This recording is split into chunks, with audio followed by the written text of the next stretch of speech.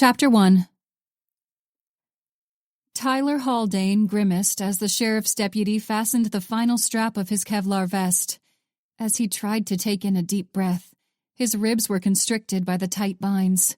Between the vest and the silver shackles that bound his wrists to his ankles, he was surprised he could even move. Well, he'd been surprised at first. Now, almost 6 months after he and his friend Kent Strickland were captured, the deputy's gruff motions were part of a routine. Anytime Tyler was transported from his jail cell to a meeting at the psychiatric hospital or the courthouse, the level of security that accompanied him must have rivaled that of a sitting United States president. The irony wasn't lost on him. Tyler still couldn't believe 6 months had passed since he and Kent donned their own bulletproof vests, combat boots, and camouflage fatigues. 6 long-assed months since they'd carried out the plan they'd hatched the summer before. Toward the end of their junior year in college, Tyler had gone with Kent to visit his father's house in Bowling Green. In the week of spring break, they had been introduced to the kid Kent's father paid to mow the lawn. Jamie was a few years younger than Kent and Tyler, but as luck would have it, his school's spring break overlapped with theirs. Their new friend had an intriguing set of ideals, almost all of which aligned with Tyler and his best friend. Tyler's mother had taken some convincing, but she eventually gave him her blessing to spend the summer with Kent out at his father's acreage. George Strickland had possessed an impressive collection of firearms, and he and Kent went target shooting almost every day. Once the sun went down, they would gather around a fire pit as they discussed their visions for the future of American society. Each time they were joined by Jamie, the high schooler encouraged and reinforced Kent and Tyler's ideations. They all wanted the same thing, a return to the old ways, a return to the time when a family was comprised of a man, a woman, and their children, when hard-working men could provide for their families, and when they could be men without having to worry about the whims of women who overstepped their bounds. The conversations evolved to plans, the plans evolved to actions, and before the beginning of the school year, Kent and Tyler had crafted a detailed outline of their plans for the Riverside Mall in Danville, Virginia. Though the obvious choice for a target would have been the nearby metropolis of Richmond, the city was also home to an office of the Federal Bureau of Investigation. In an effort to prolong the response time of well-equipped tactical teams, Tyler and Kent selected a location several hours away from their summertime home in Bowling Green. Neither Tyler nor Kent expected to make it out of the Riverside Mall with their freedom, but they had been there to send a message, not get away with the crime. The SS armbands had been a last-minute addition, and even though Kent and Tyler didn't necessarily subscribe to the neo-Nazi ideals, they knew the red and black swastika would draw media attention. And at the end of the day, that was what they wanted. Attention. The shitty thing was, they would have gotten all the attention they could have ever dreamed of if it hadn't been for the son of a bitch, the preacher. It still galled Tyler that their spotlight had been dimmed by an old man. But how could they have known that the takedown of a serial killer would hog as many headlines as a mass shooting? That fool's victims had been dead long ago, and they all probably deserved it. Fucking society was messed up. Although it hadn't gone exactly as they'd planned it, Tyler Haldane and Kent Strickland were still household names across the South, and the event at the Riverside Mall had become the topic of international dialogue. From Virginia to Maine, and all the way over to the European Union, everyone was talking about the 15 deaths in an unassuming Virginia mall. Perfect or not, Tyler and Kent had made history. 13 people had been killed at the mall, and 2 more succumbed to their injuries within the next 24 hours. The number was lower than he and Kent had envisioned, and before they could make it higher, Kent had been shot in the head. When Tyler saw his friend go down, he thought for sure he was dead. Tyler had immediately turned his sights to the FBI agent who fired the shot, but he'd only been able to hit her in the shoulder before the air was forced from his lungs as he was tackled to the floor. When he awoke the next day, he was met with the drab gray concrete of a prison cell. Later that afternoon, The defense attorney in charge of his case had told him that Kent had survived an extensive operation to minimize damage to his brain. He was in a medically induced coma, and the doctors put his odds of survival at 50-50, but a couple weeks later, he'd been roused from the deep state of unconsciousness. According to the most recent medical estimates, Kent was expected to make a full recovery. God's sign of approval, if Tyler'd ever seen one. A cacophonous buzz jerked Tyler's attention back to the present. An armed deputy to either side, their procession started down the hall. The overhead fluorescent lights seemed to sap the vividness from any color they touched. Even Tyler's bright orange shirt and pants looked muted under the harsh glow. His shackles clattered as they advanced through the first set of doors and to the second.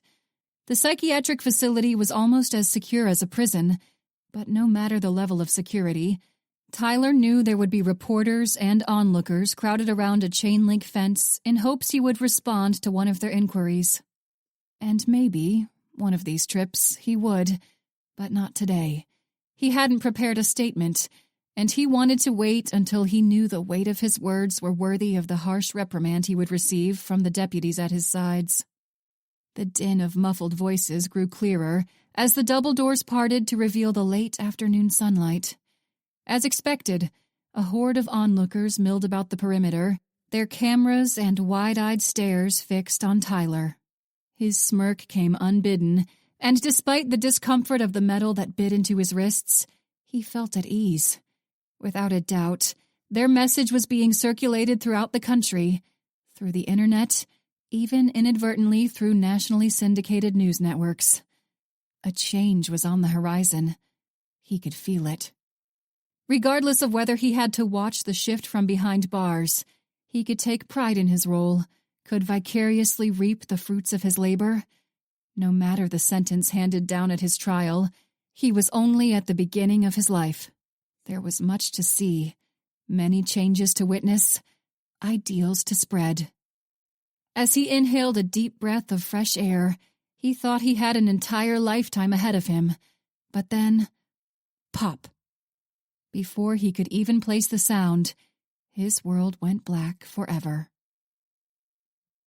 Chapter 2.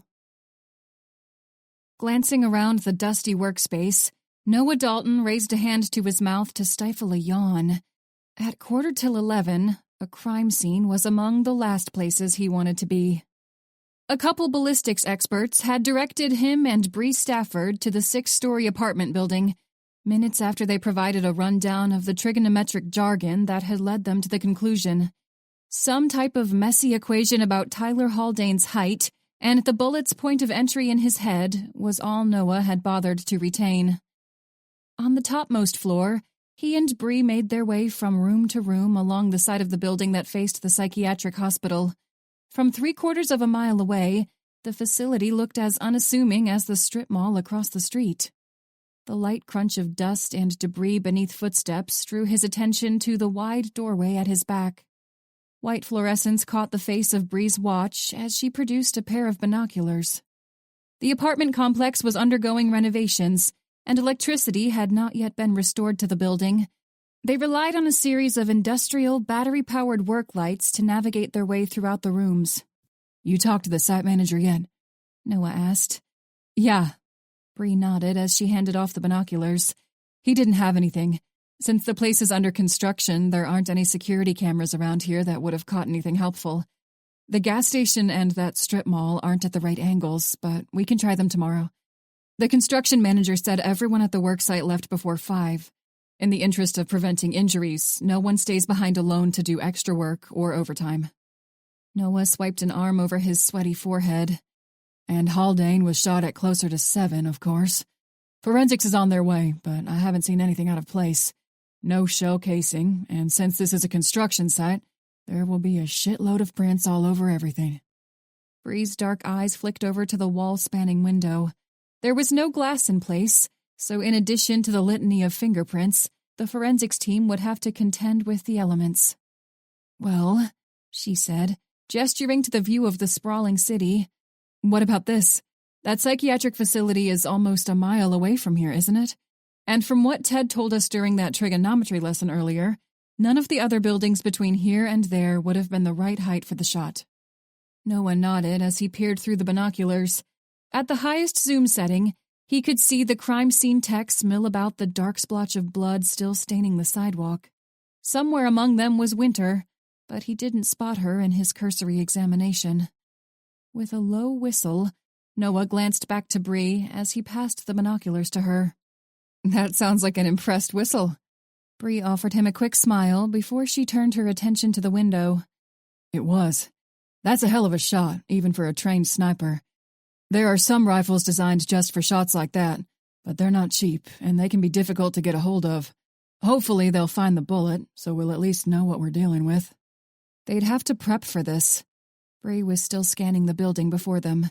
You don't just find a place to post up for a sniper shot at the drop of a hat. Whoever fired that shot had to have planned this. Noah agreed. A sniper shot was 99% preparation, 1% execution.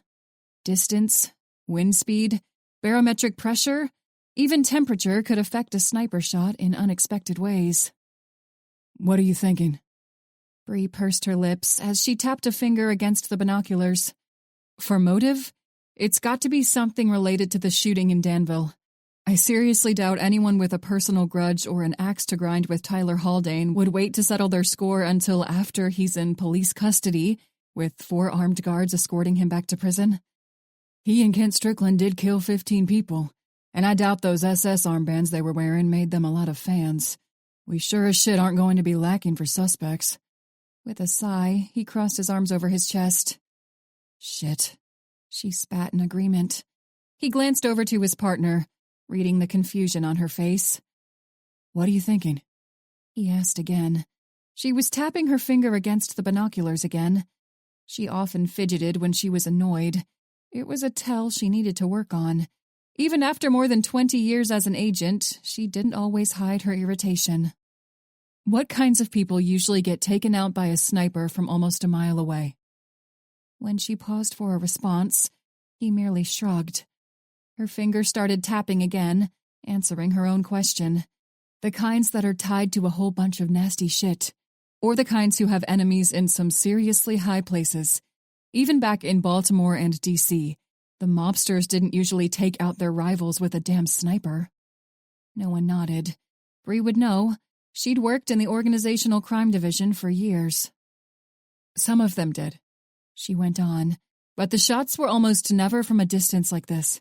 So either Haldane's got an enemy with a great deal of disposable income, or someone was pretty desperate to tie up a loose end." "You think Haldane's part of something bigger?"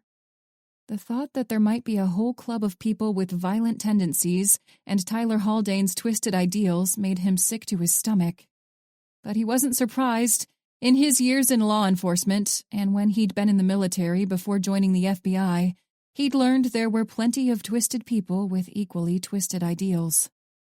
"I think he might be," Bree replied with a slow nod. "But if he is, then that means they'll probably want Kent Strickland next." "Strickland's still in the hospital. He's guarded 24/7. She snorted. "Just make sure he's not close to any windows." Sarcasm dripped from her words, and he barely stifled a bark of laughter before he lifted his phone to pass her warning down the line. Sarcasm or not, she wasn't wrong. Chapter 3. "Hey, sis. Heard you've been looking for me." Those 8 words hadn't left Special Agent Winterblack's mind for more than a second since she received the email containing them early that evening. Was it her little brother? His ghost come to haunt her? A nut job with a warped sense of humor? Someone close to her who simply wanted to torment her? Winter had scarcely been given enough time to think all her questions through. She'd just forwarded the email to the FBI Cyber Division, explaining her thoughts in a quick rush of words. Then she, Bree, and Noah had headed out to the psychiatric treatment facility. As much as she wanted to stay at the office to follow up on the email from Justin, to find out if it was even real, Max had ordered all hands on deck for the investigation of Tyler Haldane's death. Local news networks had barely been able to cut their live footage as the long-range shot ripped through Haldane's head, spattering the sidewalk with gore. There had been plenty of cameras that caught the carnage, and by now the video had circulated far and wide. Australian media networks had awoken to news of the brutal footage, and by now, the killing of a mass murderer had undoubtedly been covered by broadcasts across the globe. A mass shooting in the United States didn't always make international news, but the deliberate, premeditated murder of a mass shooter did. For the time being, Winter had done all she could with the suspicious email from Justin. She wasn't equipped to track the origins of an electronic message, but the cyber division was. If anyone could locate more information about the source, it was the men and women in cyber. Like Autumn had become fond of saying, Winter didn't have to do everything by herself. Right now, she had a job to do. Despite their host of personal misgivings with Tyler Haldane and his extremist ideology, Max wanted the threat of a media circus off their doorstep. According to the SAC, sensationalized cases like the murder of Haldane brought out nut jobs from all walks of life, journalists and civilians alike. With or without Max's unique brand of encouragement, Winter had no desire to be at the center of a media frenzy. She liked her privacy, and the fewer eyes on her, the lower the likelihood of anyone stumbling upon her sixth sense. As she ducked down beneath the ribbon of yellow crime scene tape, she nodded a greeting to a familiar forensic ballistics examiner. "Agent Black," the man greeted, reaching out for a handshake. She accepted the gesture. "Ted, where is everyone?" "Pretty sparse here, yeah. Once we figured out which building the shot was fired from, most of the crime scene people headed that way. Joe and I are still here trying to find the damn bullet, though." With a shrug, he produced a clipboard from beneath one arm and held it up for her to see. From a distance, the marks on the lined paper looked like they might have been Chinese, but even when she squinted and leaned closer, she was unable to decipher the rows of numbers and equations. Knitting her brows together, she looked back up to him. "None of that makes any sense to me. Even if I could read your handwriting, I doubt I'd understand it any better." The harsh glow of a nearby work light glinted off the plastic as he pulled the clipboard away to glance back down to the page. "Shit," he muttered. "Right. My bad. Well, here's what I've got so far." As he moved to stand at her side, he pointed to a tall building in the distance. "That's where the shot was fired from. Based on where the bullet hit and what we saw from the video, there's no doubt about that. It's the only structure around here that's tall enough for the right angle." She looked around. "How can you tell?" "The bullet came from the north, and aside from that building, everything else in a 2-mile radius is 3 stories at the max.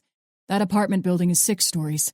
I based my calculations on Haldane's height, factored in how much the bullet would have dropped over that distance, determined wind speed and such. That put our shooter in the 6th floor." Winter squinted. "Isn't that building something like a mile away?"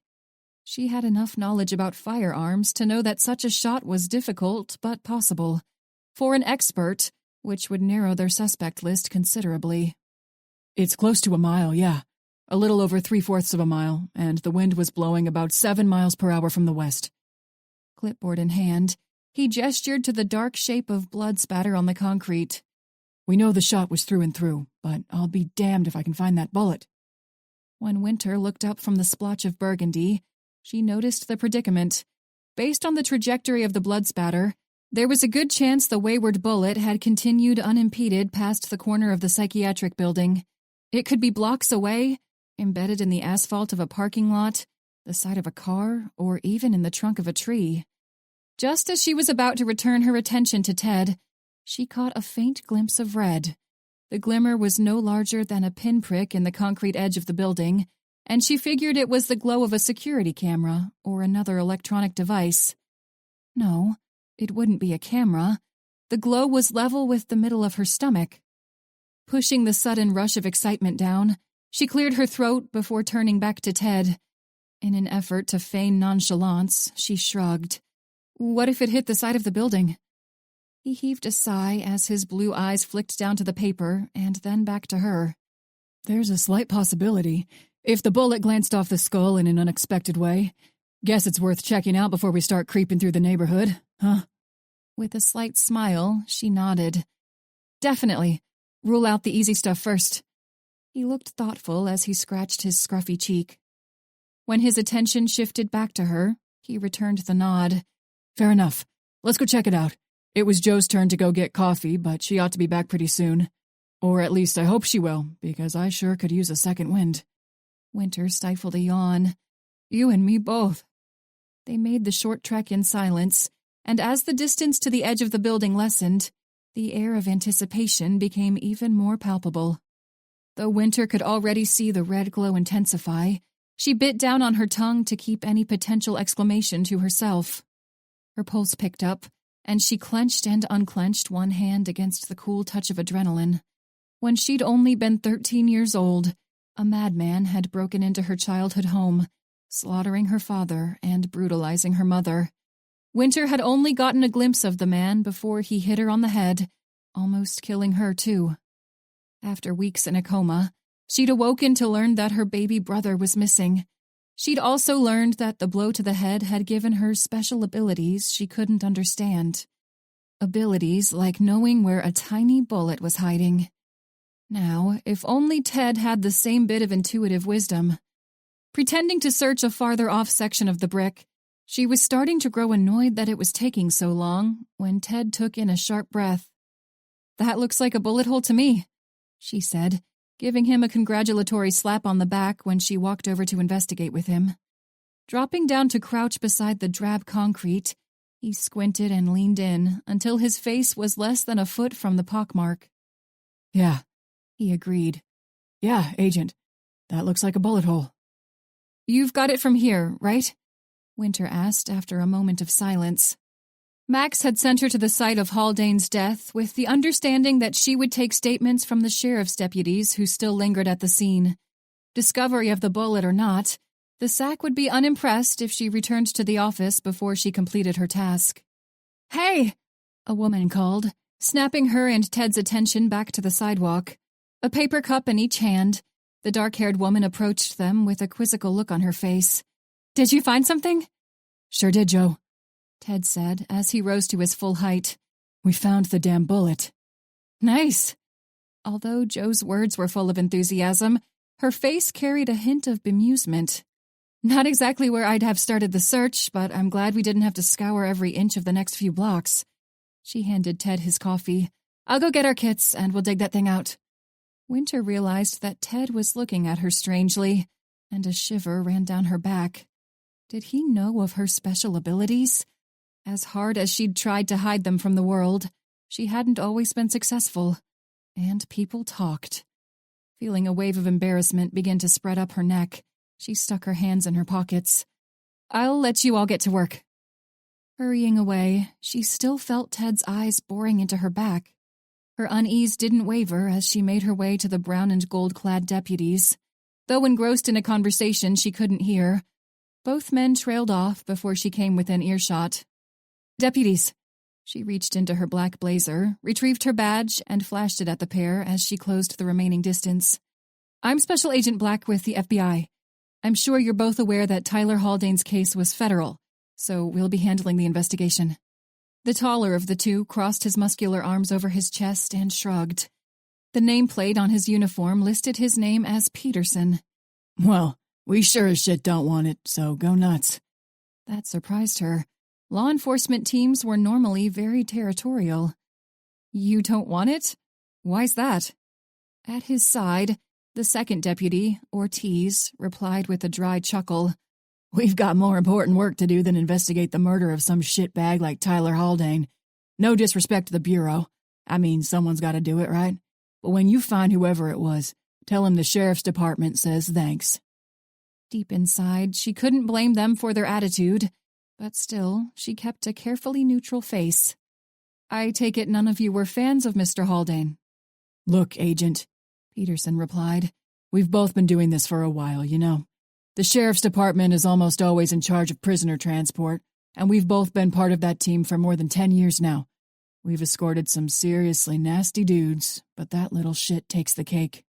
Curious now, Winter took a step closer.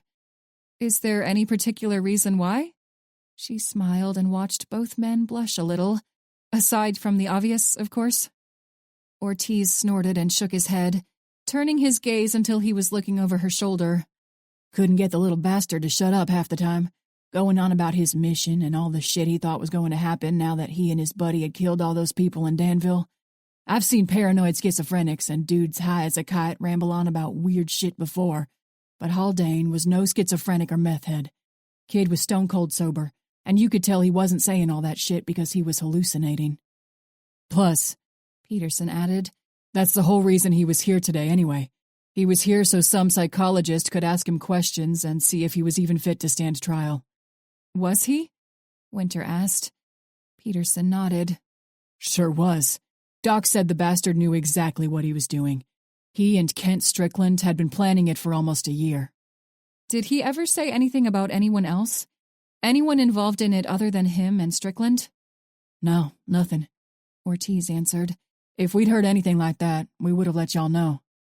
Right. Winter bit back a sigh. They had the bullet, she reminded herself, and if she was given the choice, she would take a piece of physical evidence over the ramblings of a mass murderer any day. Chapter 4. Aiden Parrish knew that Dan Ewan had only been in possession of Tyler Haldane's body for an hour or two, but he hadn't wanted to sit on his hands in the formative hours of the investigation. And if anyone could give him a useful piece of information after such a short time, it would be the tenured M.E. As Aiden pushed his way through a set of double doors, the medical examiner's dark eyes snapped up from the clipboard he held in one hand. On top of the silver table in front of him, its head a mangled mess of shattered bone and ruined tissue, was the body of who Aiden assumed was Tyler Haldane. Though, with the damage done to the face, he couldn't say with complete certainty who in the hell it was. Parrish, Dan said, drawing Aiden's attention away from the gory sight. Didn't expect to see you here so soon. Yeah, well, the Bureau's trying to get a jump start on this whole thing before it spirals into a full-blown media circus. Mass murderer shot in the head by a sniper is going to be one hell of a headline. With one hand, he gestured to the body. Anything you can tell me about him yet? Sighing, Dan placed the clipboard on a metal table to his side. As he produced a pen from the pocket of his white lab coat, he stepped over to the body. The fluorescence overhead shone on his neatly styled hair, and beneath the jacket was a pastel blue button-down shirt, complete with a shiny black and silver striped tie. No matter the time of day Aiden saw the man, he always looked like he was ready for a day at work on Wall Street, not a morgue. I haven't cut him open yet. Dan waved the pen over the site of Haldane's fatal wound. But I think it's safe to say that this is what killed him. With a groan, Aiden rubbed his eyes. Thanks, Dan. That's informative. You're welcome. Dan chuckled as he pocketed the pen. Anything else right now is mostly an educated guess. But from what I'm seeing here, I think your shooter was a trained sniper. Although Aiden thought that was a pretty accurate guess, he still asked, How do you figure? He glanced back down to the remnants of the head. The face was gone, and only the bottom portion of the jaw remained intact. A sniper with a big damn bullet. The man was unrecognizable. You see where he was shot, right? It's hard to miss. Aiden replied flatly. No, but I'm not being a smartass this time. Dan flashed him a quick grin. Really, though, I might not be able to tell you the exact point of entry, but I think the shot hit him about right between the eyes, probably a little lower. That's the shot they train SEAL snipers to make. With a weapon this caliber, you've just got to hit someone in this general region. He paused to tap a finger against the tip of his nose. And it blows their brainstem out the back of their head. Instantly ceases all nerve function, and there's not even a twitch afterward. That sounds familiar, yeah. I've heard it before. Aiden nodded. He left off from whom he'd most recently heard it. The last person he wanted to talk about right now was Douglas Kilroy. Just thinking the name of the preacher made Aiden's teeth want to grit together. Any guesses on what he was shot with? Caliber, anything like that? Dan shrugged. Any caliber capable of distance like that will be reasonably high. I don't think it was a .50 caliber round, though. If it was, there wouldn't even be this much of his head left. Could be a .330 Winchester mag or a .338 Lapua Magnum. We'll find out on closer examination. You sound like an arms encyclopedia right now. What in the hell did you do when you were in the Navy? Intelligence, Dan answered with a knowing smirk. I was here when Haldane was shot, by the way, just in case you were wondering. Why would I wonder that? There was no accusatory tinge to Aiden's question, only curiosity. Because I'm pretty sure you're looking for someone with military or law enforcement experience, my friend. Good training, too. Not just someone who sat behind a desk. Whoever made this shot from that distance has done it before, probably more than once. And even though I know it's taboo to speak ill of the dead, I'm glad someone wiped this shit stain off the face of the planet. This little fucker didn't deserve the air he breathed. No argument here. Aiden muttered. He was a little relieved to know he wasn't the only person who shared Dan's view of Tyler Haldane. Any other Navy-related knowledge you've got for me right now? Can your firearm spidey sense tell you what kind of weapon it was? Hey. Dan held up both hands in feigned defensiveness. Almost 20 years I've been doing this, all right? I haven't seen very many people killed with a long-distance, high-caliber shot like this, and the ones I do recall are pretty memorable. Assassinations, I think that's what we called them. Aiden chuckled. Fair enough. That everything for now, then? That's all I've got, yeah. Even as Dan nodded, Aiden could tell there was another question on the tip of his tongue. But? He prodded. Seconds ticked by as the ME clearly considered the wisdom of speaking up. Finally, he asked, You mind if I ask you something? About that case you guys just wrapped up? You know, the one with the mad scientist brain surgeon who dumped her victims in 55-gallon drums after she doused them with lye? That one? Do you even know how to not be sarcastic? Despite the feigned admonishment, Aiden could feel a smirk tug at the corner of his mouth. In a basement room with a corpse that was virtually headless, he much preferred Dan's off-color sarcasm to a grave tone and a deadpan expression. I don't think so, no. That's another thing you can thank the military for. Right, the military. That's who we'll blame. Aiden waved a hand like he was swatting away an invisible insect. All right, the Schmidt case. What about it? How's Autumn Trent doing?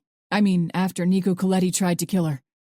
There was a glint of concern in Dan's dark eyes that Aiden hadn't expected. She's fine. Aiden fought to keep the look of skepticism at bay. Why? Do you know her? Dan ignored the question and scratched at his temple. No witness protection? No, Aiden replied slowly, his curiosity growing. She refused it. How do you know her anyway? Dan shrugged. She was in a class I taught at VCU Law School years back. I don't teach there anymore. Got enough shit to deal with after the promotion here. She was a good student, and I still hear from her now and then. She's up for her PhD in a few days, defending her dissertation. Though he was unconvinced of Dan's dismissive explanation, Aiden nodded. Yeah, she is. She's friends with Noah Dalton and Winter. All right, well, that's good to hear. They're good people. Aiden's first inclination was to ask Dan what exactly drove his interest in Autumn Trent, but he bit back the query and merely nodded again. His curiosity would have to wait. Right now, he had a vigilante sniper to find. Chapter 5. A month earlier, Sun Ming had finally been given the okay to forego the sling she'd been ordered to wear while her shoulder healed.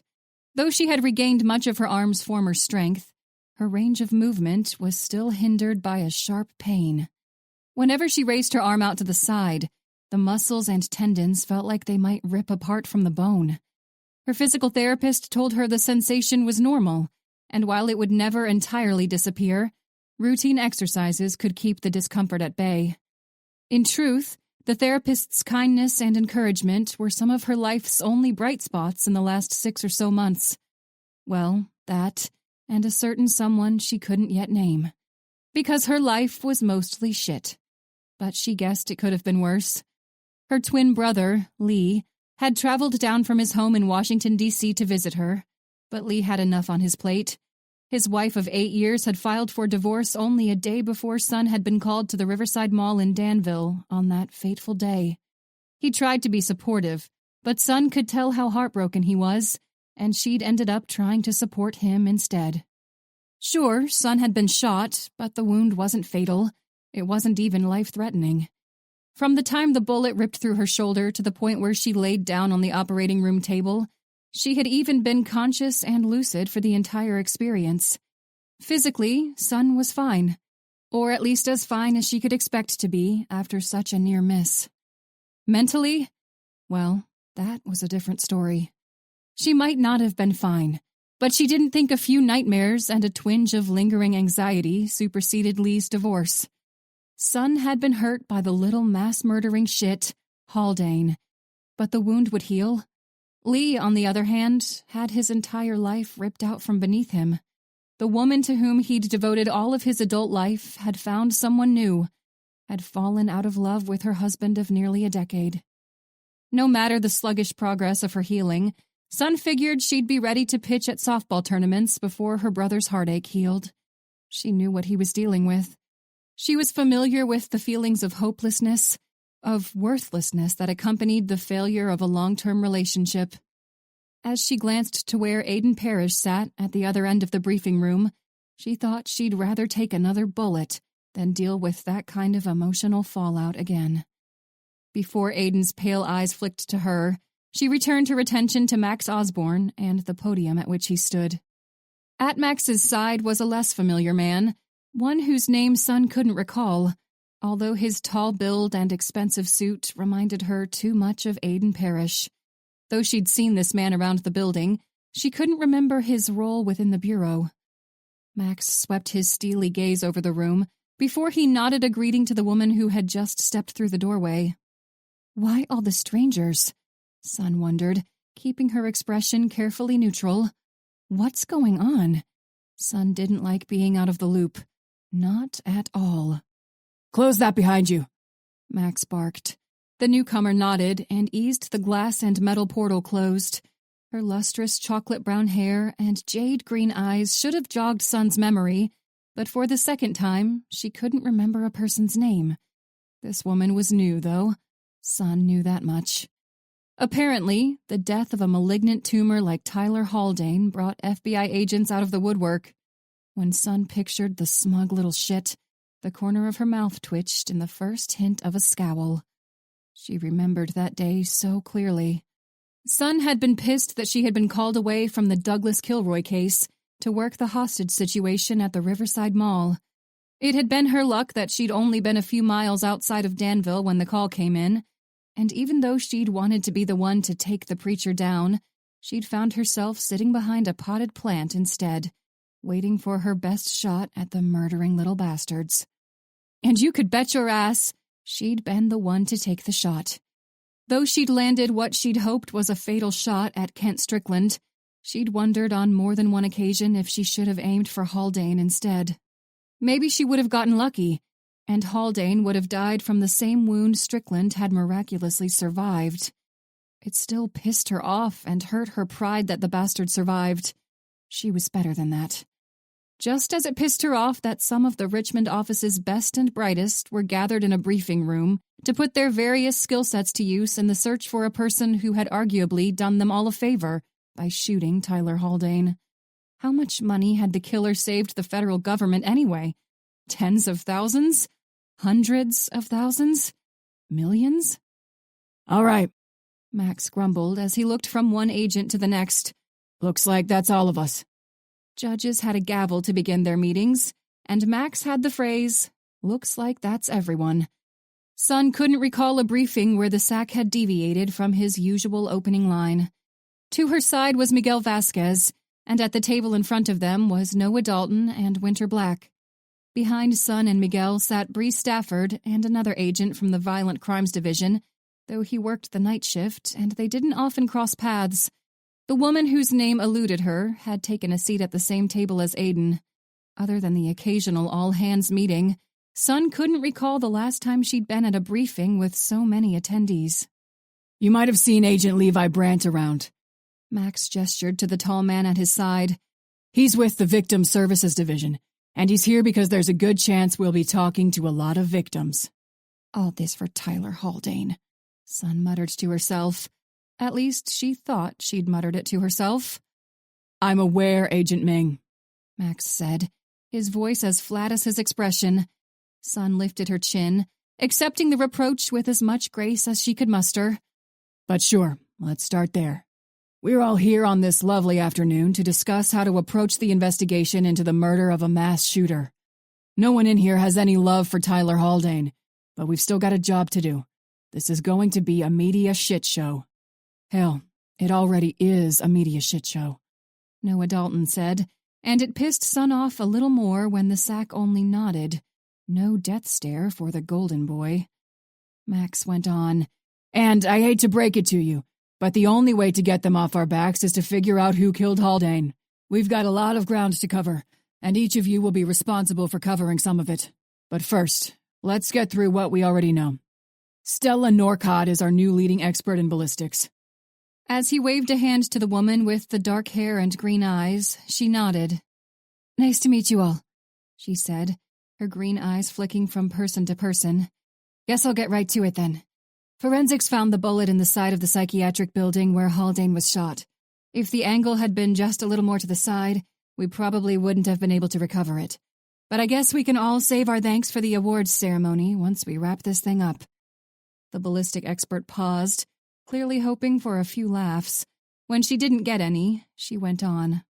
Haldane was shot from a distance of almost a mile. My colleague, Ted, established that the shooter was on the 6th floor of an apartment building that's currently being renovated. There wasn't much physical evidence there, but the bullet was a good find. Haldane was killed by a .338 Lapua Magnum round, and after comparing the striations of what we have on file, I'm almost certain the weapon used was a Barrett Model 98 Bravo sniper rifle, chambered for the .338 ammunition. Sun felt her eyes go wide for a split second, but she forced an expression of nonchalance back to her face. Ever since high school, she and her brother had competed in marksman competitions, but only she carried on the hobby into adulthood. Though the Barrett M98B was expensive and military grade, Virginia's firearm restrictions were nil, and Sun had bought one of the rifles for herself years earlier. Barrett Model 98 Bravo rifles are primarily used in the military, Stella went on, snapping Sun's attention back to the room. They're used by snipers and the Army Rangers, to be more specific. There are some law enforcement agencies across the country that use them too, and even though it's not as common as some other high-powered rifles, M98Bs are sometimes used for hunting big game. Stella was right. The M98B wasn't a weapon typically handled by novices. It also wasn't cheap, Sun knew. What can you tell us about that shot? Max asked, his gray eyes fixed on the woman. It was a hell of a shot, Stella replied with a shrug.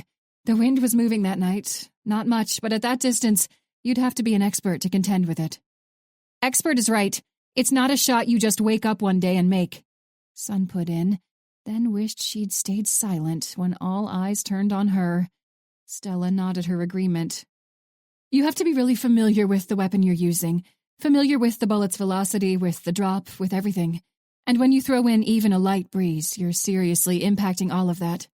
Sun absent-mindedly reached to rub her shoulder. The caliber makes a big difference, too. The fact that the shooter was using a .338 Lapua Magnum means they were going for accuracy. That's what Dan Ewan said, too. Aiden's eyes shifted from Stella to Max, but he didn't pause to regard Sun. The medical examiner? Sun didn't hide the skepticism from her query. How would he know that? Dan Ewan was Navy intelligence for 6 years, Max answered before Aiden could respond.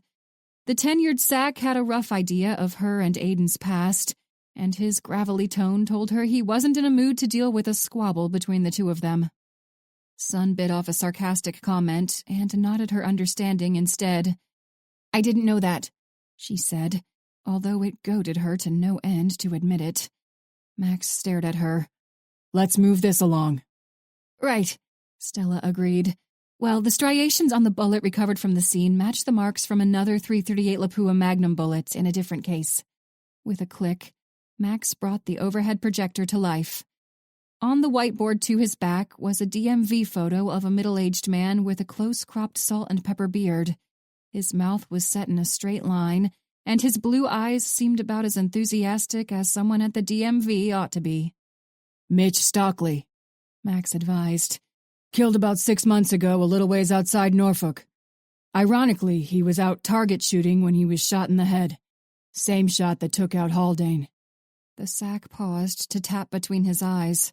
Right here. It's a precise shot, Aiden added.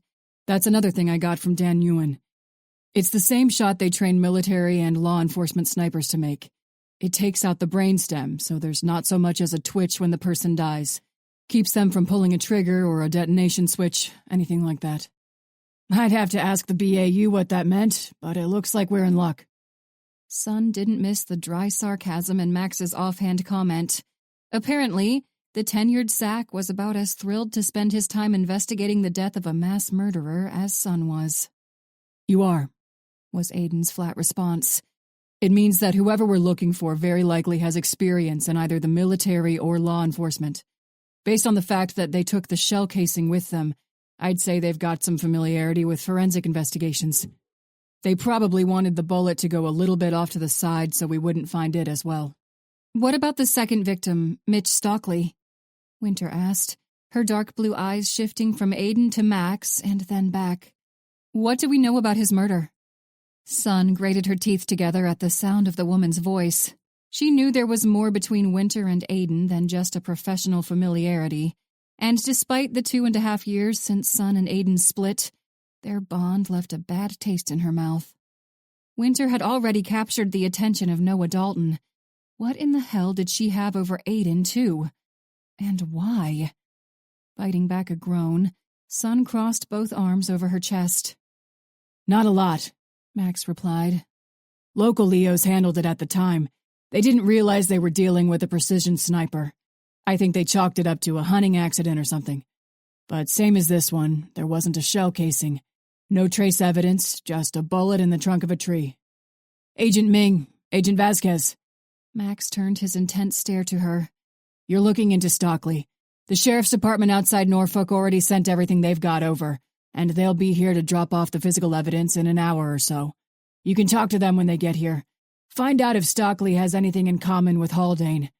Maybe he's a distant relative, or maybe we're dealing with an expensive hitman and they've never even met. Straightening in her chair, Sun nodded. Agent Dalton, Agent Black, you're going to the hospital to talk to Kent Strickland. He's been under armed surveillance ever since Haldane got shot. Ask him if they got any co-conspirators that might be trying to tie up a loose end. Someone who might have been worried that Haldane would talk. Even if he was irritable about devoting his unit's time to Tyler Haldane, Max's laser focus had returned. Agent Brandt, the SAC went on, you and Agent Stafford talked to the victims of the Riverside shooting. Agent Wayrick, thanks again for coming in on such short notice. I know this is something like 3 a.m. for you, so once you're in later tonight, I'll have you following up on what Agent Stafford and Brandt found. Copy that, Brandt replied. All right, everyone, that's it. I already sent you all everything we've got so far. Let's figure out who in the hell shot Haldane so we can get the media off our doorstep. Chapter 6. During her brief tenure with the FBI, Winter had come face-to-face with a handful of cold-blooded killers. Scott Kennedy, Heidi Presley, Catherine Schmidt, and, of course, Douglas Kilroy. But as she and Noah stepped into a pristine hospital room to flash their badges at a man in a tailored suit, she realized Strickland was the first mass shooter she'd encountered. As much as she hoped he'd be the last, she knew how naive the thought was. A mass shooting was any event where more than 4 people were shot. The Bureau only handled the worst of them, those involving a sniper, a high body count, or military-grade weaponry. Thanks to Tyler Haldane, she could officially check off all 3 requirements in just one case. Maybe she would update her resume when she got home that night, she thought bitterly. Mr. Strickland, Noah said as they returned their badges to their jackets. Winter didn't miss that the usual cheer and amiable air had vanished from his demeanor. He must have been as thrilled to tick off the boxes as she was. I'm Agent Dalton and this is Agent Black. We're with the Federal Bureau of Investigation. From where he was seated on the hospital bed, one arm shackled to the side, while a handful of cream-colored blankets covered his lap, Strickland shifted his dark eyes from Noah to Winter and then back. As he glanced over to the well-dressed lawyer, the older man nodded his bald head. I'm Kent's attorney, Harold Lisman. What can I help you with? You? Noah raised his eyebrows at the man. You, probably not much. It's your client we're here to talk to, Mr. Lisman. You're not going to violate my son's constitutional rights. said a woman seated to Strickland's side. The dark shadows beneath her eyes were pronounced, and her fair skin was tinged with an unhealthy pallor. The corners of Winter's mouth tightened. I guess that's what life is like when your son is a mass shooter, she thought to herself. We're not here to violate anyone's constitutional rights, Winter returned. We're here because less than 24 hours ago, a sniper shot and killed Tyler Haldane. That boy was always trouble, the woman huffed as she pulled her gray cardigan tighter around herself. Tyler's dead? Strickland blurted, his mouth agape. How? A sniper? What does that mean? Sorry. Noah shook his head. Can't discuss an ongoing case. We're here to ask you who might have wanted your friend dead. Aside from, the obvious. What? Strickland's mother exclaimed. What the hell does that mean? Mrs. Strickland, the lawyer began, holding up his hands. It means your son doesn't have a lot of fans, Mrs. Strickland. Noah's response was flat, and for a second, Winter wondered if he was Noah at all. Maybe the man at her side was Aiden Parrish, and she had officially lost her damn mind. He sounded like Aiden Parrish, not the younger Texan. Haven't you people ever heard of innocent until proven guilty? Habeas corpus? Any of it? The woman snapped, her gold and green eyes alight with ire. I sure have, ma'am. Noah shot back. Winter marveled at how his Texan drawl could sound so condescending and folksy at the same time. That's not what we're here for, she interjected before Strickland's mother could respond. We're here to find out if your son knows of anyone who might have wanted his friend dead. And yes, ma'am, that does extend to co-conspirators. Here's the deal, all right? There are literally hundreds of eyewitnesses, including plenty of federal agents and other law enforcement personnel who saw your son at the scene. The lawyer shot to his feet, but Winter went on. There's absolutely no doubt that he was there, but we aren't here to argue over who pulled the trigger or why.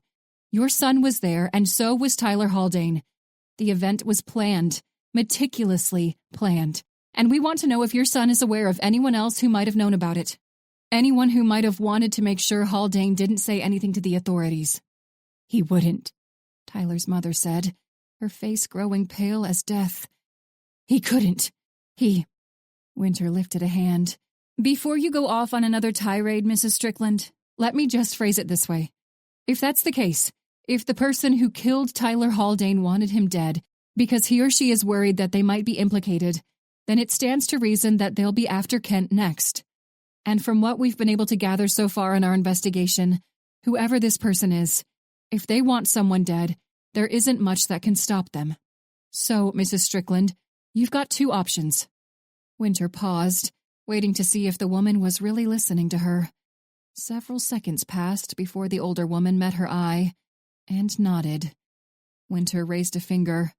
You and your son can help us, or, she raised the second finger, you can keep being obstinate and prevent us from doing our job. In this case, that means that you'll just be making it easier for whoever killed Tyler to get to your son, too. I'll give you a few seconds to think it over, but honestly, we're pressed for time, so you'd better make it snappy. Hazel eyes wide, Strickland's mother opened and closed her mouth before she finally glanced to her son and his lawyer. From the corner of her eye, Winter saw Noah flash her an appreciative glance. As much as she wanted to offer him a smile in response, she was on a roll, and she didn't want to risk a crack in the steely veneer she had donned. As Strickland glanced back and forth between his mother and the lawyer, he started to shake his head, slow at first, but gaining speed.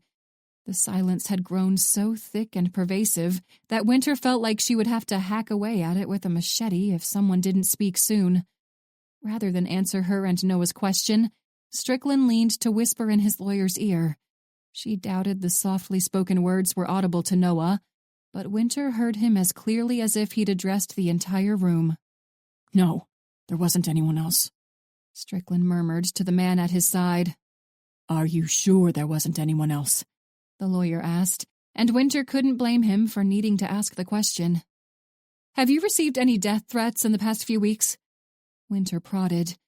The lawyer was shaking his head before she finished the question. Anything we've received, we send straight to the FBI. Regardless of whether or not she had hit her stride, Winter knew they wouldn't get any more useful information from the 3 people in the hospital room. "Keep doing that, then," she said as she reached into a pocket for a business card. "Here's my card. If you think of anything, call me or send me an email. Otherwise, we'll be in touch if anything changes." Without another word, Winter looked to Noah before they strode by an armed guard and into the quiet hallway. 2 more black-clad men stood to either side of the doorway, and they nodded as Winter and Noah made their way past. Winter held in her resigned sigh until she had closed the passenger side door of the sedan. "Hey, you did a damn fine job," Noah said as he turned the key over in the ignition. "Seriously, you were great. All I wanted to do was swear at those 2 idiots for thinking that kid's some innocent fucking bystander." "Isn't it usually the other way around when we go talk to people?" she asked. A grin spread over her face as she glanced to him. A faint smile on his lips. He nodded. "Maybe. Either way, I bet my ass they won't be giving us anything useful, even if they've got anything to begin with." "Yeah, I got that feeling too." She pushed a stray strand of long hair behind her ear. What a waste of time. "Honestly, darling, if it wasn't for this other guy, this Stockley guy, I'd say this whole damn thing was a waste of time. We're investigating the murder of a neo-Nazi mass shooter. I mean, for just Haldane, our line of suspects would look like the line waiting for a Six Flags roller coaster on a Saturday in the middle of June." Winter looked at him curiously. "What are you thinking?" "Stockley either narrows it down, or it just means that the rifle changed hands in those 6 months. It's an expensive weapon, so I wouldn't rule that out just yet. Could be that the first killer decided to sell it instead of scrap it after he offed Stockley." Winter nodded. "You're right. That's a real possibility. But why would they sell it without at least trying to scrape the barrel and make the next round more difficult to trace?" "Good question." "And based on that look on your face, you've got a good answer," she quipped. The entire day had been strained and weird, but the air of discomfort slipped away when his slight smile brightened to a grin. From the creases at the corners of his eyes to the way the shadows played along his jaw, she loved everything about that smile. "It's acceptable." Attention fixed on the road, he shrugged. "But I think the reason they didn't alter the barrel was because they wanted it capable of making the shot that killed Haldane. And when you get to distances like that, every little detail matters. A screwed-up barrel might knock your aim off by just enough for you to miss your target." Good point. Truth be told, in that moment, her mind had wandered far away from the subject of the military-grade rifle used to kill Tyler Haldane. At just the sight of Noah's smile, Winter was drawn back to the night she'd fallen asleep with her head on his chest. She could almost feel the warmth of his body, the faint beat of his heart, the slow cadence of his breathing. When she thought that she might never wake up like that again, her throat tightened. How did she even begin to broach the subject? Last time she had tried to express her feelings, she came within an inch of ruining their friendship. She didn't want a hasty kiss in the middle of her kitchen, she reminded herself. She wanted dialogue, but she didn't have the first idea of how to open that dialogue. What in the hell did she even want from him? A cuddle buddy? How old was she, 13? If she couldn't form a coherent question or make a request that made sense, then she would be wise to keep her mouth shut. She could feel the yawning chasm open in her mind, could feel herself slipping down into the swirling void of what-ifs and anxiety. What if that had been it? What if that had been her last chance? What if he'd changed his mind? No, damn it, she told herself, clenching one hand until her nails bit into her palm. Noah wasn't going anywhere, and now she could say without a doubt that she wasn't going anywhere either. Not as long as she could help it. There would be a time for her to bring up the new flurry of emotions that had begun to whisper through her mind when she looked at him, when she saw him smile, or heard him laugh. But right now, at the start of a case that would likely devolve into a media free-for-all before the end of the week, wasn't the time. On the trip back from a visit with a mass murderer wasn't the place. Their workday wasn't even half over, and neither of them needed the distraction if they wanted to make any headway in the venture to find the sniper who had shot and killed Tyler Haldane. Or was Haldane's murder just a convenient excuse for her to remain silent? Damn it, she thought.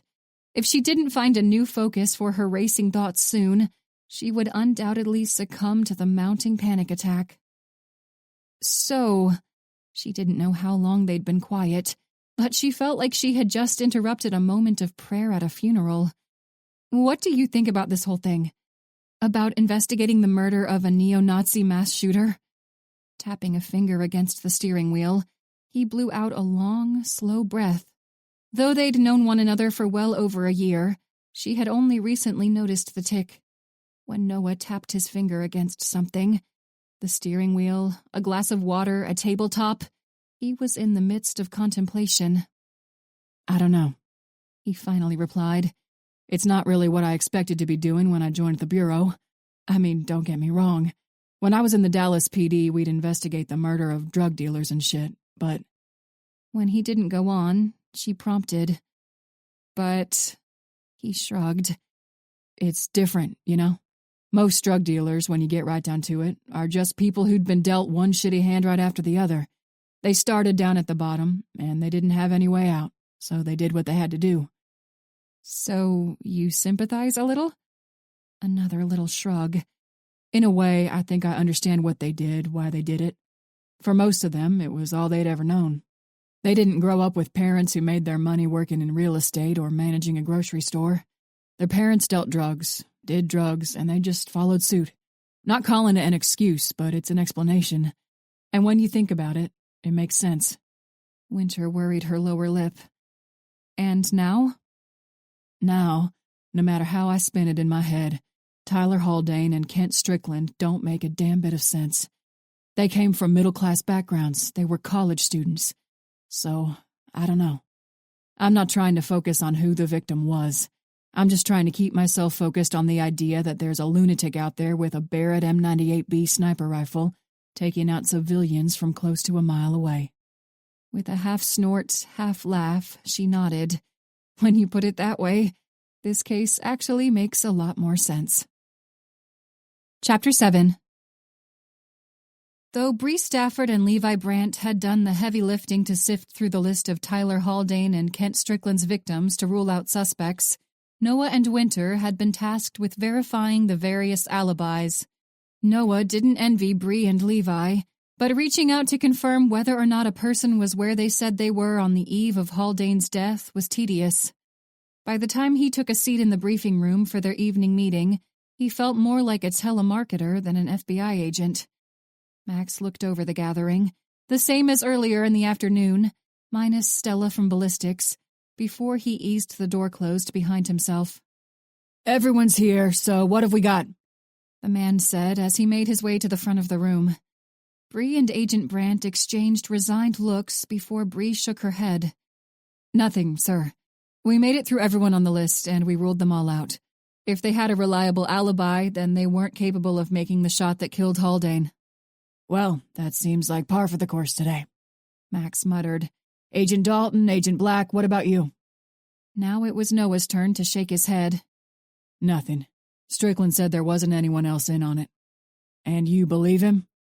Max's query wasn't accusatory, but hovered closer to a deep weariness. Noah spread his hands and leaned back in his chair. I trust that little shit as far as I can throw him, but I don't think he knew anything useful. Until we got there, it looked like he didn't even know that his buddy was dead, much less that he was taken out by a professional sniper. To his side, Winter nodded. Yeah, he didn't know anything. Ming, Vasquez. Max's gray eyes shifted over the two agents. Please tell me you've got something other than nothing. Sun coughed into her hand to clear her throat. We do, sir, but it's not... I don't know if it's good news. Of course it's not. Let's hear it. The SAC leaned against the whiteboard and crossed his arms. We looked into Mitch Stockley. Miguel Vasquez shook his head. Mitch Stockley was a real estate broker in Norfolk. He lived in the burbs, divorced, 2 kids both living with their mother. As far as we can tell, the custody battle was vicious. But... He glanced over to Sun. I think we know why. She finished for him. Aside from a DUI from 10 years ago, Stockley's record was clean, but that didn't mean he was clean. He'd had his fair share of run-ins with the cops in Norfolk, but they never had enough to press charges. He was suspected in the disappearance of a few girls from Old Dominion, but none of their bodies were ever found. As if they'd practiced their speech, Miguel picked up the story. About 8 years ago, there was a college girl who claimed she escaped while Stockley was trying to knock her out and kidnap her. But Stockley denied it, and there wasn't anything to corroborate the victim's statement, so they couldn't do anything with it. Or at least that's what they said. She'd been drinking that night, and honestly, I think the cops over there might have rushed to judgment. Sun nodded vigorously.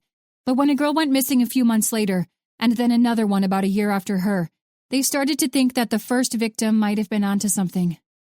The distaste on Sun's face was as plain to see as the color of her shirt. Normally, Noah thought she was too harsh when it came to her interactions with other law enforcement departments, but this time, he was inclined to agree with her. He could only hope she'd given them an earful when they handed her the files on Mitch Stockley. Fortunately for us, Miguel went on, the Norfolk PD kept their records nice and pristine. I think they were hoping that they'd nail him one of these days, but then he turned up dead. The guy was heavy into coke, so for the past 6 months, they've just assumed he crossed the wrong dealer, maybe a cartel, and got his head blown off. We could be looking for 2 people, Noah put in. Ballistics said the weapon was a Barrett M98B, and those things aren't cheap. Instead of scrapping it, whoever killed Stockley might have decided to sell it instead. The M98B is made for precision, so they wouldn't have tried to alter the barrel. If they'd altered the barrel, it would have thrown off the aim and defeated the purpose of the entire rifle. Great, Max muttered. Got any thoughts, Parrish? Any idea what type of person or people we're looking for? That depends. Aiden's pale eyes flicked to Noah. Agent Dalton makes a good point. If Stockley and Haldane were each killed by a different person, then it's hard to say what their motives might have been. Could be a cartel that took out Stockley and a pissed-off bystander that took out Haldane. What if we're only looking for one killer? Winter asked. When she looked over at Parrish, Noah thought he saw a different glint in her eyes. The fleeting look wasn't the same reverence, the same attraction, with which she had regarded him during the hunt for Douglas Kilroy. Though she and Aiden had a pointed conversation several days earlier, Noah hadn't prodded her for the details. He knew the topic had involved Autumn, but he knew little else. If we're only looking for one person, Aiden said, then we have to look at what Stockley and Haldane had in common. We looked into that too. Sun jumped in. They aren't related, and from what we could tell, they've never even met. Tyler Haldane hadn't ever been to Norfolk. He and Kent went to Virginia Tech, not Old Dominion. So, as far as similarities go, they're both pieces of shit, Bree suggested. In the silence that followed her casual observation, every set of eyes in the room shifted to her. She was either unperturbed by the sudden spotlight, or she didn't care. Why should she care? She was right. Agent Stafford, Max said, breaking the spell of quiet. You're suggesting that we're dealing with a vigilante, right? In response, Bree nodded. It makes sense, Aiden put in. If there's nothing else that the two of them have in common, then it makes sense. Stockley was a real estate broker, late 40s, lived in the suburbs. Haldane was a college kid from a middle-class household, young enough to be Stockley's kid. Neither of them look anything alike, and they didn't even live in the same geographic area. Max nodded. And what do we know about the killers so far? We know that there's a good chance they've got military or law enforcement training, Aiden said. No one fits the profile of vigilante quite like a pissed-off, disillusioned cop. You know what? Max glanced back and forth between Bree and Aiden. I've been with the Bureau for almost 30 years, and I never thought I'd say this. Say what? Bree prodded when he didn't immediately elaborate. With a mirthless chuckle, Max grabbed a blue dry erase marker. I hope we're dealing with a cartel. Me too, Noah muttered. Based on what we've got so far, Max pulled the cap off the marker. We've got a few different angles we can work. First, he raised his arm and started to write. We've got the vigilante theory for both victims, that Haldane and Stockley were killed by someone because they're both killers. Second, we've got the idea that there were two different killers. He scrawled out Haldane, then Stockley, and drew a line beneath each. For this, there are two likely possibilities for Haldane, and only one for Stockley. If Stockley and Haldane were each killed by someone else, Then right now we're thinking that Stockley was deep into the drug scene and he pissed off the wrong dealer. Does anyone have any other theories on who might have wanted to kill him? Beside Noah, Winter propped her elbows atop the table and leaned forward. A pissed-off victim, or a pissed-off victim's family? Might be that one of his victims was related to someone with law enforcement or military experience. Since the cops couldn't, or wouldn't, do anything about her disappearance, they took matters into their own hands. With an approving nod, Max scrawled, "Pissed-off victim/vigilante," beneath Stockley's name. At the sight of the stoic Sack writing such an unprofessional observation, Noah could barely suppress a snort of laughter. That was Max's humor. He struck when his audience least expected it. Now, what about Haldane? Max asked. We've got co-conspirator, but we're in the process of ruling out pissed-off victim, right? Right, Bree replied. We're close to being done with the list, and so far we haven't found anyone feasible. That leaves us with co-conspirator and vigilante, Aiden surmised. Here's what we're going to do, ladies and gentlemen, Max said, waving the marker at the gathering. The top one, the theory that the same vigilante killed both of them. We're going to put a pin in this until we eliminate everything else. Because statistically speaking, an unknown, unrelated third party taking out Haldane and Strickland is the least likely scenario. Dalton made a good point about that weapon. A Barrett anything is expensive if you're buying it legally, and if you're looking for one on the black market, it's really expensive. Plus, Aiden put in, if it was bought on the black market, it stands to reason that the person who bought it would be familiar with the process enough to sell it. Agreed, Max replied.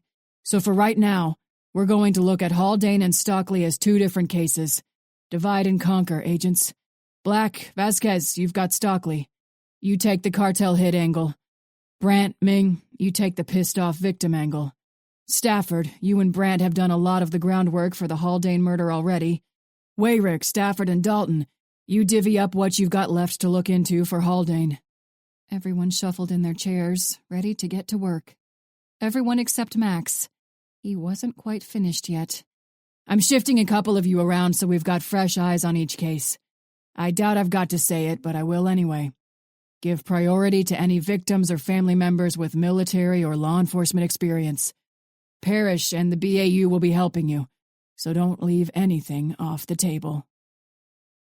Chapter 8. Aiden looked from Cassidy Ramirez to Max Osborne and then back before he took his seat in front of the ADD's polished desk. He and Max were fresh from the briefing with the agents involved in the Tyler Haldane case, and Aiden suddenly wished the work environment at the FBI was more akin to the office in Mad Men.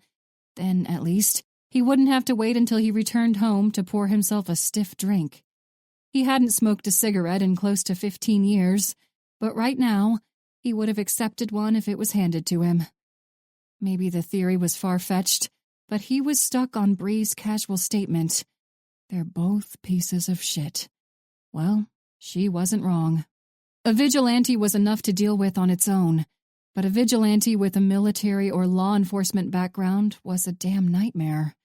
As soon as word worked its way to the press, they'd all drown in cameras and microphones before they could ever solve the case.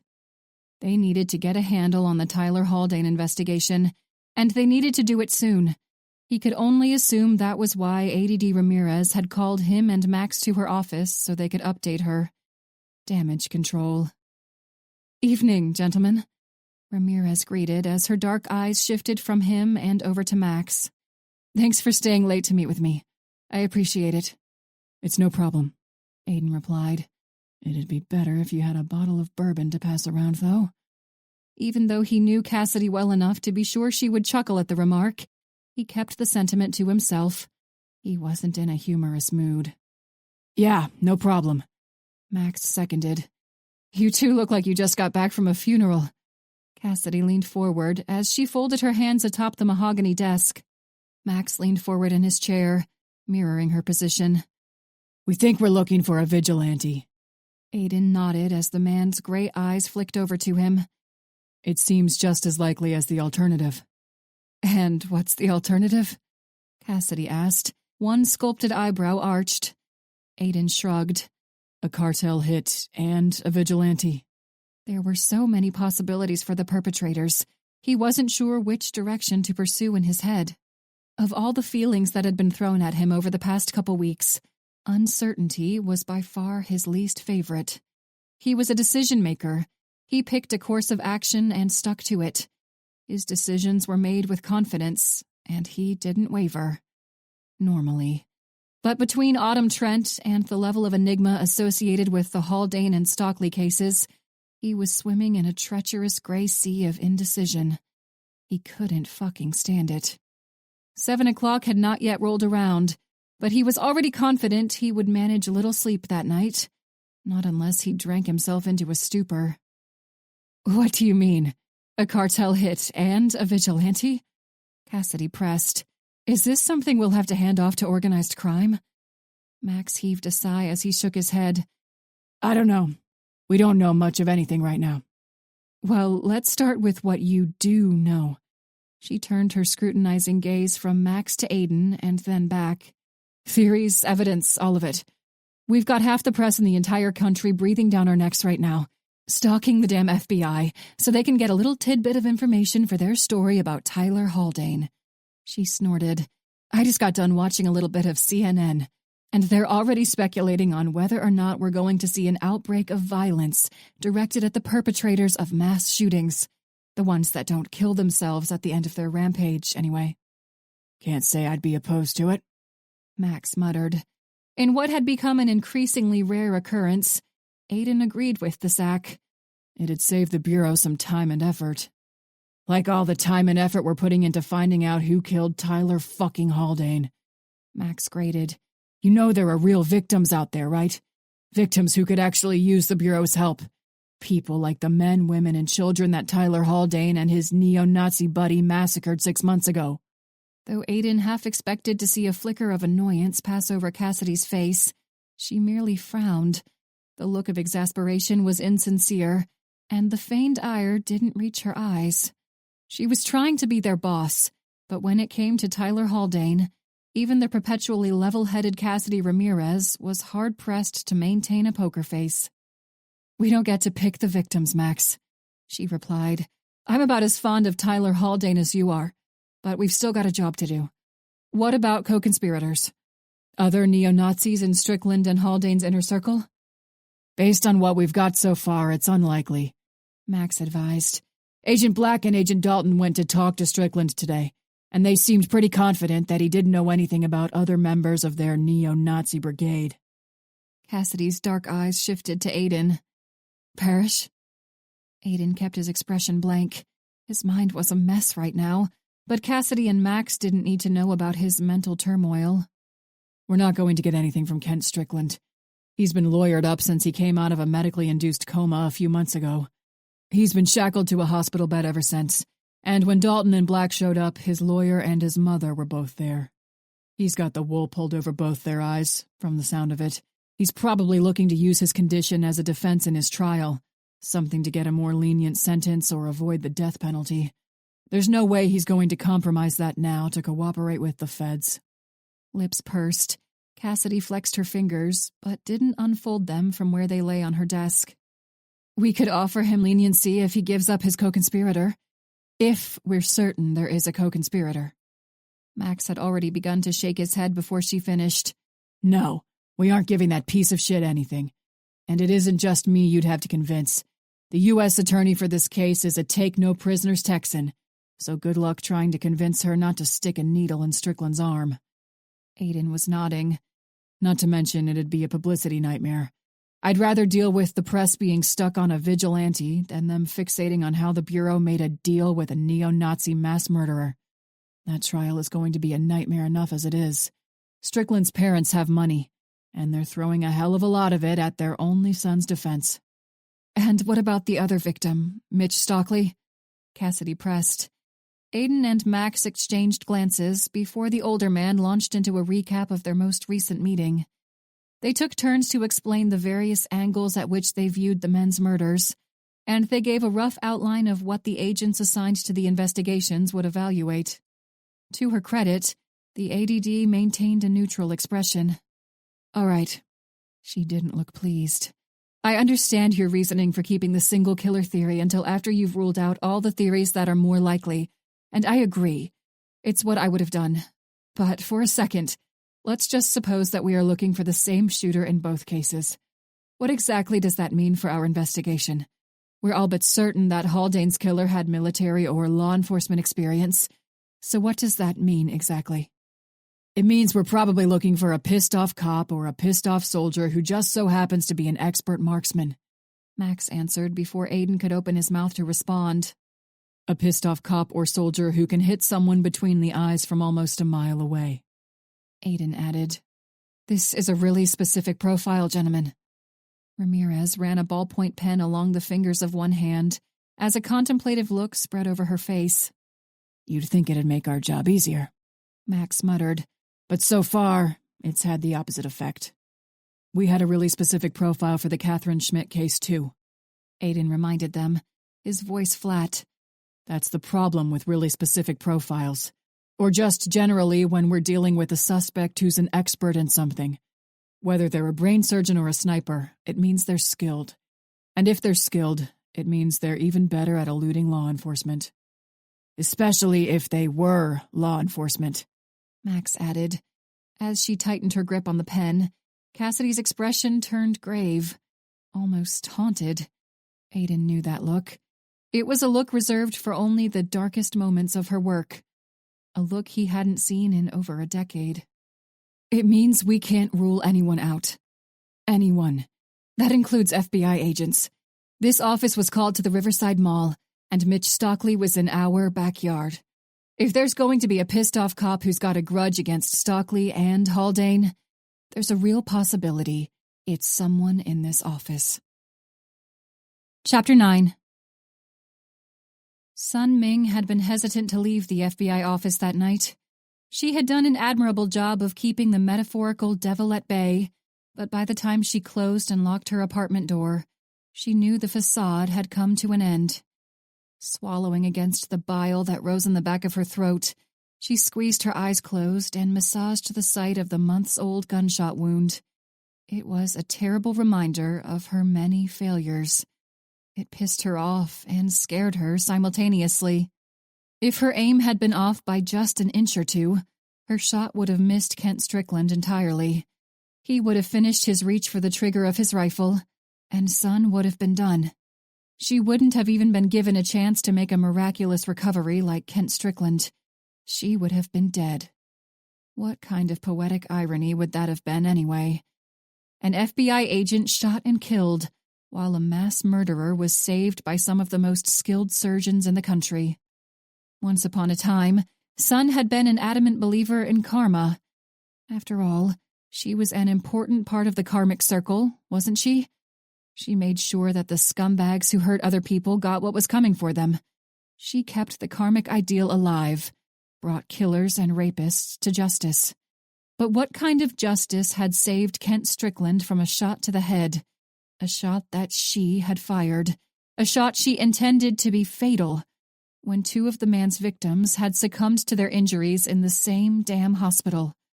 What if she had aimed a couple inches to the right? What if she had put the round between Strickland's eyes, just like the shot that had killed his friend 6 months later? Would one of the two victims have won their battle in the intensive care unit if she had taken another split second to perfect her aim? Don't be stupid, she told herself. That wasn't how the world worked. That had never been how the world worked. With a shaky sigh, she finally stepped away from the front door and made her way to the kitchen. Though she hadn't managed to eat more than a couple crackers since breakfast, she went straight for the bottle of vodka on top of the fridge. She retrieved a pint glass from the cupboard beside the sink, but before she poured any of the liquor, she twisted off the top and took a deep drink. Grimacing as the alcohol burned its way down to her stomach, she filled the bottom fourth of the glass, dumped in a few ice cubes, and finished with cranberry juice. She wasted no time before she sipped at the beverage in an effort to cool the fire in her throat. Vodka and cranberry used to be her drink of choice when she went out to a bar, but anymore, she could hardly stand to be around a group of more than 4 people she didn't know. Aside from cranberry juice, beer, and leftover Italian takeout, her refrigerator was bare. Sun loved to cook, even just for herself, but she couldn't summon up the mental fortitude to venture out to the store. On the rare occasions she convinced herself to go somewhere larger than a gas station, she went at 1 or 2 in the morning. As she replaced the bottle of juice, she lamented that necessity would soon dictate that she undertake just such a trip. The 4th of July had been a nightmare. The sound of fireworks had renewed her hyper-awareness, and weeks passed before the tension dissipated. With each pop and crack, she had seen an innocent person's body drop to the floor of the Riverside Mall. During the start of the Presley case, Sun and the Reaper had crossed paths for the first time.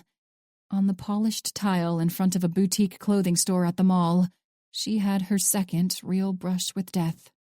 Sure, she'd been in her fair share of risky scenarios before then, but she'd never stared death in the face like she had on the California coast. And when the challenge presented itself all those months ago, she had frozen. Like some brand-spanking new recruit fresh out of Quantico, she'd completely locked up, mind and body. Though she had been bound and determined to redeem herself in her own eyes, and in the eyes of her colleagues at the Bureau, she had not anticipated her opportunity would come so soon. She had been called in to help Danville authorities with the situation at the Riverside Mall, but when she received the call from Max Osborne, no blood had yet been spilled. In the time it took her and Bobby Wayrick to get to the mall, the scenario had developed into a hostage situation. Haldane and Strickland had a strategic position near the host of computer monitors that displayed footage from each security camera set along the perimeter. If they saw any law enforcement personnel try to enter the building without their explicit permission, they would kill a hostage. By the time the tech teams had accessed each camera to set it on a loop, the first civilian was shot and killed. 11 more died before she, Bobby, and the rest of the tactical response team got to them, and 1 officer was shot in the head in the ensuing scuffle. Another law enforcement agent was hit with a shot that nicked his femoral artery, and he didn't survive the night. A stray bullet caught a frightened teenager in the stomach, and she clung to life for only another 14 hours. In those same 14 hours, one of the most renowned brain surgeons in the entire country had performed the surgery that would ultimately save Kent Strickland's life. With a sharp intake of breath, Sun jerked herself back to the dim kitchen. As she raised the pint glass to her lips, she spotted a slight tremor in her hand. Without pausing, she drained the rest of the potent cocktail. Sun should have been a better shot. Kent Strickland should have died. Karma demanded it. Aside from a remark about the dreary weather as they pulled out of the parking garage, neither Winter nor Noah spoke on their journey back to their shared apartment complex.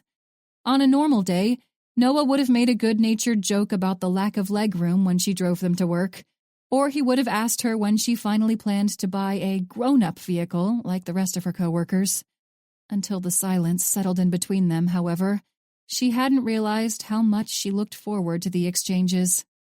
His green eyes were fixed on the windshield, but his stare was vacant. He was lost in thought, and the more Winter tried to decipher what those thoughts were, the tighter the knot in her stomach became. Finally, after they were more than halfway home, she broke the eerie quiet. "Are you all right?" she blurted, glancing over to him as she came to a stop at a red light. He blinked as he turned his head to offer a nod. If she didn't know any better, she would have thought he'd just awoken from a trance. "I'm fine," he replied. No sarcastic comment, no smile, no laugh, no joke, no tirade about the most recent episode of Game of Thrones. Just, "I'm fine." As she opened her mouth to prod him for a real answer, a sudden realization dawned on her. Rather than the planned question, she forced a smile to her lips. The look was strained, and she doubted it conveyed any sort of reassurance, but it was the best she could do. "Okay." It was the only word she could manage. Damn it. Was this how he'd felt every time she had pushed him out to arm's length? All this trepidation, all this sadness. Had the same feeling struck him Whenever she uttered those same 2 words in response to a genuine inquiry about her well-being, the thought that she might have put him through the same heartache on more occasions than she cared to count almost brought on the sting of tears. She couldn't cry, not now, not in front of him. She wasn't worried about displaying a so-called weakness, nor was she concerned that he would think less of her. But she knew he wasn't fine. If there was enough weight on his mind to prevent even a strained smile, then the last thing she wanted was to force herself into the spotlight by bursting into tears. She wanted to be as good a friend to him as he had always been to her. As they pulled into a parking space, the only sound was the tinny song that played through the speakers, which was weird inside the little Civic. Ever since they had started to carpool, they'd established a rule that dictated who got to pick the music for their morning and evening commutes. The edict seemed straightforward enough. Whoever drove was in charge of the radio. Winter hadn't expected the decision to extend to their trips for work, but when she thought back to Noah's defensive spiel about order and chaos, she felt a smile tug at the corner of her mouth. She could only imagine the wide grin that would split Grandpa Jack's face if she told him country music had begun to grow on her. Well, the type of country music Noah listened to had grown on her, but she still couldn't stand most of the tunes played on the popular stations. Not unless it was Chris Stapleton, anyway. Grandpa Jack was a steadfast fan of artists like Merle Haggard and Johnny Cash, but Winter suspected even he would like Chris Stapleton. "Hey," she said as they neared her door. She wanted to prod him for more information about what was on his mind, but she bit off the query as his green eyes flicked over to her. "Yeah? Do you want to, have a drink or something? Watch another episode of Game of Thrones?" She wanted to sound nonchalant, but she sounded hurried and weary. He pulled his gaze away as he shook his head. "It's been a long day.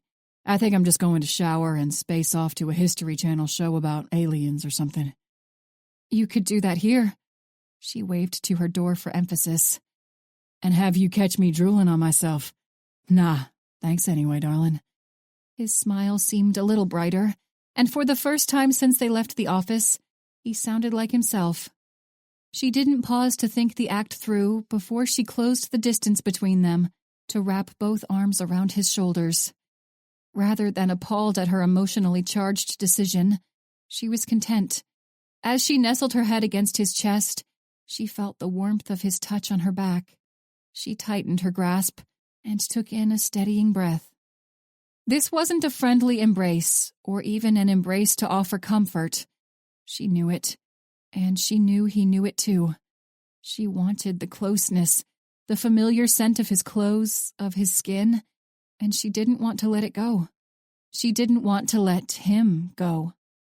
As she brought one hand to rest on the side of his face, she gently pressed her lips to his other cheek.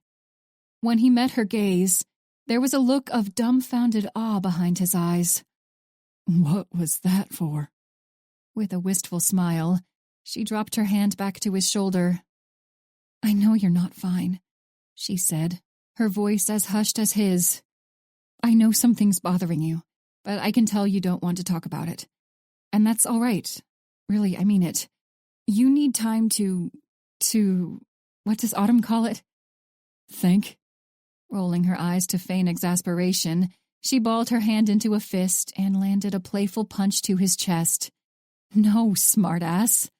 "Hey, that was funny, all right? She'd laugh if she was here." He shot back with a knowing smile.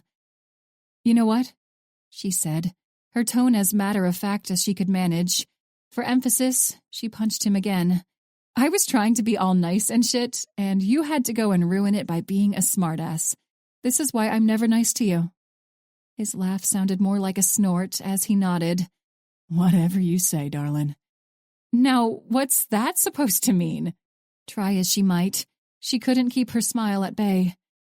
"It means," he said, brushing a wayward piece of ebony hair behind her ear. At the feathery touch, she felt like a pleasant breeze had flitted down her back. "I think you're plenty nice to me." When she smiled up at him this time, the expression was genuine. Between the sarcastic comments and the pleasant touch, She had almost forgotten what she had intended to say. "If you don't want to talk about what's on your mind, that's all right," she assured him. "But whenever you want to, I'll be here, all right?" A warm smile crept to his face as he nodded. "All right." As he turned to make his way to his apartment, there was an unfamiliar twinge of longing in her chest. Sure, she'd dated before, but this feeling, a cross somewhere between trepidation and anticipation, was new. She didn't know if she should welcome it or run from it. Chapter 10. Before she stepped into the hallway to await the committee's decision, Autumn Trent had shaken hands with each of the 3 members. Her smile grew wider with each, and she knew before she pushed open the door that the presentation had been a success. But still, as she started the 4th game of Minesweeper on her phone, a series of what-ifs started to claw at the edge of her thoughts. Her rational mind insisted that the 15 minutes she'd waited on the uncomfortable wooden bench was to be expected, but the spiral of anxiety never paid attention to what her rational mind knew. More often than not, dissertation committees requested a handful of revisions before they officially awarded the candidate with their doctorate. Based on her brief physical contact with the 3 professors, she was confident her presentation had been successful, but she didn't know the level of revision she would be required to make. She could tell them that the SSA of the Behavioral Analysis Unit at the FBI had already helped her to elaborate in a couple spots, but she doubted the Fed's stamp of approval would negate their request for changes. Besides, forensic psychologists were not profilers, and profilers were not forensic psychologists. When the door to her side creaked open, she almost leapt from her seat. As her pulse picked up and her breath caught in her throat, she was reminded that she had come face to face with a mafia hitman a week earlier. Apparently, she was still on high alert.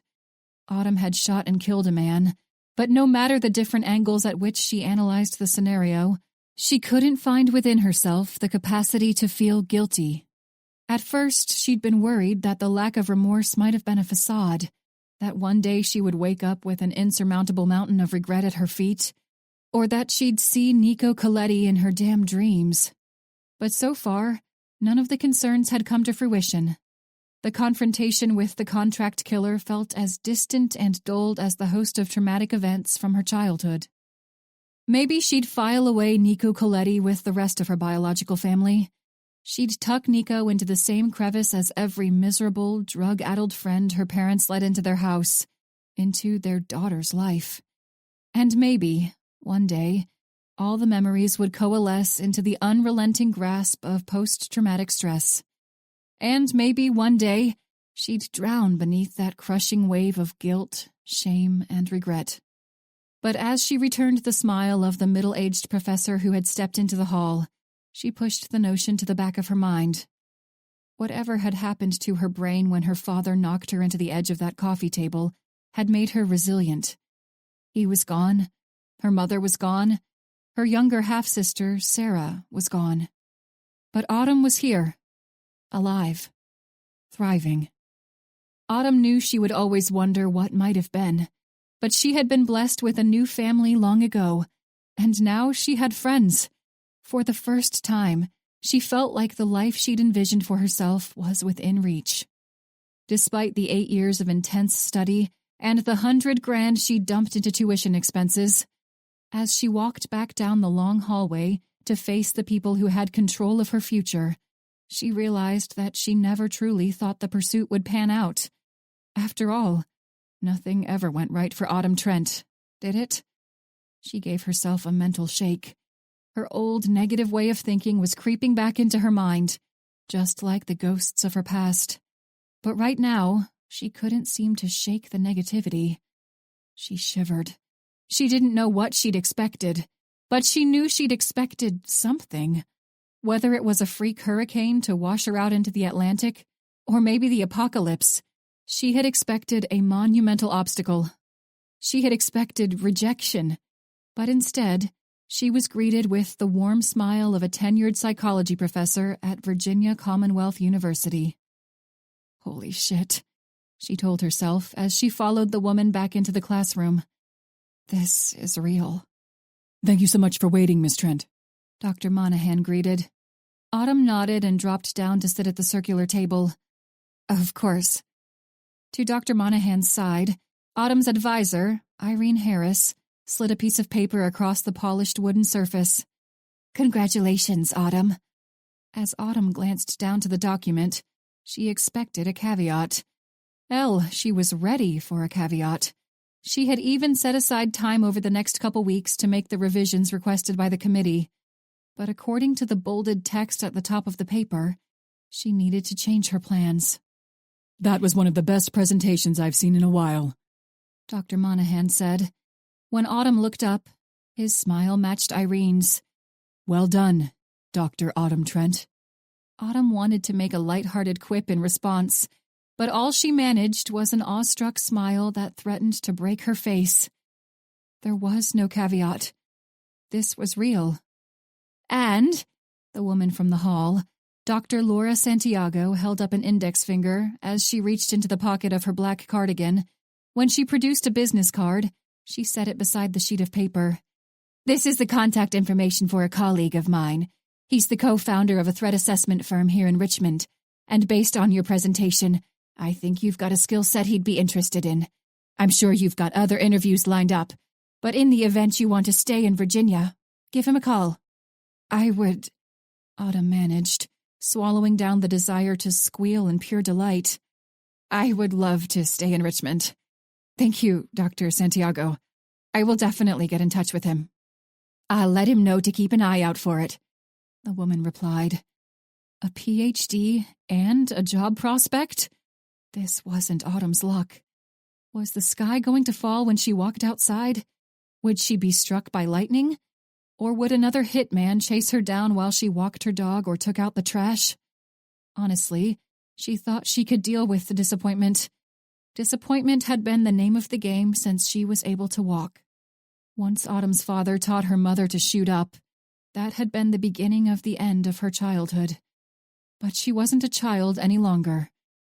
Although Autumn was well-versed in pain and disappointment, as she stood to shake the hands of each professor for the second time, she realized she was ill-prepared to deal with success.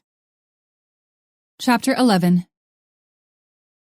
If there hadn't been other people nearby, Noah would have dropped his head to rest in his hands. Instead, he kept his unseeing stare fixed on the white glow of his computer monitor. He reminded himself that his job afforded him the autonomy to leave if he was under the weather or to work from home if he needed peace and quiet. Though he wasn't physically ill, he couldn't focus on any one item for longer than 30 seconds before a whirlwind of unease tore his attention away. For the first half of the day, he and Bree had sorted through the information they'd gathered on all the victims of Tyler Haldane and Kent Strickland's bloody rampage. Of the 15 who were killed, 4 had an immediate family member with military experience, and 1 had a family member who worked in law enforcement. All 5 had airtight alibis for the time Tyler Haldane was shot and killed. They'd expanded their search to everyone who had been present at the shooting, law enforcement personnel included. The Danville police officers had been easy to exclude. Even if their alibis weren't airtight for the precise time of Haldane's shooting, there was enough to show that they couldn't have made the trip to Richmond and back in time. The same could be said for most bystanders, and by the time they reached the end of the list, the likelihood that Haldane had been killed by a victim in search of revenge seemed slim. The night before, Bobby Wayrick had finally gotten in touch with Kent Strickland's father. George Strickland owned an acreage north of Richmond, and according to Bobby's handoff notes, the man sure liked to rant and rave about conspiracy theories. The piece of paper was decorated with doodles of aliens and UFOs in the margins, and Noah wondered how long Bobby had suffered through the rantings and ravings before he finally threw in the towel. But regardless of Bobby's valiant effort to withstand an extended conversation with George, the older Strickland had been another dead end. Haldane had stayed with George and Strickland over the summer, but other than befriending the kid who mowed George's lawn and meeting up with the occasional high school friend, Haldane and Strickland kept to themselves. Noah and Bree had run headlong into another dead end, But the lack of progress wasn't the driving force behind the unease simmering beneath Noah's thoughts. He had double and triple-checked his work, but only after he came to the conclusion that he was half-assing the investigation. Though he was disappointed in himself for the lack of effort, he found it more and more difficult to justify any effort as he went through the list of victims and family members. All these people's lives had been irreparably damaged by the lunatic whose murder they now sought to solve. Why in the hell did they even want to find the killer? So they could offer them a medal and a handshake? Noah hated the persistent buzz of doubt with which he'd contended since the start of the case, and he hated how damn ambivalent he had become.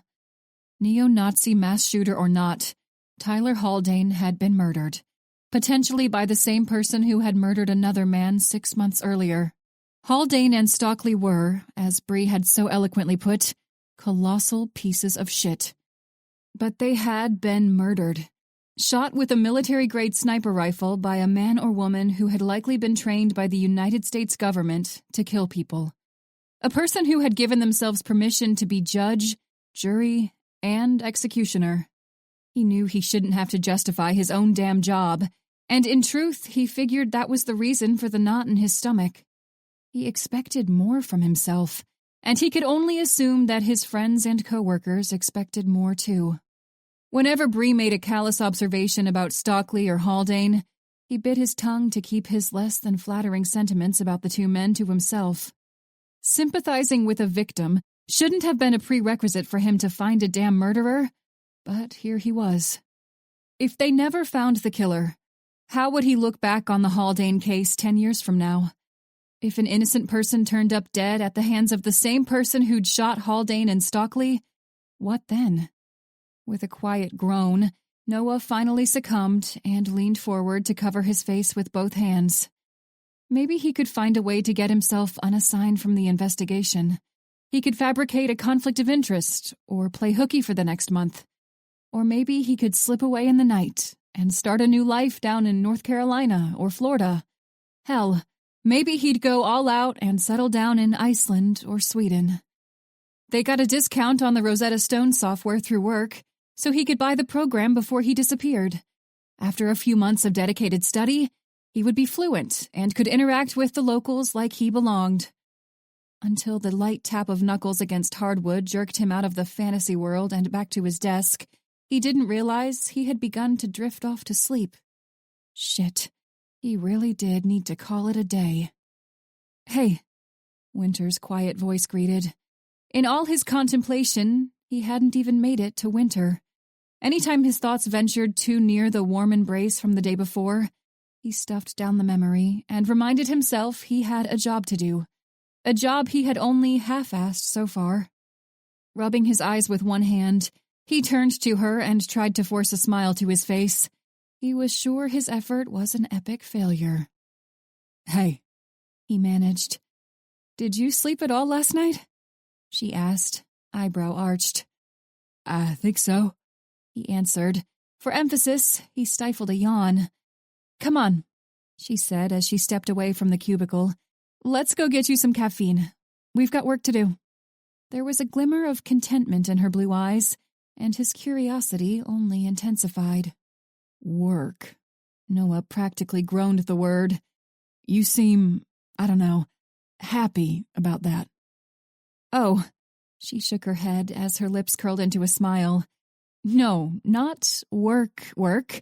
When's the last time you looked at your phone?" "I don't know," he muttered, patting his black suit jacket to assure himself the device hadn't disappeared. "Why?" "Autumn defended her dissertation this morning." His eyes widened. He'd forgotten about that. "Oh, shit." "Oh, shit is right," Winter chuckled. "She's officially Dr. Autumn Trent now, and she said we're invited over to have pizza and beer with her tonight to celebrate. She's not going to the commencement ceremony, and she told me she just wants to keep it low-key. So me, you, Bree, and Shelby, probably. Us and pizza, beer, and a game called Super Fight." With a nod, he brushed off the front of his jacket. "I've heard of that game. If you get the right people together, it's pretty damn funny." Winter took another step backward and motioned for him to follow. Where are we going? Noah asked, pushing himself to his feet. This is basically Autumn's graduation party, so we need to go buy her a present. Haldane and Stockley will still be dead tomorrow. He barely managed to stifle an unflattering snort of laughter. Jesus, darling, you're terrible, you know that. She grinned. Really, though, we hit a dead end. We've been at it for almost 2 days straight, so it's time to step away for a second and give ourselves a break. It's a little after 2 now, so let's just call it a day and go do something fun for a little bit. His smile widened as he nodded his understanding. 6 months ago, she would have run herself ragged chasing down any and every lead on a case. In fact, she had run herself ragged during the search for the preacher. But now, she was the one who had pulled him away from the frustration of one dead end after another.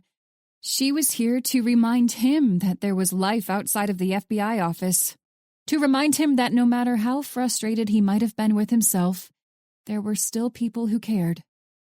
As they stepped out into the parking garage, he turned to look at Winter. The afternoon sunlight caught the shine of the ebony braid she'd tossed over her shoulder, and her already vivid eyes seemed even brighter. Thank you, Winter. You're a good friend. I don't know if I tell you that enough.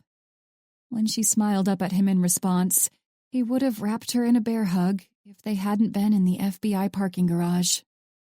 What did you have in mind to get Autumn anyway? He asked the question as much in an effort to pull himself away from the thought of yesterday's warm embrace as anything. Well, she wrinkled her nose. I'm not a great gift buyer, so I texted Shelby to ask what she thought Autumn would like. I just want to make sure I give credit where it's due, you know? With a chuckle, he nodded. Roger that. What did Shelby say? Well, Autumn really likes to cook, but since she's a broke college student, Shelby said she hasn't been able to buy a lot of the cool kitchen gadgets she wants. We're going to get her kitchen stuff? Isn't that more in the wedding present department? See, Noah, you can't box yourself in like that. She flashed him a matter-of-fact look as she raised an index finger. You've got to get your friends the stuff they want, not the stuff that tradition says is okay to give them. Oh, okay. I see what happened there. He paused at the driver's side door of his pickup to fix her with a knowing smile. That's what you said to Shelby, isn't it? About the wedding present? And then she told you not to pay attention to tradition?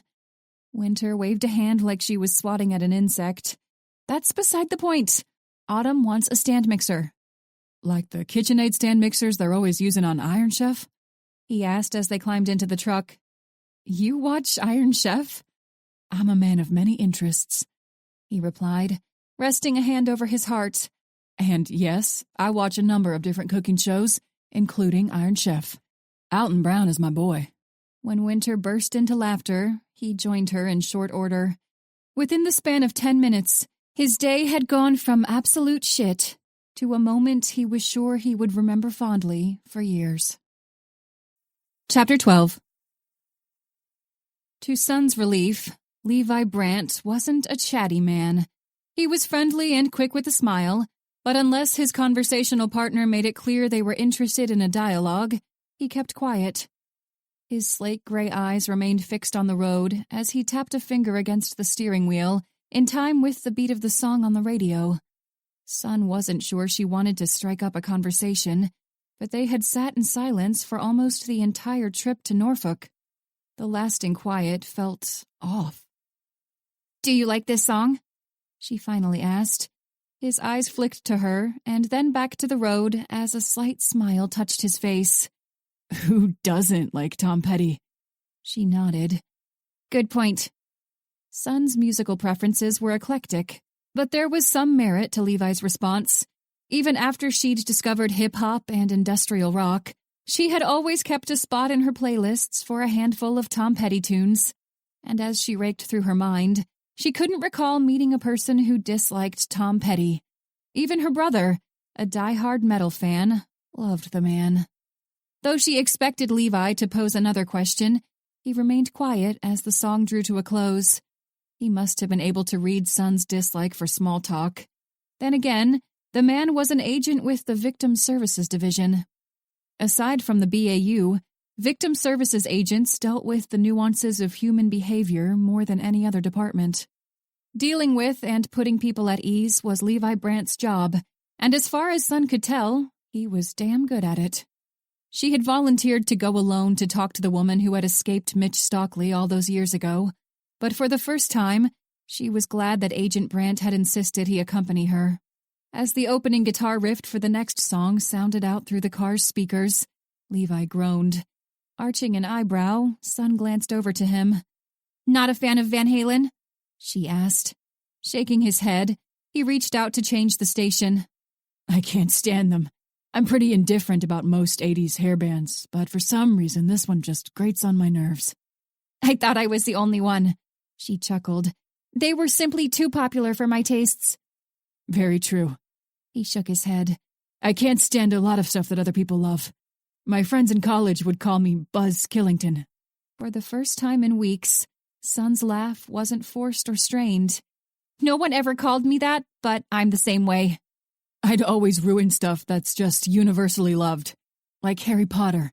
I don't hate it, but I never understood the draw. I tried to get into it because all my friends were, but I couldn't get past the first book. "I made it to the second," she replied. "But I'm more of a Dresden Files person myself." Dresden Files is great. He agreed with a nod. She relaxed back into her seat. "I don't like superhero movies either." Me either. And it's weird because I love over-the-top action movies. Anything with Jason Statham in it, I'll at least watch. "John Wick. That's a comic book movie, but I don't think you can classify it as a superhero film." No. He grinned. Definitely not a superhero anything. For the next 20 minutes, she and Agent Brandt listed off popular franchises, filmmakers, and musicians they both liked and disliked. To her surprise, she and Levi held many of the same unpopular opinions about their media preferences. If any more road trips were required during the remainder of the case, Sun knew who she would choose to accompany her. Their conversation trailed off as they pulled into a residential neighborhood near the outskirts of Norfolk. Following the directions provided by her smartphone's GPS application, Levi pulled over to the curb in front of a modest 2-story house. Most of the other homes in the area were similar, and Sun figured most of the occupants were working-class families. They weren't far from a large naval base, and she had spotted a few Navy stickers on the rear windshields of the parked cars they passed. Though a few weeds had sprouted throughout the front yard, the lawn was well kept. A bed of flowers rested beneath a picture window to the side of the door, and the pleasant scent wafted past as she and Levi made their way to the porch. If Sun had a house, she thought she would keep a similar garden. For the time being, however, she would have to settle for her saltwater aquarium. The tedium of maintaining appropriate pH levels in the water, cleaning the tank on a regular basis, and even feeding the finicky fish was calming to Sun. When she and her brother were young, they made a tradition of helping their father with the vegetable garden in the backyard. Decades later, he still maintained a robust, albeit smaller, patch of plants and flowers. The climate in Florida was a stark difference from their native Washington, D.C., and Sun could still remember how excited he had been when he learned of all the new plants he could grow. As Levi rapped his knuckles against the wooden door, Sun pulled herself from the reverie. A slew of barks followed the knock, and she thought she heard someone mutter to the dog before the excited outburst tapered off. "Who is it?" a woman's muffled voice called. FBI, ma'am. Agent Brandt. We spoke on the phone earlier today. He held his badge up to the peephole, and Sun followed suit. "Oh, right. Just a second." After a brief pause, a couple metallic clicks were followed by a light creak as the door swung inward. With her free hand, the woman held the collar of a German shepherd, though the dog didn't move from where it sat back on its haunches. "Good girl, Ripley." The woman's amber eyes flicked back to the shepherd as she released her hold to scratch behind one pointed ear. "Sorry, agents. She's not quite 2 yet, so she can get pretty excitable. She's a good dog, though. You've got nothing to worry about. Come on in." Levi flashed her a smile as he tucked his badge back into his suit jacket. My family had a German shepherd when I was growing up. Retired service dog. Super smart. "They're very smart dogs," their hostess replied as she eased the door closed behind Sun. "I have a couple cats, too, but I doubt they'll come out. They're pretty shy. Is it just you here then? Sun asked, glancing around the space as they made their way to the living area. Yeah, just me, Ripley, and the cats. She waved a hand to the couch. Have a seat. Do either of you want anything to drink? Sun and Levi shook their heads. No, thank you, Sun answered. As the woman dropped down to sit, she forced a smile to her face and brushed a piece of strawberry blonde hair from her forehead. The dog sat beside her, head up, on guard.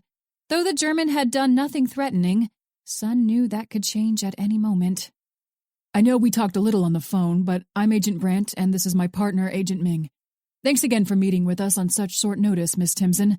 We're trying to sort through this case as quickly as we can. Of course, she replied with a quick nod. You can call me Anne, or just Timson. I've been in the Navy for almost 8 years, so Miss Timson just sounds odd. No problem, Anne. Levi offered her a smile, but the tenseness in her posture didn't dissipate. What do you do in the Navy? Sun asked, trying to ease the woman's trepidation. The desire to do so was surprising, mostly to herself. Maybe some of Noah's friendly demeanor was rubbing off on her. God, she hoped not. Have you been stationed here for very long? I work on guided missile systems and anti-mortar tech. I'm an engineer. I just moved in here a couple months ago. I was overseas in the Middle East until May, but before then I was stationed in Hawaii. The only reason I was willing to come back here is because I found out that Mitch Stockley was dead. Stockley had been killed 6 months ago, and Ann Timson had been in Iraq or Afghanistan at the time. Alibis didn't get much more airtight than military service in a different country. You didn't want to be in Norfolk while he was alive? Sun asked. Were you worried he was going to try to hurt you or kill you? Of course I was. Anne laughed, but the sound was dry, almost brittle. He killed those other girls, didn't he? And they hadn't even had the chance to try to go to the police, but I was stupid enough to try. Obviously, I know better now, but at that time I thought I was doing the right thing. You did the right thing. Sun's reassurance was hushed, and she met the woman's amber eyes before she went on. You didn't know how it'd turn out, and just because it turned out shitty doesn't mean you did anything wrong. 2 more college girls went missing after I told the cops about him, Anne said, her gaze shifting from her to Levi and back. The dog bristled, looking from Anne to both agents, trying to understand the tension he was clearly feeling. 2 more, agents. I tried to tell them, but they wouldn't believe me until they had, I don't know, hard evidence. Whatever in the hell that means. Apparently, it means they needed more than just the word of some dumb, drunk college girl who claimed she'd been sexually assaulted. Sun grated her teeth together, but her frustration wasn't directed at Anne. She was frustrated with the system that had failed this woman. She could only assume the injustice was thanks to the same fucked-up cosmic force that had saved Ken Strickland's life, while a 7th-grade girl went into cardiac arrest on an operating room table. The same force that had granted that mass murderer a complete recovery, while Sun would never regain the full range of motion in her left arm. It's great, though, Anne said, blowing out a breath. Great that someone's finally looking into it now that that prick is dead. But you're not even looking into him, are you? You're trying to find who killed that piece of shit. No one gave a damn when I swallowed down all that shame to do the right thing and report him to the police. But by God, now that he's dead, everyone's interested in solving it. Sun understood the woman's fury, matched it. She didn't even attempt to stop her from venting whatever she needed to say. You know, agents, I didn't kill him. That's pretty easy to prove. I was in Afghanistan trying to keep some Navy SEALs from getting blown up by mortars while they slept. I can't give you their names since that's classified, but I was there, and my personnel record will confirm it. I'm not close to any of my family, so I seriously doubt that any of them decided to kill Mitch Stockley to defend my honor. The only reason I'm back here is because one of my friends got stationed in Norfolk. And before you ask, they were with me in Afghanistan. Look, I get it. Sun held out her hands. She dropped them back into her lap when the dog growled. More than you know, I get it.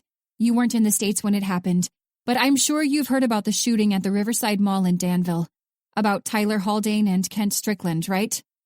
Lips pursed, Anne nodded. I was there. Tyler Haldane shot me in the shoulder." For emphasis, Sun patted the site of her injury. "And I got to watch his asshole friend Kent Strickland make a miraculous recovery after I shot him in the head. All that while a 13-year-old girl died in an operating room just down the hall from him. I'm sorry that the system failed you. I'm sorry that you had to go through any of that. And I'm sorry that all I can do now is say, I'm sorry. Because you're right. The only reason we're here is because Mitch Stockley is dead. Otherwise, who knows if the Norfolk PD would have ever brought the Bureau into their case." Connecting with witnesses on a personal level had never been Sun's strong suit. After all, that was why Levi was here in the first place. But Ann Timpson was different. Sun and Anne shared the same righteous indignation. With a sigh, Anne shrugged and patted the dog's head where he laid it in her lap, clearly trying to comfort his mistress. "It's done and over, I guess. Or it was, at least, until someone blew Stockley's head off. Honestly, agents, I hope you find whoever killed that asshole, so I can shake their hand." Chapter 13. Winter couldn't remember a more informal graduation party than the get-together at Autumn's apartment. The atmosphere suited Winter just fine. She had never been keen on formal event celebrations. Her attendance at the commencement for her own graduation had been more for her grandparents than anything. As luck would have it, Autumn and Winter shared the same love for German chocolate cake. When she spotted the rich dessert, Winter could hardly contain her excitement. Bree had picked up the cake from the same bakery she had used for Winter's return to the FBI office several months earlier. The place was family-owned and operated, and Bree and Shelby had commissioned them to make the cake for their upcoming wedding. Once the pizzas arrived, the five of them shared a champagne toast, but even the formality of the fancy drink was downplayed by the mismatched glasses they all held. Shelby and Bree brought the bottle, so Autumn let them use the only 2 wine glasses she owned. Noah poured his into a plastic Spider-Man cup, and Winter and Autumn's cups both featured all the members of the Avengers. The first time they raised their drinks for a toast, Noah had burst into laughter, and Autumn followed suit in short order. When they touched their cups and glasses together for the second time, Winter thought that Autumn or Noah might spit out their champagne as they took the first drink. They held themselves together, but then it was Winter's turn to succumb to a giggling fit. The sight of Noah's amused smile was such a relief from the past 24 hours that she hardly knew what to do with her giddiness. Giddy. Her. Winter Black. It still amazed her that she could feel anything other than the oppressive darkness that had pressed on her shoulders for so long. The ghost of her brother. And now, the ghost of the man who had haunted her every waking hour for years. "No," she said to herself, "don't think of either of them right now." There were still shadows of uncertainty that threatened to engulf her in darkness, but that night, surrounded by the laughter of her friends, she felt for the first time that everything might pan out. She still wasn't sure what everything entailed, but based on the pitter-patter in her chest whenever her eyes met Noah's, she could safely say it involved him. No matter what her future held, she wanted it to involve him. As a friend or more, she wanted him there. She didn't know what that meant for her relationship with Aiden, but tonight wasn't the time to deal with those lingering doubts. The light-hearted atmosphere in Autumn's apartment was a much-needed reprieve from the stress and tension that had abounded in the FBI office over the last few days. Ever since Tyler Haldane was shot and killed, they'd been in a race against the clock. As each hour, each minute ticked by, more speculation about the nature of Haldane's death circulated throughout national and international news networks. Was Tyler Haldane's death just the start? Would others around the United States take the killer's lead and execute other mass murderers? The country's political climate was strained almost to its breaking point, and there was no shortage of those who clung to and sensationalized Haldane's death to capture the attention of their audience. But that night, neither Tyler Haldane nor Kent Strickland were mentioned, not even in passing.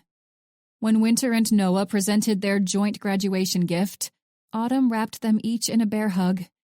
Shelby and Bree's present was an unassuming envelope, inside of which was a gift card to a department store Shelby swore by. "It's for $250, Shelby said with a wide smile, Figured you could use a little boost to help with the wardrobe changes you'll have to make after you get this job. Autumn's eyes widened, and Shelby's grin only brightened. Oh my God, Autumn managed, tears causing her eyes to gleam. Well, now I guess I really have to nail that interview tomorrow, huh? Shelby waved a dismissive hand. That was a given. Okay, well, Autumn laughed. We're going to have another one of these get-togethers again soon, so I can thank you all for these awesome gifts. I'll show off all my new clothes and make us a bunch of food in this super sweet stand mixer.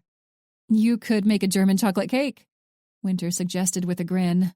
I could, and I will. We'll have cake for dinner, as long as everyone's okay with that. I could eat cake for every meal of the day, Bree put in, rubbing her belly for emphasis. I'll make each of you your own cake. Autumn's eyes seemed brighter as she glanced to each of them. Winter gets a German chocolate cake, obviously. Noah, what's your favorite flavor? The smile on Winter's lips didn't waver as she looked to where Noah sat at her side. When his eyes met hers, a mirror of her warm expression made its way to his face. Pineapple upside down, he answered. Unless we're counting cheesecake, then cheesecake. Doesn't matter what kind, just cheesecake. Everyone loves cheesecake, Winter agreed. But we've got to give regular cake its credit. It's still delicious. You're not wrong. Autumn knelt down to scoop up the fluffy little dog with the underbite. Even Toad likes cheesecake. And speaking of, I should take him out. You guys think you can hold down the fort while we're gone? I'll go with you. Winter pushed to her feet. You guys all sort through your opinions on cake, all right? With a snort of laughter, Noah nodded. After Autumn clipped the retractable leash to Toad's collar and grabbed a plastic baggie, she and Winter set out into the balmy evening. The persistent dampness of humidity still hung in the air, but with the slight breeze came the first hints of the changing seasons. In a month, there would be Halloween candy in stores. People would have hung up their pumpkin decorations, and pumpkin spice everything would be available in coffee shops and restaurants alike. Even if the change in weather wasn't as dramatic as it had been in Albany, Winter still looked forward to the shift. As much as she liked the warmth and sunshine of the summer months, by the end of August, she was ready for a new season. And this year was already different. This year would be the first seasonal shift where the preacher, where Kilroy, wasn't front and center in her mind. She was glad the man was dead, but what did that mean for her future plans? After all, the entire reason she was here was because of Douglas Kilroy. Without him, where did that leave her? It leaves me as an FBI agent with plenty of other scumbags to put away, she reminded herself. Before the uncertainty took over, she decided it was time to change her train of thought. Hey, she glanced over to Autumn. Yeah? Autumn asked as she met Winter's curious gaze. I don't think I've got a chance to ask you about it, but how did that thing with Aiden go? Even as she posed the query, Winter wasn't sure what had sparked her curiosity. What puzzled her even more was her sudden hope that Autumn's face would brighten as she regaled her and Aiden's renewed friendship. Then it dawned on her. She wanted her old friend to have an interest in Autumn, so he wouldn't be hurt or angered when he discovered that Winter was getting over her teenage crush and hero worship of him. Even though she'd known Aiden for 13 years, she couldn't honestly say she knew his type. Hell, she didn't even know if he had a type. But regardless of the host of question marks, she suspected that a woman with a doctoral degree in forensic psychology ought to be right up his alley. Winter had never played matchmaker before, but she thought she ought to brush up on the skill set. Autumn shrugged as Winter pulled herself away from the moment of contemplation. It was fine, she answered. He wasn't a dick, so I guess that's progress. He sent me a text this afternoon to say congrats, but I still don't think I'd call us friends. Besides, something tells me I'm not quite the right type of person to be friends with that guy. Furrowing her brows, Winter looked over to Autumn. What do you mean? He's too... She paused to wave her hand as she searched for the term. Polished, I guess. Put together. It's like he's got all his shit together, and I most definitely don't. I tried to date a guy like that, and I guess it went all right for 4 years, but then it crashed and burned like a Michael Bay explosion. So, based on that, I'd say it probably extends to friendships too. As the next thought popped into her mind, Winter could hardly suppress a chortle. You think you'd be a bad influence on Aiden if you guys were friends? The corners of Autumn's eyes creased as her lips parted in a grin. You know what? Yeah, we'll go with that. Toad trotted from a patch of grass to the sidewalk, and Winter and Autumn took their cue to return to the apartment building. How about that whole Nico Coletti thing? Winter asked as she pulled open the heavy glass door. Haven't seen anyone creeping around here, and believe me, I've been looking. I'm hoping that the mob looks at failed hits like that the same way you'd look at a failed business venture. Hopefully they're pissed at whoever hired Nico, and not so much at me for, well, for actually killing him. If there isn't any money in it for them, I doubt they'd come all the way down here from D.C. just to put themselves on the FBI's radar by antagonizing someone who was under the Bureau's protection. Thoughts of Nico Coletti and Aiden Parrish were abandoned as Winter and Autumn made their way inside and joined their friends around the stone-surfaced coffee table. They resumed the discussion about cake, and Winter learned that Bree's favorite flavor was lemon, while Shelby's was red velvet. When 11 o'clock rolled around, Shelby and Bree bade them farewell.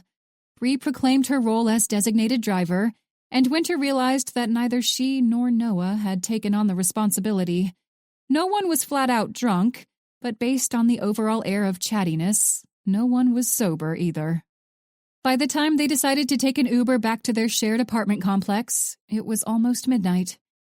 For the duration of the trip, Winter contemplated whether or not to bring up her idea to try to set Autumn up with Aiden.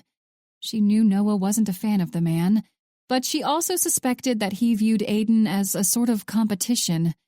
Whether that competition was driven by friendship or something more, she was less sure. If his concern was based in friendship, if he thought Aiden was a bad person and worried he might hurt her somehow, then Winter didn't want to broach the subject. But if the concern had more to do with jealousy, then a casual mention of her plan to set Aiden up with someone else would be a source of relief for Noah. Despite the weightless sensation of the alcohol's buzz, she couldn't summon up the fortitude to broach the subject by the time their driver pulled up to their building. As they stepped out of the sedan and waved goodbye to the young man, Winter was overcome with a sudden bout of nervousness. Her heartbeat hammered in her ears, and she licked her lips against the sudden dryness in her mouth. The night air was still, and in the late hour, no other residents of the complex milled about the area. In that moment, she was pointedly aware of how alone she and Noah were. She wanted to say something charming and complimentary, but as the seconds of silence passed, she couldn't put together a string of words that sounded more compelling than what a third grader might say to their crush. When his green eyes flicked over to hers, she abandoned the effort altogether. Would this be the last time they had a moment like this?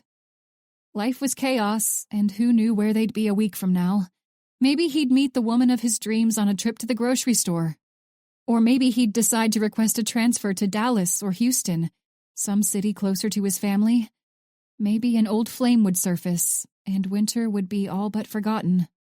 The thought made her stomach drop, and she was sure the mental image spurred on her next question. "Do you want to have another beer and maybe watch an episode of Game of Thrones?" she asked before she lost her nerve. As soon as the words left her mouth, she wanted to vacuum them back up. He was smart and observant, and more than that, he knew her better than almost anyone. If he didn't pick up on the real nature of her query, she would have been more than surprised. But they had been here before, hadn't they? Not long after she first moved to the apartment, they'd gone out to a bar together for a long night of drinking. When they got back to the door of her home, the same spot where they now stood, they had both been 3 sheets to the wind. She had made the same offer then, and months later, she still felt like a jackass. There was a wistful tinge in his smile as he shook his head. "I don't think that'd be a great idea, darling. It's past midnight now, and we've got work tomorrow bright and early.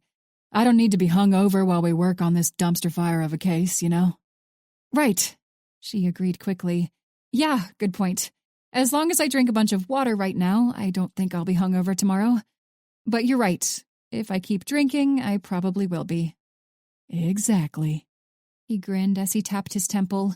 See, you can drink on a work night. You've just got to be a little smart about it. Winter liked to think she knew Noah as well as he knew her, and she was confident that the hangover to which he referred wasn't an actual hangover. Shit. Even as she offered him a smile and a departing hug, she knew she wouldn't sleep well that night. She'd toss and turn as she tried desperately to think of a way to curb the awkwardness she knew loomed on the horizon. Ben Ormond and Mitch Stockley shared so much common ground that I was almost surprised to learn they were two different people.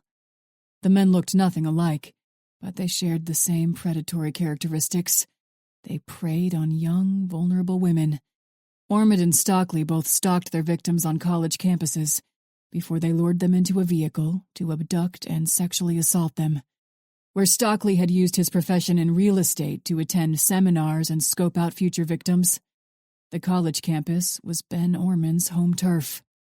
Once upon a time, Ormond had been a counselor. Allegations of sexual misconduct with clients led to the revocation of his license to practice, but no criminal charges were ever pressed. As best as I could tell, Ormond had used a few of his connections in the world of psychiatry to sweep the entire debacle under the figurative rug. When he returned to Christopher Newport University as a faculty member in the psychology department, it was like nothing had ever happened. After a couple years as a professor, Ormond made even more money than he had as a private counselor. And now, 20 years and countless victims later, I watched him flick off the light in the foyer before he strode into the kitchen. The miserable son of a bitch lived by himself in the house, and his property was all alone on a plot of land near a rocky portion of the coast.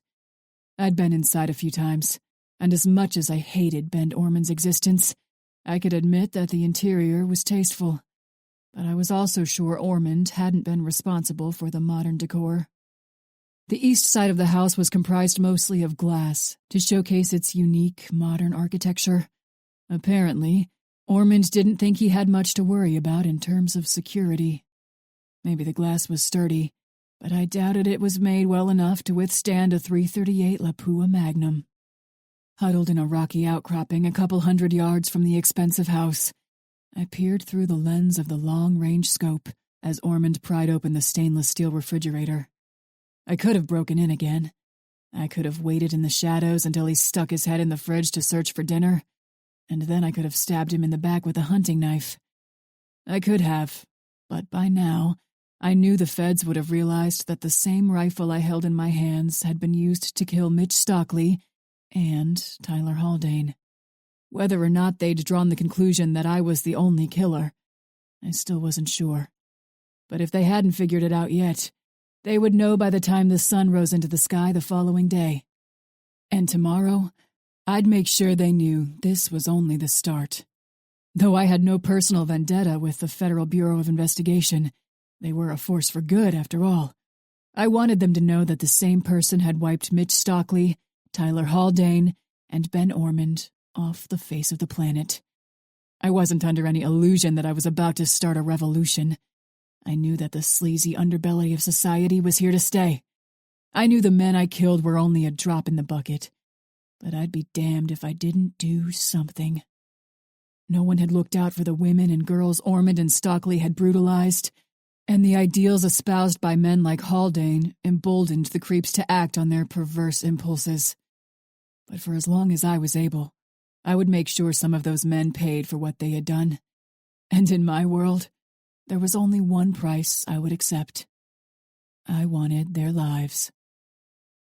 Chapter 14.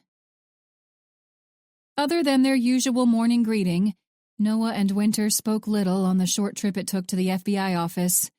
Like he'd anticipated the night before, he wasn't hungover, but thanks to the litany of what-if scenarios that had flitted through his head as he tried to sleep, he wasn't well-rested either. They'd Ubered back to get his truck since he didn't want to stuff himself into Winter's little Civic, which had caused her to roll her eyes. Stifling a yawn with one hand, he flicked on the blinker with the other. "I don't know about you, but I need coffee," he said. From the corner of his eye, He caught Winter's nod. Me too. I slept like shit. You too, huh? Yeah. Her voice was quiet, even strained. He pulled up as close as he dared to the last car in line. When he went to run a hand through his hair, he stopped the motion short of his forehead. Since he'd become so negligent in visiting a barber, he had figured a few weeks ago that he ought to at least style his hair, lest it turn into a shaggy mess. At least 5 days out of the week, he wore a suit and tie to work, and a haphazard mop of hair didn't accompany the professional air that federal agents were supposed to exude. Then again, if he'd ever remember to get a damn haircut, he wouldn't have to bother. I'm sorry. Winter's sudden apology was hurried, almost weary. Her voice snapped his thoughts away from his sense of fashion as he turned to look at her. Fidgeting with the hair at the end of her braid, her blue eyes darted back and forth. What for? He asked. Last night. With a sigh, she shook her head. I didn't mean to, make anything weird. I've got a knack for doing that, don't I? As much as he wanted to know more about her motivation for the offer, he bit his tongue and gave her a quick smile. In all honesty, his uncertainty about her motivation was the main reason he had turned her down in the first place. They'd established that neither of them was drunk, but at the same time, he didn't want to risk an act that either of them might regret. He didn't want to risk an act that would drive a wedge between them. He had only recently begun to feel like their friendship was on steady ground. Before, he'd wondered almost every day if she would up and disappear like she had at the end of the Kilroy investigation. He never doubted Winter's convictions. Loyalty and duty to those for whom she cared came before almost anything else. But those ideals had taken a back seat to her desire to find Douglas Kilroy. Both Winter and Aiden had played the people around them like a set of pawns on a chessboard, but in the end, each of their master plans fell apart. When he thought of the Machiavellian tactics she'd pulled out of her hat during the Kilroy investigation, he realized they had still not talked about those dark months, and as much as he didn't want to bring up the painful memories, he knew they'd have to have the conversation one of these days, especially in light of the idea that their friendship might become more than platonic. But if he was going to rip open that old wound, he needed to be damn sure there was a good reason. Though he wanted to think that she was interested in the same type of relationship development as he wasn't about to hazard another guess. He wouldn't make another emotional confession unless she was the first to reveal her feelings. In the meantime, the last thing he wanted to be was the creepy friend who kept pushing boundaries. The start might have been rocky, but he valued their friendship, and he respected Winter too much to turn into the guy whose advances she had to turn down twice a week. Nothing's weird, darling. He finally managed. Don't sweat it, all right? This might sound weird, but... She paused to sigh again. I think I like it when you fall asleep on my couch. There's something comforting about waking up with your best friend so close by. It's just working this job, putting as many hours into it as we do some weeks. It feels isolating sometimes. But when you're around someone you care about in just some of those little places, like when you wake up in the morning, it makes you feel a little less alone. At least that's how it feels for me. I guess I can't say the same for you. He kept his expression nonchalant and thoughtful as he shrugged. The words were among the last he'd expected to hear from her, and he knew he'd need more than just a few seconds to parse through the meaning. I think I'm used to living alone, he said, choosing his words carefully. But I see what you're saying. It's keeping that connection, right? It's easier to keep it if your friend is actually there, if you can actually see them. Right, she replied with a nod. Yeah, I think that's it. Almost like it's a reminder or something. A reminder that I've actually got a friend. Or friends. Maybe you need a roommate. He chuckled. You should see if Autumn's planning to move to a new place once she nails this interview and gets that job. Are you kidding? When Winter chortled at the remark, the tenseness and uncertainty seemed to vanish from the air. I looked up how much money private forensic psychologists make. Even when they're new, they can make more than a sack, unless the sack has been there forever. She's going to be loaded. So? Then you can mooch off her. Shit, maybe we should all be roommates. I'll live in the basement. Oh my God. Winter's laugh made him smile even bigger. She's pretty sharp. I think she'd catch on, and I don't know how much she'd appreciate a couple FBI agents freeloading, even if she is raking in the cash. Now, I never said anything about freeloading, he proclaimed, raising a hand. I'll cook, and I'll clean the pool. So you're a pool boy now, huh, Dalton? You know, I think right now we're getting pretty close to the intro to some cheesy romance novel or a Lifetime movie. Easy way to avoid that, he said with a dismissive hand. I'll just put on some coveralls whenever I go out to clean it. That way neither of you ladies has to worry about drooling on yourselves. He turned to offer her an exaggerated wink. Well, that's boring, she scoffed. Here we were on the cusp of a reality show that'd land us a gig on MTV, and you had to go and ruin it by putting a shirt on. What? His face was beginning to hurt from smiling so much. I don't know how I should take that. You think people would pay money to see me without a shirt on? The little smirk on her lips was just short of wicked, the glint in her eyes mischievous. He'd never seen her wear such a look before. In fact, he realized he'd never seen any remotely flirtatious side of the stoic woman at his side. Until now, he wasn't even sure she knew how to come across as playful. But he liked it. He really liked it. He and Winter hardly had enough time to get settled at their desks before they were summoned to a meeting with the Associate Deputy Director, Cassidy Ramirez. On their way up to the woman's office, they were both quiet, and Noah could only assume that the same litany of scenarios was running through Winter's head, too. Probably one of the people we got in touch with over the past few days, he suggested, his voice an octave lower than usual. Winter's blue eyes snapped over to him, and she nodded. Probably. But being called up to a meeting with the ADD isn't exactly my preferred way to start the day, he muttered as an afterthought. Could be something to do with the press, too, she put in. Maybe the media coverage of this thing is ramping up, and the Bureau needs someone to look pretty for the camera. Man, he said with a quiet snort of laughter. You're really on a roll today, aren't you? As a light chime sounded out, she flashed him a knowing smile. The rest of the journey was made in silence, and as soon as they neared the doorway of Ramirez's office, any air of amusement that might have survived was snuffed out by the woman's grave countenance. To the side of her polished mahogany desk, Aiden Parrish stood, with his arms crossed over his chest. As his icy blue eyes flicked from him to Winter, the man's irritation was plain to see. Whatever the purpose of the unscheduled meeting, Parrish was none too happy about it. Agents, the Associate Deputy Director greeted with a slight smile. Close the door behind you, please. Nodding, Noah eased the glass and metal door closed behind himself. When he turned, Ramirez waved a hand at the two squat chairs in front of her spacious desk. Have a seat. He and Winter exchanged glances before they accepted the offer. There was so much strain in the air, Noah almost thought he could taste it. If Ramirez or Parrish didn't start talking soon, he was sure he might lose his mind. Thanks for coming on such short notice, Ramirez finally said, folding both hands atop the desk in front of her. I'm sure you've already been able to pick up that the reason you're here isn't necessarily one that's chock full of joy. When neither he nor Winter replied, a ghost of a smile passed over Ramirez's face as she nodded. Fair enough. Let's just get right down to it then. You guys have been working for Max for a while, so I'm sure you're used to his no-nonsense approach to meetings. He and I started with the Bureau around the same time, and I can tell you he's always been like that. She paused, seeming to expect some comment.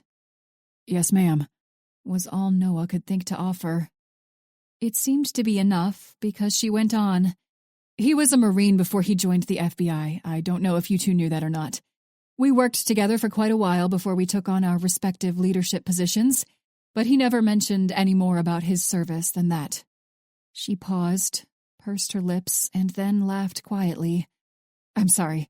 I just said I wanted to get right down to the point, and then I went off on a spiel about something. Noah forced an agreeable expression to his face. Someone needed to say something. Now. It's about our case, she said. And I'm sure neither of you are real optimistic about a surprise meeting with your ADD, so I'll nip that in the bud right now and tell you that neither of you have done anything wrong. This isn't a reprimand. Actually, it's pretty much the farthest thing from a reprimand. Noah relaxed. That's good to hear. Ramirez smiled. You two have done excellent work in the short time you've been here. I know you've heard me say that, and I don't doubt you've heard it from Max, too. You've been working hard on this case, the Haldane and Stockley case, and that's why you're here. Noah's ballsack tightened. They were getting to the point, and the point wasn't good. Shit, what had happened now? Ramirez didn't make him wait for long. This morning, a house cleaner arrived for work at the same place she'd been working for the last 6 years, and she found the homeowner dead. And you think it's related to Haldane and Stockley? Winter surmised. The ADD nodded. We know it is. It's the same weapon, and based on the trajectory of the bullet, or at least what they've been able to analyze so far, he was shot from a distance of about a half-mile. No one heard it, so there's a possibility they used a sound suppressor. Then again, the house was pretty isolated, so that's not necessarily set in stone. No one nodded his understanding, but he knew they wouldn't be in a meeting with the ADD just to go over a new crime scene, even if the scene was affiliated with the same person who had killed Haldane and Stockley.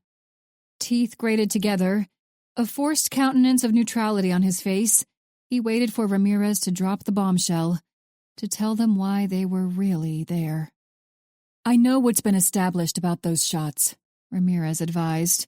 This time, her dark eyes flicked over to Aiden, that the person who fired them had to have been trained by either the military or law enforcement.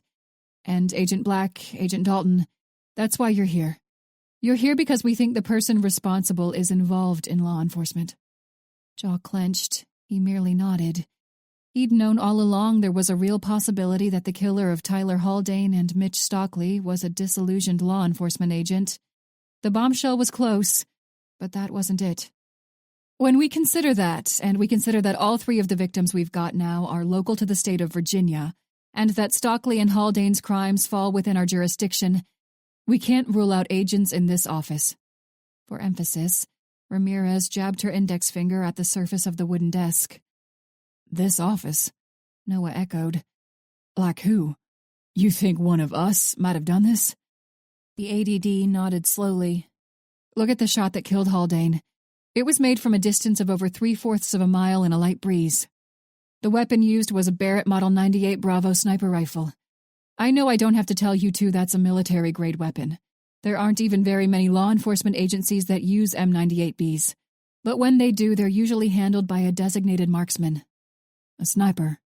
Noah managed a quick glance to Aiden Parrish.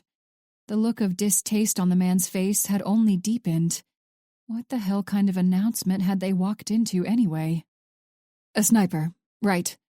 Ramirez tapped her fingers on the desk.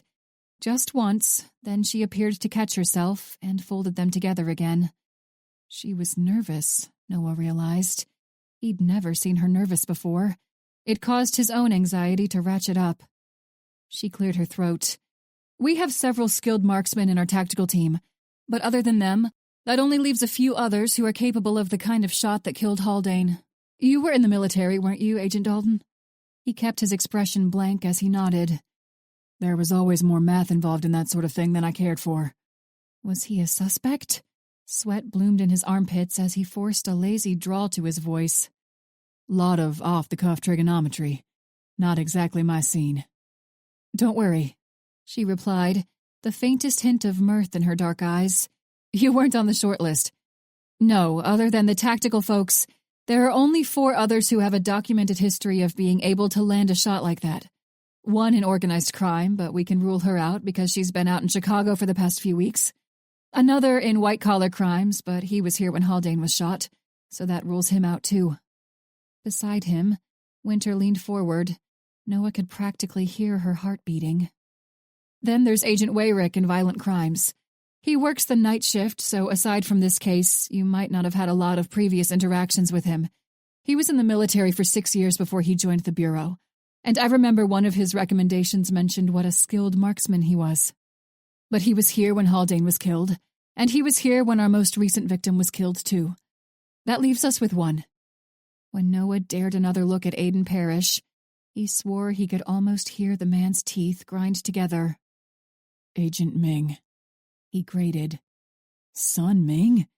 Noah echoed, furrowing his brows. I knew she'd won a lot of awards for marksmanship, but you really think that she would have up and killed 3 people? It's not a matter of what I think or even what I feel, Cassidy replied with a shake of her head. It's a matter of where the evidence leads us, and at this point, a great deal of it is pointed in Agent Ming's direction. Winter looked as stunned as he felt. How so? Ramirez glanced at Aiden, but he didn't open his mouth. With a look of consternation, the ADD spelled it out. First, Agent Ming doesn't have an alibi for the Haldane murder, and she was in Norfolk yesterday to follow up with a victim. The man who was shot last night was in Newport News. The silence that settled in seemed to permeate every crack, every crevice, every pore. It was suffocating, and the only reason Noah spoke was so he would not drown under its leaden weight. What else? The most damning at this juncture is how vocal Agent Ming has been regarding what she considers to be a grievous miscarriage of karmic justice, that both Kent Strickland and Tyler Haldane lived, while so many perished or received a permanent injury, including herself. Noah swallowed the bile that wanted to backtrack up to his throat. He had no love for Sun Ming, but she was a fellow agent. He hated this. Why us? He asked. You know Agent Ming well enough, but at the same time, neither of you are friends of hers.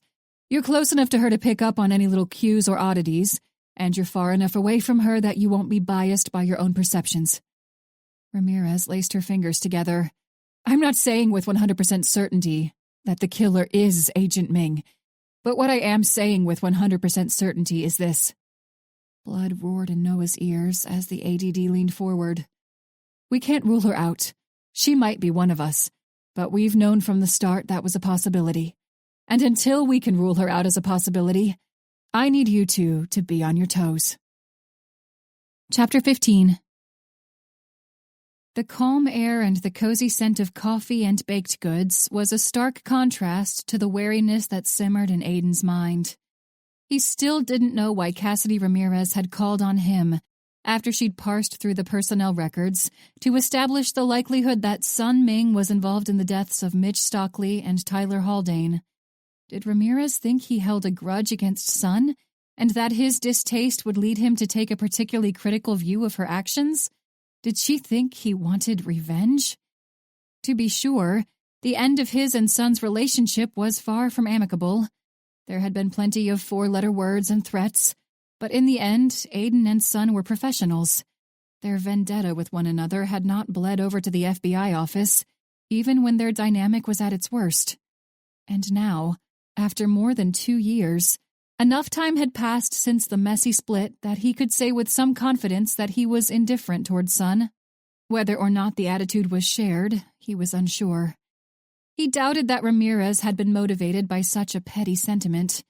Cassidy Ramirez was also a professional, not an angsty teenager. The ADD had needed an expert in human behavior, and that was why she had called him, not due to a lingering misgiving about Sun Ming. And now, he needed an expert in human behavior. Sun Ming had not gone rogue. He was sure of it, or at least he wanted to be sure of it. She was ambitious, but he knew that becoming a vigilante wasn't on her list of job prospects. As he took a tentative sip of the chai latte he'd ordered, he glanced up to where the newest patron pushed their way through the glass double doors. Some of her hair had been pinned back with a shiny clip, and the rest fell over her shoulders in loose waves. Though it had been less than a week since he last saw her, he could tell that her hair was a darker shade of auburn. He'd never fully understood people, men and women alike, who dyed their hair, but when he thought of Autumn's response to the question, he felt the faintest hint of a smile tug at the corner of his mouth. "Why does anyone do anything for their appearance?" she had said, fixing him with a matter-of-fact look as she held her hands out to the side. "For vanity. Duh. Why do you always dress like you're headed to the Oscars? Seems like a band t-shirt and a pair of cargo shorts would take a lot less effort. You'd cut 20 minutes off your morning routine, easy. not to mention all the money you'd save at the dry cleaners." With the same hand he now raised in greeting, he had tipped an invisible hat to her logic. He had gone on to speculate about how he should handle casual Fridays at the FBI office, much to her amusement.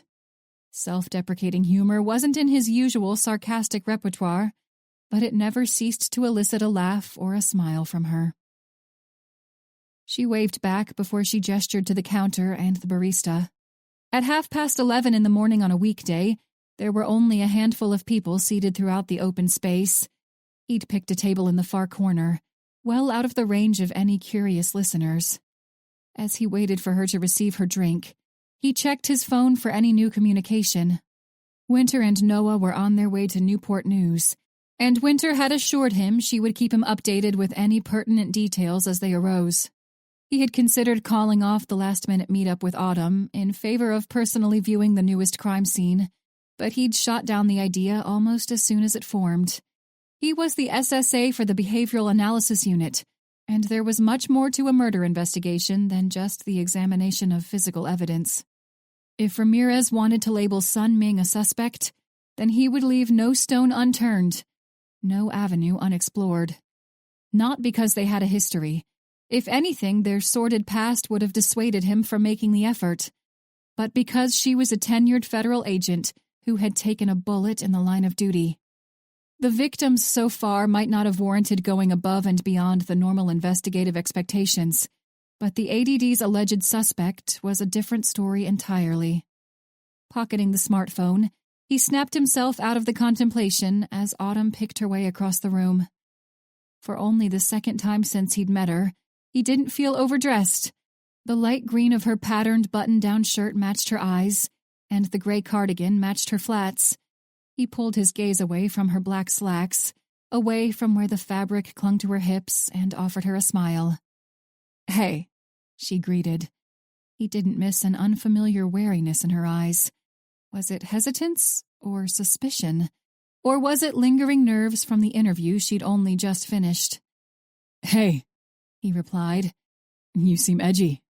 How did the interview go?" There was only one way to approach Autumn Trent, and that was to be straightforward. Any time he had tried to subtly prod her for information, she had seen right through the words. As she sipped at her drink, she nodded. "It went well. Seems like a pretty fast turnaround.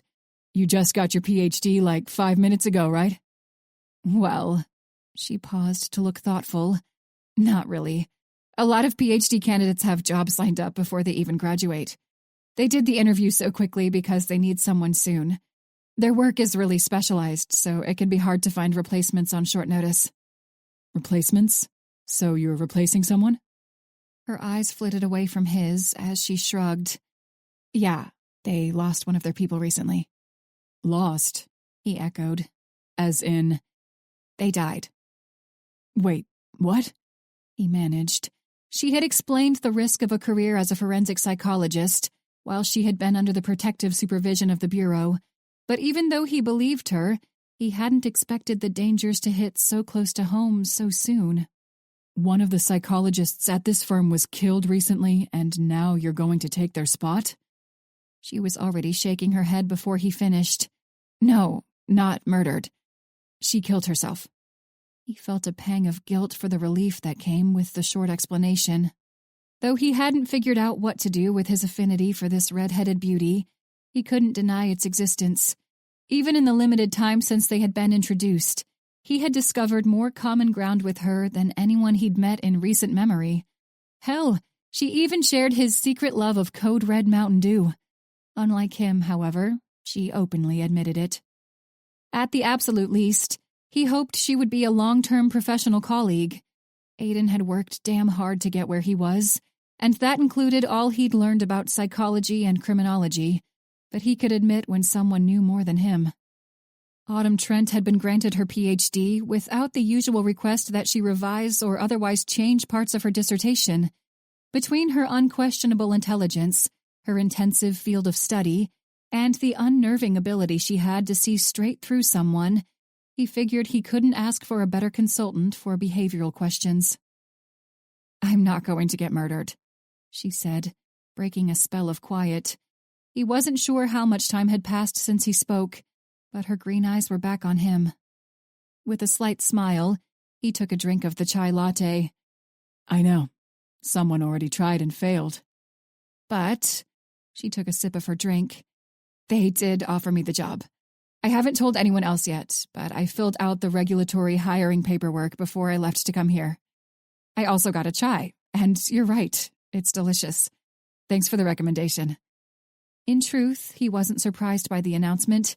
She was brilliant, and any employer would have to be inept to turn her away. In that case, he said as he extended a hand to her, let me be the first person to say congratulations, Dr. Trent. As he had hoped, a wide smile brightened her face, but the expression seemed to dim when she accepted the handshake. Thank you. You're welcome. For that and for the chai recommendation. Just so you know, though, not every place makes good chai. You've been warned. He pushed her sudden wariness out of his thoughts and offered her a quick smile before he straightened in his chair. Fair enough, she chuckled, but he thought the sound didn't hold the joy it usually did. So, what's up, Aiden? What do you mean? Why did you want to have coffee, or chai, I guess, with me? She arched an eyebrow and took another long sip of her drink. To tell you congratulations. I mean, you just got a PhD.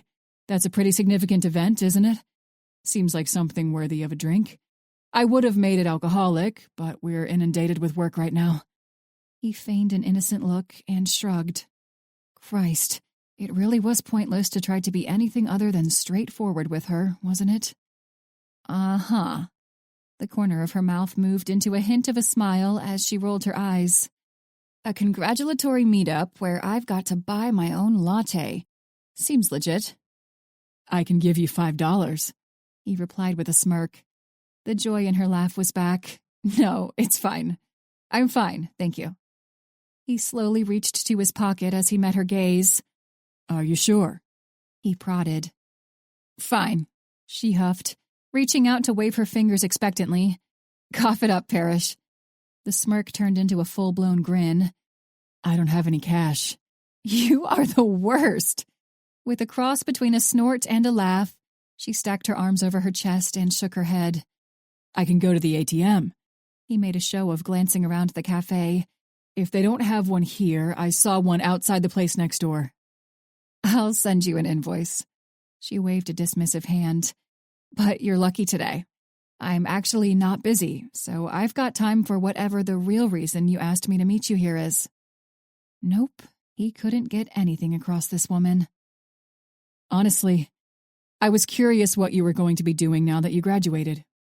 I heard Winter mention it, or at least mention that you had an interview with a private firm. I do have something I wanted to ask you about, too. Efficiency, she surmised with a slight smirk. I can respect that. Plus, it seemed like a good opportunity to double-check to see if you'd consider a career at the Federal Bureau of Investigation. Efficiency and persistence. I can see why you've made it so high up the FBI's food chain. Though her wink was mostly sarcastic, there was another sentiment hidden behind the casual gesture. In that moment, he wished he had her uncanny knack for reading people.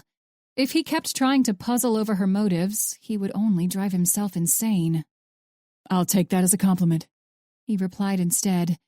You're going to be doing a threat assessment, right? Yeah, she nodded. Workplace violence, recidivism, sexual assaults, things like that. It's similar to what you do, I guess, but it's usually proactive versus reactive. And hey, holding out both hands, she flashed a wide smile. The partners at this firm said that they get contracted to do work for the government, and that includes the FBI. So pretty soon, these Q&A sessions will be on the clock. I'm guessing my $5 won't take me very far then, will it? Nope, she said on a laugh. Her expression softened, and for a split second, she almost looked vulnerable. I know I've been giving you a lot of shit about it, but I actually like having someone to talk with about this kind of stuff. Someone other than another grad student or a professor, I mean. Someone with real-world experience in the field. Someone who's actually had to interact with offenders on a regular basis. He wasn't sure he could have kept the smile from his face if he tried. There had been an unfamiliar pang of guilt at the half-assed effort to coax her to a coffee shop under the guise of congratulations for her impressive academic feat. He was used to employing whatever tactics were necessary to get the answers he needed to clear a case. But whether it was due to the near-disastrous exchange less than a week ago, or the strange bond they'd formed, she was different. I'm glad. I'd hate for you to start billing me by the hour. If you saw the number that was on the job offer they gave me today, yeah, you really would. She hugged herself as she laughed this time, delight exuding from every pore. Really, though, I'm happy to help. She turned serious again. What's up? His smile faded as he turned his thoughts back to the Tyler Haldane case. He could keep up the light-hearted dialogue with Autumn for longer than he could sustain a conversation with most people, but she was right. Based on that look, whatever it isn't good. Her tone had sobered, and she propped her elbows on top of the wooden table as she fixed her attention on him. No, he replied. No, it's not. Does it have anything to do with Tyler Haldane? Yeah, kind of. In spite of the feeling of trust she invoked in him, he still had to be careful to keep the sensitive details of their case to himself. In your knowledge, how common is it to run across something like, I don't know, like Frank Castle, the Punisher? An ex-military or ex-cop who just got fed up with everything and decided to take the law into their own hands, that sort of thing. She studied his face, frowned at whatever she read there. Not all that common. It sounds like there's more to it than that. He pressed. She sighed.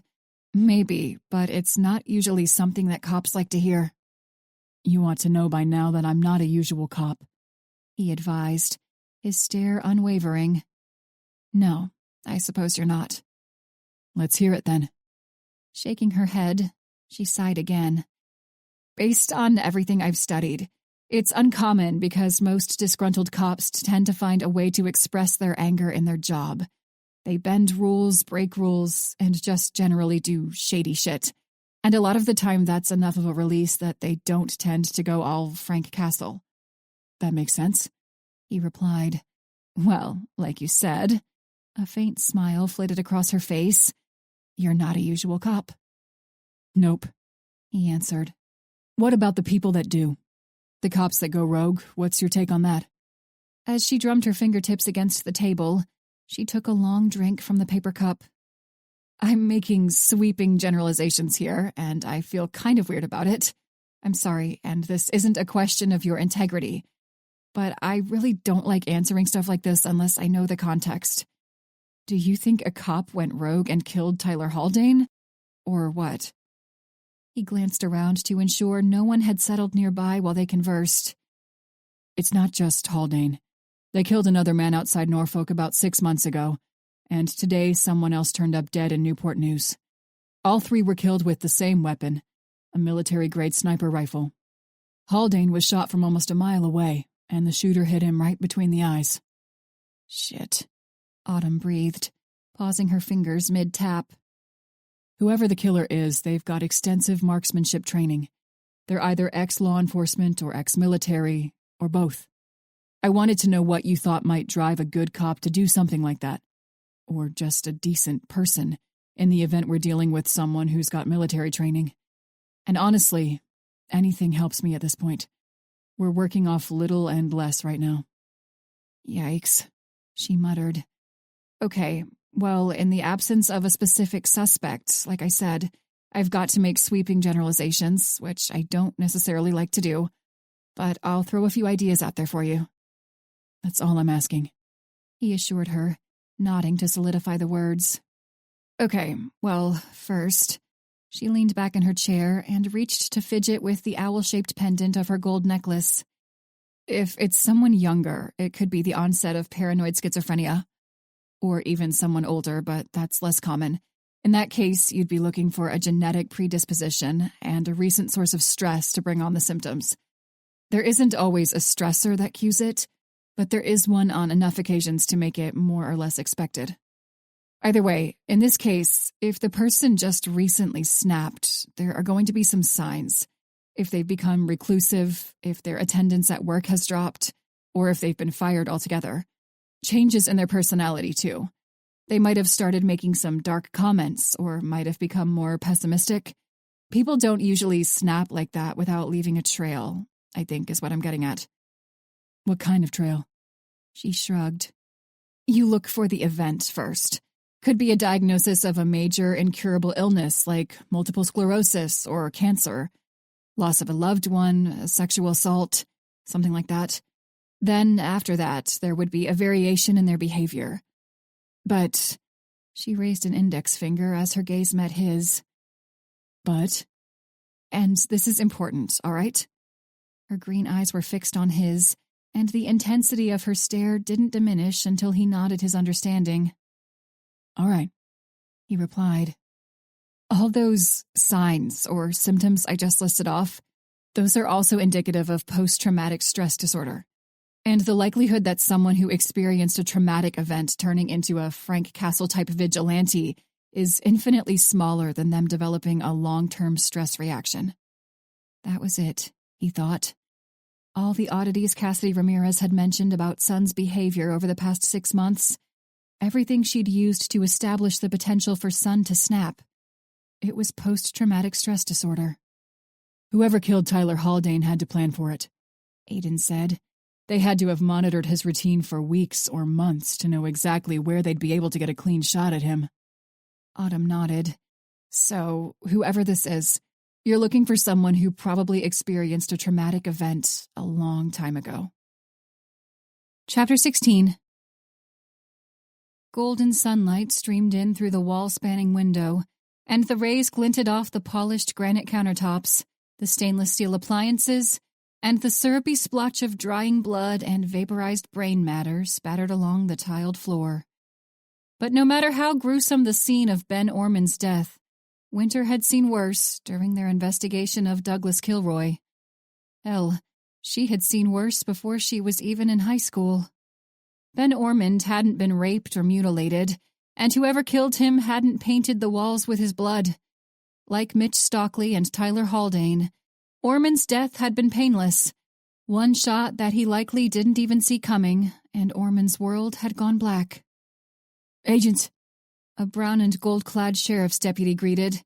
He was young, likely no older than Noah, but his reaction to the gore was no more pronounced than Winter's. Based on the close-cropped military style of his dark blonde hair, he had seen worse, too. Morning, Deputy, Noah greeted. I'm Agent Dalton, and this is my partner, Agent Black. Morning. Winter's salutation was stiff, but she lacked the wherewithal to force herself to come across as amiable. I'm Deputy Eckley, he replied, extending a hand to Noah first and then to Winter. Guess we're outside the city limits, huh? Noah observed. The deputy nodded. Yeah, by a few miles. Along the coast here is a pretty wealthy area, and I'm sure you can imagine there isn't a lot of this around here. Doesn't seem like it's bothering you all that much, Winter put in. She made sure to keep her tone non-accusatory.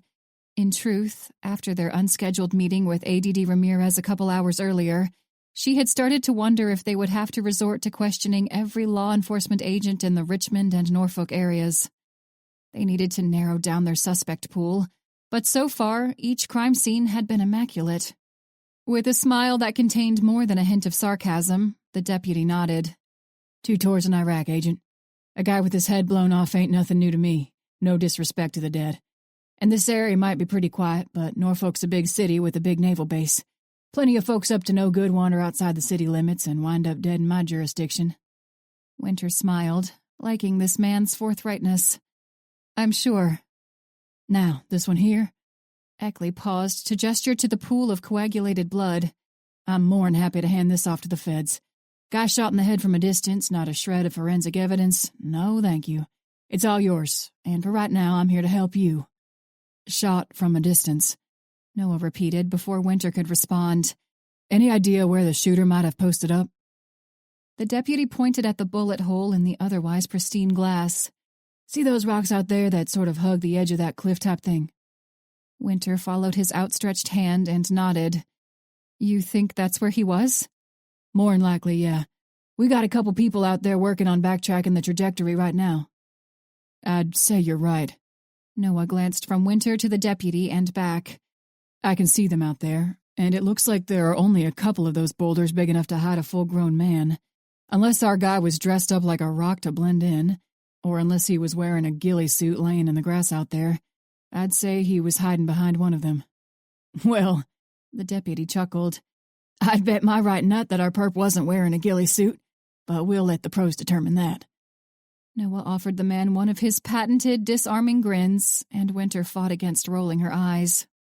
Even when he employed it on someone else, his charm was so damn effective that it was aggravating. "Shall we go see?" Winter asked, forcing the edge from her tone. After you then, agents, Eckley said. Let's go see what we can see.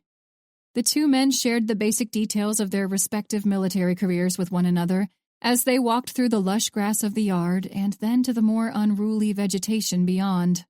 As the late morning sun gradually warmed the top of her head, she wished she had a hat. A giant, obnoxious floppy hat like Autumn had worn on the one occasion they'd driven out to the coast.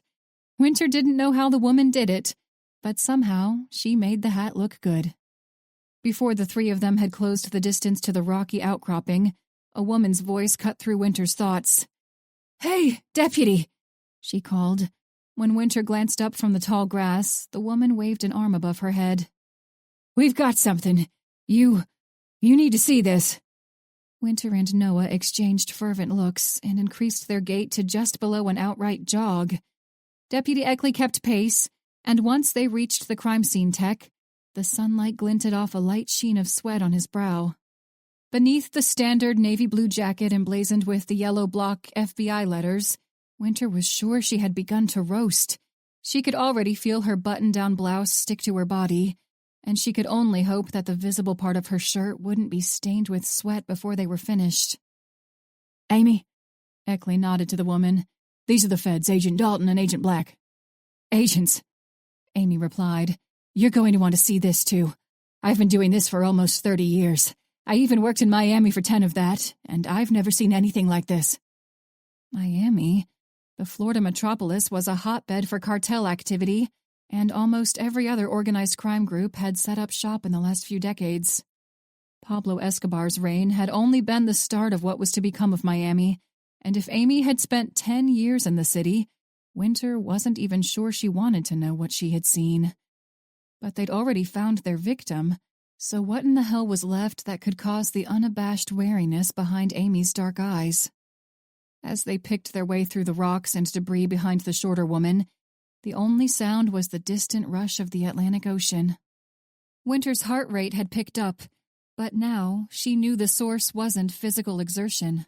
Every step felt like it took a full minute, and by the time they arrived at the boulder beside which a second crime scene tech stood, Winter was sure an entire hour had elapsed. She had imagined everything from a severed head on a pike to a satanic altar, but when her eyes settled on the object of the tech's awe, she took in a sharp breath. "Is that—" Deputy Eckley began, but didn't finish. In response, Amy nodded as she brushed a piece of ebony hair from her face. "Yes, Deputy. It is." "Fuck me," Noah breathed. With a sigh, Winter wiped the beads of sweat from her brow. Over the past hour, her hopes that perspiration would not show through her pastel blue shirt had been dashed. She'd zipped up the lightweight FBI jacket to hide her sweaty shirt, and now she thought she knew what a pan felt like when it was covered in foil and stuffed in the oven. As Noah and the sheriff's deputy conversed inside the air-conditioned house, she had slunk into a patch of shade to call Aiden Parrish to provide him with an update. He'd told her and Noah that he had a meeting scheduled for that morning, but by the time they returned to the house, it was close to 1 in the afternoon. After only 1.5 rings, he picked up. "Parrish." "It's me." Even to her own ears, her voice sounded strained. "How's it going out there?" There was a note of what she could only describe as a cross between curiosity and concern in his voice. It's going." "Did you find anything?" She couldn't help the dry chuckle that slipped from her lips at the question. "You could say that." "Are we playing 20 questions?" Though pointed, the query wasn't hostile. Not yet, anyway. "No, sorry. I'm just still trying to wrap my head around it. Jesus, what the hell happened out there? The victim was shot in the head, wasn't he? Wait, he didn't have family there, did he? No one said anything about that. No, nothing like that. Squeezing her eyes closed, Winter massaged her temple with her free hand. You're not going to believe this. If I hadn't seen it for myself, I don't think I'd believe it either. When she paused, there was silence on the other end of the line. She pulled the phone away from her face to check if the call had been disconnected, but the sweat-smeared screen told her the call was still live. Aiden? She asked. I'm waiting on you. We've already established that I'm not playing 20 questions. His voice was as flat as she'd ever heard it, and she was reminded of their meeting with ADD Ramirez. Aiden had left the office before her or Noah, and she hadn't interacted with him since. Apparently, plenty of the irritability remained. Right, she sighed. It was the weapon, the rifle used to kill Stockley and Haldane. Wait, Aiden interjected. Wait, you found the murder weapon? Where? In the same spot where we believe the killer took the shot at Ormond. They left the murder weapon at the crime scene? She could tell he still thought she was fucking with him.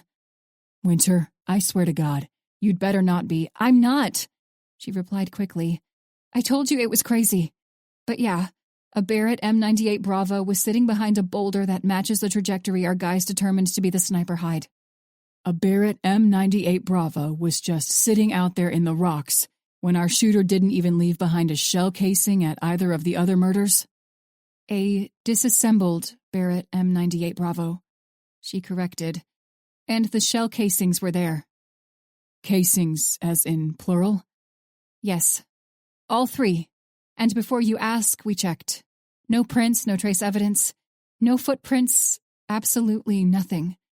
As far as we can tell, we might be hunting a damn ghost. And you know what else? You know what one piece of the rifle was missing? The firing pin. Our shooter kept the damn firing pin, or they tossed it off the cliff into the damn ocean. Winter could almost hear Aiden shaking his head. She lifted her braid from her sweat-sticky neck. That's not it either. Christ, what else? They left a note for us. For the second time, Aiden cut her off before she could elaborate. A note? As in a BTK Zodiac Killer, Ted Kaczynski note? Not a manifesto. She was getting irritated now, and knew it came across in her voice, but she was too sweaty and dehydrated to care. A note, on a note card. All three shell casings were lined up beside it. It was typed, so we won't be able to do any kind of handwriting comparison. It's on its way to forensics now to check for ink type, etc. What did the note say? The sharpness had vanished from his voice, and he sounded as fed up with the day as she felt. It said, and this is verbatim, Stockley, Haldane, Ormond. This is just the beginning. Good luck, agents. Chapter 17. Noah glanced up as Winter made her way into the spacious kitchen. The click of a camera shutter was punctuated by the din of quiet voices as a pair of crime scene techs worked to wrap up their initial analysis of the area. Strands of Winter's ebony hair had come loose from the neat braid, and he caught the glint of beaded sweat on her forehead as she pushed the matted pieces away from her face. He wondered how much of the flush on her cheeks was from the heat, and how much was the start of a sunburn. After all the years spent at his grandparents' ranch, Noah had become accustomed to long-term exposure to the sun, and the occasions he suffered a burn were few and far between. For the beginning 6 months of his tour of Afghanistan, he'd been among the few Marines in his unit who had been able to withstand the bright sunlight without complaint. Between the ranch and the Middle East, he had sweated so much that he hardly paid any attention to the sensation these days. "How are you not dying?" Winter asked as she approached. With a grin he knew would make her at least a little crazy, he shrugged. Good genetics, I guess. It's weird, you know. You're the one who's always cold, too.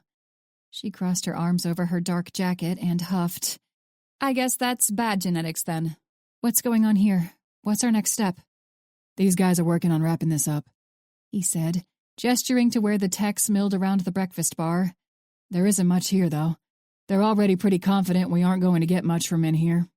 They'll do some more print dusting and picture taking, but that's about it. What do we know about Ben Ormond? She asked. So far, the killers targeted other killers. That's our next step. We've got to figure out how Ormond fits the profile. He was a psychology professor at Christopher Newport University. I suppose we'll start there. If we're going to talk to a bunch of college faculty members, then I need to change or take a shower or something. Gesturing to herself, she flashed him a flat look. I'm pretty sure I smell like a week-old gym sock right now. His sudden laughter drew the attention of the two techs, and he bit his tongue to stifle the sound. That's graphic. You keep a change of clothes in the car, right? Yeah. All right. Well, then we'll stop by the cop shop, and you can do whatever you need to do there while I see what they've got on Ben Ormond. 2 birds, 1 stone. When Noah came across the report of a sexual assault Ben Ormond had been accused of some 2 decades earlier, he wasn't sure if he should be relieved or apprehensive. He consulted with a couple deputies while Winter donned fresh clothes, and they were all under the impression that the woman who had filed the report had moved to the other end of the country. However, when Noah searched for her records in the federal database, there wasn't a thing. If she had moved to California or Washington, she lived completely off the grid. There were no utility records, no financial records, no housing records, or government welfare records. Nothing. According to his search, she had simply vanished. Grating his teeth together, he closed the laptop as Winter emerged from a hallway at the other end of the room. A handful of sheriff's deputies sat at desks throughout the space, but no one paid any special attention to their FBI visitors. The overhead light caught a droplet of water as it rolled from the end of her braid to streak down her blazer. Her cheeks were still tinged with pink, but the outright flush from earlier had lessened. Tucking the slim computer beneath one arm, he rose to stand. You took an entire shower? He asked. As opposed to half a shower? She replied, scrunching up her nose. Or a quarter of a shower? Well, you smell great now. Definitely not like a week-old gym sock. Thanks, I guess. Anytime. It's what I'm here for. Moral support, compliments, you name it. He raised one arm to check the time. 2:15. Plenty of time. I've never noticed that before. Winter's attention shifted to his wrist as she took hold of his arm and squinted at the watch. Is it new? Even through the material of his suit jacket, he felt the unmistakable warmth of her grasp. As his pulse rushed in his ears, he fought to maintain his neutral expression. How did this make any damn sense? How did an innocuous touch evoke so much nervousness and anticipation? They were in the middle of a station full of sheriff's deputies, and all he could picture was wrapping his arms around her shoulders to kiss her, to taste her tongue on his, to get lost in the warmth of her closeness. The pervasive image was as frustrating as it was tantalizing. But when her blue eyes flicked up to his, he was overcome by a realization that made his breath catch in his throat. The seemingly innocent physical contact had been made with purpose, and if they hadn't been surrounded by sheriff's deputies, he would have leaned in to press his lips to hers.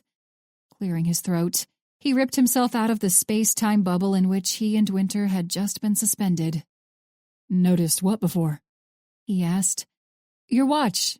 I don't know a ton about watches, but I learned a little bit growing up with Grandpa Jack. The corner of her mouth turned up in a smile as she released her hold. And from what I can tell, that sure is a fancy watch. It is, he confirmed. My granddad collects them. He gave me this one back when I got out of the military. It's been in the shop for a while now. Just got it back a few days ago. How much is it worth? He shrugged. A lot. I never bothered to check. It's old. Vintage, I guess. Probably part of some limited collection from the 60s or 70s or something. Her smile was more pronounced, but he didn't miss the mischievous glint in her eyes. I didn't know that. That's pretty cool, though. Between that and your hair, it seems like you've got this sharp-dressed thing down pretty well. I can't tell if you're teasing me or giving me a compliment. Might be a little bit of both. She gave him an uncharacteristic wink. All right, enough fashion talk. Did you find anything about Ormond? Right. Ben fucking Ormond. He barely suppressed a groan. Yeah, I did. Got an address for the ex-wife, so I'll tell you the rest on our way to her." She headed for the door. Sounds like a plan. On the short drive to Linda Cahill, formerly Ormond, he ran through all the information he'd unearthed on the sexual assault allegation from 20 years earlier. The victim, a woman named Paula Dietrich, had been a client at the counseling practice that employed Ormond. According to police records, during one of their sessions, Ormond had drugged and assaulted her, and then tried to convince her the entire experience had not really occurred. Like the case of Ann Timpson, there hadn't been enough evidence for the police to pursue formal criminal charges against Ormond. However, there had been enough for the state to revoke his license to practice. From there, the details became fuzzier, but in the long run, the black mark had been all but erased from Ormond's record. He went on to teach psychology at Christopher Newport University until he was shot and killed the night before. By the time Noah rapped his knuckles against a wooden door, any semblance of amusement or flirtation had been thoroughly squashed. The portal opened a crack at first, and then wider after he and Noah flashed their badges at the teenage girl. "I'm Agent Dalton, this is Agent Black. We're with the Federal Bureau of Investigation. We're here to talk to Linda Cahill. Is she home?" In response, the girl nodded. "Can we talk to her?" Winter pressed. "Hold on," the girl replied as she turned her head. "Mom," she called. "It's for you. It's the FBI." "The what?" a woman exclaimed from the background. "Lucy, if you're screwing with me right now—" The voice grew louder as the orator neared. "No," Lucy chuckled. "Definitely not screwing with you, Mom." "I'm Linda Cahill," the woman said, resting a protective hand on her daughter's shoulder. Her pale blue eyes flicked back and forth between him and Winter, but her expression was unreadable. "How can I help you, agents?" "We've got some questions about your ex-husband," Winter said. "Do you mind if we come in? Honestly, I've been out in this 100-degree nonsense all day, and I'd really appreciate a break." Lips pursed, Linda nodded as she and her daughter stepped aside. "Come on in. We can chat in the living room. Can I get either of you anything to drink?" "You should take her up on that," Lucy said from the foot of a stairwell. "Mom's lemonade is the shit, and she just made some." "Thanks, Lucy," Linda returned. As she waved a dismissive hand, her daughter grinned and made her way up the steps. "But yes, agents, if you'd like some lemonade, I'd be happy to share. Why don't we just head to the kitchen and talk in there?" "Kitchen's my favorite room in the house," Noah replied with a grin. "Smart man," Linda commented, waving an appreciative finger. "This is a nice place," Winter said as they followed Linda into the sun-drenched kitchen. "Is it just you and your daughter here?" "It sure is," their hostess replied. "Been that way for about 10 years now. I guess marriage just isn't really my strong suit. Married and divorced 3 times. She set a couple glasses atop the granite counter and brushed a piece of golden hair from her face.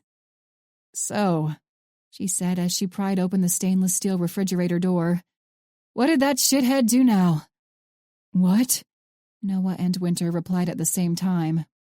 "I'm assuming that's why you're here," she answered, shrugging as she filled each glass from a plastic pitcher. "You mean Ben Ormond, right?" Noah managed to ask. "I do," Linda nodded. "What did that prick do now?" "No love lost there, huh?" Winter remarked as she took a sip from her glass. "Wow, your daughter wasn't kidding. This lemonade is amazing." Mid-drink, Noah nodded his agreement. There was a balance between sweet and sour that he didn't realize could even be achieved with regular lemonade. "Thanks, it's my mother's recipe. The trick is to make it with simple syrup instead of just sugar. You can put strawberries in the syrup, or raspberries, blueberries, whatever you feel like." Leaning against the counter, Linda crossed her arms. "And no, there's definitely no love lost between me and that asshole." "Has he bothered you since you've been divorced?" Winter asked. "Really?" Linda gawked. "You really don't know? Are you sure you're FBI?" Noah drew his brows together. "No what?" 3 different times. She held up 3 fingers for emphasis. 3 damn times I tried to file a restraining order on that son of a bitch. Not for me, but for Lucy. That bastard is convinced that Lucy is his. He's got a PhD, but apparently they didn't have any mathematic requirements for him to get that degree because he can't figure out that there's no possible way she's his. Linda threw up her hands, a flush pinkening her pretty face. And considering it's my body, I'd say I'm the expert on the topic, right? But, oh no. She laughed, a bitter sound. Not to Ormond. He's been trying for the past 2 years to get a DNA test. And if I wasn't privileged enough to make the kind of money I do, the financial burden alone would have been enough to make me snap. I don't want my daughter to have to deal with that shit.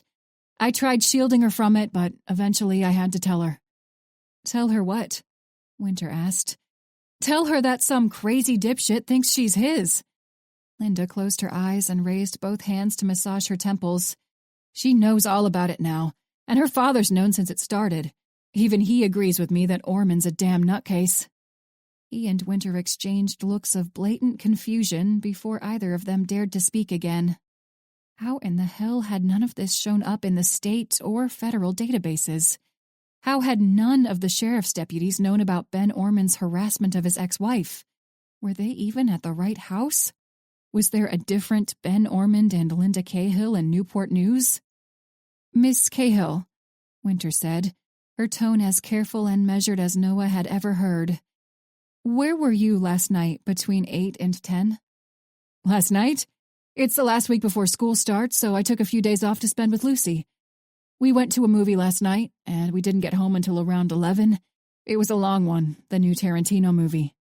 If awards existed for coolest mom, Noah thought that Linda Cahill would be a fierce competitor. Why?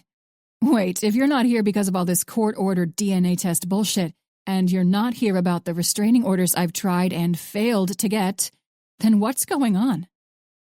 Ben Ormond is dead, Noah said, ripping the bandage off quickly. He was shot and killed last night.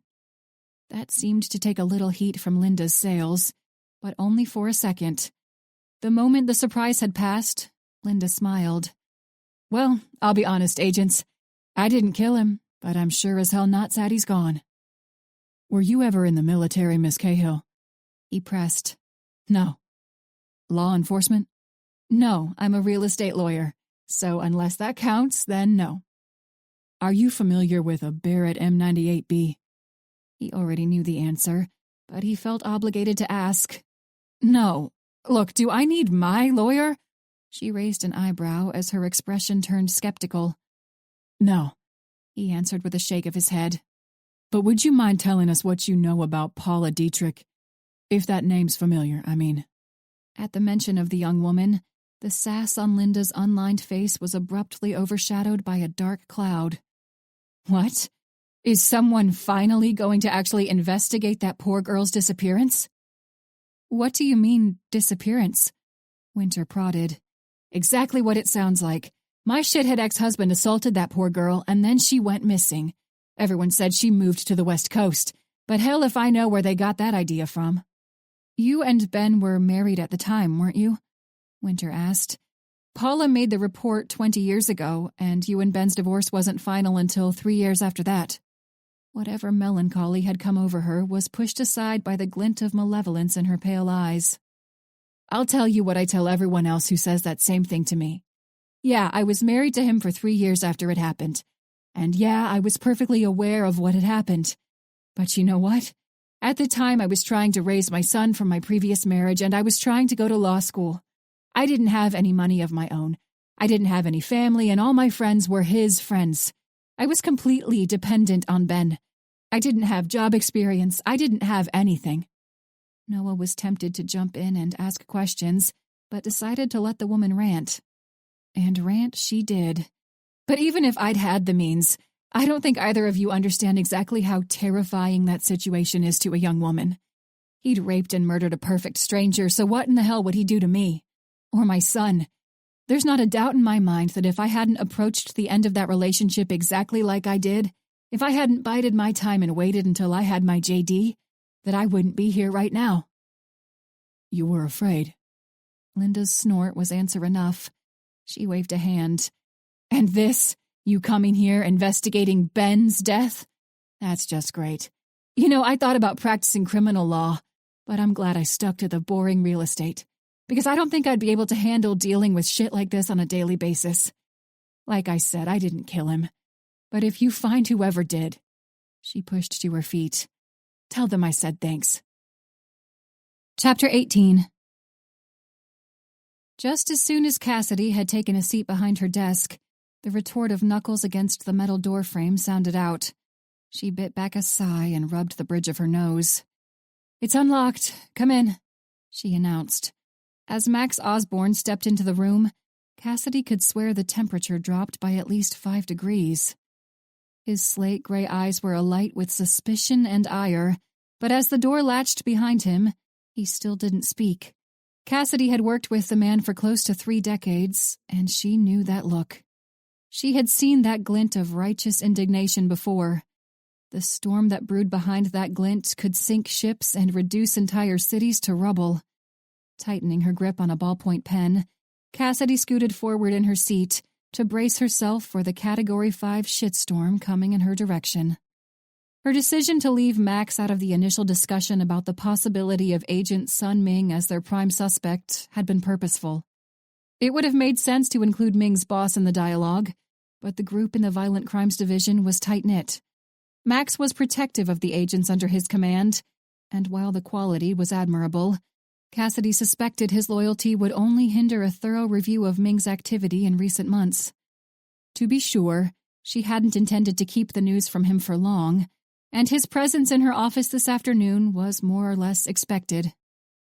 "Have a seat, Zach Osborne," she said after a prolonged silence. Crossing both arms over his black suit jacket, the Sack shook his head. "I've been sitting all day. I'm fine." Cassidy bit back a sigh as she nodded. "Understood? What can I help you with, Osborne?" He narrowed his eyes. "You're smart, Ramirez. I'm sure you already know why I'm here." "You're here about Agent Ming." Cassidy twirled the pen between her fingers. More than almost anyone else in the entire Richmond FBI office, she respected Max Osborne. She knew he could have ascended to the associate deputy director spot, but the position had never been his goal. He had a knack for bringing out the best in the agents under his tutelage, and that was where he had decided to stay. But as shady as Cassidy felt for keeping such a volatile piece of information from him, she knew she had done what was best for the Bureau, and for the victims. The victims. 2 rapists and a mass murderer. She pushed the thought to the back of her mind as she met Zach Osborne's intense stare. No matter their crimes, the 3 men had all been murdered, and the FBI had a duty to investigate their deaths. "I'm here about Agent Ming," Max said when she didn't elaborate, "and I'm curious why I'm just now learning about this, when it seems like the inquiry into her has been ongoing for at least a couple days." "No one other than an internal investigator and I knew about it until this morning. I needed to look over everything before I could make a decision to establish Agent Ming as a suspect. I've looked it over and I've made my decision." "Yeah? When did you plan to tell her about it?" Max shot back. "Soon, but we need to finish gathering and processing evidence from the newest crime scene. Until then, I expect you'll keep this to yourself." Cassidy's tone didn't so much as falter.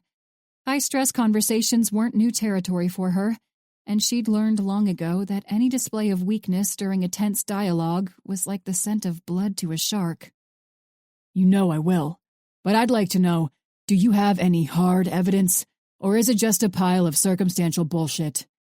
She clenched her jaw before she replied. "We're looking for someone with a very specific set of skills. Someone who's familiar enough with crime scene investigation to ensure nothing's left behind.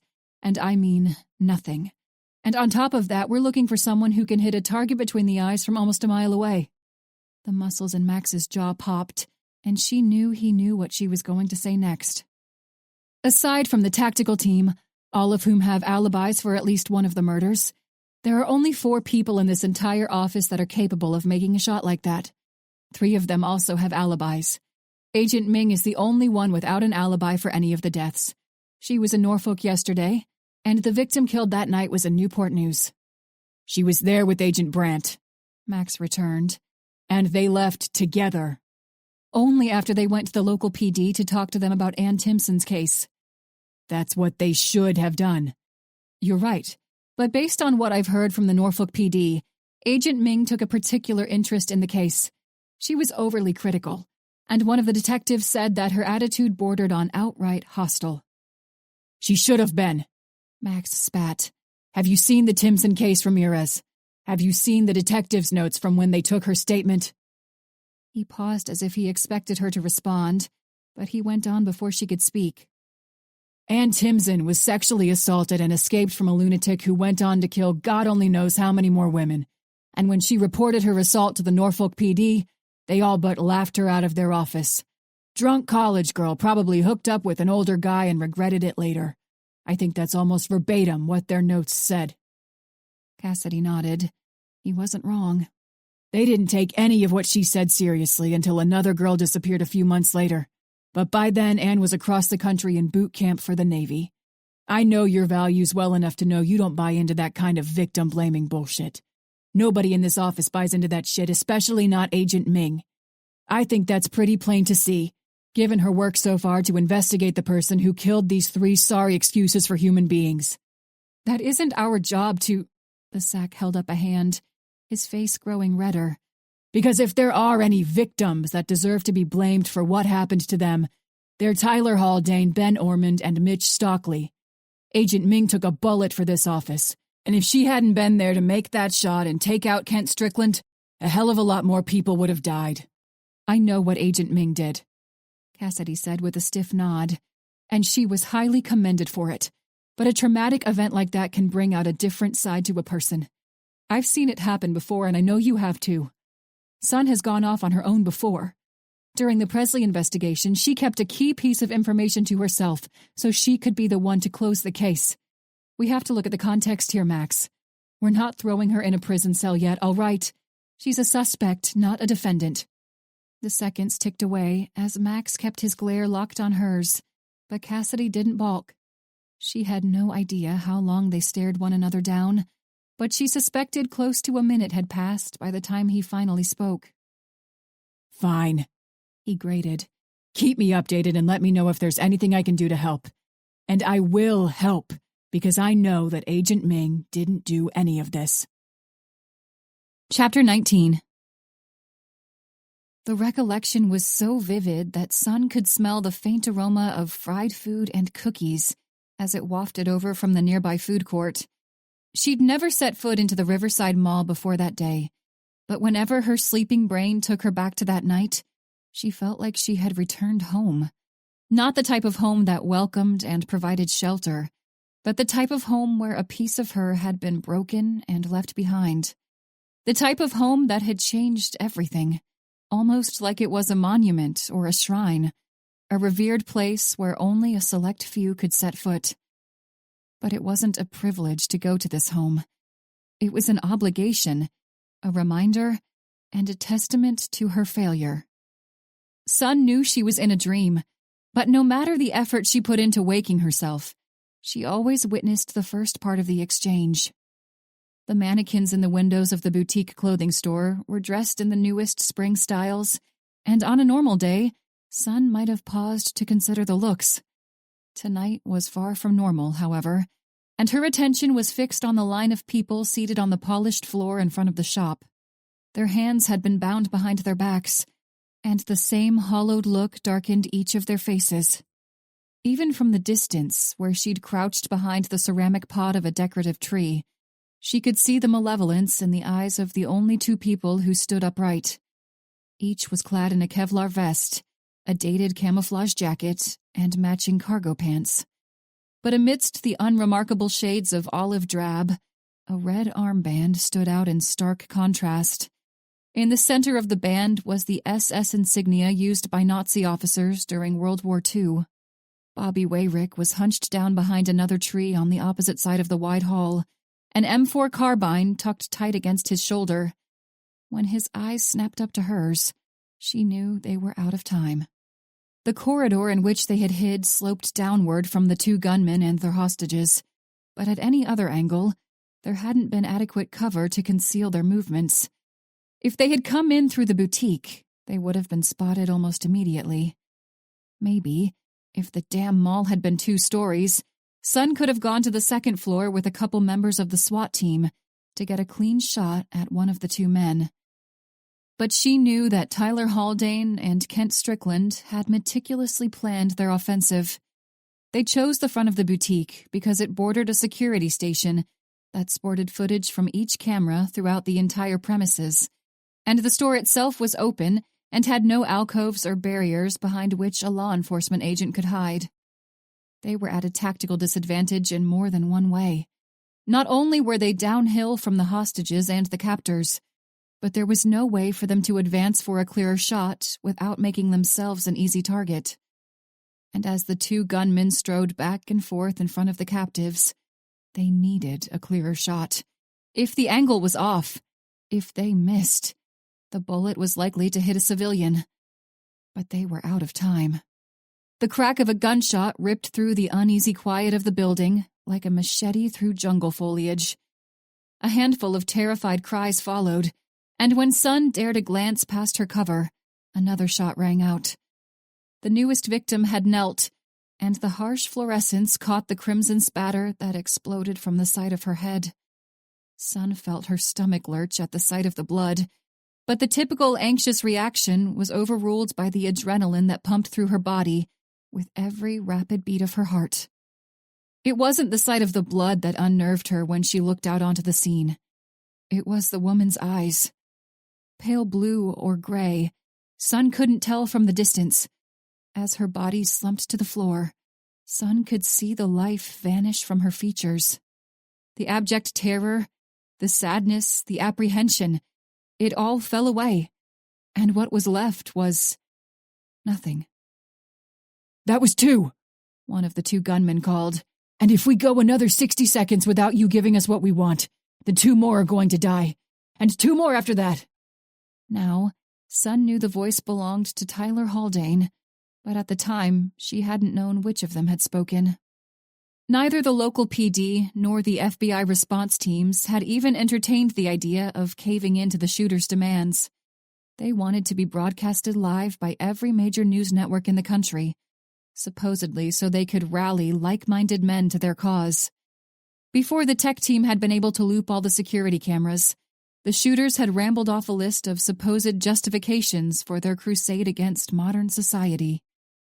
Among the top of their list of grievances was technology, and Bobby Wayrick had made more than one comment about the Unabomber.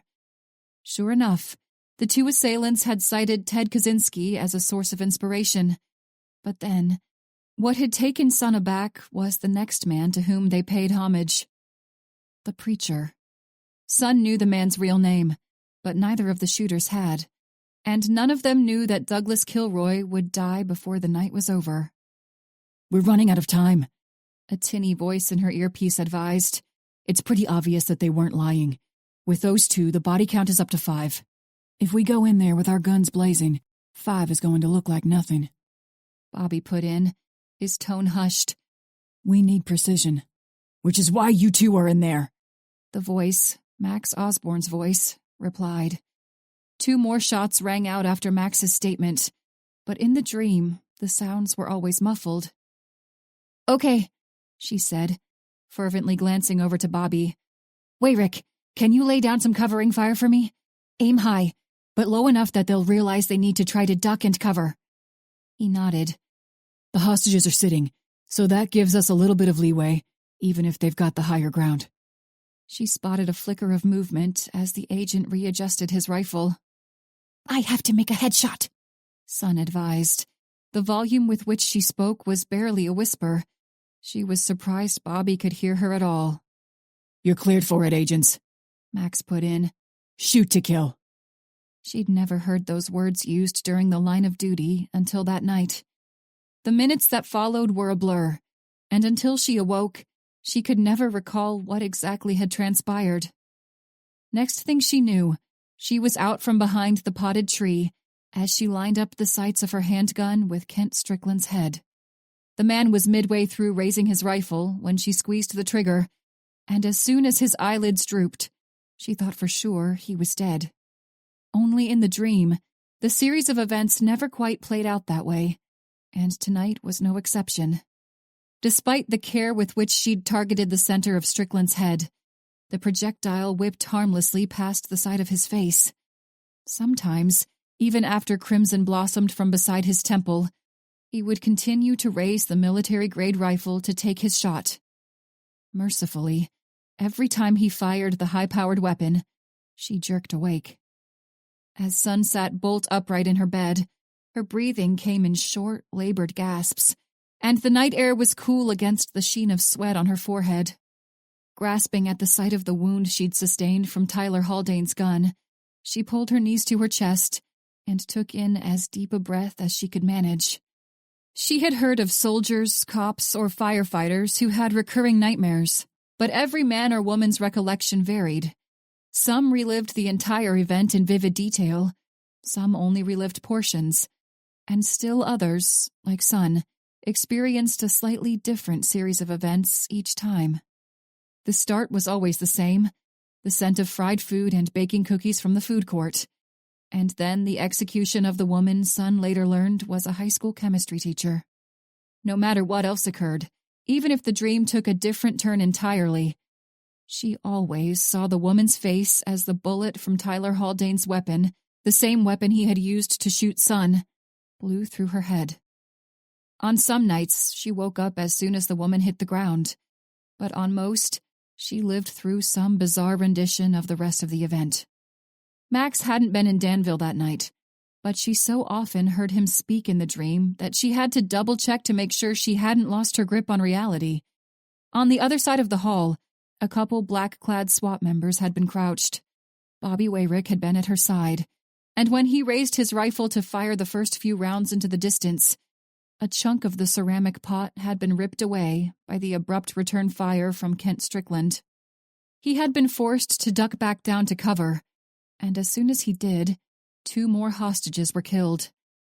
Haldane and Strickland chided the attempt at a surprise offensive, but Bobby hadn't waited to hear the spiel before he'd raised his weapon and fired again. Both gunmen had dropped to their knees to make themselves smaller targets and to put the line of hostages at their backs. At the sight, Sun had been overcome with a cold resolve, the likes of which she wasn't sure she ever wanted to feel again. In that moment, she had been ready to die. If it meant the lives of the men and women at Haldane and Strickland's mercy would be spared, then she would die. She had slung the more powerful M4 over her shoulder and retrieved her service weapon. As long as she didn't miss her target, the 9mm had a far lower chance of piercing through to wound a civilian. Sun never missed. The row of medals in her house was proof of that. As soon as Kent Strickland had slumped to the polished floor, a searing pain ripped through her shoulder. Wayrick had risen to his full height to fire 2 shots into the center of Haldane's vest. The Kevlar ensured the wounds were not fatal, but the force had been enough to knock Haldane off balance. In a blur of movement, a middle-aged man from the row of hostages had leapt up from the floor to tackle Haldane to the ground. Haldane's head bounced off the tile with a sickening crack, and just like that, the fight was over. 13 were dead, 2 critically injured, and 7 more wounded. It could have been worse. It also could have been better. Tightening her grip on her shoulder, Sun forced herself to focus on the feeling of the plush mattress, on the light scent of pineapple from the candle warmer on the nightstand, on the slats of moonlight that pierced through the blinds. The technique was referred to as grounding, and she had learned it not from the FBI-mandated counselor, but from Bobby Wayrick. To this day, he was the only other person who knew about the lingering hardships she still faced. And even though the man had seen more than his share of combat during his tours of duty in the military, she knew the toll that night had taken on him as well. But in the midst of the pervasive feelings of isolation, she and the agent from the night shift had formed a bond. As she glanced to the glowing blue numbers of the alarm clock, she reached for her smartphone. At 2:30 in the morning, Bobby would still be at the FBI office. He hated the night shift, but he stuck to the routine in a half-hearted attempt to keep his sinking marriage afloat. For almost a year, he'd been convinced that his wife was having an affair, but he didn't have the heart to invade her privacy to confirm the suspicion. "Had another nightmare," she typed. "Doubt I'll be going back to sleep anytime soon." His response was almost immediate. "I'm sorry. That sucks. I'm about to fall asleep at my desk. Wish we could swap places. Me too. Want to take a break from work and stop over? I can make some coffee for you so you don't have to drink the poison from the break room. Yes, please. You're a lifesaver. The exclamation was followed by a heart emoji and a happy cat emoji. In spite of herself, Sun chuckled. For now, at least, their secret was safe. Chapter 20. Winter could sympathize with Noah's assessment that he felt more like an employee in a call center than a federal agent. 2 days after Ben Orman's murder, almost all she had done was call around to check alibis. Their list of suspects wasn't so much a list of suspects as it was a list of people who matched the necessary skill set to shoot and kill Tyler Haldane from almost a mile away. Though casting a wide net was often useful to revitalize a case and keep it from becoming cold, a wide net also meant a hell of a lot of tedious work. Twice, including earlier that morning, Winter and Noah had met with ADD Ramirez and Max Osborne to answer a handful of questions about Sun Ming. Has she been jumpy or especially irritable lately? No. Has she taken a major interest in any one part of the case, like the murder weapon? No. Have there been periods of time where her absence has seemed unnecessary or suspicious? No. Even though she hadn't provided any incriminating information about Sun's activities, Winter still felt like a narc. And for what? To find whoever had killed Ben Ormond? The crestfallen look in Linda Cahill's pale eyes as she explained the reason she hadn't reported Ormond to the police was still ingrained on Winter's mind. As far as she could tell, Linda Cahill was a decent person, a good mother, and a tough woman. The fact that she hadn't been able to seek protection from the agency whose sole purpose was to protect and serve had struck a chord for Winter and, as best as she could tell, for Noah. They had dug around in Orman's records some more, and they learned he had been in the same fraternity as a state Supreme Court judge, as well as a couple of tenured criminal attorneys. Just like that, the mystery of how Ormond managed to get away with so many despicable acts had been solved. If the press hadn't been breathing down the Bureau's neck, Winter would have dug in deeper to the histories of Ormond's judge and lawyer friends. She would have dredged up anything and everything she could use to pin them with an obstruction charge for sweeping away Linda Cahill's requests for a restraining order. Even if she couldn't charge them, she would make the acts so well known that the men's jobs would be jeopardized. Instead, she jotted their names and pertinent information down on a notepad and stowed it away in her desk. Once the case was behind them, she would follow up on the three men. The publicity from Orman's murder and the speculation that the killer was a vigilante would be more than enough leverage to draw their transgressions out into the light. Between the unease from her task to effectively spy on Sun Ming, to the irritability that bubbled into her thoughts whenever she so much as glanced at Ben Orman's name, the air in the violent crimes area of the building was all but suffocating. It was 10:15, but she felt like she'd been seated at her desk for at least 12 hours. Whether due to the visit with Linda Cahill or another unknown reason, Noah's demeanor had returned to just a step away from brooding. Even outside the office, a little storm cloud had followed him around for the past couple days. From the corner of her eye, she spotted a flash as the smartphone lit up to notify her of a new text message. She snatched up the device to unlock the screen as soon as she saw Autumn's name. At the hurried movement, she realized how desperate she was for a distraction. All the paperwork went through. It's official. I get to start working tomorrow. The announcement was a much-needed reprieve from the aggravating tedium of the day so far. Plus, now Winter had an excuse to leave the office for a long lunch. That's great news. Let's get lunch to celebrate. I really need to get out of here right now. I feel like I'm in a fishbowl or something. Yikes, Autumn replied. Yeah, you definitely need to get out of there then. Is Noah still being weird, or will he be there too? Winter couldn't help the sigh that slipped from her lips. He's being weird, but he'll still be there. I'll drag him if necessary. Pocketing her phone, she pushed herself away from the cubicle and glanced up and down the short row. There was no one, And as she stood to peer over the partition that separated her row from the next over, Noah's desk was empty. Yeah, I definitely feel like I work in a call center right now. She had been employed by a small center for a few months during college, and the experience had been just short of soul-crushing. Before she could grab her phone to send Noah a text message to find out where in the hell he was, the first twinge of pain pulsed through her head. Shit, it wasn't just a headache. The pain was too sharp for a regular headache. Gritting her teeth, she spun around on her heel and set off for the bathroom at as rapid a pace as she could manage without drawing attention to herself. Her vision swam, but she managed to lock the stall door before she dropped down to sit on the cold tile floor. After gathering a ball of tissue, she closed her eyes and gave in to the darkness. The crackle of burning wood drew Winter's attention to the flames of a tall bonfire as they clawed their way up into the night sky. Pale moonlight glinted off a tarnished metal mug as a pair of women toasted one another. Right away, Winter knew she was far from the modern world, and she was far from North America.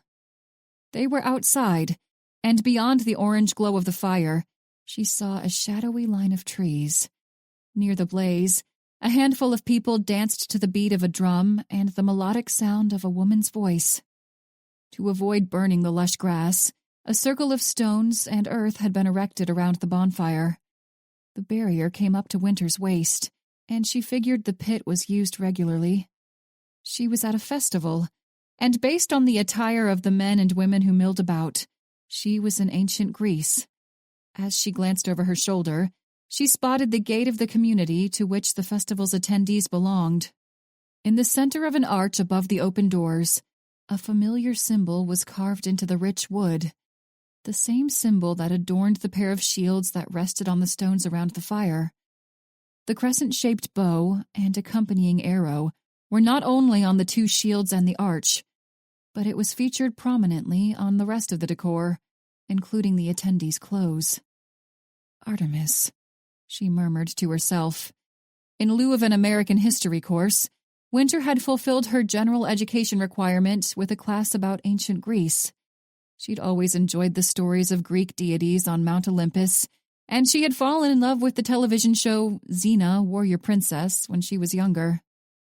Artemis was the twin sister of Apollo, and she had sworn off marriage to be a hunter. Her weapon of choice was a crescent-shaped bow, and depictions of her often included the moon. In ancient Greece, Artemis was the revered goddess of the hunt, and Winter took in a sharp breath. Goddess of the hunt and protector of girls and women. When her eyes snapped open, there was no trace of the headache left, and only a slight splotch of red on the balled-up toilet paper. Blinking to clear her vision, she pushed to her feet. She hadn't been unconscious for long, but as she washed her hands, she hoped enough time had passed for Noah to return to his desk. Aside from the knowledge that the ancient Greeks had dubbed Artemis the protector of women and girls, Winter had no idea how the goddess fit into their case. Was the killer a deranged lunatic who thought they were Artemis? Or were they a worshipper of the ancient Greek pantheon? Or were they just Greek? Ever since the death of Douglas Kilroy, her headaches and the visions that accompanied them had become less and less intense. And with the decrease in intensity came a decrease in specificity, at least this time. Was this how they would be from here on out? Vague depictions with some hidden symbolism she wouldn't unearth until after it was too late? Usually, a vision gave her peace of mind and a direction for a case, but now she was more fed up than she had been before. Even her damn brain wouldn't cooperate with their investigation.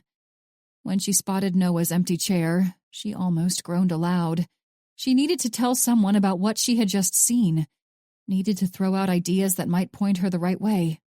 Because if she had to make outbound calls for another workday, she thought she may well play hooky for the next month. Then again, if she cracked and went insane, she wouldn't need to play hooky. Rather than loaf around the VC cubicles, she started for the elevator. There was one other person in the building who knew about her sixth sense, and maybe he would actually be at his desk. For good measure, she typed a quick text message to advise Aiden she was headed in his direction. His affirmative response came before the silver doors slid open, and she breathed a sigh of relief. She still wasn't entirely sure how to act around Aiden anymore, but whether she wanted to delve into the subject or not, she was about to find out. The door to his office was open, and his pale eyes snapped away from the computer monitor as she stepped into the entryway. "Hey." "Morning." He waved her in. "Come in, have a seat." For good measure, she flicked the lock into place after shutting the door. Within the walls of the FBI office, she took any and every precaution to ensure she wasn't overheard when she discussed her sixth sense. The last thing she needed was for someone like Sun Ming to overhear her. She'd already gone spastic enough around the other agent to give her some idea of how different Winter was. "So," when he spoke, she realized she had been silent since she entered. She flipped her braid until it rested along her spine, then was angry at herself for fidgeting. "Sorry." "It sounded like it was something important," he surmised. "Or did I read that message the wrong way?" "No, well, maybe." He lifted an eyebrow. "Want to be a little more specific?"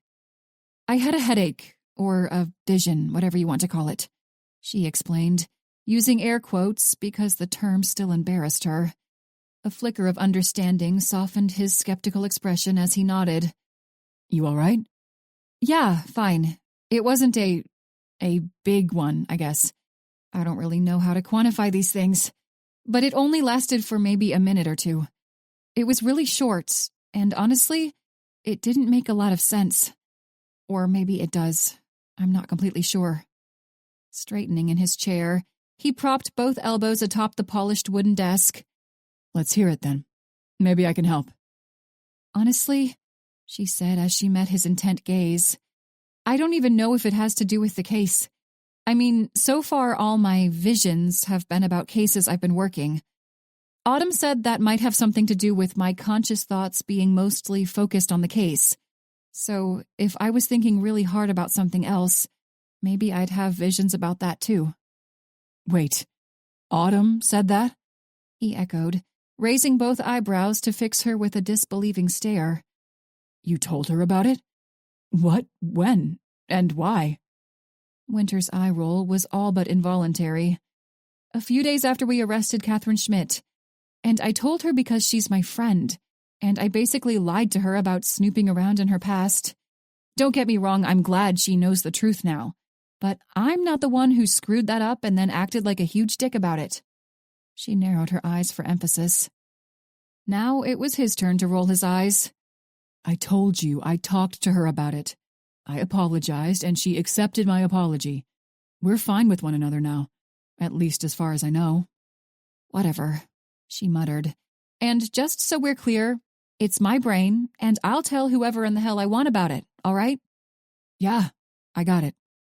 He held up his hands in a surrendering gesture she didn't believe. "I didn't mean to sound like an ass. I was just surprised, that's all." "All right, yeah." She blew out a breath, wanting to get back to the subject at hand. "Fair enough. But anyway, this one just didn't make a lot of sense. It wasn't even anything from this century, even this millennium. It was like I was at this party in ancient Greece. There was a bonfire, music, wine. There was a full moon, and everyone was wearing this crest around their necks." Aiden's stare was intense. She cleared her throat, but didn't look away.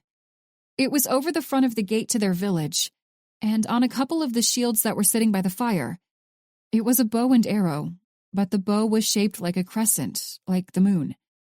That was a symbol for Artemis, the goddess of the hunt, and—" His eyes were already wide, but she paused for dramatic effect. "The protector of women and girls." "Holy shit," he murmured. Winter had expected a countenance of puzzlement, skepticism, or even outright frustration. After all, what in the hell did an ancient festival have to do with the murder of a mass shooter and 2 rapists? But she hadn't expected the unabashed awe on his face. "What?" she asked. "Is there something I'm missing? Is there a cult I don't know about or something?" He had already started to shake his head before she finished the questions. No, at least not that I know of. But that Artemis, I'm familiar with her too. Sun has a tattoo of Artemis on her back, between her shoulder blades. Winter's mouth gaped open. "What?" she managed. She's got a twin brother. His face had paled just a little. And he has a tattoo of Apollo on his arm. It's been representative of their dynamic since they were kids. She's had it for years. "Oh my God," Winter breathed. "There's no way. It can't be Sun. I know she and I aren't going to be friends anytime soon, but there's no way she's a murderer. There's got to be some other explanation." I don't know. He sighed. I agree with you. I don't think it fits her at all. She might be a bitch a lot of the time, but she's not a killer. She's not even really a bad person. She's just introverted. And I think she masks her awkwardness with attitude. "Like one of those fish that puffs itself up when there are predators around," Winter suggested. As soon as she spoke the words, she realized how stupid they sounded. "I'm sorry." She squeezed her eyes closed and pinched the bridge of her nose. No, don't be. There was a hint of amusement in his voice. That's an accurate comparison. And those fish aren't predators, at least not for the most part. Puffing up is a defense mechanism. Right. But shit, Aiden. How do we even start to prove it's not her? Pursing his lips, Aiden leaned back in his chair. I've got an idea. Chapter 21. Autumn felt like she had been lagging behind schedule all day, and even though she was on time to lunch with Noah and Winter, she hustled across the parking lot to the entrance of the cafe like she was about to miss a flight. Though the two cafes had distinct interiors, she still managed to confuse the place with the coffee house where she had met Aiden Parrish earlier in the week. As soon as she spotted her two friends seated in a corner booth, she could tell they were stressed. Not long after her suggestion that they meet for lunch, Winter had sent a text message to ask if she and Noah could pick Autumn's brain for some insight on their current investigation. Winter hadn't provided much in the way of detail, but Autumn suspected the questions involved the same case that Aiden had mentioned. Licensed forensic psychologist or not, Autumn didn't care to speculate on a person's behavior when she was unaware of the context. If Winter and Noah wanted to discuss the same topic as Aiden, she would give them the same answers she gave him. "Hey, guys," she greeted as she approached her friends. Though they each offered a smile in response, Autumn could tell the gestures were strained, maybe even feigned altogether. Her ability to tap into their emotional states with a touch might have been hindered by her familiarity with them, but she suspected that even an average Joe would have been able to tell they were stressed. "Hey, congratulations." Winter scooted to the side to give Autumn room to sit. "You look good. Are those some of the new clothes you got with the gift card Shelby and Bree gave you?" Glancing down to her teal semi-sheer blouse and accompanying gray slacks, Autumn nodded. "I had to go sign some paperwork earlier. Licensing stuff. Figured I shouldn't show up in a band shirt and jeans, you know?" "Good call." Winter chuckled. As much as Autumn wanted to ask them what weighed so heavily on their minds, she bit back the inquiry and glanced over the laminated lunch menu. Despite the medication prescribed by her doctor, her stomach had been a source of constant pain over the last few days. All she had managed to keep down in the last 24 hours was half a sleeve of saltines and some toast, and she realized that she was half-starved. "So," she said, looking up to flash Noah a grin, "are we going to have a scone-eating contest? Winter said this place has pretty amazing scones." His smile in response was only half-hearted, and her curiosity grew. If there was one thing on the planet that could cheer up Noah Dalton, it was food. "Probably not right now." He shrugged, and she didn't miss the forlorn shadow behind his green eyes. "We've still got to go back to work, and if I'm all full of scones, I'm liable to fall asleep while I'm going through all these damn phone numbers." At the mention of the calls, Winter groaned and rubbed her eyes. "He's not wrong," she muttered. I was thinking about double-fisting espressos on my way back to the office. That bad, huh? Autumn chuckled. Her need to know what in the hell was going on had reached critical mass, and if she didn't ask a question to shift the dialogue, she thought her head might explode. Well, what's on your minds, guys? You both seem, I don't know, weird. Heaving a sigh, Noah shifted his gaze to the window at her and Winter's backs as he shook his head. Well, Winter paused to look thoughtful. I know you said that you're going to be doing threat assessment at your new job. Aiden told me a little bit of what he knows about it, and I was wondering if we could get an expert's opinion on something we're working right now. This time, it was Autumn's turn to heave a sigh. I'm guessing this is the same thing I talked to Aiden about a couple days ago, isn't it? Wait. Winter raised an eyebrow. You already talked to him about this? With a shrug, Autumn leaned her back against the cushioned booth. Sort of. It was all pretty vague. He just wanted to know more about what might motivate someone to become a vigilante. I told him that people turning into Frank Castle isn't all that common, and that most disgruntled law enforcement agents find ways to take out their anger in the job. Bending rules, breaking rules, or just generally doing shady stuff. They don't usually break away from everything and go rogue, though. So, what about your job, then? Winter asked. The threat assessment part. It's like a proactive version of profiling, isn't it? Autumn shrugged again and nodded. That's a simplified way to put it, yeah. And what if we had someone we wanted to, assess? Winter's expectant gaze was fixed on Autumn. She bit down on her tongue to keep the wide-eyed stare off her face. Now, this wasn't what she had expected. She'd expected more vague queries and hypothetical situations, not a job proposition. Well, yeah, Autumn said after a brief silence. My new boss said that they have a history of working with the Richmond PD and the FBI. It's a case-by-case thing, for the most part. They get the requests from the cops or the feds, and after they sign some paperwork to agree on payment and confidentiality, they help them with whatever they're asking for. Some of the strain on Noah's face was replaced with curiosity as he glanced to Winter. I think that might be what we need, actually. Winter nodded her agreement. Yeah, I think so too. For what? Autumn managed, furrowing her brows. Are you guys trying to hire me for something? For the first time since she had arrived, the typical good nature returned to Noah's grin as Winter chuckled. I think so, yeah, Winter answered. We've got the budget approved from a SAC. Wait a second. Autumn held up her hands as she turned her incredulous stare from Noah to Winter and then back. Wait, hold on. My first day of work isn't until tomorrow, and as far as I know, that's just like a getting-to-know-you day. They show me around the building, hook me up with an office, that sort of thing. Might as well hit the ground running, though, right? Noah asked with a wide smile. You've got friends that are feds, remember? You've got to get some kind of bonus for putting up with us. Oh my God, Autumn muttered. I thought the all-you-can-eat scones were the bonus. He lifted a lazy shoulder. It's part of it. We could really use your help. When Winter looked at Noah, he nodded.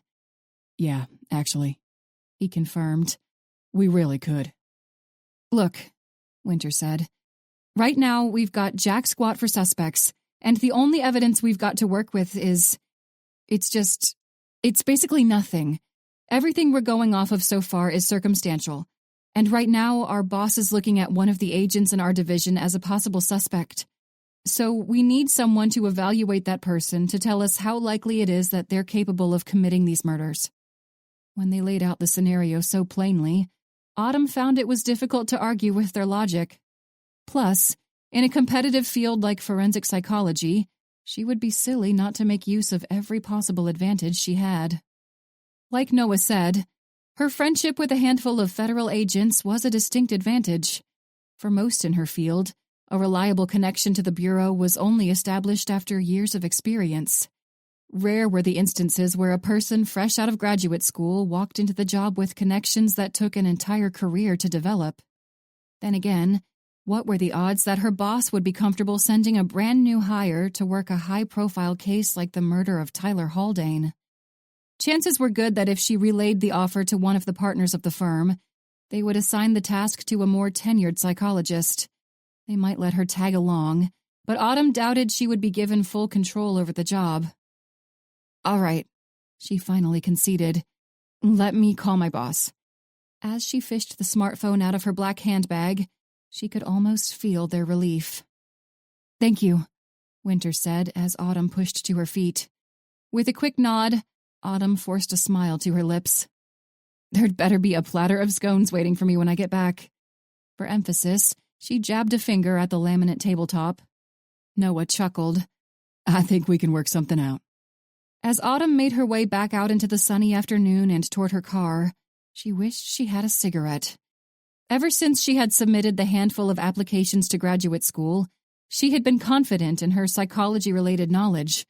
Her grades were always straight A's, and her grade point average had been a perfect 4.0 since her undergrad. Whenever an opportunity to learn outside the classroom had presented itself, Autumn had leapt at the chance. She was well-versed in clinical sessions and research, and she had plenty of hours racked up in both arenas. Hell, her dissertation had been accepted without a request for revisions. She knew what she was doing, so why couldn't she seem to shake this ridiculous lack of confidence? Earlier in the day, both partners at the firm had commended the work she'd done on her dissertation, and they had been impressed with the practicum work and internships she had under her belt. So why in the hell did she want the man on the other end of the line to assign the request from the FBI to someone else? "This is Dr. Shadley," a familiar voice answered after the second ring. "Hello, Dr. Shadley," Autumn said once she was satisfied she had pushed the jitters out of her voice. "This is Autumn Trent." "Good afternoon, Dr. Trent," the man replied. To Autumn, Dr. Mike Shadley came across like a cool uncle or a longtime family friend. Even through the phone, she could hear the smile in his words, and she felt at ease. She was glad she had been able to get a hold of him instead of the other partner, Adam Latham. Dr. Latham smiled just as often as Dr. Shadley, but there was an undertone to the man's expression that made Autumn's skin crawl. As much as she wanted to convince herself that she was paranoid as a result of her upbringing, by now she knew better than to question her intuition. Pushing past the thoughts of Dr. Latham, she leaned against the passenger side of her car and rattled off all the details she had been given by Winter and Noah. Both Adam and Mike knew about her connection to the Federal Bureau of Investigation, and she figured it had been her competitive edge. "All right," Dr. Shadley said once she finished her explanation. "All right," she echoed, her tone carefully neutral. "Yeah, all right," he chuckled. "I'll send the paperwork over to the Bureau. We've worked with SSA Parish and the BAU before. What time is it right now? Little after noon? Everything should be sent over and signed before the end of the day. Congratulations on your first job, Dr. Trent." There was no hesitance in his proclamation, no stipulation that she report each and every move of hers back to him and Adam, no suggestion that she be accompanied by a more tenured psychologist. Apparently, Dr. Shadley had the utmost confidence in Autumn's capabilities. She was still in a state of dumbfounded shock as she swiped the screen to disconnect the call. What the hell? Squeezing her eyes closed, she massaged her temples. On the bright side, she would have a chance to rip off the figurative Band-Aid on her first day of work. The sink or swim methodology had always been conducive to Autumn's learning style, and she had never been keen on hand-holding or micromanaging. If her discussion with Dr. Shadley was any indication, she would fit in her new role at the firm just fine. Chapter 22. When Aiden saw Mike Shadley's name on the electronic form sent over on Autumn's behalf, his eyes widened.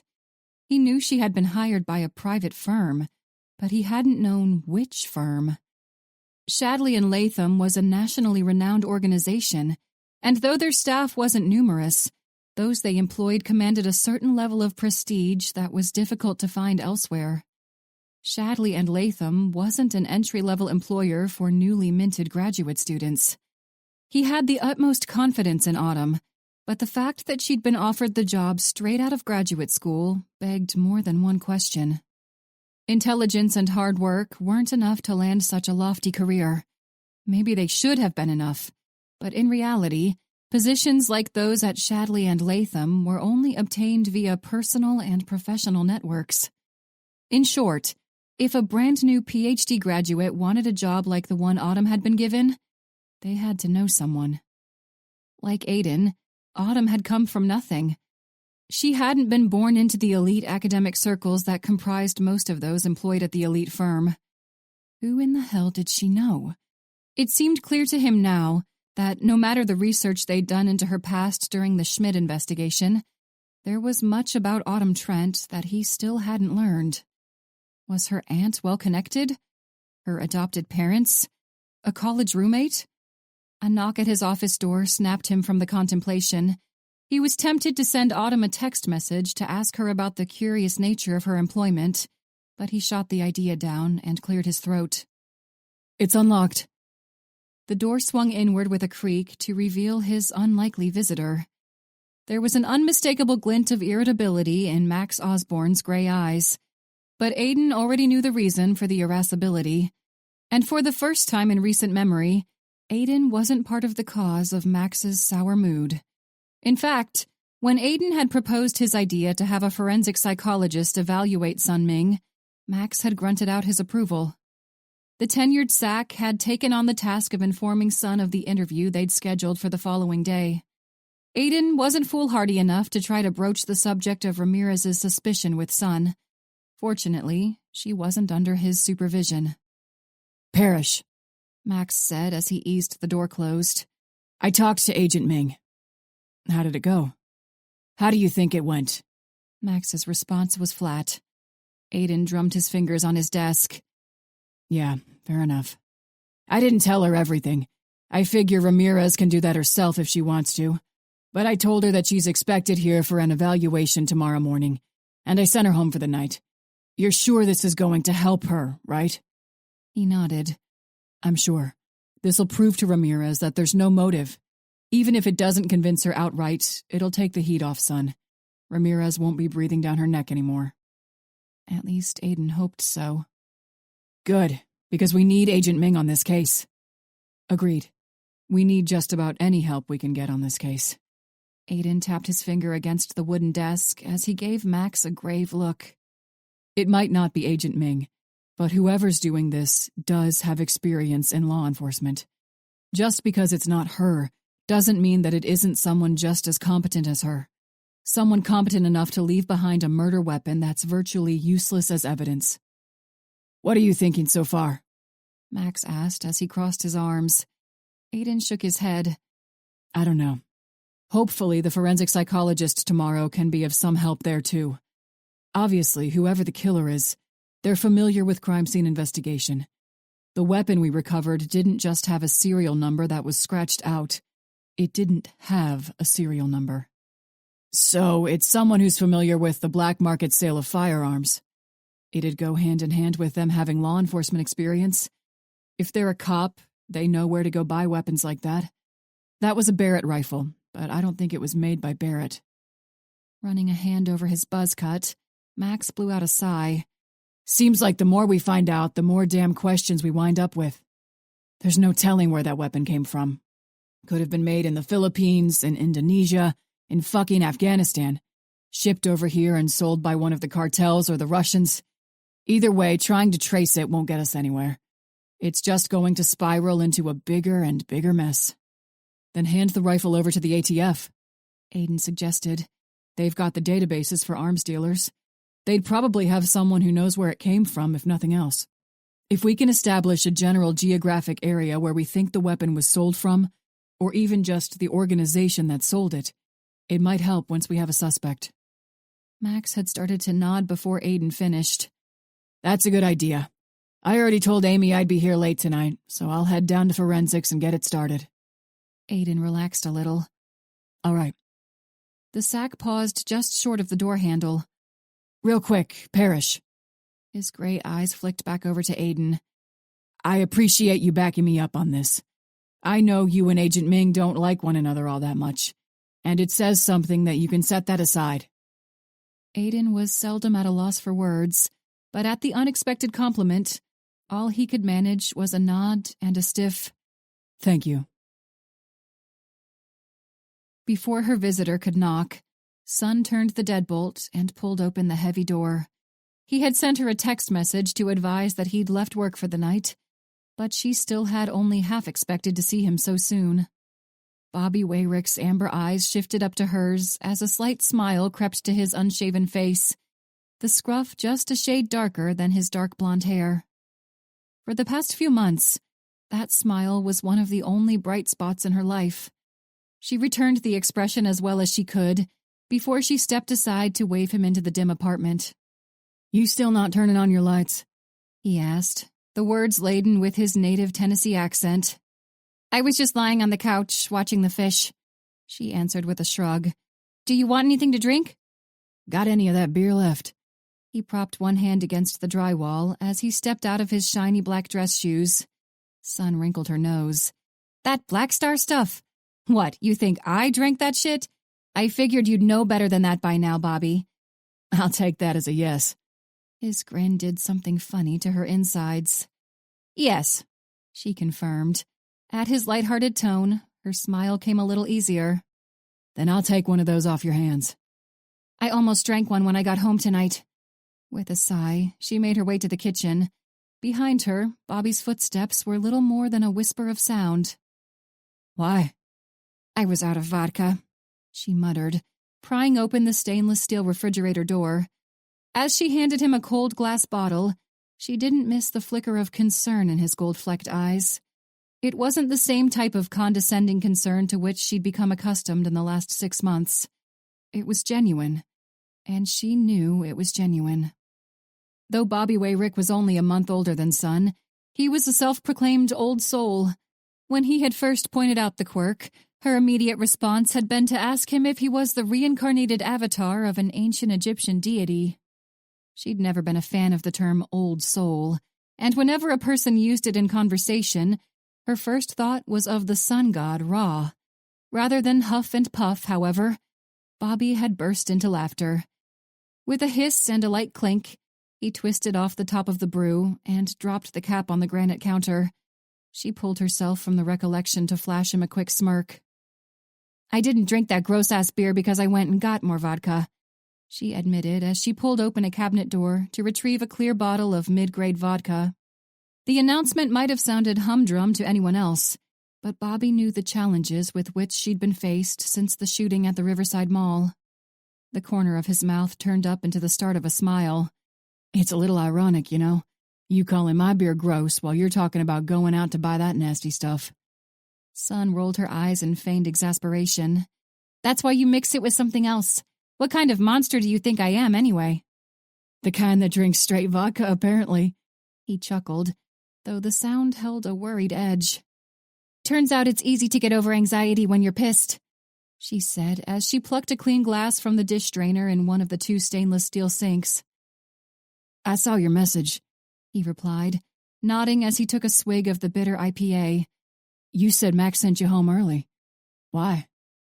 Lips pursed, she dropped a handful of ice cubes into the pint glass before she returned her gaze to Bobby's gold-flecked eyes.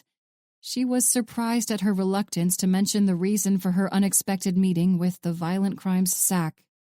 What would Bobby think of her if she said that the associate deputy director had labeled her a suspect in the murders of Tyler Haldane and the 2 others? Would the pieces click together in his mind like they had in ADD Ramirez's? No, she ought to know better by now. Of all the discussions she and Bobby had over the last few months, he'd never once become judgmental.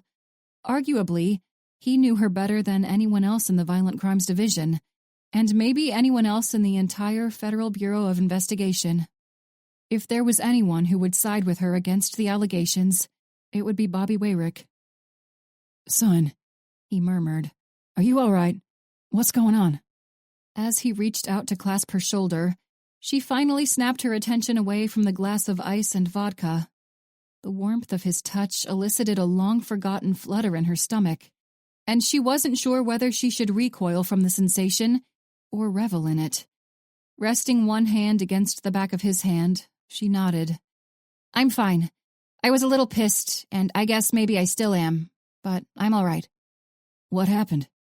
She heaved a sigh as she squeezed his hand. They think that I might have had something to do with the Haldane murder. As she twisted open a bottle of cranberry juice, he took in a sharp breath. Why? He asked after a pause. Because you know how Haldane was shot from almost a mile away, right? Right. And the weapon that was used was a Barrett M98 Bravo?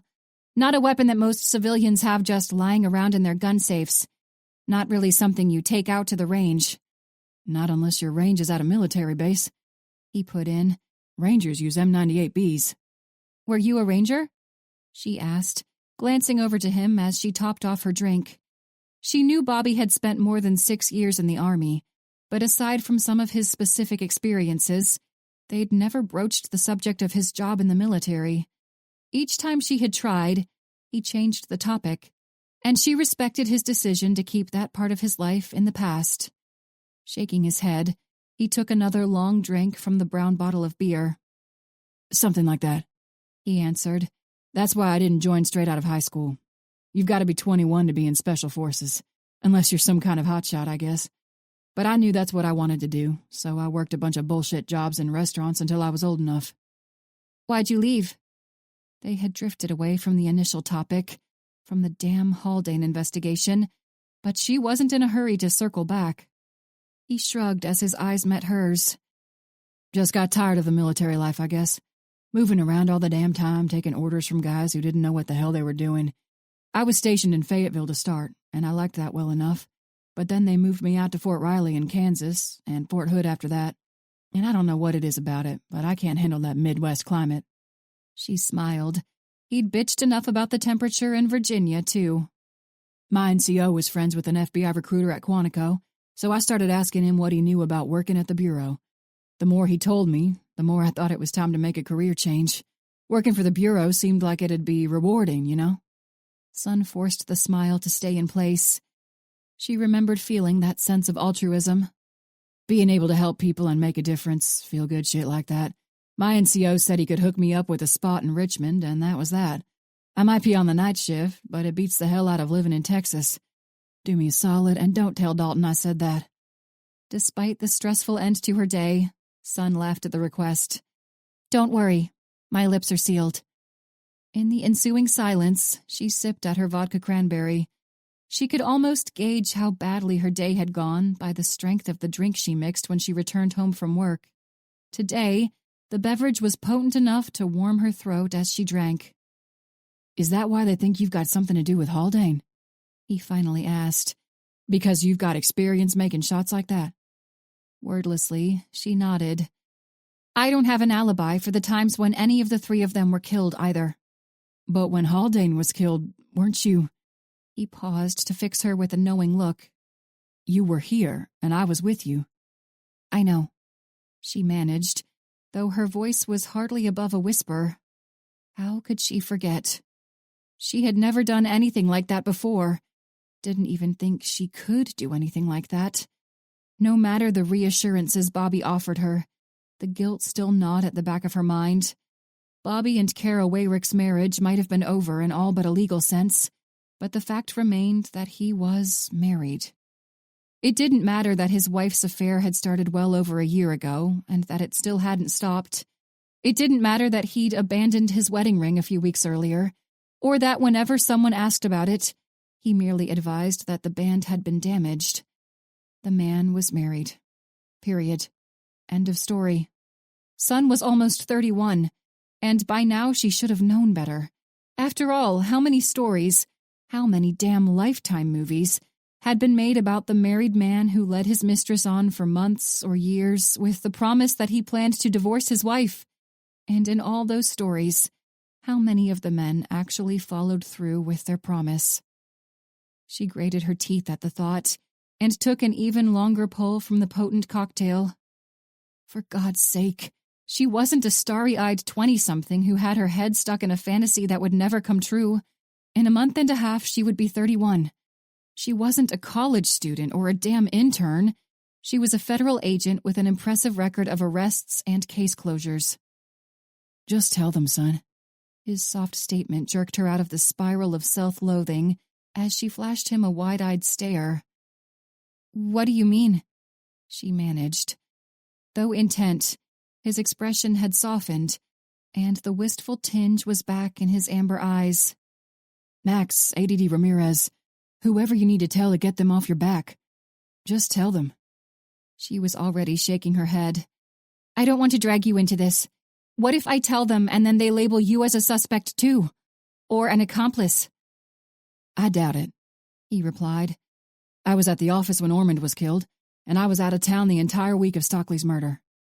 But they might think we're partners in crime or something, she reasoned. Plus, if I mention that, then your marriage is definitely doomed. With a self-deprecating chuckle, he shook his head. That ship's sailed, honey. Might as well rip off the Band-Aid, hammer the final nail in the coffin, break the camel's back, whatever saying you want to use. Might as well just make it official and get it the hell over with. She pushed past the unexpected wave of hopefulness. Though he'd become increasingly more cynical about his marriage, this was the first time she had heard him dismiss the union altogether. I still don't want to drag you into it, she decided. I'm not worried that I'll go to prison. I didn't have anything to do with any of those scumbags getting killed. At this point, all I'm worried about is what will happen at work until they figure out who actually killed those assholes. Don't get me wrong, I'm pissed. But, she paused to hold up a hand as he snickered. I'm not worried. I know I'm innocent, and so do you. Max told me himself that he doesn't buy into any of it either. He said they just have to find something to eliminate me, and he knows they will. He set me up with a meeting with a forensic psychologist tomorrow morning. An evaluation or something like that. Something he hopes will get Ramirez off my back so they can figure out who their actual suspect might be. A forensic psychologist? Bobby echoed, raising his eyebrows. Huh. I know a forensic psychologist. She's the one who told me about this beer. For emphasis, he held up the bottle and took a long drink. I still can't believe there are other people who drink that. Lots of people, he answered with a wink. Setting the bottle on the granite counter, he held her gaze as he stepped forward to close the distance. As much as she wanted to bring up the litany of doubts and worries she had for the future of their friendship, or whatever in the hell it had become, she didn't want to break the spell. Rather than ask what their future held, she followed his lead. She was mesmerized, even enthralled by his closeness, and she couldn't remember the last time she'd succumbed to such a hypnotic lull. They had only slept together once, on the night of Tyler Haldane's death, but when he brushed his hand over her cheek, she felt like they had known one another their entire lives. When he leaned in to kiss her, she didn't hesitate to circle her arms around his shoulders as she parted her lips. With the warmth of his body so close to hers, the worries of the outside world seemed distant and insignificant. I want you to know something, he murmured, his breath tickling the side of her face as he separated from the kiss. This means more to me than just a fling. You mean more to me than that. I don't want you to think that this is some sort of distraction for me. I really care about you, son, and I don't want you to doubt that.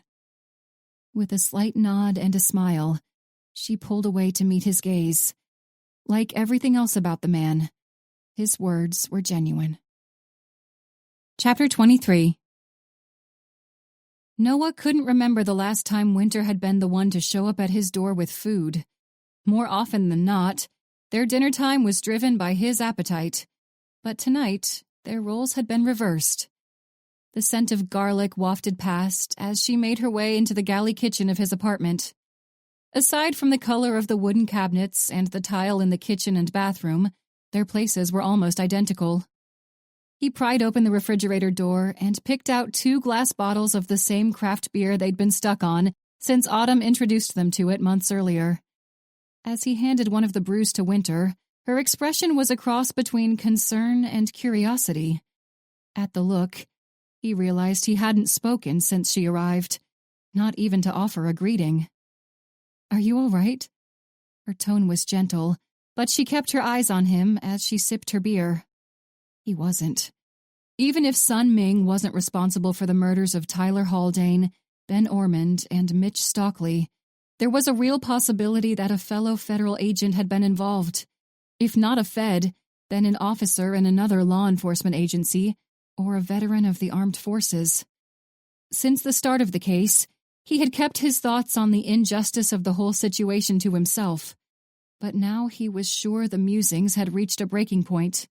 If he didn't talk to someone about them, he knew he would lose the sense of direction that had motivated him to pursue a career with the FBI in the first place.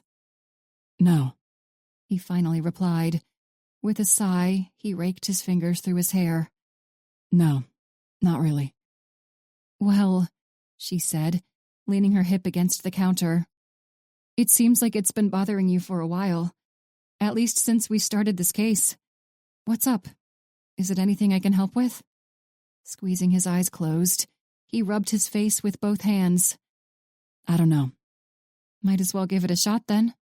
When he dropped his arms back to his sides to look at her, she offered a reassuring smile. Yeah, He agreed. we don't have to stand in here, though. Let's go sit on the couch. It's a sweet couch, Thanks. he replied as he scooped up the foil container of fettuccine Alfredo. Autumn helped me pick it out. It was on clearance. She nodded her understanding and followed him into the living room. Rather than parse through decor at a home furnishing store, he had dug out a few posters, framed them, and hung them on the walls. Though he didn't have a knack for interior design, he still hated bare walls. But at 32, he figured the time to tape band and movie posters on the wall had passed. He was an adult now, and he could afford a damn frame.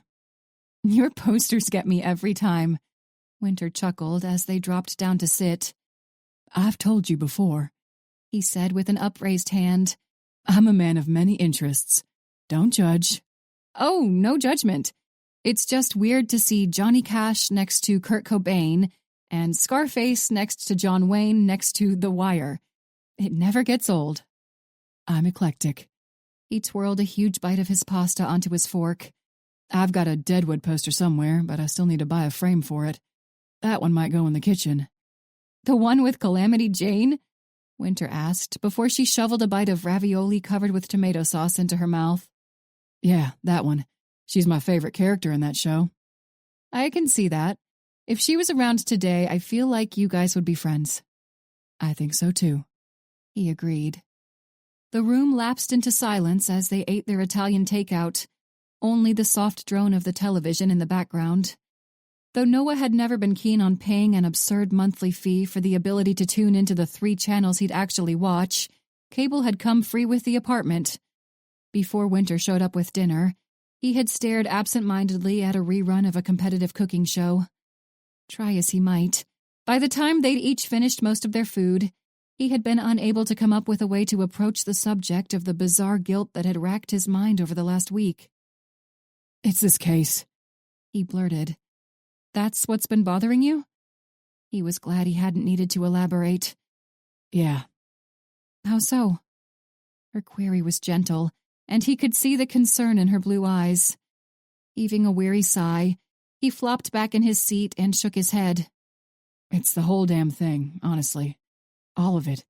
Everything from how shitty Ann Timson and Linda Cahill were treated by the police, the people who were supposed to protect them, all the way down to Ramirez asking us to narc on Sun. Not to change the subject, Winter said, a glimmer of determination on her fair face.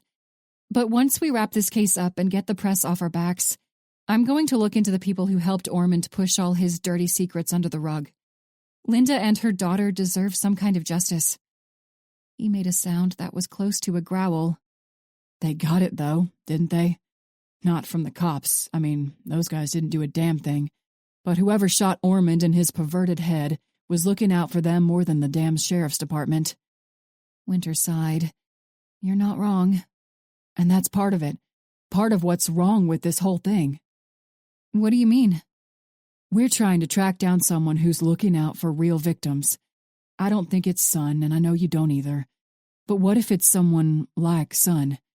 What if it's a federal agent? Or a sheriff's deputy who just got sick of watching all this shit happen and decided to do something about it? How does it make any damn sense that we're trying to lock them up for life or execute them? Winter lifted an eyebrow. Because it's illegal? He grunted. I know it's illegal. And I know that even if they are in law enforcement, it doesn't give them free rein to go rogue and start shooting suspects in the head. The Constitution is there for a reason, and we adhere to it. I get all that. But how is what they're doing any different from what I've done, you know?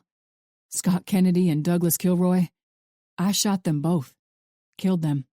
I don't feel bad about it. I don't think I'll ever feel bad about it. You know I did 2 tours when I was in the military, right? She nodded and swallowed a bite of pasta before she answered. Afghanistan and Iraq, right? Yeah. Afghanistan was the second one, and Iraq was the first. Then I was in the Dallas PD for 4 years after I got back to the States. I've seen people like Ben Ormond and Tyler Haldane. I responded to 2 different active shooter situations while I was in Dallas. One was downtown and the other one was on a college campus. The one downtown, no one died except the shooter. A couple people got hurt, but they made it through. The gunman blew his own head off before we could get to him. Winter reached for his hand, gave it a quick squeeze. He wanted to link their fingers together, take comfort from the contact, but he didn't. He just dealt with the sense of loss when she moved her hand away. The one on the campus, though, that one was different. I got a bead on the guy, and I didn't even give it a second thought. I just pulled the trigger. And if I hadn't, I don't know how many people would have died. But I didn't get arrested or sent to prison or even reprimanded. The brass gave me a damn medal and a recommendation when I applied to the Bureau. How's that any different? How many women do you think this person saved by taking out Ormond and Stockley? Yeah, I get it. Winter shrugged as she reached out to clasp his shoulder. As she kneaded her fingers against the fabric of his shirt, the warmth of her touch seemed to radiate through his tired muscles. He scrubbed his hands over his face. It just feels like we're hunting the good guy. I think it's all right for us to feel like that, she said. I don't think feeling that way and wanting to find them are mutually exclusive, you know? We can acknowledge that they might not be a bad person, but we still have to do our jobs. Even if they're decent, we can't let vigilantes run around killing people. But just because we know we have to put them away doesn't mean we can't sympathize with what they're doing, at least a little bit. I hate it, he muttered. She squeezed him again. I do too. But we've got to play by the rules, and so do they. Kennedy and Kilroy were both guilty, and they were both killed to save someone's life. My life, actually. Society doesn't work if we all just go off and do our own thing.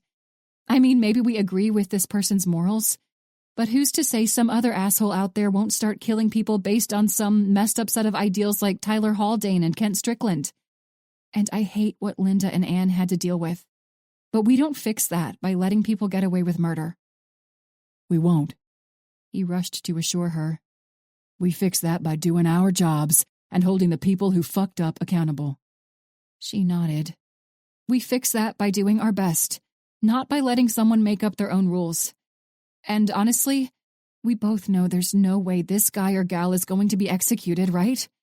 There are mitigating circumstances out the wazoo, and I doubt any judge in their right mind will give the death penalty to someone who's only killed murderers and rapists. My best guess? I doubt it even goes to trial. I bet the U.S. attorney pleads it down to life in prison without parole, and that's that. As she released her grip on his shoulder, she leaned forward to pick up the dinner roll that had come with her meal. She tore off a piece and used it to mop up some of the leftover sauce. Each movement was fluid and nonchalant, like she hadn't just made one of the most profound observations he'd ever heard in his law enforcement career. You're really going to do that? He finally asked. Follow up on Ormond, I mean. Yeah. She nodded as she swallowed the first bite from the roll. And if Max won't let me work it, then I'll hand it to someone who can. Everyone and their brother will know about this case by the time we're done working it. And I intend to make sure that everything those scumbags did gets dragged out into the light, even if I've got to do it on my own time. A crumb was glued to her lower lip, and Noah had to look away in order to fight the temptation to not lean in and lick it off. She didn't seem to notice his predicament. Like I said, Just because I'm trying to find the person who killed them doesn't mean I have to like or even tolerate Ormond or Stockley. They were pieces of shit, and they deserved to be put in prison a long time ago. Same with anyone who helped them get away with what they did. I might not be able to put Ormond and Stockley away now, but I can make sure their buddies pay for letting them get away with it. Yeah. He took a drink of his beer. You know I'll help you, right? She turned her head and flashed him a warm smile. Of course. And you know I wouldn't exclude you, right? He laughed. Right. An impossible burden. A burden that had called into question the same set of ideals around which he'd based his entire life, had been lifted. But he couldn't think of anything to say that would convey the depth of his gratitude. Thank you, Winter. He thought the statement sounded silly after what she had just said to him, but she smiled back at him just the same. Anytime. I told you, he said with a grin. Remember that day you felt bad, like you'd been hogging all our conversations? She smiled, a gentle curving of her lips. Yeah, I remember. I told you that someday I'd be the one who needed help. Her eyes grew shiny. And today is that day? He reached out and squeezed her hand. Yeah, today is that day. Chapter 24. When Winter made her way to the main entrance of the FBI office, she could tell right away that Autumn was antsy. Once Autumn had been provided a visitor's badge, Winter gave her a quick tour of the building, or at least the part of the building used by the Violent Crimes Division. Though some of the nervousness left Autumn's demeanor after Winter introduced her to Max Osborne, she was still on edge. Your boss is a good dude, Autumn observed as they made their way to a break room. He really looks out for you guys, doesn't he? The first memory that came to Winter's mind was Max's refusal to let her in on the Douglas Kilroy investigation, but she bit back the knee-jerk irritability. No matter her personal stake in the case, she knew Max had made the right decision. He knew the danger that Douglas Kilroy had posed, and he had only kept her off the case to ensure the cleanest possible investigation. He does, she replied. Oh, this must be the fabled break room coffee I've heard so much about. Autumn gestured to a half-full pot of dark liquid that resembled tar more than coffee. Wrinkling her nose, Winter nodded. Yeah, that's it. If you've got any furniture you need to strip paint from, I think that stuff will do the trick. And it's free, so that's a bonus. Sure, I'll just go grab my paint bucket real quick, if that's all right with you. Arching an eyebrow, Autumn jerked a thumb over her shoulder. If it'll save you a trip to the hardware store, then sure.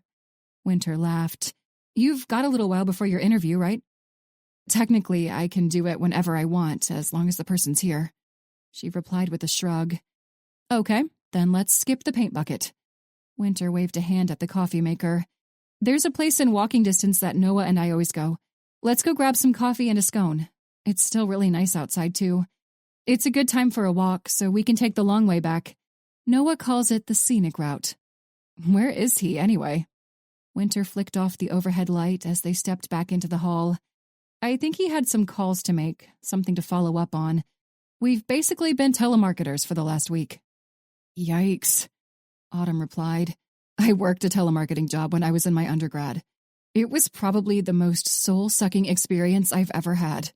But every day when I'd go home from work, I'd be super motivated to do my homework. You did, really? Yep, for a whole 4 months. Worst 4 months of my adult life, and that's not just because I was taking calculus at the time. Calculus was rough. Winter wrinkled her nose. I worked at a call center, too. We did inbound customer service, and it was still terrible. I'd always be extra motivated to do my homework, too. It's like that job reminded me how terrible everything would be if I didn't put some effort into school. Exactly, Autumn snickered. As they walked through the Violent Crimes Department and out into the cloudy morning, they exchanged call center horror stories. From their co-workers to the customers to their bosses, there hadn't been a single aspect of the job they had enjoyed. At the early morning hour, the inside of the coffee shop was sparsely populated. Many patrons were stopping by to pick up a caffeinated drink on their way to work, so not many had seated themselves throughout the space. Winter and Autumn accepted their drinks and their scones, a chocolate chip scone for Winter and a blueberry scone for Autumn, and made their way to a table near the corner. After the first bite, Autumn nodded her approval and complimented Winter for her breakfast decision. "I should make scones more often," she mused. "They can be kind of a pain, though. You have to cut the butter into the flour and stuff. And when you've got the start of carpal tunnel like I do, it hurts your hand." "You really need to meet my grandmother," Winter replied. "She would love you. I was interested in cooking for a little while I was in high school, but I think that's because I was more interested in eating, honestly." "Why do you think I like cooking so much?" Autumn asked with a grin. "It makes it a lot easier and a lot cheaper to stuff my face." "I bet that's why Noah taught himself to cook earlier this year." "No doubt about that." Autumn nodded and sipped at her latte.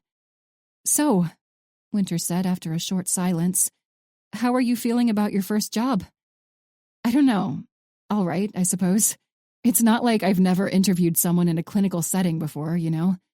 But it's just a little weird since it's one of your coworkers. Not that it's a conflict of interest, I double-checked that. Since I don't know her and you guys aren't necessarily friends with her, that part's fine." "That's good." Winter offered her friend a warm smile. "You've got this, then." Her green eyes darted back and forth as she tapped the side of her paper cup. "Can I tell you something? Ask you something, I guess. About, your sixth sense or whatever you want to call it." Once she glanced around to make sure no one could overhear them, Winter nodded. "Of course." "Okay, this is going to sound really weird, so I'm just going to say it. That thing with your senses, that same thing happened to me." Winter's mouth drooped open, and she didn't bother to conceal the awe from her dumbfounded stare. Before she could ask for an elaboration, Autumn went on. "There was that, and then this other thing. Kind of like your headaches, I guess. But it's different. And no matter how many classes I've taken about cognition and brain function, I've never been able to find anything detailed about something like this happening. It's not uncommon for people to come out of serious head injuries with a different personality or something like that. But not, abilities." Winter made a soft snorting sound. "That makes us sound like the X-Men." Autumn laughed and seemed to relax. "It kind of does. Sorry, I talk a lot when I'm nervous, and I guess I'm a little nervous. I've never really told anyone this before. I kind of told my ex, but I didn't tell him the extent of it. But, well, you said that sometimes you'll see something and it'll kind of jump out at you, right?" Winter had managed to swallow most of her shock, and she nodded. "Right. It's like it'll almost glow red. It does glow, but it's not like a normal glow, you know what I mean? Because I don't see it lighting up anything around it. It'll just be that one thing that's lit up." "That makes sense. Well, as much as it can make sense, anyway." Autumn paused to take a drink of her latte and shrug. "For me, it's different. When I touch someone, like shake their hand or something, it's almost like I can feel what they're feeling.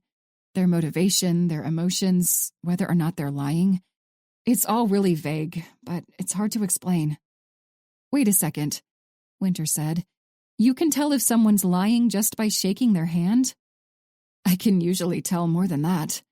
Autumn twisted her fingers together. "And sometimes it's stronger than others. That probably has something to do with how strong the emotion is for the person, though." "So you could tell me what's going through my head right now if you shook my hand?" Winter asked, eyebrow arched. "No." Autumn shook her head. "Not after I've gotten to know someone, or after I've spent a lot of time around them. I think that might be because by then I've got my own perception of them, and it messes with what I can pick up on." "Jesus, I sound like I'm a damn weather balloon or something." Winter snapped one hand up to cover her mouth as she swallowed the drink of mocha before she had a chance to spit it all over the table. "A weather balloon?" she managed to say, without snorting coffee through her nose. "Hey, that's what it sounded like to me, all right? Talking about interference and whatever." Waving a dismissive hand, Autumn took another sip of coffee.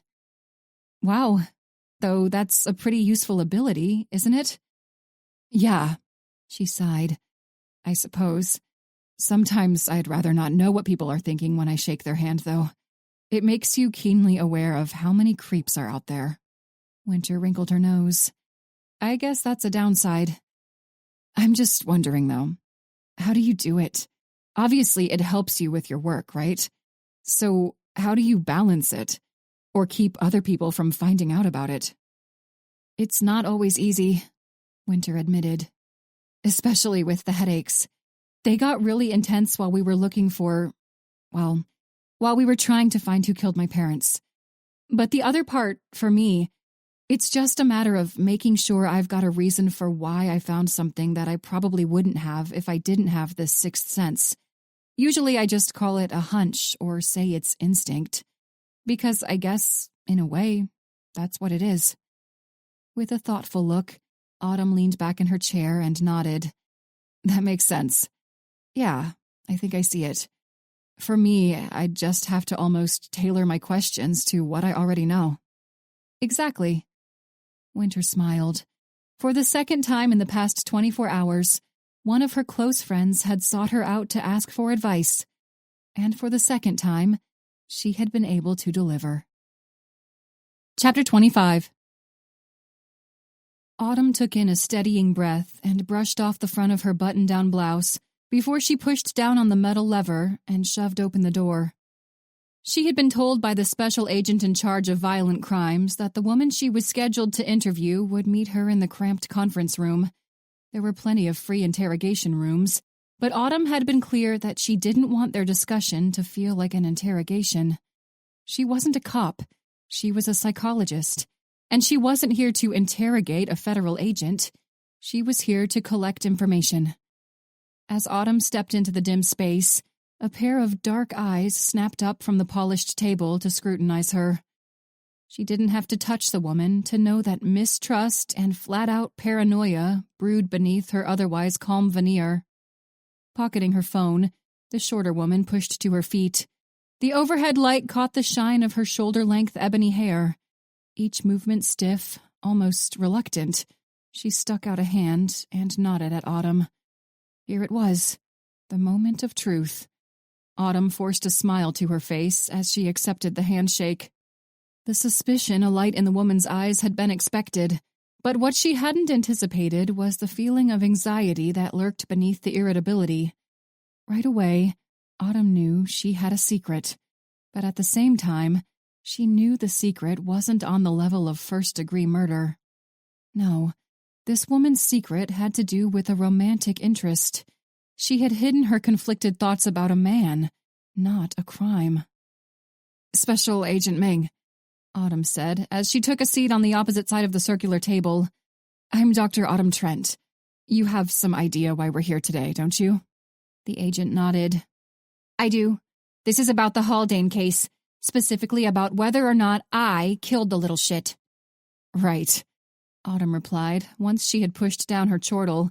And you know that your Fifth Amendment right to silence still applies here, right? This isn't a clinical session, and anything you tell me can be used in a court of law. For the second time, Sun nodded. She already knew Sun Ming had not killed Tyler Haldane, and by proxy that she had not killed Ben Ormond or Mitch Stockley. Now, like Winter had suggested, she had to backtrack to obtain evidence to prove what she had already discovered. Sun's thoughts were wrapped up in a romantic conflict, so maybe all Autumn had to do was reveal the office romance to clear the woman from the list of suspects? That felt like the right direction. I'll start simple then, Agent Ming. Did you kill Tyler Haldane? Autumn clicked the end of her pen as she met the woman's intense gaze. No, Sun answered. I didn't. Autumn couldn't help but wonder what the agent's expression would look like if she gathered up her notepad and pen, thanked her for her time, and left. Instead, she continued on through a series of questions, the answers to which had been proven to yield valuable insight in threat assessment.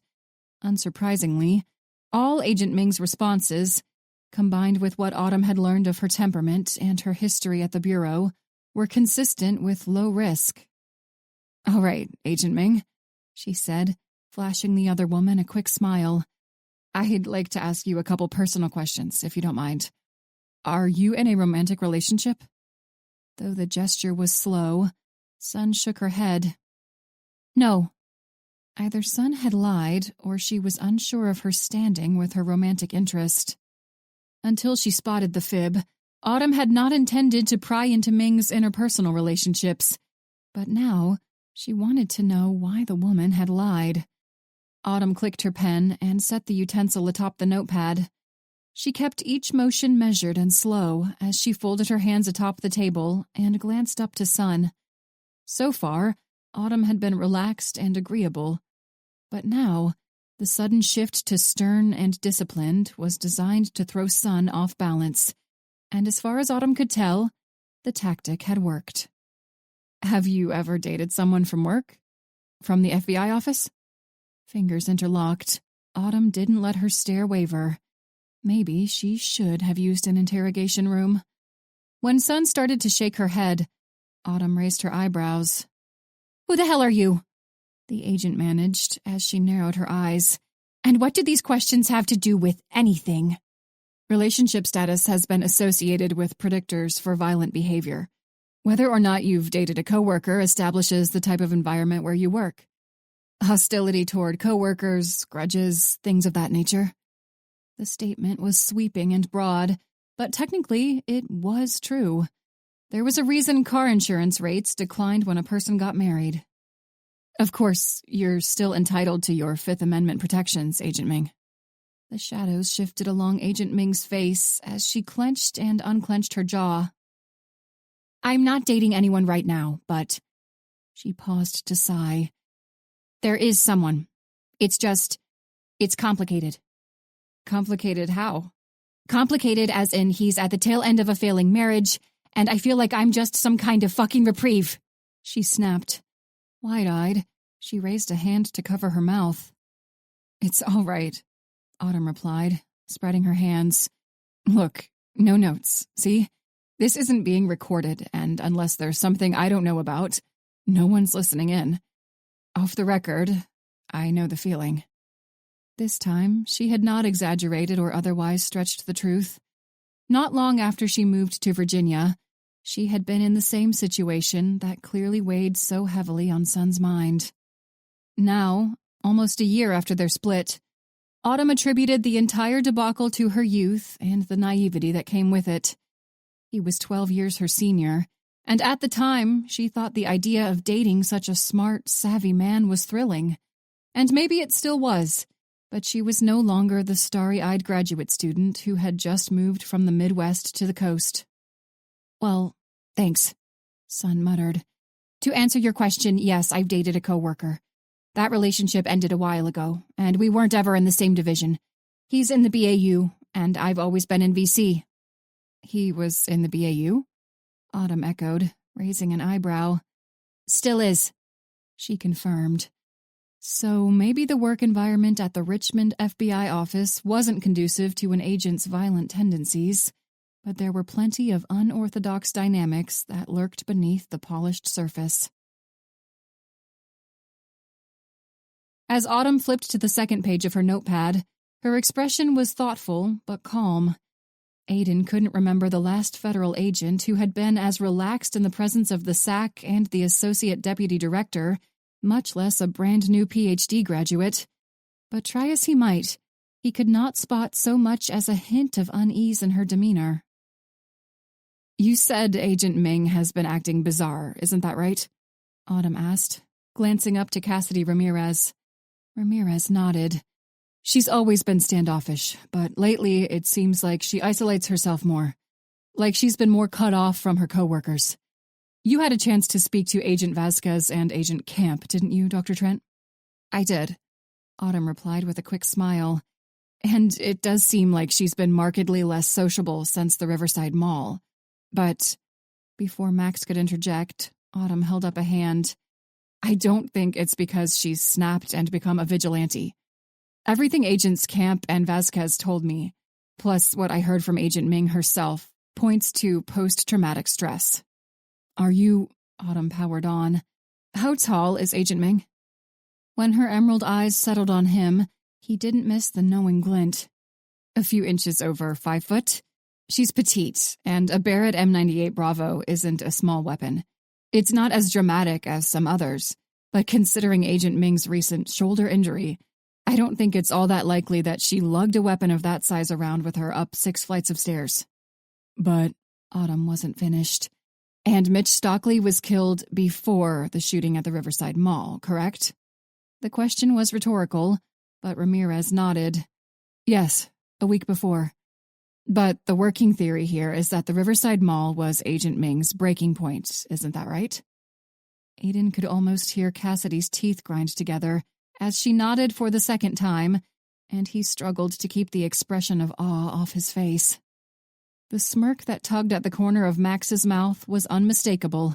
He was right, and he now had the word of a psychologist from an elite firm to back his assertion. Then, if Agent Ming is still a suspect, the Riverside Mall doesn't explain Mitch Stockley. In addition, Agent Ming is almost 31. That's past the usual age for the onset of disorders like paranoid schizophrenia, so the likelihood that she suffered a psychotic break is slim. There's no history of schizophrenia in her family either, and schizophrenia is usually precluded by some sort of genetic predisposition. The ADD raised a brow. People snap. With all due respect, ADD Ramirez, people don't snap and decide to go on a killing spree without leaving a trail that spans months, even years. There's nothing else in Agent Ming's history to suggest that she was nearing a breakdown before the Riverside Mall. She was raised in a middle-class, 2-parent household with a twin brother, pets, and a close extended family. She's well established at this office, and despite the recent reports of social isolation, she has a strong connection to what she does at the Bureau. It's my professional opinion that Agent Ming poses a low risk of violent behavior, and it's my professional opinion that she's not responsible for the murder of Tyler Haldane, Mitch Stockley, or Ben Ormond. I'll have a written synopsis sent to you by the end of the day, but those are the highlights. Thank you, Dr. Trent. Ramirez replied as she rose from her seat to extend a hand to Autumn. Autumn's smile wobbled a bit as they touched, then brightened through what looked like some effort. What was that all about? When Autumn stepped to the side to shake Max's hand, Aiden half expected the man to offer her a high five instead. With a kindly smile, the likes of which Aiden seldom saw the tenured SAC wear, Max defied Aiden's expectations and merely shook her hand. Her expression was unreadable as she bade Aiden farewell, but the blank look only invited more questions. He excused himself before he could bear witness to Max's victory stretch, the same exaggerated casual motion he made whenever his point was proven. As he hurried around the corner, he caught the glint of the overhead lights on the polished silver doors of the elevator as they started to ease shut. Attention fixed on her phone, Autumn leaned against a metal handrail. "Hey!" he called, waving an arm for emphasis. Her bright eyes snapped up from the screen, and for a split second, he thought she intended to let the elevator shut before he could close the distance.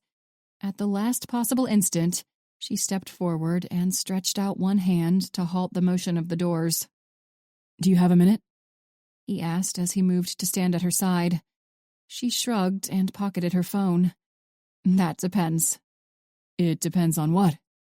"On what you want to talk to me about," she replied with a sweet smile. "What do you think I want to talk to you about?" Another shrug. "Seriously, did I miss something?" He furrowed his brows and turned to flash her an exasperated look. "Well, did I?" "Isn't this a conflict of interest?" she asked once the doors had closed. "What? What the hell are you talking about?" "You, right now." She turned to face him full on. "Asking me about a forensic risk assessment I just did for your ex-girlfriend. Isn't that a conflict of interest? Or do you guys operate under different rules here at the Bureau? Should you have even been in that meeting?" "For the love of—" Snapping his mouth shut, he squeezed his eyes closed, searching for calm. After a second deep breath, he said, "That relationship ended 2 years ago. So no, Autumn, it's not a damned conflict of interest." He should have known she would figure out his and Son's history. There was no way to keep a secret from the woman, was there? "So, then it's just unprofessional?" "What?" He came very close to sputtering, then managed to calm himself. "Why do you care?" I'm just trying to make sure you aren't prying into her personal life. 2 years or not, an ex-girlfriend's an ex-girlfriend. Honestly, if someone did a forensic interview with my ex, I think I'd still be a little curious. Granted, that only ended 1 year ago, and not 2. There was a hint of petulance as she offered him a sarcastic smile. He decided to turn the tables. How did you get a job at Shadley and Latham? When she narrowed her eyes, he knew he'd hit a nerve. What the hell does that mean? Take it at face value. He shot back.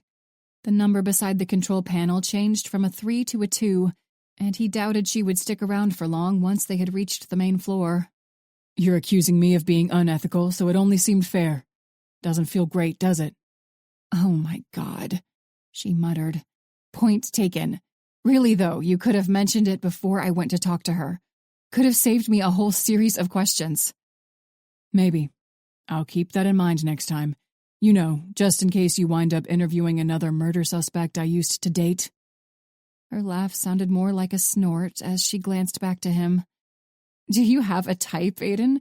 Or do you just make a habit of picking up chicks from the FBI office? Yes, I do, but it's not murder suspects. And no, I don't. Now, could I ask you a real question? She made a show of appearing thoughtful. I guess so. What's up, Chief? Chief, no, can we not do that, please? Feigning an exasperated sigh, she planted her hands on her hips. Fine. What's your question? Now that you've got all the details of this investigation, and now that I don't have to talk to you in hypotheticals, could I get your opinion on what we have so far? We, meaning the BAU.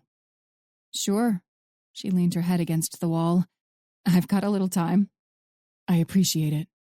Even as he spoke, he was unsure of his motivation.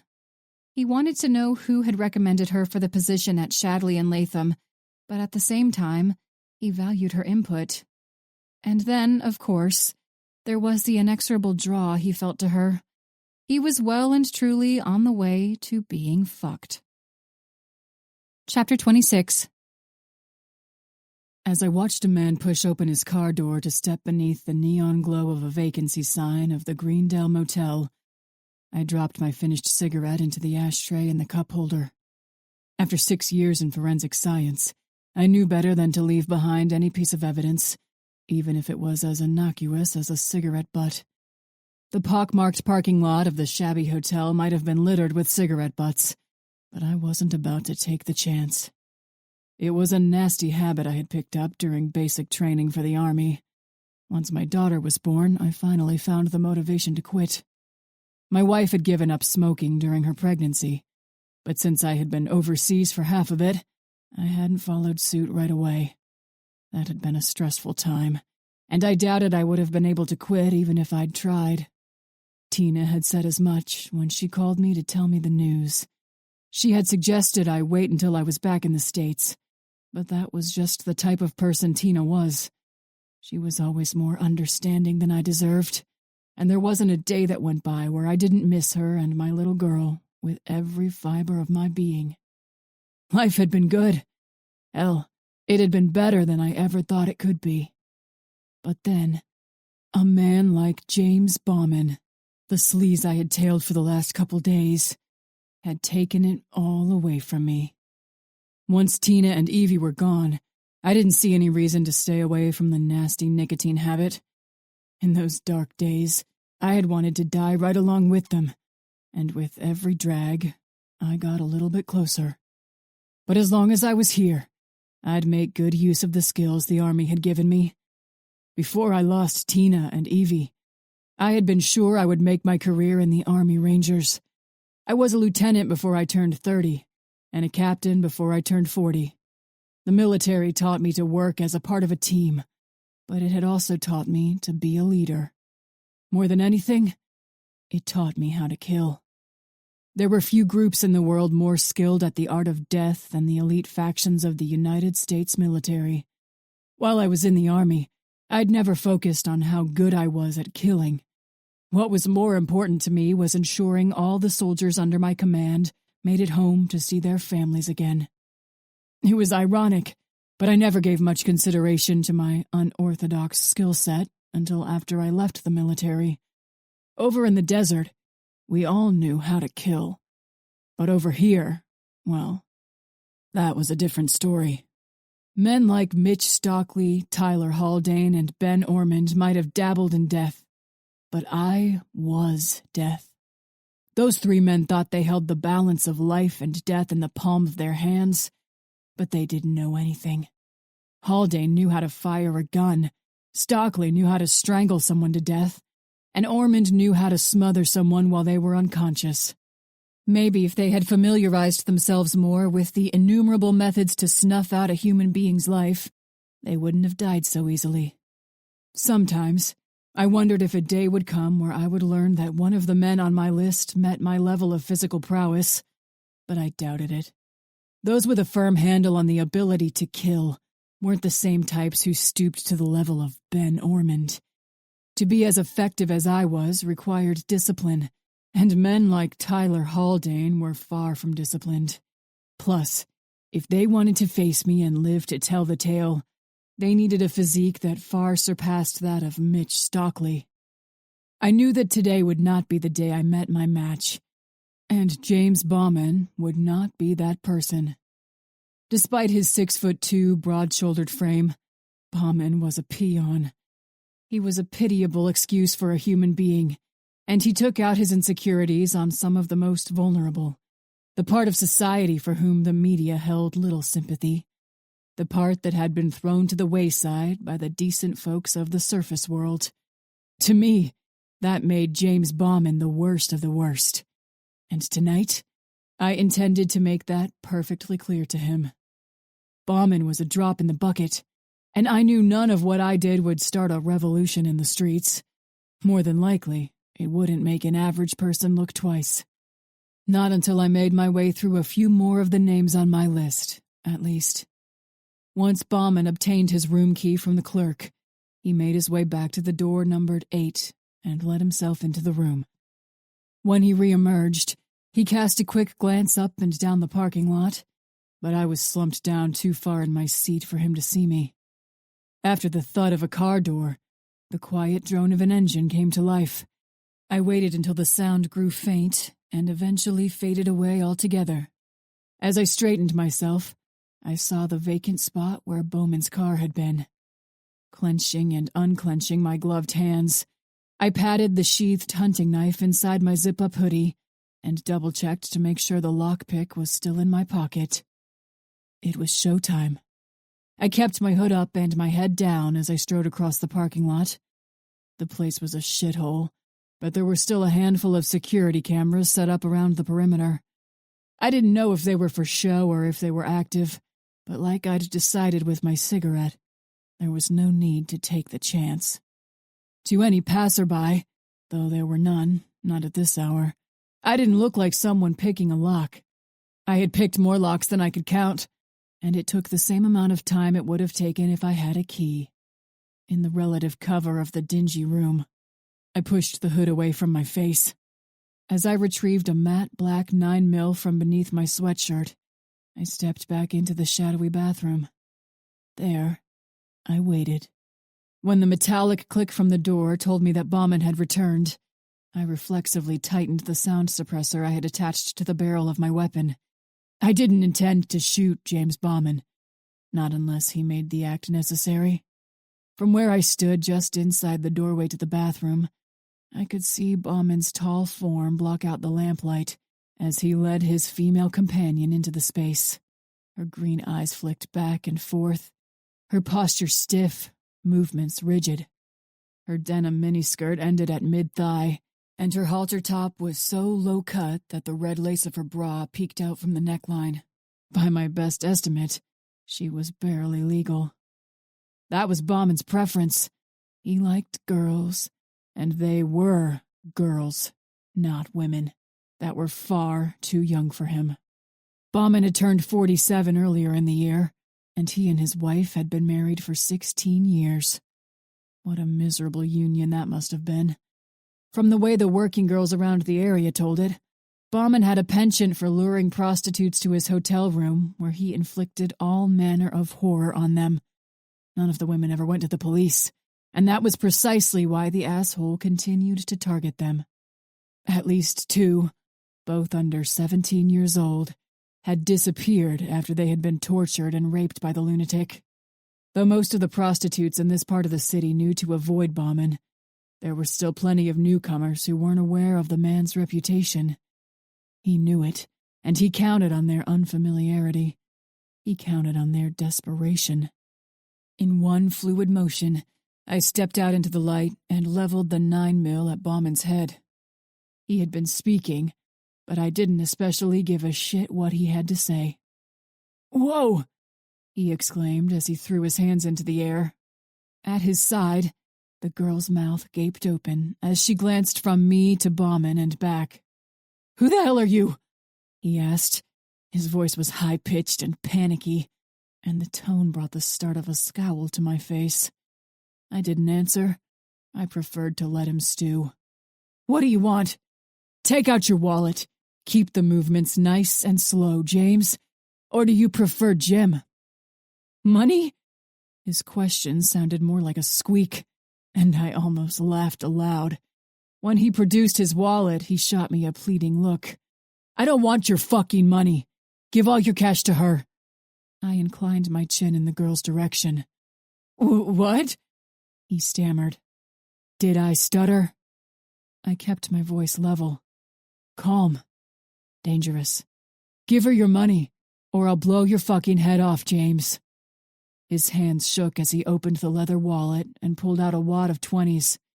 The girl's wide-eyed stare hardly wavered from me as she accepted the cash. "All right, kid," I said. "Get out of here." She didn't pause to question my motive before she pocketed the money, pulled open the door, and sprinted out into the night. Now it was just Bauman and me. James Bauman owed me, and it was time to collect. Chapter 27. Noah and Winter hadn't made it halfway to the office before Max Osborne called to redirect them to a shabby hotel close to the edge of town. According to what Noah could hear of Max's dialogue, the Greendale Motel was a shithole just off the exit ramp for the interstate. Drifters and vagrants frequented the area, and murders weren't uncommon. This murder, however, was different.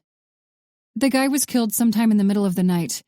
There's another index card," Winter advised after she returned the phone to the pocket of her blazer. "Osborne wants us to swing by and talk to Dan Ewan after we leave the scene. He said Dan got called in the middle of the night, so he might be a little grouchy." Noah was feeling a little grouchy himself. "Should we stop and get him a coffee?" "Not a bad idea," Winter replied with a yawn. "And a scone. It's physically impossible to be angry while you're eating a scone." Noah nodded. That's a scientific fact. If an outside observer had witnessed their conversation about scones and baked goods on the drive to a gruesome crime scene, they would have thought Winter and Noah were insane. But as soon as they flashed their badges to the crime scene tech at the door of room number 8, their focus returned, and they walked through the crime scene with keen eyes and clear heads. "What does it say this time?" Noah asked as Winter retrieved the evidence bag that contained the index card. "There are a couple of names on it," Winter replied, holding the card up to the light. "And dates. It's typed just like the last one. Same font and everything." Noah leaned in to squint at the writing. Alicia Perez, June 20th, 2015. Melody Harrison, October 30th, 2017. "We've already sent the names over to have someone take a look at them," one of the crime scene techs, a woman with a platinum blonde pixie cut, advised. "That was just a little bit ago, but chances are good they'll have something for you soon. That's pretty specific information." "Victims." Winter's tone was grave as she shifted her blue eyes back to Noah. "They're James Bauman's victims. I guarantee it." "It fits," Noah agreed. "Is the person who worked the front desk still here?" The tech nodded. "She is. She's out in the lobby." Winter headed for the door. "Let's go talk to her." They ducked under the yellow crime scene tape and made their way to the end of the row of hotel rooms. The silvery tinkle of a bell sounded out as he pushed open the glass and metal door, and a gray-haired woman and the Richmond police officer at her side both snapped their attention over to the entrance. Reaching into his suit jacket for his badge, Noah offered them both a smile and a nod. Though faint, the woman returned the expression. "Good morning," he said. "I'm Agent Dalton with the FBI, and this is Agent Black. I know you've probably been answering questions all morning, but if you don't mind, we've got a few quick ones for you before we head out." "Of course," the woman replied, straightening in her office chair. "What can you tell us about the victim? Is he someone you've seen around here before? Anyone you're familiar with?" Noah asked. She shrugged her bony shoulders. "I've seen him around a few times, I think. Always pays in cash up front. Always leaves well before checkout the next day. I've been doing this job a while, agents, and I can tell when folks who come through here don't quite fit in. Mostly business types, you know. Guys with a tan line on their left ring finger come to dip into the slums for a little fun." Winter smiled at the woman. "I know their type." The woman's smile warmed a few degrees. "Don't we all, honey? They don't give a shit about anyone around these parts. They just come to get what they want, use us up, and then forget we exist until the next time they need their fix. They might walk and talk like they're better'n me and mine, but they ain't no different." "And that's what this guy was?" Noah asked. "James Bauman, that was his name. He was one of those?" Crossing both arms over her chest, she nodded. "He was. A wolf in sheep's clothing. That's what he was. Like I said, agents, I've been doing this job a long time, and I know the dangerous ones when I see 'em." "Was there anyone with him?" Winter asked. "Not when he checked in, no. That's the only time I saw him, and he was alone. They usually are when they pay for the room." "Do you have any security cameras around here?" Noah gestured to the doorway. "I saw some on the parking lot lights. Do they work?" "They do," she answered with a stiff nod. "We've already got all the footage sent over to the Bureau," the officer put in. "We know this is your jurisdiction, but we're here to help." "Appreciate it," Noah replied. "All right, ma'am. That's all the questions we've got for you for now. I'll give you my card, and you just give me a call if you remember anything else, all right?" Jaw clenched. The woman accepted the business card from his outstretched hand. "Yeah, all right, Agent. But I have to say, the world is a better place with the likes of him no longer in it." Noah felt strange bringing food to the medical examiner's office, but he and Winter had stopped at a cafe to purchase a peace offering for Dan Ewan. In all his interactions with Dan, Noah had never seen the man in a sour mood, but he suspected that was a bridge he didn't want to cross. Even if Dan wasn't grouchy, the scone and caramel latte would keep the potential for grouchiness at bay. "Agents!" Dan's dark eyes flicked away from the computer monitor as he turned in his chair to face them. The man's office was impeccable, but then again, the space was minimally decorated. Aside from the computer monitor and a wireless keyboard, a notepad and a cup of pens, his desk was unadorned. There were a couple succulent plants on the windowsill at his back, and his medical degree and various certifications decorated one wall. Other than the two chairs that faced the desk, the space was unadorned. "You should get a potted plant or something in here," Noah said as he held out the paper cup of coffee. "I put up a tree for Christmas," Dan replied with a shrug. "I usually put it up at the beginning of September and hang little ghosts and stuff on it. Then I switched them out for turkeys and then actual Christmas ornaments after that. My ex suggested I keep it up year-round and just decorate it for each season, but I'm not sure if that'd be tacky." Winter laughed. "Tacky, but awesome." The suggestion sounded familiar, but Noah couldn't place where he had heard it before. They had a long day of sifting through security camera footage and criminal records ahead of them, and he decided to drop the topic altogether. "We're here with peace offerings," he said instead. "A caramel latte and a chocolate chip scone." "You guys spoil me," Dan chuckled as he accepted the brown paper bag from Winter. "My guess is you want to see James Bauman, though, don't you?" With a grin, Noah nodded. "You guessed right, my friend." "Right." Dan pressed both palms against the polished wooden surface and pushed to his feet. "You can leave your coffees in here if you want." He made his way around the desk and beckoned them to follow. It looked like there was a lot of blood on the carpet in that room. Winter observed. Dan sighed. Yeah, if there hadn't been an index card with this guy, I wouldn't have guessed it was the same killer. This one was up close and personal, not like the last two.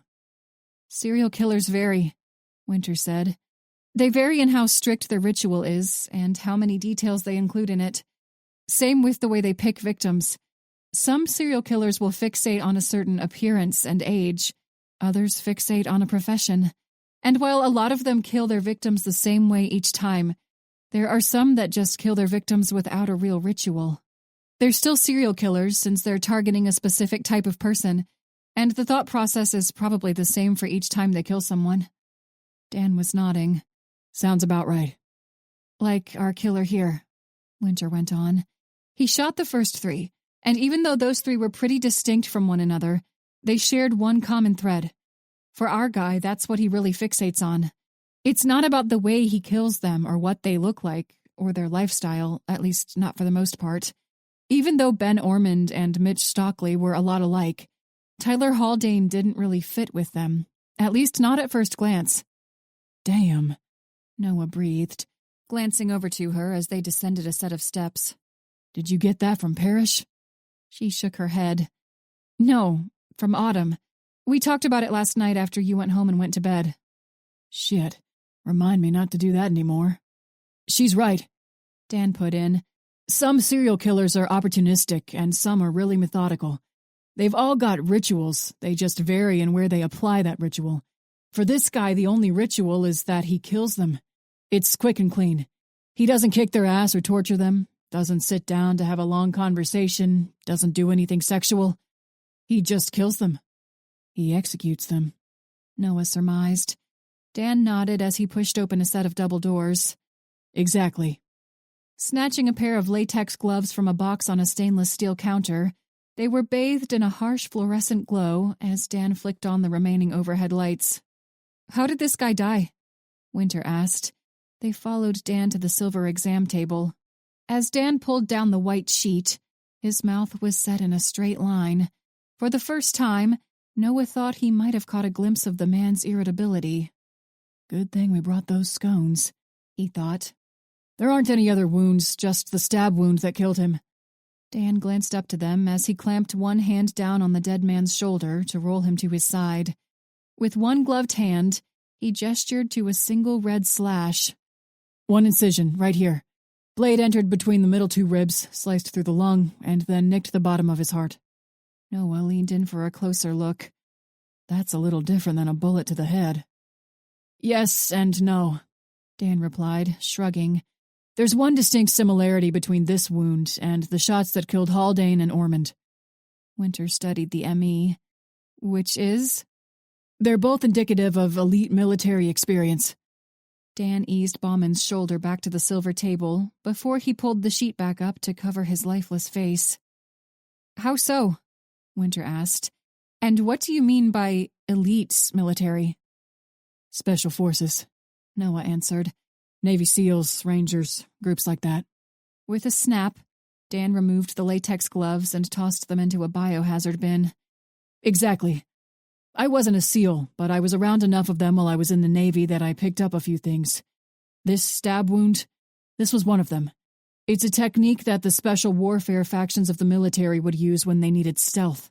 The knife cuts through the person's lung, so they can't shout or scream, and as soon as it nicks their heart, they die.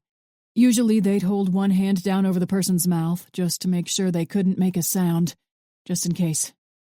Shit, Winter managed. That's hardcore. Dan nodded. Whoever you're looking for is hardcore, too. Look, I know I'm not part of the BAU, but I spent enough time around the military life to say with some certainty that whoever you're looking for, they've got elite military training. They can handle a Barrett rifle well enough to hit someone between the eyes from almost a mile away. And now this. He paused to wave a hand at Bauman. I know Parrish has been looking at this from the pissed-off cop angle, but I think you need to add elite military to that descriptor. But, like I said, he held up both hands as if to show he was unarmed. I'm just the ME. Great. Noah shoved his hands into his pockets. It's one thing to have a disgruntled cop running around, but a disgruntled cop that's a Navy SEAL, too? He sighed and shook his head. Winters shrugged. It makes sense. It fits with everything else we've got so far, and it narrows down our suspects. You're looking for a combat veteran, without a doubt, Dan advised, his expression flat as he crossed his arms over his chest. Let me know once you find out why James Bauman was in this guy's crosshairs. Based on where his body was found, he's got some skeletons in his closet. Chapter 28. A twinge of guilt followed the wave of relief that rolled over Sun when she received the announcement about James Bauman's murder. Bauman had been killed at approximately 3 a.m. Sun hadn't been able to sleep, and she had asked Bobby if he needed help with anything at the office. That had been at 2, and she hadn't left the office again until she went to get coffee at 6. There weren't many alibis better than the FBI office. Ever since her interview with the redhead psychologist, she had felt the scrutiny on her actions lessen, but until now, she hadn't allowed herself to breathe a sigh of relief. And as soon as she was relieved of the stress and frustration, the energy that had kept her from sleep that night dissipated like a cloud of smoke on a temperate breeze.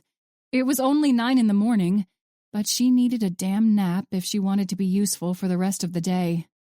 Stifling a yawn with one hand, she ignored her better judgment and typed a text message to Bobby.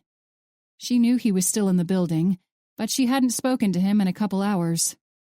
I'm going to head home and take a nap, she wrote. How much longer are you going to be here? Anytime she sent him a message that had to do with more than just an aspect of their job, she felt like a naive kid again.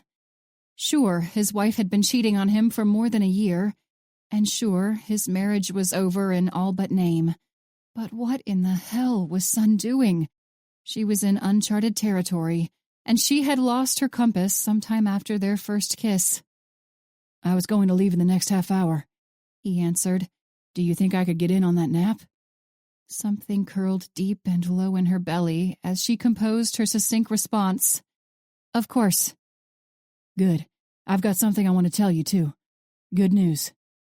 Good news? She could use some of that. Her thumbs flew over the screen. Hurry. For the next hour, Sun had to fight to keep herself from biting her freshly painted fingernails. She knew Bobby well enough that she was confident his text message had not been sarcastic or misleading, but her imagination had started to run rampant before she even left the FBI building. Was he going to propose to her? No, that was ridiculous. Had he been promoted? Transferred? Offered a job as a private investigator for some ritzy firm? Or had he found a kitten on his way home the day before? By the time he followed her into the living room, she thought an explosion in her head was imminent. What's this good news you told me about? She blurted before they had a chance to sit. His amber eyes flicked away from the blue glow of the fish tank and over to her, the start of a wistful smile on his lips. Even when his dark blonde hair was messy and tired shadows darkened his eyes, he still looked like he had just walked off a Hollywood set. Blowing out a sigh, he combed a hand through his hair and dropped to the couch. I've never been real great at shit like this, he admitted. Telling people stuff like this. At least unless it's part of the job. Stuff like what? She prodded. Her steps toward the sectional couch were slow and tentative, but she closed the distance when he smiled up at her. I don't know if this is supposed to be a happy announcement or not, but I didn't want to say anything until it was official. The day before yesterday, I talked to Kara. Sun felt the moisture vanish from her mouth as she took a seat at his side. Why couldn't he have just found a kitten? Her family had taken in a handful of stray cats over her lifetime, but since Sun's 15-year-old cat Noodle had passed, she hadn't been able to bring herself to adopt another. Yesterday, Bobby went on, jerking her attention back to the present. I had her served. Served? Sun echoed. As the realization dawned on her tired brain, her mouth drooped open. Served? As in a sheriff's deputy went to her boyfriend's house and handed her divorce paperwork. He answered. I've known the deputy since I moved to Virginia, so I gave him the guy's address and he went with it. I told her about it the day before, but I don't think she believed me. She didn't try to lie about any of it, I'll give her that. What about you? Sun asked, her voice hushed. What did you tell her? You know, about this? She gestured to him and then to herself for emphasis. Shrugging, he leaned back against the plush couch. I told her I'd moved on. No hard feelings. You did? She managed to say with what little breath remained in her lungs. Oh my God, you did? He flashed her a wide smile as he nodded. Yep. We bought a house at the beginning of the year. Both our names are on it, but I told her I don't want the damn thing. The whole reason we got it was so she could get a dog. Speaking of which, my cats are going to need somewhere to stay sometime soon. Do you think you could... Before he could elaborate, she reached out to touch the sides of his scruffy face, leaned in, and pressed her lips to his. There was a tickle against her lower back as she felt the warmth of his touch against her skin. Yes, she murmured once they separated. The corner of her mouth turned up in the start of a smile as she met his eyes and nodded. Thank you, he whispered. For everything. For dealing with this bullshit, all of it. I'm sorry I dragged you into the end of my stupid marriage. I wish I'd at least figured out what in the hell I was doing before any of this happened. But thank you for sticking with me while I did. Of course. The breathless response was all she could manage. She had hoped he felt the same way about their unorthodox relationship as she. But until now, all she had was hope. Now, he said, brushing a piece of hair from her eyes. How about that nap? A nap? She leaned in and kissed him until they were both out of breath. I don't really think I'm tired anymore. Chapter 29. As Noah taped the final picture to the whiteboard, Winter stepped back to admire their handiwork. All the printouts had been taken from the security footage they had been provided by the hotel where James Bauman's body was found. Hands on her hips, Winter scanned over still shots and sighed. Noah glanced to her, and then back to the last of 6 printouts. That's him, he said, rapping a knuckle against the whiteboard. Can't see a damn thing, but this is the best shot we got of him. The man's shadowy figure had stalked across the worn parking lot to James Bauman's hotel room, but the man had not glanced up from where he had fixed his gaze on the asphalt. When he made the return trip to his car, the story was the same. Whoever he was, he knew how to avoid security cameras, and he knew how to avoid leaving any trace forensic evidence. They'd managed to see the very front corner of his car, but other than that, nothing but shadows. What about her? A voice asked from one of the tables at their backs. Winter spun around to face the newcomer to the briefing room. His pale eyes flitted over the series of photos before he met her gaze. Her? Noah asked, tapping the photo of a woman's panicked face. While their killer had been savvy enough to avoid the cameras, the young woman's face had been in plain view. The local vice squad hadn't taken longer than a minute to identify her as a prostitute who worked a nearby corner. Aiden nodded. Any idea who she is? She's a working girl, Bree put in. She sat atop the table closest to the whiteboard as she leafed through a manila envelope. Bree pulled out a paper. I looked through the files on the 2 girls named on our killer's note card, Alicia Perez and Melody Harrison. We got a lucky break, because it turns out our girl up there got busted for prostitution in the same sting as Melody back in summer 2017. Her name's Gina Traeger, and she was only 16 when she got popped with her first solicitation charge. She wound up going to a juvenile detention facility, but as soon as she turned 18, she was back out on the streets. As much as I hate to say it, her story's pretty typical for working girls as young as she is, Aiden said. Bree nodded. She dropped out of high school after her sophomore year when she ran away from home. Her father had been molesting her since she was 11, and her mother was in and out of rehab. For her and a lot of the girls like her, the street is a better alternative than what they have to deal with at home. Minus a couple of details, Alicia and Melody's stories are just about the same. Winter's mind was abruptly drawn to her vision of Autumn's childhood, and she wondered how close her friend had come to a fate like Gina's. What about the dates on the note card? What did those mean? Aiden asked after a short silence. Bree flipped to another page. Those are the dates the girls were reported missing. From what I can tell, they were reported by some of the other women around that area. The cops couldn't do much about it. They said Melody and Alicia had probably moved to another part of town or left Virginia altogether, which isn't unheard of. It makes it hard to find and identify working girls when they go missing. That's why people like James Bauman go after them. Do we have anything to tie Bauman to their disappearances other than this note card? Noah asked. Not saying I don't believe it. It's just nice to have evidence that didn't come from a serial killer, you know? Bree pressed her fingertips to her temple, a sarcastic smirk of agreement playing on her lips.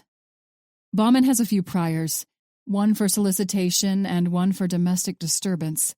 That was back about 20 years ago, and he was in Charlotte at the time.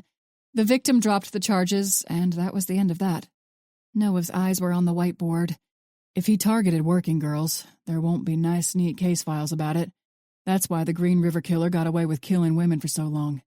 He targeted prostitutes. Same with guys like the Cleveland Strangler. It takes a while for law enforcement to catch on. So, we should go talk to the girls? Winter proposed. Sounds like it. Noah replied with a nod. You two? Bree snorted, shaking her head. Have either of you ever tried to interview a working girl before? Dalton, did you deal with any of that while you were in Dallas? Not really. He sighed. I wasn't involved with Vice. Then one of you take either Agent Stafford or Agent Brandt with you, Aiden decided. Someone who speaks the language.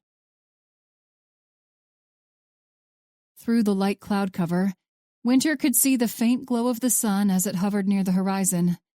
Finally, after more than 3 hours and 4 different women, she and Levi Brandt had been able to start a dialogue with a young woman who went by the pseudonym Alice. As they'd approached each wary prostitute, Winter had been glad to have the victim service agent by her side. The man oozed assurance and calm. Alice was petite, and her blue eyes seemed almost too big for her face. She had accompanied Winter and Levi out of the neighborhood after they had settled on a deal. They would give her $50, buy her dinner and a coffee, and she would tell them what she knew about James Bauman, as well as his victims, Alicia Perez, Melody Harrison, and Gina Traeger. Wow, Alice managed, glancing around the space with a slight smile on her lips. It's been years since I've been in a place like this. It's pretty retro. My wife told me about it, Levi put in. She and a couple of her girlfriends meet up here every month for lunch. It's a nice place, Winter said, smiling warmly at the girl. Smells good, and it's got that homey feel you don't get from a lot of the chain places. Levi nodded his agreement. From what my wife says, their triple berry pie is killer. Winter made a mental note to bring a piece back to Noah. A week or two earlier, he and Bree had engaged in a heated debate about pie versus cake, and Noah had been staunchly pro-pie. They gave their drink order to a young man who couldn't have been more than 18 years old, and once he disappeared, Alice's expression turned grave. You guys probably don't just want to talk about pie, though, do you? She murmured. Personally, Winter said, spreading her hands, I'd be fine with just talking about pie. But you're right. We're technically here to ask you some questions, and they're not about any type of dessert. Right. Alice's smile was strained, but she nodded her understanding. And you're sure this won't get any of the other girls in trouble, right? That's right, Levi replied. Agent Black and I are with the FBI, Alice. We aren't looking to get any of you or the other ladies in any kind of a bind. You won't have to give us an official statement unless you witnessed something. We just want to know more about this guy, James Bauman. The girl licked her lips, clearly nervous. Okay. Winter watched as the girl swallowed her uncertainty and replaced the worry with a look of determination. What kind of past had Alice run from? Had she been assaulted by a family member like Gina had? Or had she been tossed around like a rag doll like Autumn? Biting back the twinge of rage, Winter forced herself to maintain an amiable visage. He went by Jim, Alice said after their server had dropped off their drinks and taken their orders. Jim the Brute, that's what some of the girls call him. You guys knew about him then? Levi asked. Yeah. Alice paused to sip at her soda.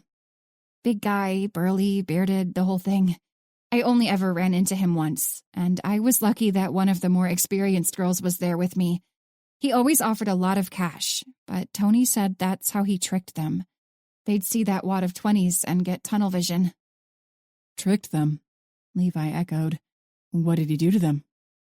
With a shaky sigh, Alice took another drink. Beat them up? Cut them? Raped them? Winter asked when the girl paused. Alice looked confused. Isn't that what we're paid for? Compassion made Winter's sinuses burn. No, honey. There's a difference. Alice just shrugged.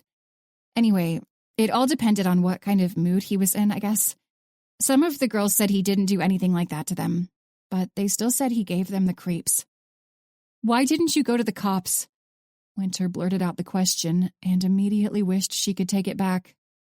I'm sorry, she said before Levi or Alice could speak. I didn't mean it like that. Didn't mean to sound like I was accusing you of anything. I'm not. Promise. I guess I just want to know a little more about everything, if you don't mind. There are some cops that come around, Alice said. A couple women and a guy. They're good people. They'll drop off food and blankets when it's cold, and they'll ask around to see if anyone's been bothering us. They do their best, you know? But they can't be everywhere, and there's only so much that 3 Richmond police officers can do. Levi unlocked the screen of his phone and slid the device across the table for Alice to see. Do you recognize her? Pursing her lips, Alice shifted her blue eyes from the picture of Alicia Perez and back up to Levi before she shook her head. No. With a finger, Levi swiped to the next photo, a high school picture of Melody Harrison. How about her? Alice stiffened in her side of the booth. That smell, she breathed. She went missing a while back. The cops, the ones who come around to help us out sometimes, they couldn't find anything out about where she went. They filed a missing persons report for her, but eventually we stopped asking them for updates. Is she the first girl to go missing? Levi pressed a button on the side of his phone, and the screen went dark. No. Alice still looked shocked. Girls come and go a lot. They'll move to different parts of town, or they'll just leave the life altogether. That doesn't happen very often, though. And when it does, they usually come back. But I don't know how to explain it. But it was just different with Melody. Usually you can tell when someone's about to pack up and hit the road, you know? What about the last time you saw her? Winter asked. Alice stared at the wall to Winter's back, clearly searching her memory banks. Mel just acted like she always did. Like I'd be seeing her the next day or something. And when she was gone, she was just gone. None of her stuff was gone, it was just her.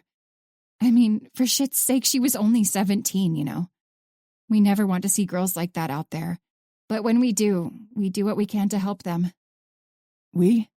Levi asked, sliding a glance to Winter. Meaning you and the other women who've been out there for a while? Yeah, exactly. We tell them what we know, who to avoid, what types of places are more dangerous, stuff like that. Was James Bauman part of that? Part of what you warned other girls about?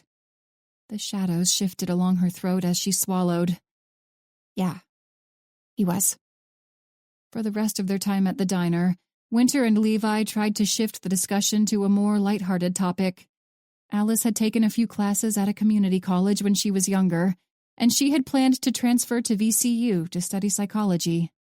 Winter tried to offer encouragement, tried to lift Alice's spirits and point her in a direction that would lead away from the dangerous line of work into which she'd fallen.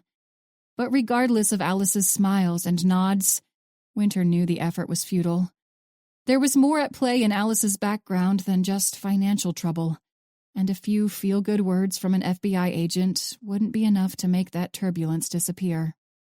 As promised, Winter and Levi bought Alice a bus ticket to take her back to the area where she and the other girls worked and lived.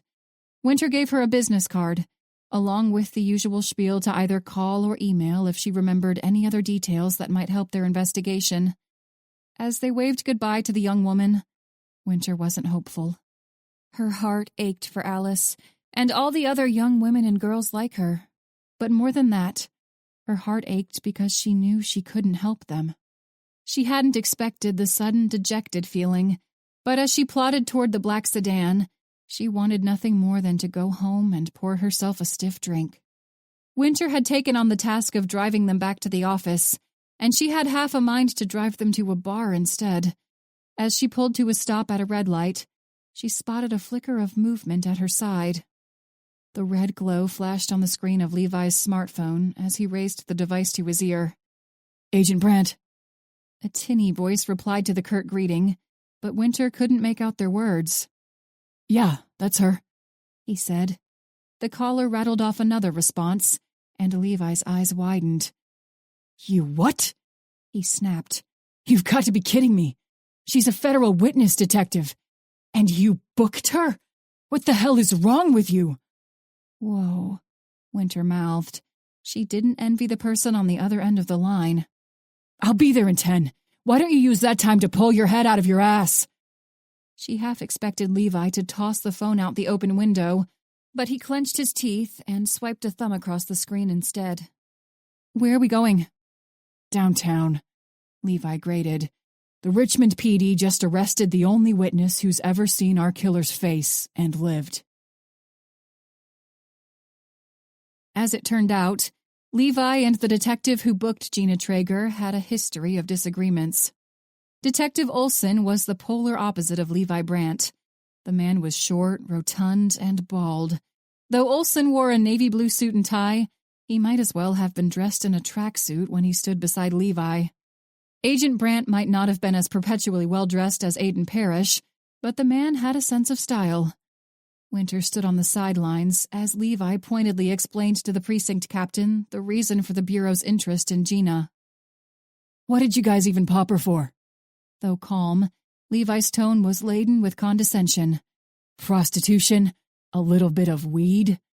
The middle-aged man behind the polished wooden desk clenched his jaw, but he didn't respond. Do you know what she witnessed, Captain? Agent Brandt hissed. My detectives didn't know she was a federal witness until after they booked her. We'll release her to your custody, and we're sorry for the misunderstanding. The captain replied. Didn't know? Levi sputtered, waving his hand at the notices tacked to the bulletin boards. He knew they'd also gone out to every computer, every phone. Does your detective live in a hole? That would be the only way he didn't know. The captain reddened and opened his mouth to speak. Oh, it's too late for that. Levi waved a dismissive hand and took a deep breath. You think she's going to say a damn thing to us now? She saw the man who shot Tyler Haldane, Captain. The serial killer who's been all over the local news lately, that's who she saw.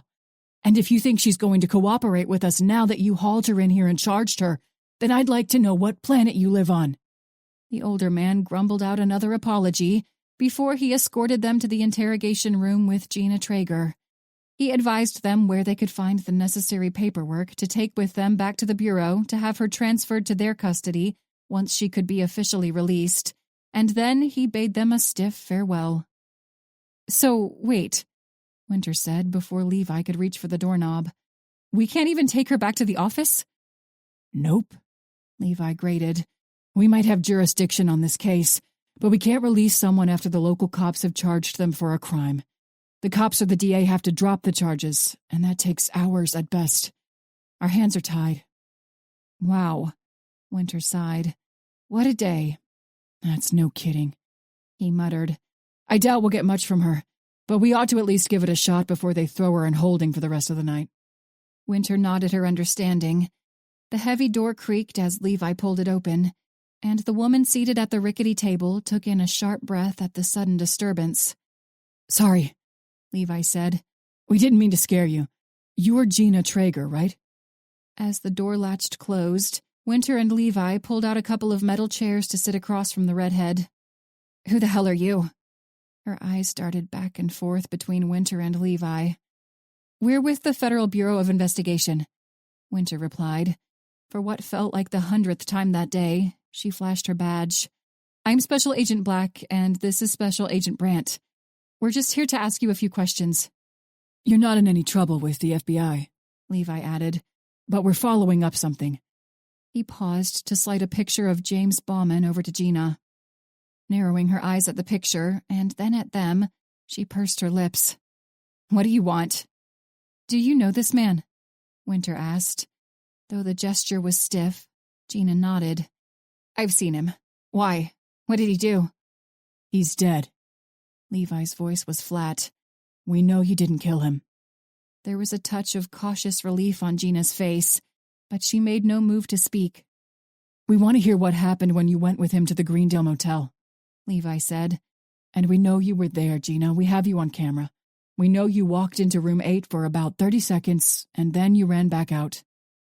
Yeah, Gina returned, crossing her arms as she leaned back in her chair. The guy was a creep. Soon as we got in that room, he said some weird shit about how he wanted to cut me, so I got the hell out of there. He was alive when I left. Who was the other man in the room with you and James Bauman? Winter pressed. She propped her elbows atop the metal table and leaned forward. We know there was someone else there. He's on camera, too. Gina's expression was blank as she shrugged. I don't know what you're talking about. Miss Traeger. The warning was clear in Levi's voice. Just Gina. She shot back. Gina, he corrected. The man you saw, whoever was in that room with you, he killed James Bauman. And we've got reason to believe he's killed other people, too. What? You mean like some kind of serial killer or something? She huffed. Exactly like that. He's killed 3 other people that we know of, Winter replied. Levi nodded. Which makes him a serial killer. The seconds felt like they stretched into minutes as Winter watched Gina's facial expression. Though Gina was only a little over 18, her arrest tonight was far from her first brush with the law. But even more than that, she had dealt with her abusive father for close to 6 years before she finally ran away from home. To someone who had been through a hell Winter couldn't even imagine, the sight of 2 federal agents must have seemed like a cakewalk. Levi had been right in his admonishment of the precinct captain. The arrest had shaken her, but not in a way that was conducive to a cooperative witness. Instead, her brush with the Richmond PD had the opposite effect. If Winter and Levi had reached Gina before she was slapped with a pair of cuffs and read her Miranda rights, they could have made a deal with her. The U.S. attorney would have been more than happy to provide witness protection or any other means of security for an eyewitness to provide a description of the man who had killed James Bauman and 3 other people. But now, even if they obtained a meeting with Gina and the U.S. attorney, Winter doubted the girl would cooperate.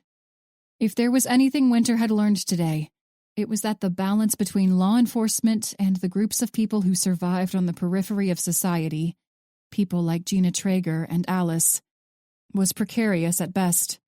One wrong move, and that relationship could be shattered like a piece of cheap glass. I didn't see anyone, Gina said, crossing her arms over her chest. I was drunk, so maybe I'm remembering it wrong. Either way, I hate to break it to you agents, but I didn't see a damn thing. Chapter 30. Aiden crossed his arms over his chest as he watched Bree Stafford tape a new photograph to the whiteboard. Over the last 2 weeks, they had added 4 more pictures. There had been a break of a few days between James Bauman's murder and the next victim, but after that, the deaths of the other 3 had occurred every other day. Tom Cotman, the newest addition to the whiteboard, had been killed last night. If the current pattern held, tonight would be quiet. Each of the 4 subsequent victims, if that was what they could even be called, had shared the same traits as the first 4. They were wolves hidden in sheep's clothing. Under the guise of an electrician, a customer service manager, a long-haul truck driver, and even a sous chef, each man had painted a picture of normalcy. But when Aiden leaned in to scrutinize the picture, the image changed. Though formal charges had never been pressed against any of the 4, each had left a trail of victims in their wake. Like James Bauman, 2 of the men had targeted prostitutes. One had been in Norfolk, and the other had been in Lynchburg. The other 2 relied more on opportunity than a set ritual, but they were predators just the same. Extensive searches into the backgrounds of the 4 men's victims had yielded a couple promising leads, but neither had panned out. They had run into one dead end right after another, and Aiden could only assume they would see more of the same as they delved into Tom Cotman's case. Agent Brandt and Agent Ming are at the scene. Bree's announcement interrupted Aiden's pessimistic speculation. Did he leave another note card? Winter asked, leaning back to sit atop the table closest to the whiteboard. To her side, white light glinted off Noah Dalton's eyes as he scrolled through his smartphone. He did, Bree confirmed. Same thing as the others. Names and dates, all typed, no prints. Standard index card with no special markings. Ever since the press found out a few days ago, they've been writing articles about how he's taunting the Bureau. But personally, I wouldn't call this taunting. I'd call it something more like being informative or leaving an explanation. She ended the statement with a shrug. Aiden swept his gaze over the photographs of the note cards that were left with the bodies of the 6 most recent victims. Every time he tells us what one of these guys did, he's telling the press by proxy. He wants everyone to know why he's doing what he's doing. They're calling him the Norfolk Executioner, Noah put in as he glanced up from his phone. And let me tell you, the comment sections for these articles are something else. The only other time I see people at each other's throats like this anymore are in political debates. But these aren't really political. I mean, there's people from both sides who think the FBI ought to pin a medal to this dude's chest when we find him. And then there's people on both sides who think he ought to be locked up just like any other serial killer. Winter rubbed her face with both hands. Might be the first time you get people from opposite sides of the political spectrum to agree on something. With elections coming up, you'd better believe we're going to hear about it from whoever's running for whatever office. Noah sighed and pocketed his phone. Sooner we find this guy, the sooner we get the press off our backs. I'm getting sick of going to press briefings every other damn day. Well, Bree said, when we finally do catch him, there's going to be a pretty long line of people who want to shake his hand. Or her hand. There'll be more than a few federal agents in that line. Plus the medical examiner, Aiden advised. If it weren't for the press on our backs, I doubt the Bureau would even allocate the funding to catch this person. Bree stepped away from the whiteboard to observe her handiwork. You're not kidding. He's doing half of our job for us. And he's saving the state of Virginia a lot in trial costs. How much do you suppose he's saved us all in tax dollars anyway? That's 8 cases that never have to go to trial. It's got to be in the millions by now, right? A killer's still a killer. Winter's voice was as flat as her unimpressed stare. She was clearly tired of this same old argument. At least this one's doing us a favor, Aiden shot back. By making us look bad? There was a glint of petulance in Winter's blue eyes as she shifted her attention to him. There are just as many people talking shit about the FBI and the cops as anything. He's pointing out what these guys have done, and it makes law enforcement look like they don't know what they're doing. I mean, if one guy can figure out all these cases, then why the hell didn't the cops? That's not on the Bureau, Aiden reminded her. None of these would have been federal jurisdiction, at least not at first. And besides, Bree said, if the local PD, or even if the Bureau was missing all these cases that are apparently so obvious even a civilian can find them, then maybe we deserve for them to be dragged out from under the rug. Seems like Leo's dropped the ball more than once, and that deserves to be pointed out, especially since it cost these young women their lives. It just goes to show that even when we pat ourselves on the back for doing a good job, there's still room for improvement. Bree's stony expression took him aback. Even in the midst of a case as stressful as the hunt for Douglas Kilroy, Bree's mood had been amiable and even upbeat. She was quick with a smile, and he had yet to witness her humor falter. Until now, that was. Though Winter's countenance softened in understanding, the spark of determination didn't so much as waver. Maybe, but I don't think a vigilante serial killer is the best way to shine a light on what needs to be fixed. Seems to me that the only thing everyone's willing to stop and take note of is a vigilante serial killer, Bree replied as she straightened a stack of papers. Because God knows they didn't pay attention when all those girls went missing. Yeah. Aiden answered the unspoken question when the argument appeared to be over. That's everything. You're all free to go. I'll update Agent Brandt and Agent Ming when they get back. By then, Agent Wayrick should be in the office too. Looks like we're right on time for me to make another phone call, Noah Dalton muttered as he rose to stand. Noah followed Bree into the hall, but Aiden stopped Winter before she could step out of the conference room. Hey. One eyebrow arched. She turned to meet Aiden's gaze. Yeah? What's up? You really think we should treat this guy like any other killer? He asked before he could think to refine the question. She crossed her arms over her black blazer. What's that supposed to mean? You don't think we should work this like a normal case? It's not a normal case. His response was so dry it might have crumbled if it was touched. It's a case where the perpetrator probably has experience in law enforcement, and where the perp is more than likely a decorated combat veteran. All the victims are, for lack of a better term, pieces of shit. So no, Winter, I don't think this is a normal case. We can't hold back or work something differently just because we don't like the victims, she returned. Her eyes narrowed. What we do isn't always black and white. I'm pretty sure you're the one who told me that when I got out of Quantico, aren't you? It's hardly ever black and white. We're almost always in the gray area. That was you, right?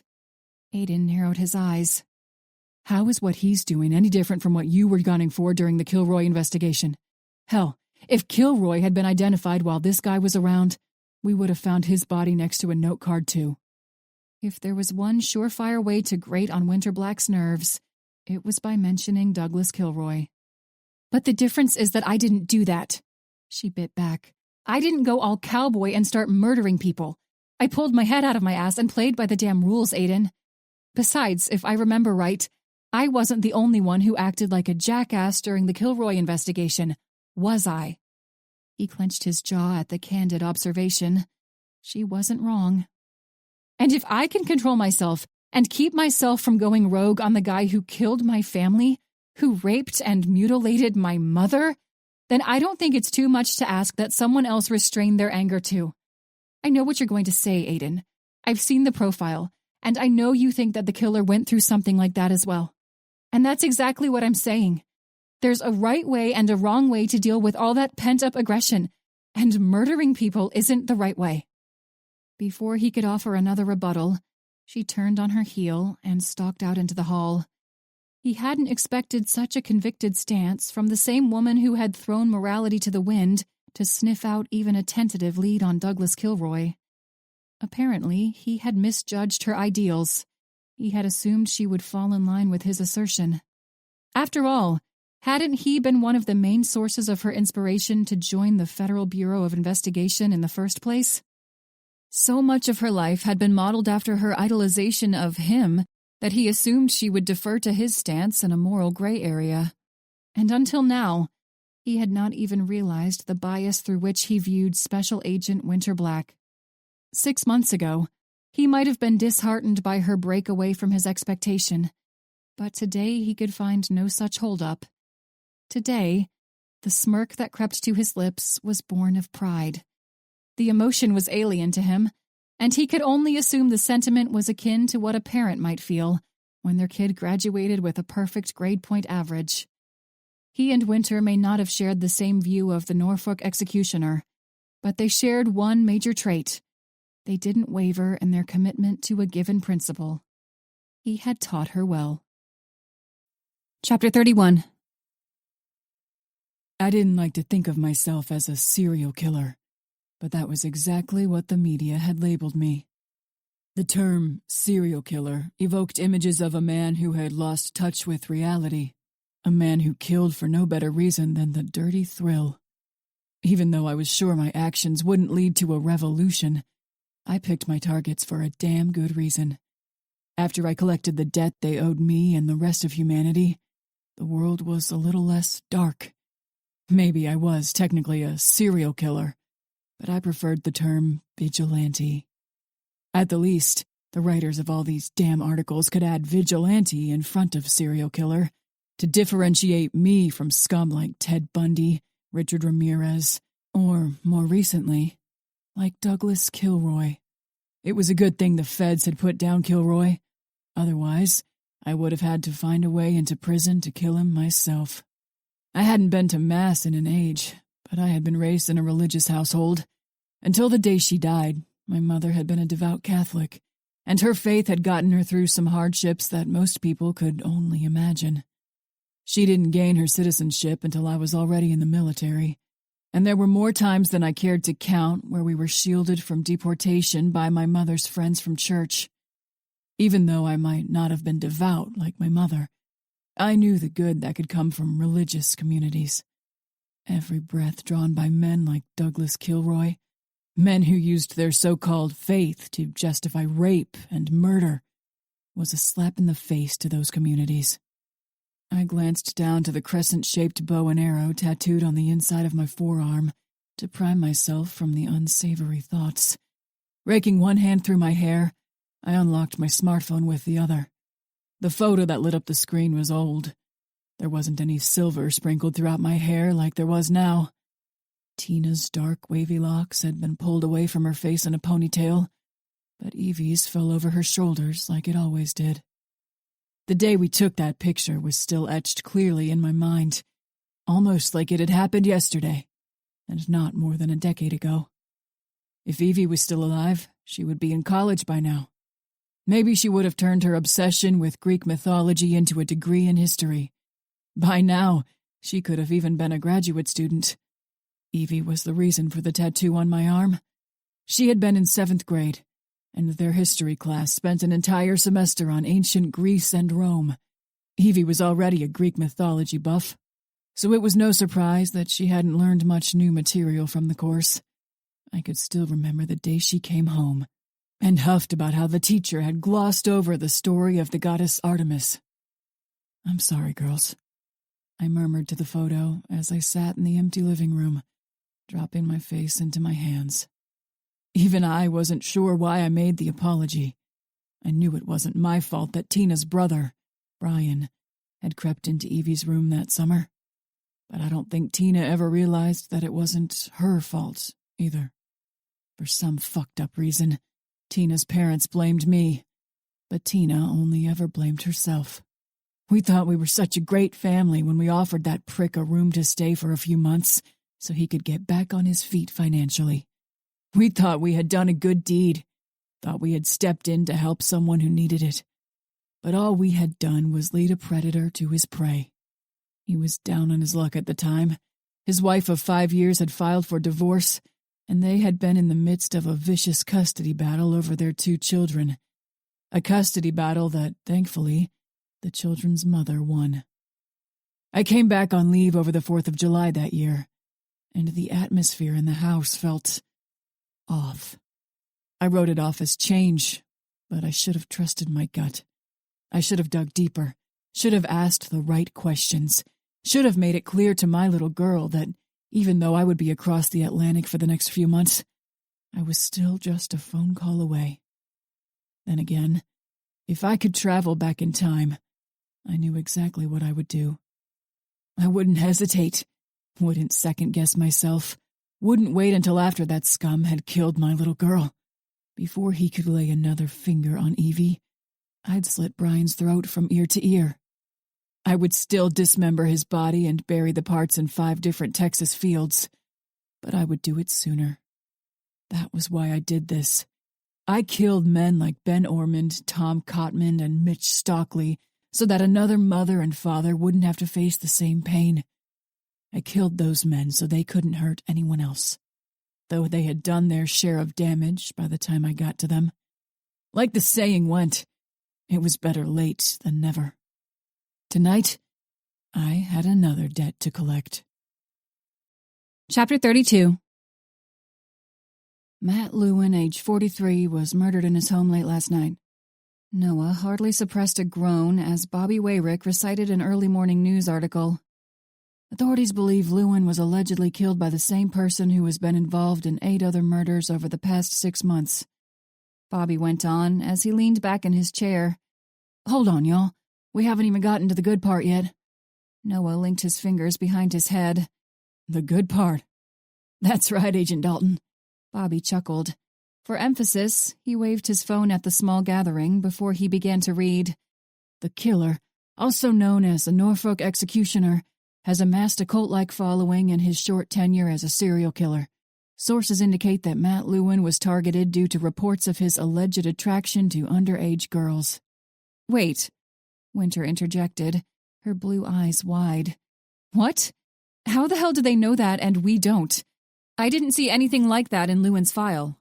"Because none of it's official," Sun Ming answered before Bobby could speak. The Tennessee native nodded. Exactly.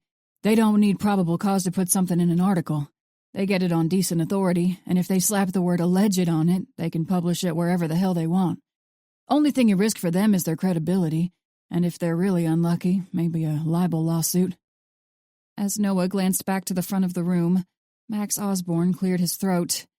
Agent Wayrick's right. That's how our killer has known about all these guys' crimes even when we didn't. He can snoop around and break the law, and he doesn't need probable cause. But what I'm more interested in is why he hit someone last night. Parrish, any ideas? From where he sat in the corner of the dim room, Aiden Parrish looked like he had just been roused from sleep. His attire and his hair was as neat as always, but there was a weariness in his pale eyes with which Noah had become well acquainted. Truth be told, he suspected they had all been hit with the same level of fatigue. Once the case was over, Noah planned to sleep for 16 hours straight. It means he's getting close to the end of his list, Aiden replied after he stifled a yawn. We know he's had a list. There's no other way he could have been prepared with the names and the dates of these men's victims. But his list is finite, and it has an end. The murders have all been spaced out, but now that they aren't, it could mean he's getting close to the end of the list. A silence descended on the space as he and Winter exchanged paranoid glances. What happens when he gets to the end of the list? Winter asked. Does he move to another state? Aiden adjusted the silver band of his watch as he shrugged. It depends. Based on what we know about it, and based on the profile we've put together, there's a possibility he'll just stop. He might start looking for more rapists and pedophiles so he can make a new list. But there's no telling if he'll stay in Virginia. A lot of serial killers are transient. Shit. Noah spat. Then our window to find him is about to close, isn't it? In response, Aiden Parrish merely nodded. Crime scene was clean, Bobby Wayrick put in. Just as clean as all the other ones. No security cameras, no witnesses. Emmy's estimated the Vic's time of death was somewhere around 4 a.m. Winter stretched her neck to one side, trying to work out a knot. Explains why there weren't any witnesses. What about the index card? Sun asked, her dark eyes flicking to the man at her side. It was there. 2 names and 2 dates, same as the last ones. All right, then, Max said as he uncrossed his arms. You know the drill, agents. Same drill we've done 4 other times in the past 2 weeks. Research the victims, look through friends and family members, so on and so forth.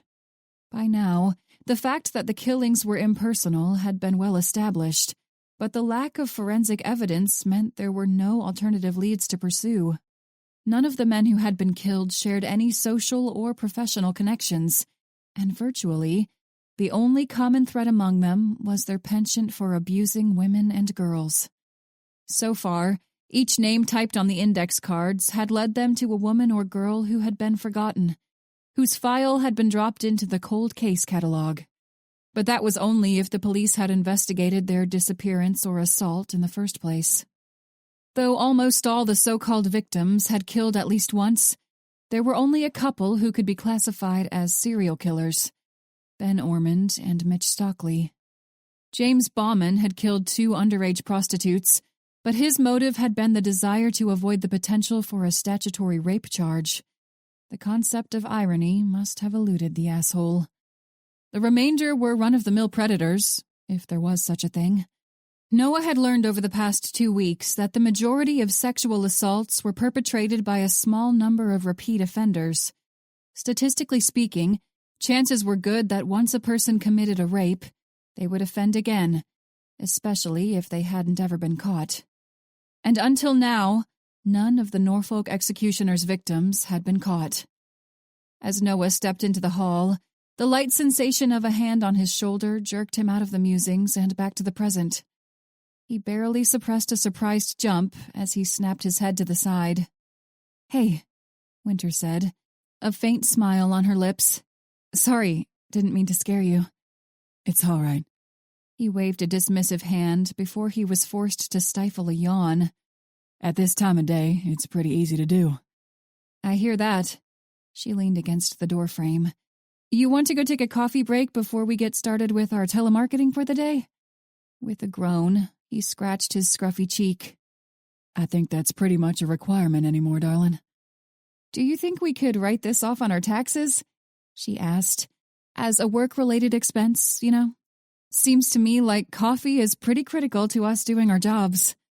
When he laughed, some of the strain lifted from his shoulders. After close to 4 hours on the phone with law enforcement agents and relatives of Matt Lewin's victims, Noah confirmed what he had suspected in the briefing that morning. All the roads for a normal investigation led to nowhere. By the time he dropped the smartphone atop the laminate surface of his desk, he was ready for a drink. Today, he fully understood why the Bureau had adopted a mandatory retirement age of 57. Like each of the 4 prior to Matt Lewin, the note card left by the killer had been accurate. Levi Brandt was assigned the unenviable task of reaching out to Lewin's victims, only one of whom was still alive. The other victim, Maria Hernandez, had disappeared shortly before her 15th birthday. The investigation into her absence had been half-assed at best. Relatives and friends reported that Maria had fallen in with a bad crowd, and her father was too strung out to notice. When Maria was only 11, her mother and her younger brother had been killed in a car accident. Before the loss of her mother, Maria had been a good student and a loving daughter and sister.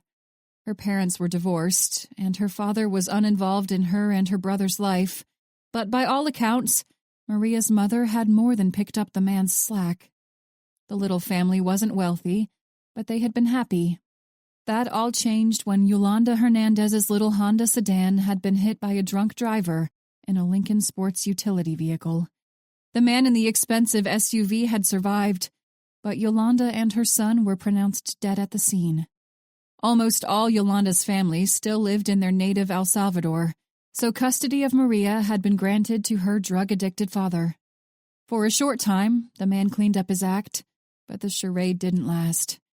Little more than a month before she had gone missing, Maria had been caught in possession of marijuana at a house party. Based on Levi's write-up, the tone of which exuded only a fraction of the irascibility Noah knew must have been present in the man's eyes, there was a good chance Maria had met Lewin at the party. At the time, Lewin had been 29, and his younger cousin, a senior at Maria's high school, had hosted the party. There were a number of other drugs passed around that night, including methamphetamine and cocaine. 5 weeks later, Maria Hernandez dropped off the face of the planet. Classmates had expressed concern about her attendance at school, and some of her friends indicated that Maria and a few other freshmen had started to use harder substances like meth and coke. When Maria was reported missing by her father, police assumed she must have run away. They made a half-assed effort to find her, but ultimately, the disappearance of a lower-class teenager whose father was a drug addict didn't appeal to the mainstream press. Over the past couple weeks, Noah had worked with and learned more about Levi Brandt, including his motivation for obtaining a position in the Victim Services Division of the FBI. Levi's background was similar to Autumn Trent's, and he worked in victim services to make sure that people like Maria Hernandez didn't fall through the cracks.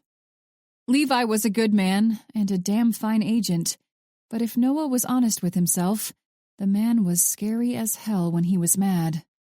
Winter told him about the incident with Gina Traeger and the Richmond PD, but Noah had been convinced that her description was exaggerated.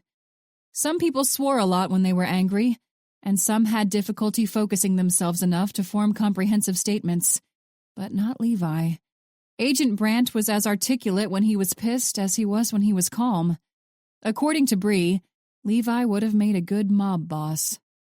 When the screen of Noah's phone lit up, he blinked a couple times to ensure he had not fallen asleep. No, he was still awake. With a quiet groan, he grabbed the device to squint at the number. Though he assumed the caller was a follow-up on one of the 6,000 outbound calls he had made that month, the area code didn't belong to Virginia.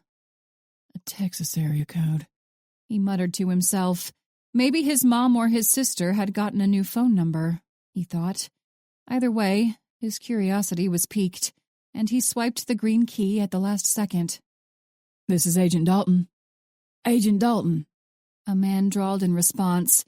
His tone was upbeat, almost excited, but Noah couldn't place his voice. "Who is this?" Noah asked. "Mark Quesada, SAC from the Violent Crimes Division of the Dallas office. One of our friends in the Dallas PD, Detective Jake Nielsen, put me in touch with you. You used to be in the Dallas PD, right?" "That's right." Noah rubbed his eyes with his free hand. "I was in the Dallas PD for 4 years. Tactical response for most of it. Detective Nielsen was in narcotics, so we ran into one another whenever he'd be doing a raid on some cartel facility. What can I do for you, SAC Quesada?" The SAC chuckled. "That's exactly what Detective Nielsen said, and you're right. I'm not just calling to shoot the shit with you. Like I said, I'm with Violent Crimes. That's your division too, isn't it?" "It is," Noah confirmed, but he guessed the SAC already knew every detail of his life, down to his shoe size. "Great. We've been looking into what you guys are working on out there in Virginia. The Norfolk executioner. He's been killing rapists and pedophiles, is that right?" "Yeah. Murderers, too." Right. Quesada replied. "That's what we saw out here, too." Noah sat up straighter, grabbing his pen to take notes. "Go on." "It's about 5 years old now, at least the most recent one is," the SAC explained. "But, yeah, we popped open some old cold case files out of curiosity, and it seems like we might be looking for the same guy. About 5 or 6 years ago, we had a series of murders just like you're looking at in Richmond and Norfolk." "How many victims total?" Noah asked. 10 that we know of. One about 6 months before the rest. The weird part about it all was that he shot the first ones. The first 4, actually. All with the same weapon. But when we found the 4th body, the weapon was there. A Heckler & Koch G36 automatic rifle. No serial number, no nothing. Far as we could tell, he made the damn thing himself." The hair on the back of Noah's neck stood up. "We found a Barrett Model 98 Bravo sniper rifle at the scene of the 3rd murder. He killed the first 3 with the same weapon, and after he got rid of it, he's been killing them with a hunting knife." Quesada finished for him. "Yeah, Agent Dalton, that's exactly what happened here, too. About half the bodies were around Killeen, and the other half were closer to Dallas. They weren't all necessarily in an urban area, though. Some were in rural areas outside the city. There's no pattern to the location, at least not as far as we can tell," Noah replied. "Bingo. The only pattern is the victims' pasts, and the notes that are left behind. Believe it or not, they were like those ransom notes you used to see in movies. Letters cut out of a magazine or newspaper. Note cards this time, and the words are typed. Guess our vigilante has gotten more efficient over the years." Quesada mused. "Sure seems like we're looking at the same killer, don't you think, Agent Dalton?" Noah leaned back in his chair. "I'd say so, yeah. We'll send you everything we've got from those murders, including our BAU people's profile and all the suspects we ruled out. I'll also have one of my agents fly out to Richmond this evening to help you and your people go through it. She worked on the Killeen executioner case right after she got out of Quantico. She's Special Agent Chloe Villaruz, and she'll be there a little after supper time." Chapter 33. There were more people in the briefing room than Winter had ever seen at one time. Considering the amount of news coverage devoted to the Norfolk executioner case, however, the manpower was warranted. After her evaluation of Sun Ming, Autumn had been called back for a consultation on the new information about the killer's activity around Killeen. Her green eyes flicked back and forth as Winter eased the glass door closed behind herself. Even as she felt a pang of sympathy for her friend, she was glad for her presence at the early morning o'clock meeting. Like Aiden, Autumn had a keen eye for details that a normal person might overlook. As Winter took a seat beside Noah, she didn't miss the scrutinizing glance Sun cast to her friend. If Sun flashed any more of the venomous looks at Autumn, Winter would make a mental note to ask the tenured agent what in the hell her problem was. Chances were good Sun's issue had to do with the slight tilt of Aiden's head as he leaned in to say something to Autumn, or with the way Autumn's lips curled into a faint smirk at the softly spoken comment. Over the drone of the handful of conversations in the room, Winter couldn't make out what Aiden said, but apparently, the fact that he had uttered a private word to another woman was enough to set Sun on edge. Winter fought against an eye roll as she lifted her paper mug of coffee to her lips. Well, At least Sun's anxiety from her brush with the business end of their investigation had worn away. The woman seemed to be back to her usual prickly self. The chatter died down as Max cleared his throat, and within moments, all eyes were fixed on the front of the room. The sack stood beside a tall, willowy woman whose green and amber eyes seemed to sparkle beneath the light overhead.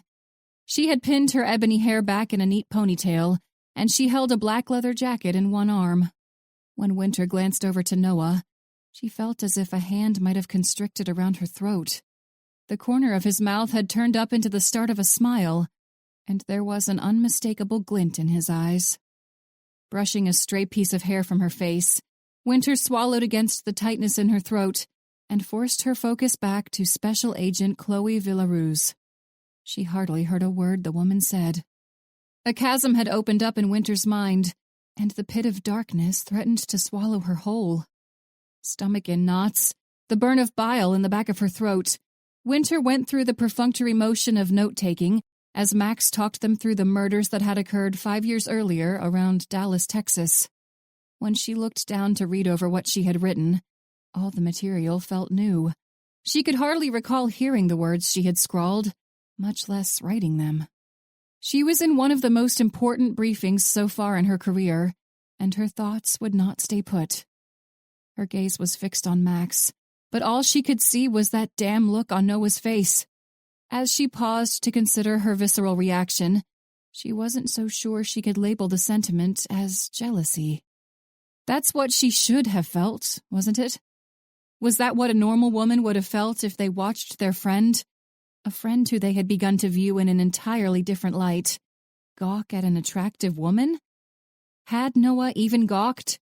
The more thought she gave his fleeting expression, the more unsure she became. Despite the new light in which she had started to view her friend, the fact remained that Winter and Noah were not together. In fact, until recently, she had done a damn fine job of making sure he knew they weren't together. Just because something in her head had shifted didn't mean that the same thing had shifted in Noah's mind. As far as he knew, they were still friends with a couple of awkward kisses under their belt. Winter knew they weren't the only pair of friends who had shared an awkward kiss. She could still picture Autumn's sarcastic grin when she first told her the story. During her undergraduate, Autumn had been friends with a grad student who studied industrial organizational psychology. Though their relationship was platonic, there had been at least one misunderstanding between them that had resulted in a kiss. They laughed off the misstep, and now they still communicated regularly through text messages and emails. Autumn's friend was married now, and he and his wife expected the arrival of their first child in January or February. Was that how Winter and Noah's friendship would go? A year from now, 2 years from now, would they be connected only through a series of electronic messages? An occasional video chat? Would Noah send her an invitation to his wedding through email, or would she receive a physical copy? She didn't want that. She didn't want any of that. She didn't want to type out a periodic update to send to him after he had moved back home to Texas. Didn't want to add him on Skype just so she could see his bright smile. And she sure as hell didn't want to watch him marry a veritable stranger. But whenever she looked to Chloe Villaruz, all she could see was his inevitable absence in her life. No one stayed single forever, especially not someone like Noah. And when he found the woman of his dreams, what would that mean for Winter? The thought was selfish, she knew. She should want what was best for her friend, and if that was another woman, then so be it. She wanted him to be happy, but for the first time, she realized she wanted the cause of that happiness to be her. Not Chloe Villaruz, not a woman he had yet to meet, but Winter. She didn't want to lose him, but she reminded herself what had happened the last time she was overcome with the same type of anxiety. In a panic brought on by the thought that he might vanish from her life, she had initiated their second awkward kiss. At the time, she had stepped away, horrified that she might have ruined the only real friendship she'd had since grade school. Now, if they were back in the galley kitchen of her apartment, she would have wrapped her arms around his shoulders and held on like it was the last chance she would ever get to be so close to him. because, as far as she knew, the evening in her kitchen might have been the last opportunity. Agent Black. Max's gravelly voice jerked her out of the darkening pit of anxiety like a flare brought to life in the dead of night. Rather than vocalize a response, she met his steely gaze and nodded. You and Agent Villaruz head to the Emmy's office and see what you can find out about our newest victim, Alex Rolaz. Dr. Nguyen should have had enough time to look over the body by now. Without a glance to Chloe Villaruz, Winter nodded again. She felt like an alien who had just stepped off their spacecraft for the first time. As Max delegated tasks to the remainder of the room, aside from Autumn at least, Winter brushed a finger along the adhesive at the top of her notepad. She paid special attention to each indentation and scratch, and at the same time, she focused on the faint strawberry and vanilla of her body spray. It was a scent Noah often complimented, but she forced the thought from her head as soon as it surfaced. The entire purpose of grounding was to avoid a panic attack, not instigate one. Maybe tomorrow she would use the lime and coconut fragrance Autumn had given her for Best Friends Day. Autumn had gifted Noah with a candle from the same store, and ever since, he went back to buy a replacement each time the wax was gone. Damn it. She barely prevented herself from uttering the words aloud.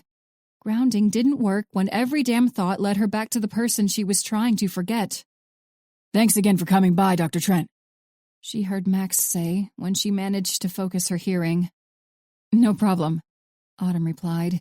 With a smile, she extended a hand to the tenured sack. As Max accepted the handshake, Autumn's pleasant expression didn't waver. There, she told herself. Think about Autumn, or Max, or even Aiden. They're all over there smiling at one another, and you're here with your head stuck in the clouds like some kind of high schooler with a crush on the homecoming king. No, Noah had never been crowned homecoming king, nor prom king, nor any other type of teenage royalty. He had hated high school, and he'd spent the majority of his time on his grandparents' ranch as they helped set his uncle up to take over the property. Then, as soon as he graduated, he joined the military to follow in the footsteps of his stepfather, Chris. Damn it, she thought. You're doing it again. Stop it. Agent Black? A woman's voice asked. Winter snapped her attention away from Autumn, Aiden, and Max as she and Noah looked over to the speaker. Hi, that's me, Winter said. Good Lord, she sounded like a bumbling idiot. Sorry, it's early and I haven't had very much caffeine yet today. It's nice to meet you. With a practiced smile, Winter shoved to her feet and offered her hand to the woman. I can sympathize. Chloe laughed. The sound was pleasant, almost melodic. I'm a caffeine junkie, so you're in good company. We can swing by a Starbucks on our way to the ME's office. Just stay away from the coffee in the break room, Noah advised. Winter wanted to put a hand over his mouth to keep his usual charm at bay, but she forced herself to maintain a smile instead. Yeah, it's pretty disgusting. Thanks for the tip, the agent replied with a grin. We all pitched in and bought a coffee maker to put on one of our desks. Our SAC has one in his office that he lets us use too. When some of the higher-ups were there a couple years back, they asked us why in the hell we needed a coffee maker when there was one in the break room. We told them to try that sludge, and after that, they didn't give us any grief for keeping a coffee maker on hand. I think each shift even has its own by now. We've got one. Winter almost jumped at Bobby Wayrick's voice. Sorry, wasn't eavesdropping. Or at least I didn't think I was anyway. It's past my bedtime, that's about all I know for sure. For emphasis, he stifled a yawn. Wait, Noah said, narrowing his eyes at the agent from the night shift. Y'all have a coffee maker that you've never told us about. Hey, you heard the woman. A smirk tugged at the corner of Bobby's mouth as he spread his hands. Each shift gets its own. Y'all want one, y'all go get one. Or, come to the night shift. No, thank you. Noah looked appalled at the thought. I'm good. I did that for 2 years while I was in Dallas. When Chloe flashed a smile at Bobby, Winter was almost relieved. She learned a couple days earlier that Bobby and his wife had decided to divorce, but as far as she knew, the man didn't have a new love interest. Wayrick was a year younger than Noah, and for the first time, she let herself take stock of his appearance. If it hadn't been styled, the ends of his dark blonde hair would have hung just past his earlobes. His black suit was tailored, though she doubted the price of Bobby's attire surpassed that of Aiden Parrish's. Winter wondered if part of the men's training at Quantico had involved suit selection. Without a doubt, Bobby Wayrick was a good-looking guy. Autumn had mentioned as much from the weeks she had been under Bobby's protection, but until now, Winter had merely taken Autumn at her word. A quick glance to Noah confirmed that he had noticed her inspection of Bobby, but the disheartened shadow behind his eyes hadn't been the reaction for which she had hoped. Why couldn't he just roll his eyes or huff at her like a normal guy? Rather than elicit any form of reassurance, her stupid stunt only made the knot in her stomach tighten. She wished she could hug him, or at least offer him a comforting smile. But they were in a briefing room in the heart of the FBI building, and she had to maintain some semblance of professionalism. Fortunately, neither Bobby nor Chloe noticed the exchange as they struck up a discussion about their preferred coffee beverages. The dialogue had rolled around to coffee-flavored ice cream when Winter excused herself to the bathroom. She half expected Noah to follow her to ask what in the hell her problem was, but when she glanced over her shoulder, the hall was empty. She had announced that she was headed to the bathroom. No matter Noah's curiosity or his stake in the outcome of their exchange, he wouldn't follow her to the ladies' room. And if he did, who knew what might happen? To her relief, she was the only occupant of the bathroom as the sudden flush enveloped her cheeks. What in the hell was wrong with her this morning? Her thoughts oscillated between despondent and dirty so quickly that she didn't have time to consider how her mind had gotten there in the first place. As she turned on the faucet, she wondered if she should splash water on her face, or if she should slap herself in the face instead. A wide, dark red gash ran from beneath one of the man's ears to the other, and the cut was so deep that Winter could see the severed cartilage and ligaments of his throat. Despite the corpse on the exam table, Dan Ewan was as hospitable as he always was. If Winter closed her eyes to listen to Dan's greeting, she could have tricked herself into thinking she had walked into a bakery and not a morgue. Same cause of death as the others, Dan advised as he waved a hand at Alex Rolaz's lifeless body. Aside from James Bauman, that is. Chloe nodded as she shifted her green-flecked eyes up to Dan. That's the same way the men in Killeen and Dallas were killed. Throat slit. As far as we could tell, they were all taken by surprise. Are there any defensive wounds or anything else that might have indicated a struggle? No, I didn't find anything. Based on that, and based on what we know about him, I'd say you're right. He's taking them all by surprise. What about Bauman? Winter asked. You said he was stabbed in the back, right? Right, that's true. Were any of the victims from Texas stabbed in the back? No, Chloe answered. The first 4 were shot, and the final 6 were just like Rolaz here. Throat slit, the cut so deep that it almost decapitated them. So why was Bauman different? Winter asked, glancing from Dan to Chloe and back. Maybe Bauman put up a fight, the agent from Dallas suggested. Dr. Nguyen, do you remember if you found any defensive wounds on James Bauman's body? A bruise on the bridge of his nose. Dan looked thoughtful as he shrugged. Could have been from being shoved against a wall. And instead of slitting his throat, the killer stabbed him before he could do anything to try to fight back any more than he already had, Chloe said with the lift of both shoulders. It was a precise wound, Dan reminded them. Right between the middle 2 ribs, up through the lung to nick the bottom of the heart. It's the same technique the Navy teaches to SEALs, which means there's a good chance the person you're looking for has elite military training. This time, it was Chloe's turn to draw her brows together. How do you know that? I was Navy intelligence for 6 years, Dan answered. Spent a lot of time around SEALs and Special Forces people. Picked up a few things. I've got an alibi, by the way. It's already been vetted. As Agent Villaruz opened her mouth to protest, Winter couldn't help her burst of laughter. I'm sorry, Villaruz, she said. I'm not laughing at you. I'm laughing at Dan. He's got a weird sense of humor. Dan looked pleased. You would too, if you dug around in dead people's bodies all day. Chloe joined in the mirth as they said their farewells. Though they had learned more about the case, they hadn't gleaned any useful information from their visit to the medical examiner's office. Business as usual. The ME we usually end up with is a stuffy old guy, Chloe said. The unexpected comment drew Winter's attention over to the passenger seat. That must suck, Winter replied. Even though she thought her voice sounded stiff, she hoped Chloe didn't notice. We're all pretty used to it by now, so it only really sucks when we realize that not all the medical examiners out there are stuffy old guys, especially not the ME here in Richmond. Though Chloe's words were devoid of the same prominent twang in which Noah spoke, there was enough of an accent to give homage to her southern heritage. Dan's pretty cool. Winter's response was absent-minded as she flicked on the blinker. If I met him in a bar or somewhere, I'd never guess he was a medical examiner. Winter frowned. She was beginning to like the tall, willowy, beautiful agent. Damn it. Yeah, me neither. Before Chloe could reply, the first few guitar riffs of a familiar song sounded out on the car's radio. As the woman snapped one hand out to the radio dial, Winter gritted her teeth in preparation for a marked increase in volume. To her relief, the song fizzled out of existence as Chloe changed the station. Sorry, she blurted, patting the air with her hands. No offense or anything. I just can't stand 80s hairbands. Really?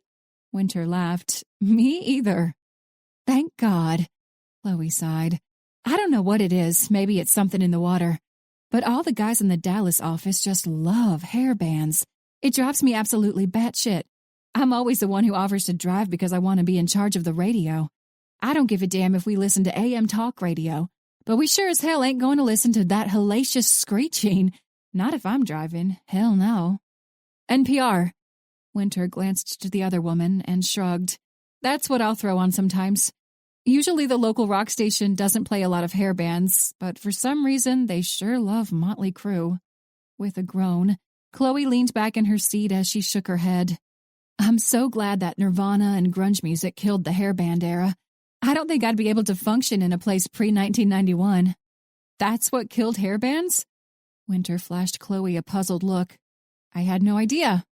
Oh, yeah, Chloe answered with a vehement nod. When Nirvana got big, everyone started thinking about what songs actually meant, and it turned out that folks like tunes that have a little more meaning than some strip club jam. Vince Neil, the lead dude in Motley Crue, he hates grunge music, which, honestly, is part of why I love it so much. It did us all a huge favor. Holy shit, Winter laughed. I didn't know that. I might have to go out and buy a Nirvana shirt now. I mean, I like Smells Like Teen Spirit, but I wouldn't say I'm a Nirvana expert. That's Noah, Agent Dalton. As she trailed off, she felt her smile fade. You guys are cute together, Chloe observed after a spell of silence. Relationship goals. Isn't that what all the kids are saying? Oh, Winter felt her eyes widen. No, we aren't together. We're just good friends. Really? Winter bristled in preparation for the agent to ask if Noah was single, but the remark never came.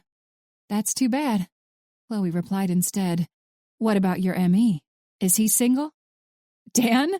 Winter coughed as she strangled on the name. I'm not sure. I've never seen him wearing a ring, but I've never heard him mention anything about a girlfriend. Just an ex. Chloe picked a piece of lint off her pants. He seems like a pretty cool guy. Yeah. Winter slid the other agent a look. Was she attracted to the man? Dan's pretty funny.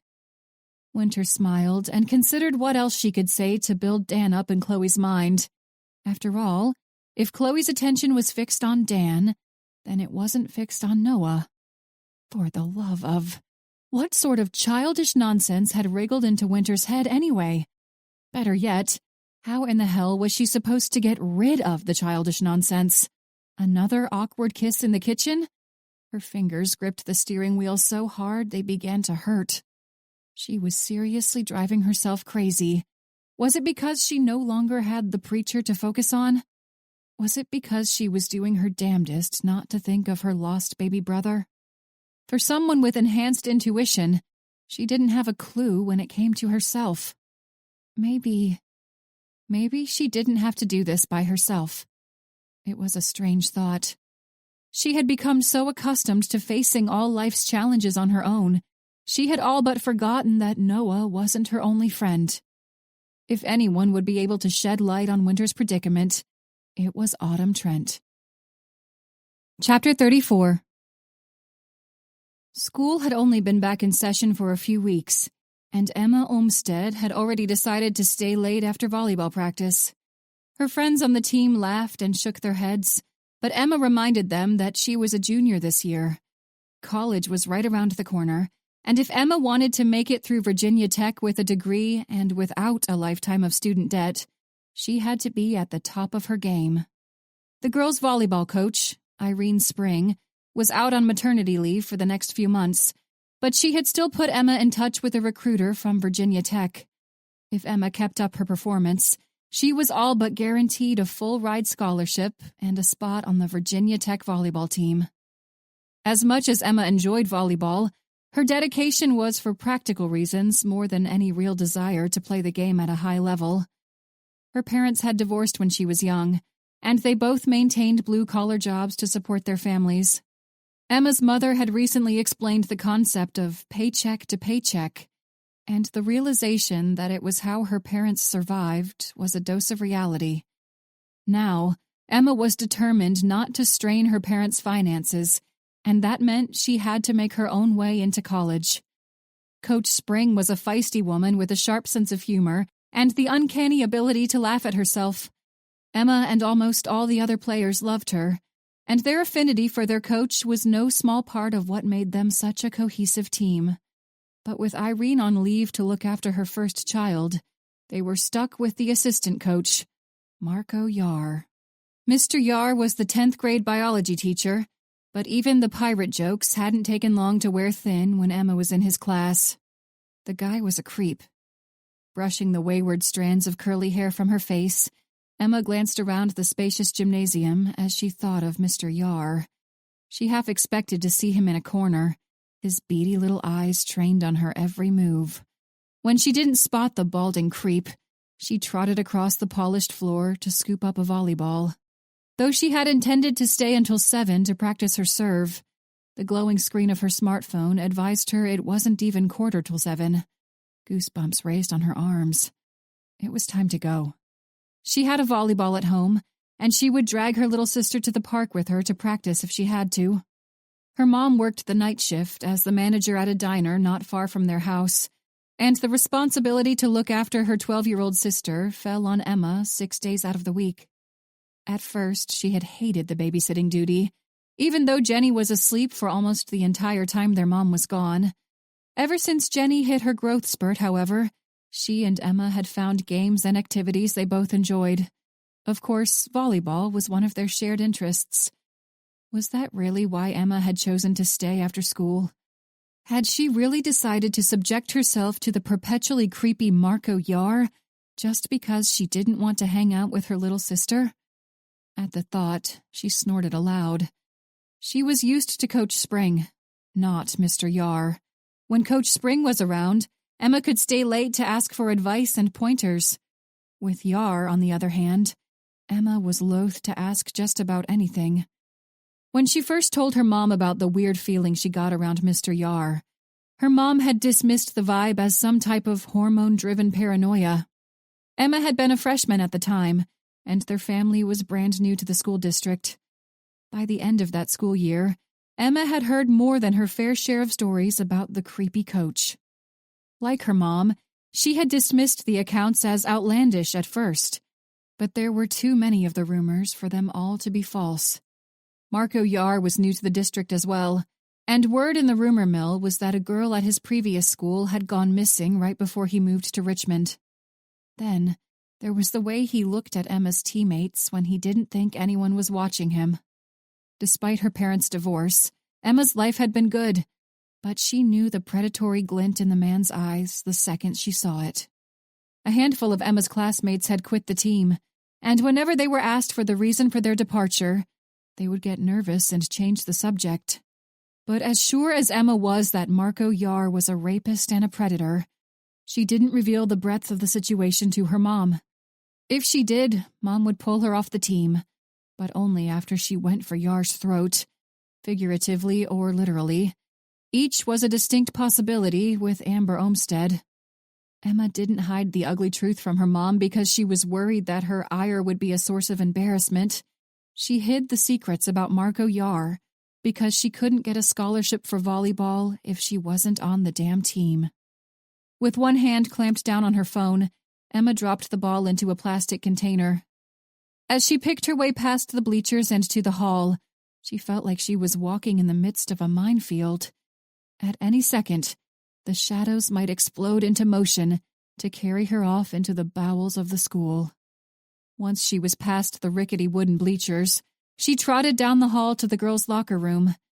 Now she felt like the idiot in a horror movie who had made the mistake of going back for their stuff when it was obvious they were about to be killed. Her palms were damp, and she heard the rush of her pulse as her heart hammered in her chest. She couldn't leave her backpack in the locker room. Her house key was in the outside pocket. Mom and Jenny were both home, but she would never hear the end of it if her mom found out she had left the key to their damn house in a locker. Emma glanced to every corner, every crevice, every inch of space in the dim room. Before she reached her locker, she was sure she had cast a paranoid glance over her shoulder at least 50 times. Aside from the drone of the fluorescent lights overhead, the air was quiet. No, it wasn't just quiet. It was silent. She was definitely in a horror movie. In the background somewhere, a person was shouting at her to get the hell out of there, while another leaned over to their friend to ask why that stupid girl had gone back for her book bag in the first place. Shit. Why hadn't she used the buddy system? Since second grade, her teachers had preached the gospel of the buddy system, but Emma either hadn't cared or hadn't listened. Though Emma's mom permitted her to carry pepper spray during the summer months, a can of mace would be enough to expel her during the school year. As she shouldered her backpack and crept away from the short row of lockers, she wished she had taken the chance. Instead, she would have to make do with her smartphone.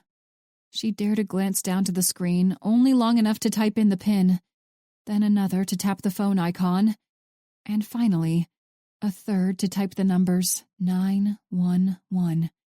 She moved her thumb to hover over the call button. There. Now, if any creepy assistant coach leapt at her, the cops would show up to knock down the door in less than 10 minutes. Each step Emma took was measured, and even her footfalls were soundless as she pushed open the metal door. She glanced up and down the hall before she willed herself to ease the door wide enough to let herself out of the locker room. The set of double doors at the end of the corridor were automatically locked after 5, and she mentally berated herself for the oversight. Since she couldn't use the main exit, the doorway that led straight out into the parking lot, she had to walk the other direction. The alternate route would take her past the boys' locker room, the entrance to the gym, and then the faculty offices. Any student who stuck around later than 5 had to check out with a security guard in the principal's office. After a quick swipe to make sure the touchscreen didn't go dark, she started on her painstaking journey. Another set of heavy double doors separated the hall from the main portion of the school, and Emma could only assume they would muffle any shouts or cries for help. Swallowing against the sudden dryness in her mouth, Emma forced one foot in front of the other. A slat of golden light fell across the drab concrete floor, a slat of light that hadn't been there before. An hour earlier, the overhead lights had dimmed to a faint glow, and the brighter illumination stood out in stark contrast. The office was shared by a couple different assistant coaches, but this time of year, there was only one likely occupant. She snapped her head around to take stock of the corridor, but nothing stirred. If Emma didn't get out of that hallway soon, she was liable to lose her damn mind. Someone was here. She could hear them as they shuffled around the office. "Mr. Yar?" she called, her eyes flicking from her phone to the doorway and then back. The crack between the door and the frame didn't yield Emma a wide glimpse to the interior of the office, but her attention was drawn right away to the splotch of vivid crimson. At first, She thought the red pool must have been a decoration or a prop. Maybe one of the assistant coaches had taken it upon themselves to put out an early Halloween decoration. If it was a prop, what in the hell was it supposed to be? A zombie? A dead person seated behind the coach's desk? As the door creaked inward, she heard herself take in a sharp breath. The figure that blocked out the light from the doorway wasn't Marco Yar. This man wore a black hoodie and dark-washed jeans, not the polo and khakis that comprised the entirety of Yar's wardrobe. His eyes were dark, not the pale shade of blue she so often saw linger on the other volleyball players. From beneath the hood, she could see his ebony hair, could see that he hadn't been stricken with the same receding hairline as Mr. Yar. But the cause of her gasp wasn't the stranger. It was the way the white light glinted off the bald patch on the top of Marco's head as he lay face down in a growing pool of his own blood. Every nerve ending in Emma's body told her to run, to push open the heavy doors and sprint out past the principal's office and into the parking lot. She had saved money diligently over the past few years to buy her own car, and she wanted to find out how fast she could drive it away from this damn building. Beneath the icy stranglehold of adrenaline, she struggled to breathe, much less manage an escape. I won't hurt you. Though the man's tone was hushed, the bass in his voice gave the words a commanding edge. You won't? She stammered. He shook his head. Nope. He was playing her. Again, she could hear the imagined movie watchers screaming at her to run. Instead, she found herself stammering. But I saw you, didn't I? The slightest smile played across his clean-shaven face. You did, and I'm sure you'll do what you think is right once I leave. What do you mean? You killed... Her eyes flitted past the man, and she had to swallow back bile. Who are you? He chuckled softly as he held up both gloved hands. Me? I'm no one. I got who I came for, and it wasn't you. You mean Mr. Yar? Why was she conversing with a killer? She could hear the movie audience moaning at her stupidity. As he nodded, the corner of his mouth turned down in a scowl. That's right. Marco Yar was a predator. He preyed on the weak and the vulnerable, and he exploited his position of authority to keep his victims quiet. But Marco didn't know that there are deadlier predators out there. Holy shit, Emma breathed. You killed him because of what he did to those girls? That was all real? It was. The stranger confirmed. She was curious now. Although she was still afraid, she wasn't as afraid as she probably should have been. Was this man a hero? Saving her and others from the creep who could never ever hurt any girl again? But why? She asked, her voice steadier now. Did you know one of them? Are you one of the girls' fathers? No. You've heard the story of Artemis, right? The goddess of the hunt. She didn't have to stray back far in her memory banks. She loved history. It was one of her favorite subjects. Yeah, I have. Artemis wasn't just the goddess of the hunt, he said, showing her the tattoo of Artemis on his forearm. She was a protector for girls and women, for those who the scum of society might have preyed on otherwise. There's no one like that in our society anymore. No one to catch the victims who fall through the cracks. The police do the best they can, but they can't be everywhere, can't know everything. So, that's what I do. I take out the trash. Oh my God, she managed. Though Emma didn't pay much attention to the news, she'd spent enough time online to familiarize herself with the Norfolk executioner. The last time he had been mentioned on television, Emma's mom had muttered a comment about how the police should give him a job once they caught him. The smirk was back as he stepped out of the doorway and turned to make his way to the double doors. As he pushed his way into the main cafeteria beyond, all Emma could do was follow his movements with her dumbfounded stare. She could leave, she thought. She could forget what she had seen, and she could follow the tall man's path out past the principal's office and into the night. He would go on to live his life, and she would go about hers. There were security cameras throughout the school, but based on the snippets she had read about him, he knew how to avoid detection. Emma didn't. Once the cops reviewed the footage, it would be obvious that she had been in the same place as the killer. Thinking hard, she thought through every cop show she'd ever watched. She had to play this just right. Just because she knew she had to call the police eventually didn't mean she had to dial the number right away.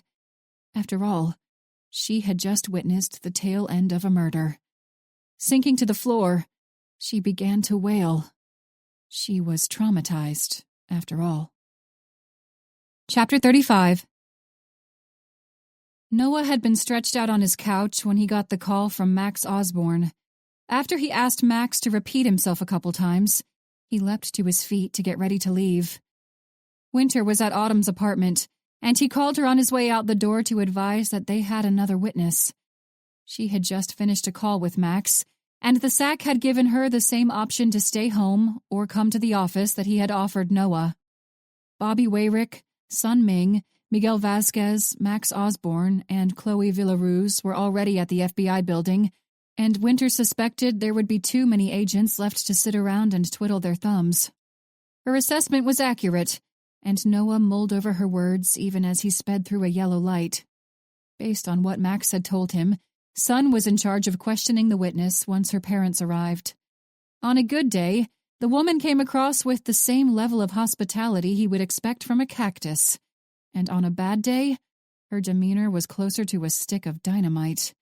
Even if she was in a great mood, that left their only cooperative witness in the company of a prickly desert plant. Had Levi Brandt already been present, Noah would have opted to stay home. He needed a break from the investigation and the FBI office as a whole. Tomorrow was Friday, but weekends didn't mean much when they had a serial killer to track down. But in Levi's absence, someone had to ensure the cactus didn't get too close to their witness. With a sigh, he shifted his pickup into park. He glanced up to the rearview mirror to make an effort to tame his hair, pulled the key from the ignition, and stepped out into the parking garage. Agent Dalton, Max Osborne greeted as Noah neared the cluster of desks that belonged to the Violent Crimes Division. Sir, Noah replied with a nod. Where's everyone else? The witness's parents just got here. Come on, I'm headed to the interview rooms now. Agent Ming is usually good in the interrogation room. Noah wasn't so sure. She's good at getting information from suspects, but with all due respect, Agent Ming's strong suit isn't talking to witnesses, or honestly, anyone we need to cooperate with us. Agent Black told me what happened with Gina Traeger and the Richmond PD, and we can't afford to have that happen again. The SAC slid him a look. Go on. This isn't a normal case with normal witnesses. We aren't talking to a witness who saw someone like Ted Bundy out on the prowl. This guy, the Norfolk executioner, or whatever in the hell people are calling him, he's got a lot of sympathy from people in the community. Shit, he's got a lot of sympathy from people in the Bureau. And you think Ming will fuck it up? Noah was on a slippery slope, and he knew it. Again, with all due respect, Agent Ming can't charge in there like her normal self. If she does, she'll fuck this up for us like Detective Olson did with Gina Traeger. We've tried 2 more times in the past couple weeks to get something from Gina, and she stonewalled us both times. Someone needs to go into that interview room and talk to this kid and her family like they're fellow human beings, not suspects. Max narrowed his eyes, but he nodded. You're right, Agent Dalton. Good call. You're with Agent Ming, then. Noah's intent had been to remove Sun Ming from the interview equation altogether, but he could tell by the SAC's expression that he had made all the progress he could. Jaw clenched, he strode into the room behind the one-way glass. Evening, Agent Dalton. Bobby Wayrick greeted. Welcome to the night shift. You're the only person here who's actually on the night shift, Chloe Villaruz reminded him. When the agent from Dallas flashed a grin at Bobby, Noah thought he saw a twitch of irritability on Sun's face. As much as he wanted to dismiss the look as a figment of his imagination, he knew better. Great, he thought. First, Sun's got a chip on her shoulder from the case, and now she's pissy about Agent Villaroos smiling at Bobby Wayrick. This was going to be a fun day. Night. Whatever. He wished Winter was here, and for a split second, he thought to excuse himself to call and beg for her to drive to the office. Winter valued her time with Autumn, and ever since the start of the Haldane case, there hadn't been many opportunities for the two women to get together outside the context of work. Plus, there were 5 other FBI agents present. Too many cooks, he told himself. If Winter was here, she would be relegated to the sidelines, where she would lose her damn mind. Instead, he decided he would make a mental note of all the awkward glances and uncomfortable pauses, so he could regale the story to Winter later. In the meantime, he needed to study the school footage closely, so he didn't walk into that room sounding like an idiot. Agent Ming, Max's gravelly voice called out 15 minutes later. Agent Dalton, you're both here and the witness's mother is with her. The rest of you go look over that security camera footage again and get a hold of Agent Brandt if you need to walk through the scene. He's at the school with the local cops, but he already sent us the 2 names on the index card. You know the drill, agents. More phone calls. Damn, it really was a good thing Winter wasn't here. The 3 agents, Bobby Wayrick, Chloe Villaroos, and Miguel Vasquez, nodded their understanding before they let themselves out into the hall. All right, Noah said as he glanced over to Sun. Showtime. 2 pairs of dark brown eyes shifted to the doorway as Noah stepped into the drab room, Sun close on his heels. He flashed the 2 a smile, and he could only hope the warm look was enough to counteract whatever glare they had received from his fellow agent. You're Amber Olmsted, right? Noah said. I'm Agent Dalton, and this is Agent Ming. Sun offered a stiff nod as he gestured to her. Biting back a sigh, he pulled out a rickety metal chair and dropped to sit. Agents? The mother replied. Her posture was stiff, but there was no hint of malice on her unlined face. She might have been on guard, but she wasn't hostile. Not yet. He forced himself to look amiable as Sun took a seat at his side. Amber kept one protective hand clasped on Emma's shoulder as she and her daughter exchanged glances. You've got some questions for my daughter? She asked. We do, Noah confirmed. All right, Miss Olmsted said, squeezing her daughter's shoulder. Go ahead, Emma. Emma tucked a piece of wayward curly hair behind her ear and nodded. Okay. What did you want to know, agents? As he folded his hands atop the table, Noah offered the teenager a reassuring smile. Just start by walking us through your day after school ended. Okay. The girl took a deep breath. Well, I'm starting my junior year, and my coach, Coach Spring, not Mr. Yar, he's just the assistant coach. Coach Spring was helping me work on a scholarship to play volleyball at Virginia Tech.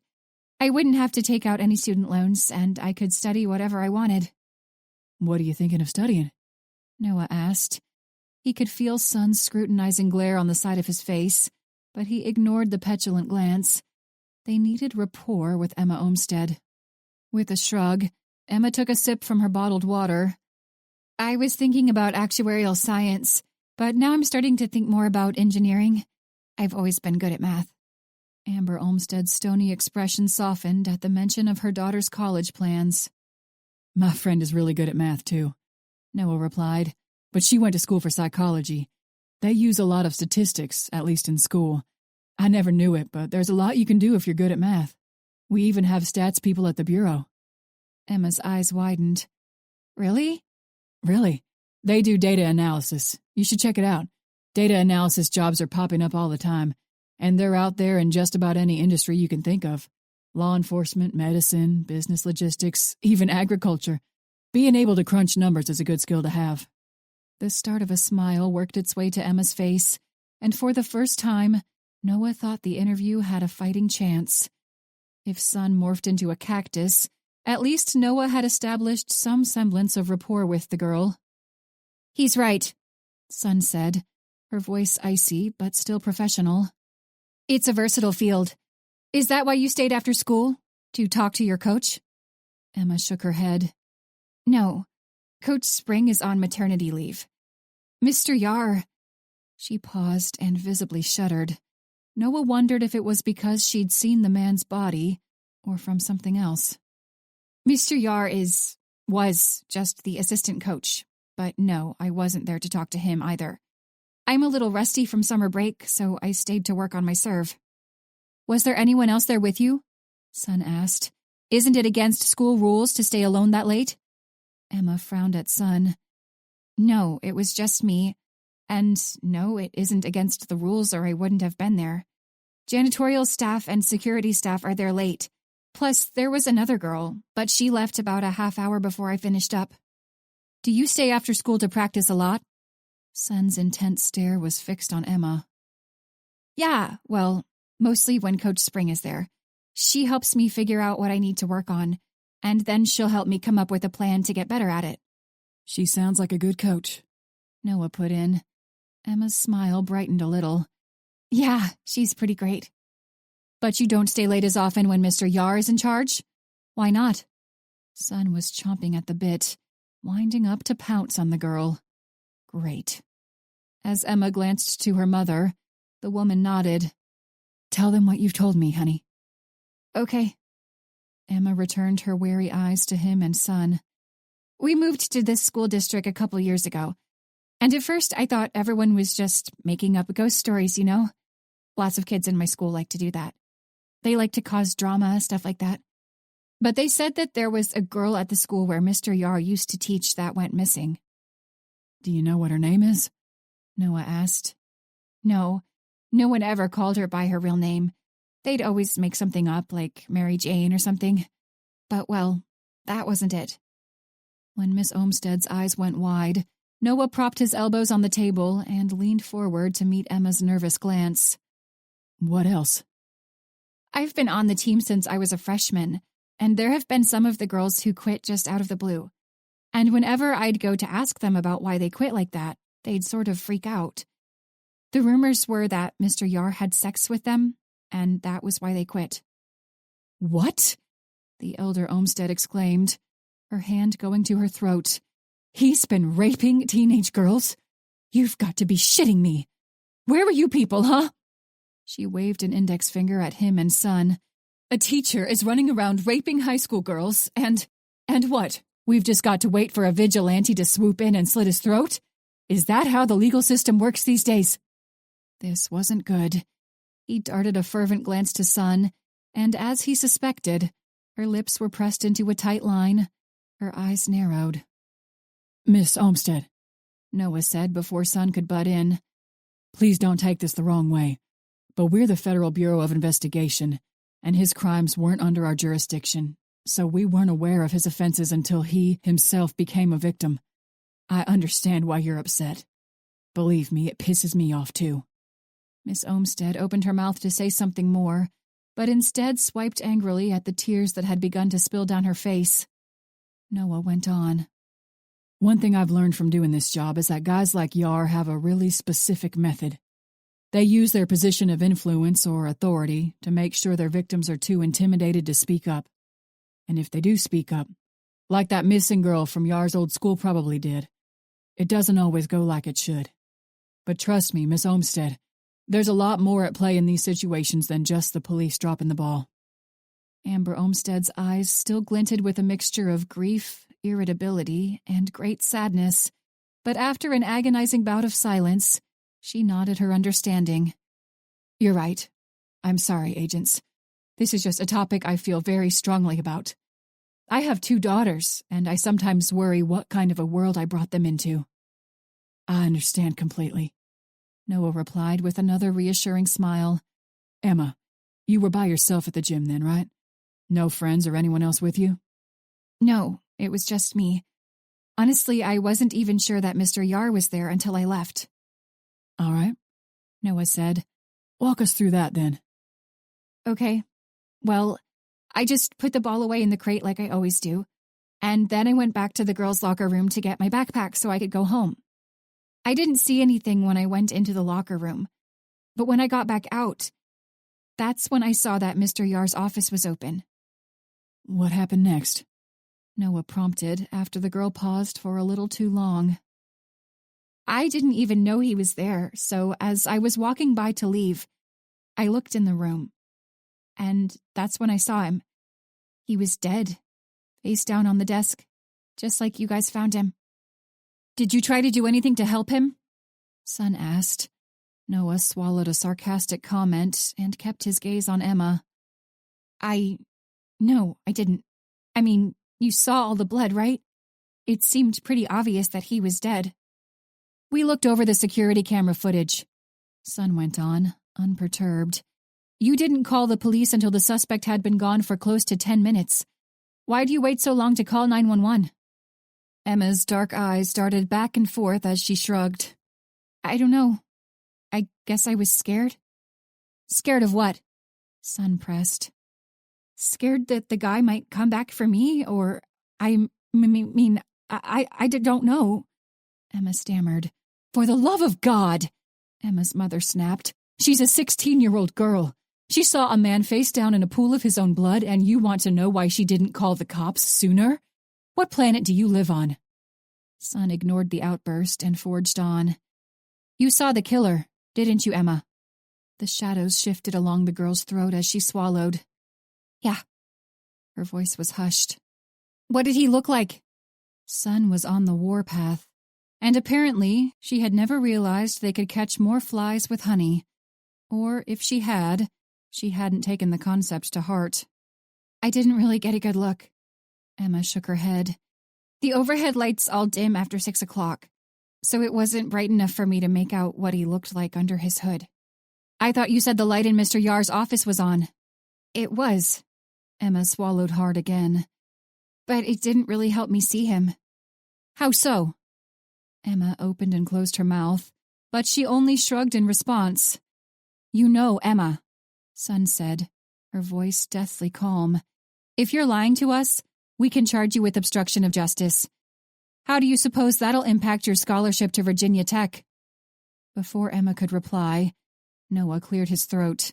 They were headed full speed into a brick wall if Son didn't dial back her hostility. Agent Ming, he said, waving a hand to the closed door. Can I talk to you for a second? Son's dark eyes glinted with malevolence, but she nodded and pushed herself to stand. We'll be right back. He offered Emma and her mother a quick smile. As soon as the door latched closed, Son whirled to face him. What do you want, Dalton? She hissed.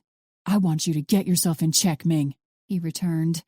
Any semblance of amiability had vanished. He wasn't going to let Son ruin what might be their last chance to identify and catch the Norfolk executioner. This isn't Guantanamo Bay, and unless you think that girl in there can shoot someone between the eyes with a Barrett M98B from almost a mile away, she isn't a damned suspect. She's holding something back, Son replied. She's lying. She saw more than what she's telling us. She might know the killer. I doubt she knows him. You know what happened with Gina Traeger, right? I'm sure by now you've heard about how Detective Olson screwed that whole thing up for us, right? About how he was a complete asshole to the only witness who'd ever seen the Norfolk executioner and lived, and about how she won't say a damn word to us now, right? You've heard that story. On any given day, Noah had a long fuse. He could laugh at his own misfortunes, and he rarely took off-color comments as a personal affront. But as he stared Sun Ming down while he waited for her response, he was close to the end of his fuse. If she ruined their only opportunity to identify a man responsible for at least 20 murders, none of which had turned up a single solitary shred of forensic evidence, he would snap. She's lying, Agent Dalton, Sun repeated. He straightened to his full height as he narrowed his eyes. If you fuck this up, son, you damn well better believe you won't skate away from it scot-free like you did on the Presley case. You might still think I'm some damn newbie fresh from Quantico, but I've been here long enough to understand how this shit works. We've got one more shot to find this guy, and if we don't, that's going to be on you. You understand me? Jaw clenched, she glowered at him. She's facing a federal obstruction charge. She'll cooperate now, Dalton. Trust me. I've been doing this for a while. There was an unmistakable condescending tinge to her voice, but he could see the shadow of anxiety behind her eyes. She knew she made a mistake, and now she was trying to convince herself that the act wouldn't cost them the entire case. I guess we'll find out, won't we? With one last scowl, he dropped his hand to the metal lever and pushed open the door. Sorry about that, he said as they stepped back into the room. It's fine. Amber Olmstead's voice sounded like it could cut through a chunk of cinder block. My daughter is scared, agents. She watched a serial killer walk away after he slit a man's throat. She's lucky she's alive. I hope you've at least got enough empathy to understand why a teenage girl would be scared to describe someone like that. Noah glanced to Son. Though the motion was stiff, she nodded. He felt the tension ease just a bit from his shoulders. Yes, I do. Emma, did he say anything to you? Just something about Greek mythology, Emma replied with a slight shake of her head. About how Artemis was a protector of girls and women, and how that's what he's doing. He barely kept his sharp intake of breath in check. Winter had seen a festival celebrating Artemis in her vision not long ago. He was wearing a hoodie, but I think... Emma paused to look at her mother. When the older woman nodded, she continued. I think I could probably describe him a little. I don't know how accurate it'd be, though. What did he show you on his arm? Son asked, but her voice was as gentle as Noah had ever heard it. We saw him show you something on the video. The girl swallowed. A tattoo. Son's voice was still gentle. Noah was actually proud of her sensitivity. He hadn't known she had it in her. Of what, Emma? Noah watched the conflict at war on her face. Finally, she sighed, tears slipping down her cheeks. Artemis. Have Emma sit down with one of your sketch artists, Miss Olmstead suggested. We can do that tonight. But after this, her gaze slid to Son. Anything you want to ask us had better come through our lawyer. Chapter 36. When Autumn saw the determined glint in Winter's eyes as she took the call from Noah Dalton, she half expected her friend to pack up and dash out the door.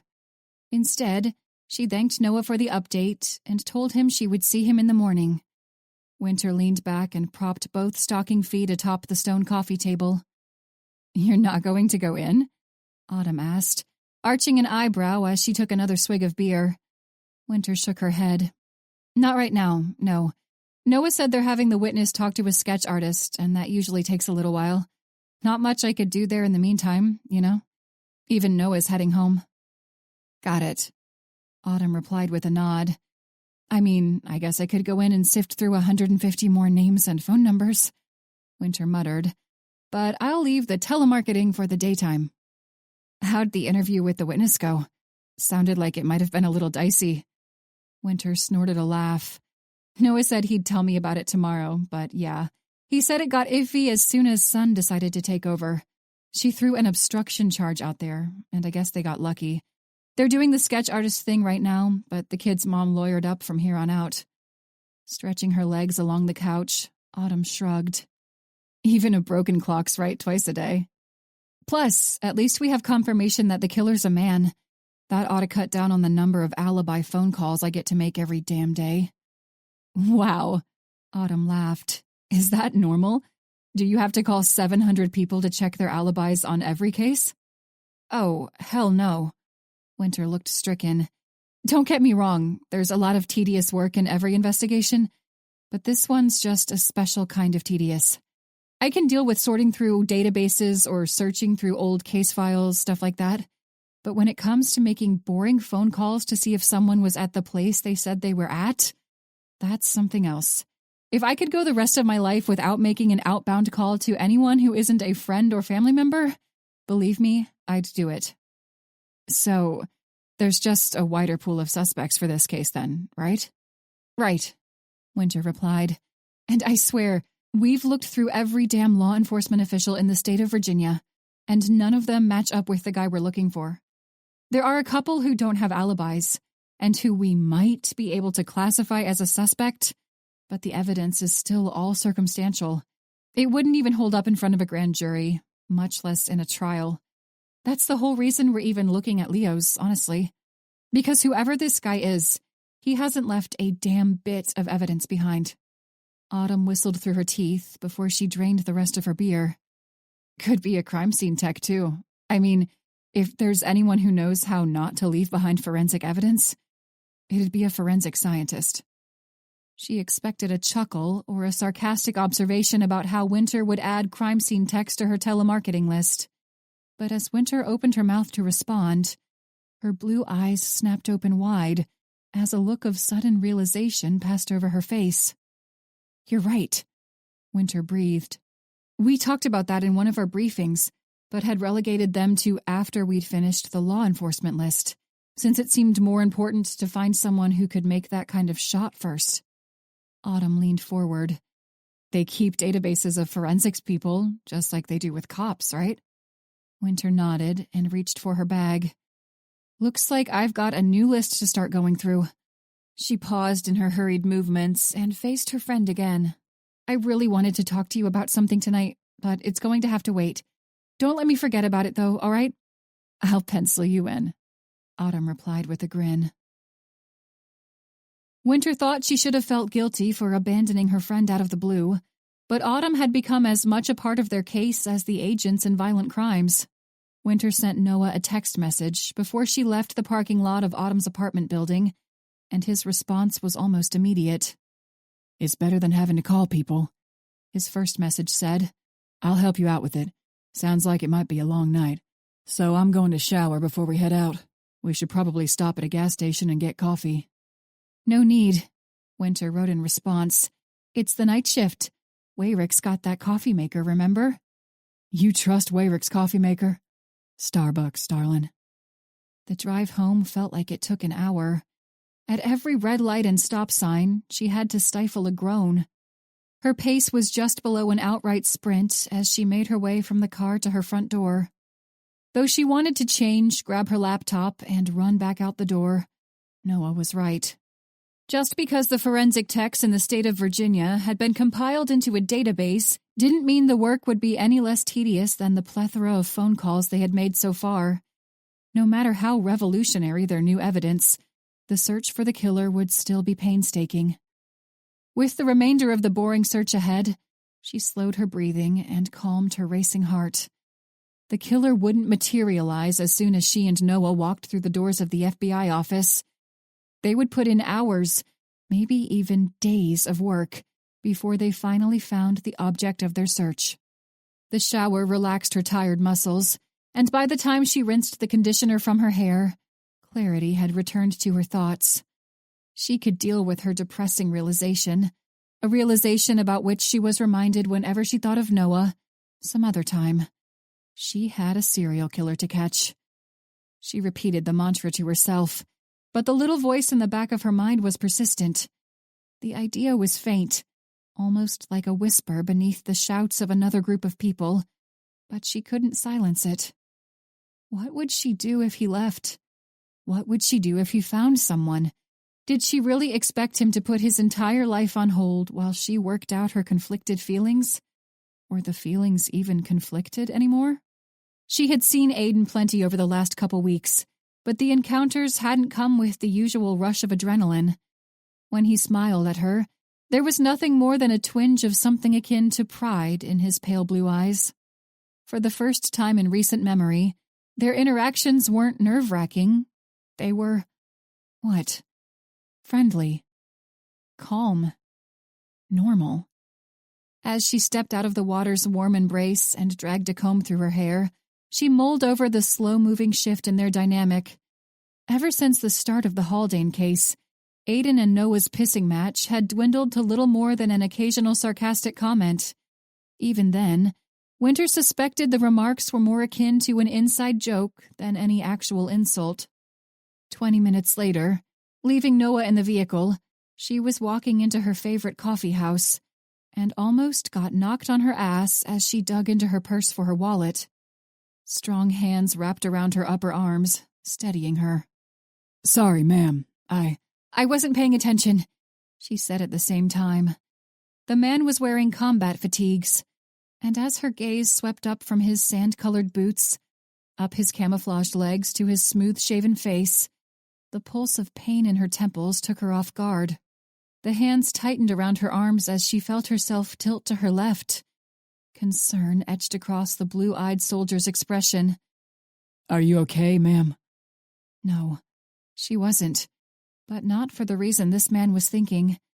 She forced a laugh. Of course, sorry again for not paying attention. And she bolted for the restroom. Shit. She didn't have time for a damn vision, but by now, she knew better than to make an attempt to stop the inevitable. She was turning the lock just as the searing sensation edged its way farther into her brain. She dropped down to the tiled floor. She had bounced her head off the floor enough to learn her lesson. The closer she got to the ground, nasty public bathroom or not, the shorter the fall and any resulting injury. When her eyelids fluttered closed, she was no longer in the bathroom. The sun's burning heat touched her face, and she blinked repeatedly to clear the dust from her vision as a breeze whispered along the desert. Aside from the move to New York for college, Winter hadn't traveled much in her 26 years of life.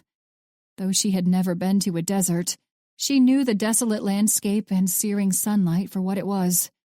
She was on a bluff, and below, a sprawling stretch of sand, rocks, and scrubby plants went on as far as she could see.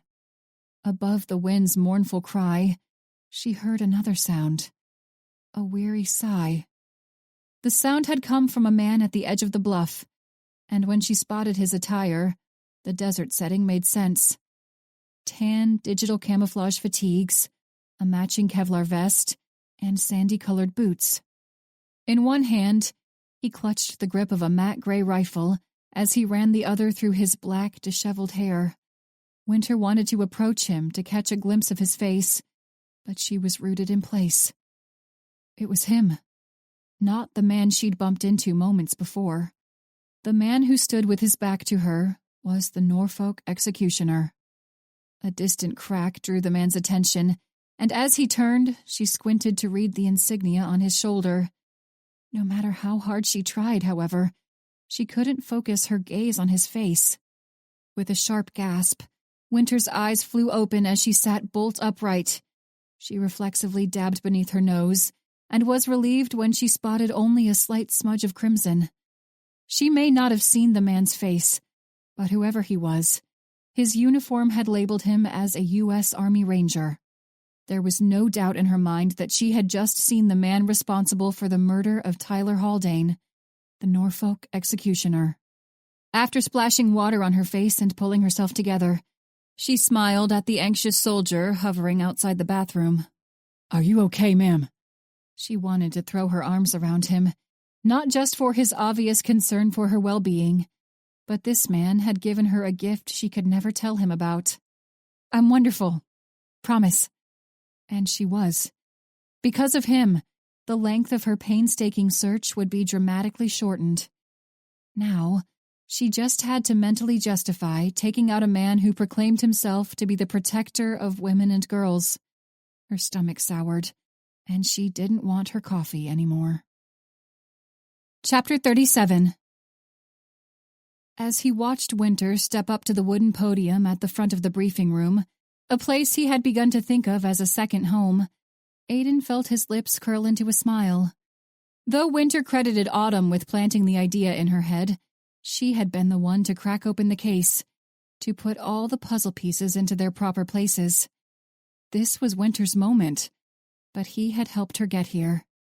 The path had been twisted and messy, but after all the conflicted feelings, all the spite and irritability, all the bickering, all the pointless competitions, they had emerged on the other side. And now, she was about to announce to some of the FBI's brightest that she had discovered the identity of the serial killer they'd been hunting. Despite the pressure of the media circus through which they had tiptoed since the death of Tyler Haldane, Winter had prevailed. He was proud of how far she had come, and he could only imagine how much further she had left to go. She looked so poised and professional as she began to speak. The Norfolk executioner is why we're here. Last night, he killed his 10th victim in the state of Virginia, and his 20th in the country as a whole, that we know of. But last night he left a witness. Today, Just before this briefing, that witness picked this man out of a photo lineup. What Winter didn't share was that, once she had narrowed down the list of suspects to Army Rangers with Artemis tattoos, the rest of the investigation had been easy. To put icing on the cake, young Emma did indeed point to their suspect only an hour ago, tears pouring down her face. The girl was as conflicted about the killer as the rest of them. But she'd done the right thing. With a light click, the overhead projector brought to life the image of a driver's license. "That's him," Sun said. She was seated across the room at the side of Bobby Wayrick, a man she had been close to in almost every meeting they'd had about the case so far. But even as Aiden mulled over the possibility that the two had engaged in a secretive affair, he couldn't bring himself to care. Winter nodded. "Yeah, that's him. That's Augusto Lopez, a 20-year veteran of the Army Rangers. He left the military about 9 years ago when he was 38, and ever since then he's worked in forensics. He was stationed in Fort Hood when he left, which is why he stuck around the Dallas area. Not long before Augusto retired from the Army, his daughter went missing. The main suspect was the man she'd accused of molesting her over the summer that year, her maternal uncle. The cops in Killeen weren't able to find anything they could use to tie him to the crime, but they still tried to push it through a grand jury. The guy denied everything from the get-go, and since it had taken her a little while to come forward about it, there wasn't much physical evidence. The grand jury didn't have enough to indict, and about 9 months after that, Augusto's wife, Tina Lopez, killed herself. She committed suicide while he was deployed to Afghanistan, and from what I heard from a couple family friends, he blamed himself for it. He took the loss of his family pretty hard, and he became withdrawn. Honestly, I don't think any of us can blame him for that. The cops questioned Augusto once his wife's brother went missing, but they never found the guy's body. A year after that, the first rapist outside Killeen was shot in the head with a Heckler & Koch G36 rifle. No shell casing, no footprints, fingerprints, nothing. Then, 6 months later, Winter paused to glance at Chloe Villaruz. "Same weapon," Villaruz put in. "He killed 3 more with the same weapon, and then he left it at the scene of the 4th murder. Same as that Barrett rifle you guys found. No serial number, just absolutely nothing. Our theory was that if he was involved in law enforcement, he might have known an arms dealer affiliated with one of the cartels. That might be where he got the G36 and the M98B. "Right," Winter nodded. "We've handed both weapons off to the ATF. Chances are they won't get anywhere with them, but the arms dealer that sold them to Augusto isn't our jurisdiction." Aiden kept the sentiment to himself, but he was glad that they didn't have to deal with the Mexican drug cartels. Chasing a serial killer was one thing, but chasing after someone like Pablo Escobar was an entirely different ballgame. Their office had been thrown into enough of a tizzy when Sun was labeled as a potential suspect for Tyler Haldane's murder. He couldn't imagine work in a field so dangerous and volatile that even other federal agents were untrustworthy. "Emma Olmsted said that he talked about the Greek goddess Artemis," Winter added, pressing the controller to bring up the next photo. "This is a tattoo on the inside of Augusto's forearm. It's a bow and arrow, and it's a symbol associated with Artemis." "Good work, Agent Black," Max announced. "We've got a warrant for Augusto Lopez's arrest, and we'll be meeting with the tactical team in about 10 minutes to discuss how we'll be executing that warrant. I think by now we all know how dangerous this man can be. We might have found him, but we aren't out of the woods just yet."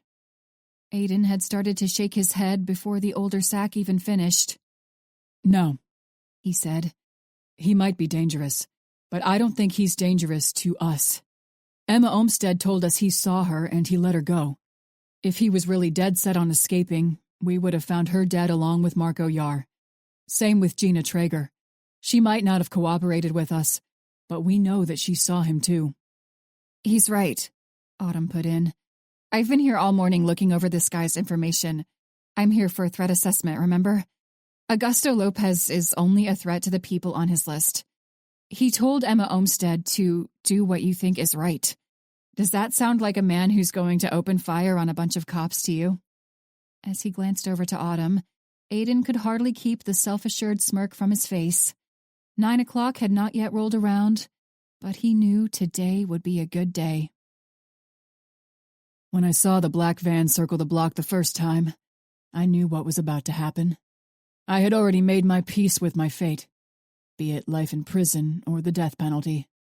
My advice for Emma Olmsted to do the right thing had been sincere, and the girl hadn't disappointed. It would have been easy enough for her to bury her head in the sand and pretend that nothing had happened, but she had chosen the more difficult path. The right path. How could I fault her for that? I didn't like to follow the news articles about the men I'd killed. When I crossed out their names, I was done with them. But no matter how hard I tried to avoid the television segments and online news updates, I knew the level of attention I had attracted. The entire country was fixated on Richmond, and I was the reason for their obsession. As I straightened the photo of me, Tina, and Evie on the mantel of the fireplace, I paused. There wasn't a place for someone like me in a civilized society. I had been promoted a couple times in the lab where I worked, but there was only one skill at which I had ever truly excelled. That skill was death, and there was no place for a killer like me in the civilized world. Before I lost my girls, I had a family to tether me to reality, but now it felt like I drifted from place to place like an apparition. My ties to the moral world were gone, and the time had come for me to face my fate. Even though there hadn't been a bolo put out on me yet, I'd been doing this long enough to understand what the cops weren't saying. They were coming for me. But first, I had a few more things to attend to. Before the door of the black panel van that had just pulled up outside slid open, I shot Greg Winstead in the head and pushed him from the second-story window where I'd taken up residence as soon as the chatter on the police scanner grew more excited.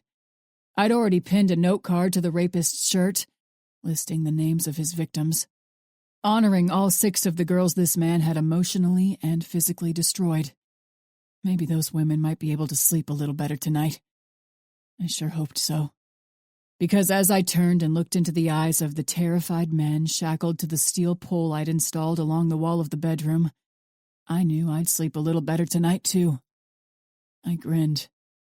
Russell Peterson, it's time to pay for your crimes. Chapter 38. Winter's heart slammed in her chest as the sound of a gunshot echoed in her ears. Before she could respond, she was yanked back into the van, the heavy metal door narrowly missing her sneakered toes as it slammed shut. Scrambling to her feet, Winter caught the blur of something dropping from the pristine farmhouse they'd just approached. Shit, Noah muttered, his fist still holding the back of her Kevlar vest. Even while he tried to yank her down, Winter fought to look out the window. "Let me go!" He didn't, but he loosened his hold. Who the fuck is that? Who? Getting a better look at the thing on the ground, Winter realized Noah was right. It was a who. A person. More specifically, a man. She shook her head. "I don't know." She looked harder, trying to see past the blood and gore. "But it's not Augusto Lopez." Even through the walls of the van, Winter heard a noise that raised the hair on her arms. Screaming. Terrible screaming. What? Noah shouted. Another gunshot drowned out whatever else he was going to say. Everyone in the van grew quiet, watching, waiting. Seconds later, another body fell. This time, Winter noticed the note card pinned to the front of the man's shirt. She immediately knew what it was. Shit. "He's finishing what he started," Winter said before yelling at the driver. "Fall back! Fall back!" Then held on tight as the van spun in the gravel before catching surface and jerking backward at rapid speed. Other vans, police cars, a virtual army of law enforcement vehicles converged on the scene. Noah grabbed the radio, ordering the others to fall back as well. The next few moments were chaos as the situation was assessed. Agent Black, report. She recognized Aiden's voice right away. Scrambling to get out of the stifling van, using it as a shield, she inhaled a deep breath of air before lifting her mic to her lips. "Black reporting." But before she could finish the words, Aiden was at her side, sweat dotting his temples from his dash from the second van on the scene. She was about to tell him that he hadn't needed to hurry because, while Augusto Lopez had killing on his mind, she didn't think his targets were on this side of that window. Another gunshot vibrated through the air. Another body fell. "Shit," she muttered. "We have to do something." She looked around. The house was a perfect sniper hide, she realized. Sitting high on a hill, the lovely farmhouse had been stripped of all the trees that would have given it shade over the past century. Neat stacks of wood sat beside a small outbuilding to the side. The stumps where those trees once stood looked fresh, and Winter could almost see the soldier cutting them down.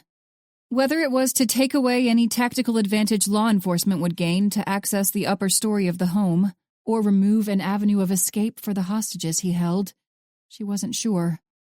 Probably both. Noah stepped out of the van, still talking rapidly into his mic, directing the teams. They would be too late, she knew. Another gunshot. Winter whipped her head around, squinting against the sun as she watched another body fall from the upper window. She also saw the shadow of Lopez, but only for the slightest moment. Pain ripped through her skull, and she teetered to one side. Hands caught her arms, but she didn't need them to steady her. The vision was gone almost as quickly as it appeared. 7 more, she whispered into Aiden's concerned eyes. Noah whipped around, his gaze flicking between her and the SSA. Annoyance was replaced by the same mask of concern. It pissed her off. Ripping her arm out of Aiden's grip, she forced her legs to hold her up, swiping at the drop of blood she felt run down to her upper lip. "We don't have much time," she said, relieved that her voice held more strength. She could still see the men shackled to the steel pole, still see the 3 sets of shackles that now lay on the floor. The men were terrified, but Winter couldn't find it in herself to feel sorry for them. Murderers, rapists, child molesters. Augusto Lopez was taking out the trash. While one part of her wanted to cheer him on, she knew he had to be stopped. No man could be judge, jury, and executioner. If they let one man get away with it, how many would follow? Laws were there for a reason, she reminded herself, thinking back to the criminal justice classes she'd sat through not all that long ago. The 6 main functions of law were to keep peace in a country, shape moral standards, promote social justice, facilitate orderly change, provide a basis for compromise, and to help in facilitating a plan. Winter had promised to well and faithfully discharge the duties of the office on which I am about to enter, so help me God. A lawless land was a peaceless land, and more than anything, Winter wanted peace. Though Winter wasn't sure what she thought of the subject, she muttered, "God, help me now." Both Aiden and Noah stared at her, concern still clear in their eyes. Aiden spoke first. "What are you thinking?" A gunshot. Winter didn't even turn, just closed her eyes when the body slammed into the ground. "I'm thinking 6, and I'm thinking we don't have much time until there are 0. "What does Lopez want?" Noah asked. He was thinking in terms of a hostage situation, but Winter knew better. "He wants to finish this. Finish them." Aiden was scanning the landscape. "There's no tactical advantage. We'll have to ram the door." Winter straightened. "That won't be necessary." Before either man could say a word or grab her, she took off in a sprint, heading toward the covered porch. She feared having another dead body fall on her more than she feared being shot at. But she was on the porch before another gunshot sounded, and the body she feared splattered on the ground well behind her. 5. "Winter!" She heard approaching footsteps but didn't wait, instead opening the front door. It wasn't locked. Noah burst in behind her, cursing words that would normally make her ears burn, but she was taking the steps 2 at a time. She was only halfway up when another gunshot made her jump, automatically crouch, if nothing more than from instinct. 4, she muttered, a countdown of the worst kind. or the best. Winter didn't like the little voice whispering in her ear. Noah was right behind her now, and she could hear other footsteps running into the home. Bam! 3. Winter wasn't foolish enough to run straight into the room. Lopez didn't appear to be interested in hurting anyone besides the people he held hostage. But she didn't know how attached he'd be to finishing the job, stopping anyone who might get in his way of handing out the justice he so very clearly thought these men deserved. She placed her back to one side of the door, while Noah moved into position on the other side, gun at the ready, daggers of pure anger hurtling her way. "Augusto Lopez!" she called. "FBI! Drop your weapon! You're Bam! 2. Shit, Noah said before adding a few other choice words. SWAT was coming up the stairs, and Winter knew they'd do their job with deadly force. Even while Noah shook his head furiously at her, she reached for the doorknob. Bam! 1. Closing her eyes, she turned the knob and pushed the door in. Still growling under his breath, Noah went in first before she could stop him. She was on his heels, stopping in her tracks at the carnage before her. Knowing his time was close to an end, Lopez had stopped pushing the men from the windows. Hell, he apparently no longer cared that they were shackled. The last 2 slumped, only their chains holding them up. "Drop your weapon!" Noah shouted. Lopez just smiled, kept his gun at the last man's head, and pulled the trigger. I'd done what I'd set out to do. Not all of it, maybe. I could have helped society so much more. But I could leave this earth knowing I'd done the very best I could. I knew this day was coming, and a part of me wished I'd thought of chaining these bastards up sooner. 1 bullet through their heads from a distance wasn't really punishment enough. But luring them to my house, and they were so easily lured, had them pissing their pants like the little pussies they were. I'd managed to get 10 before this day arrived. I'd hoped to have 20, 50, 100. 10 would have to do. When the agents burst into the bedroom, I'd made my peace with God. I'd smiled up to the heavens, whispering to Tina and Evie that I'd see them real soon. I was ready. Well, almost.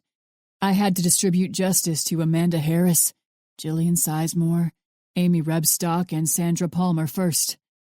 Even as I stared down the barrel of 2 weapons, I pulled the trigger of mine, wiping the whimpering scumball who'd raped and molested those innocent girls from the face of the earth.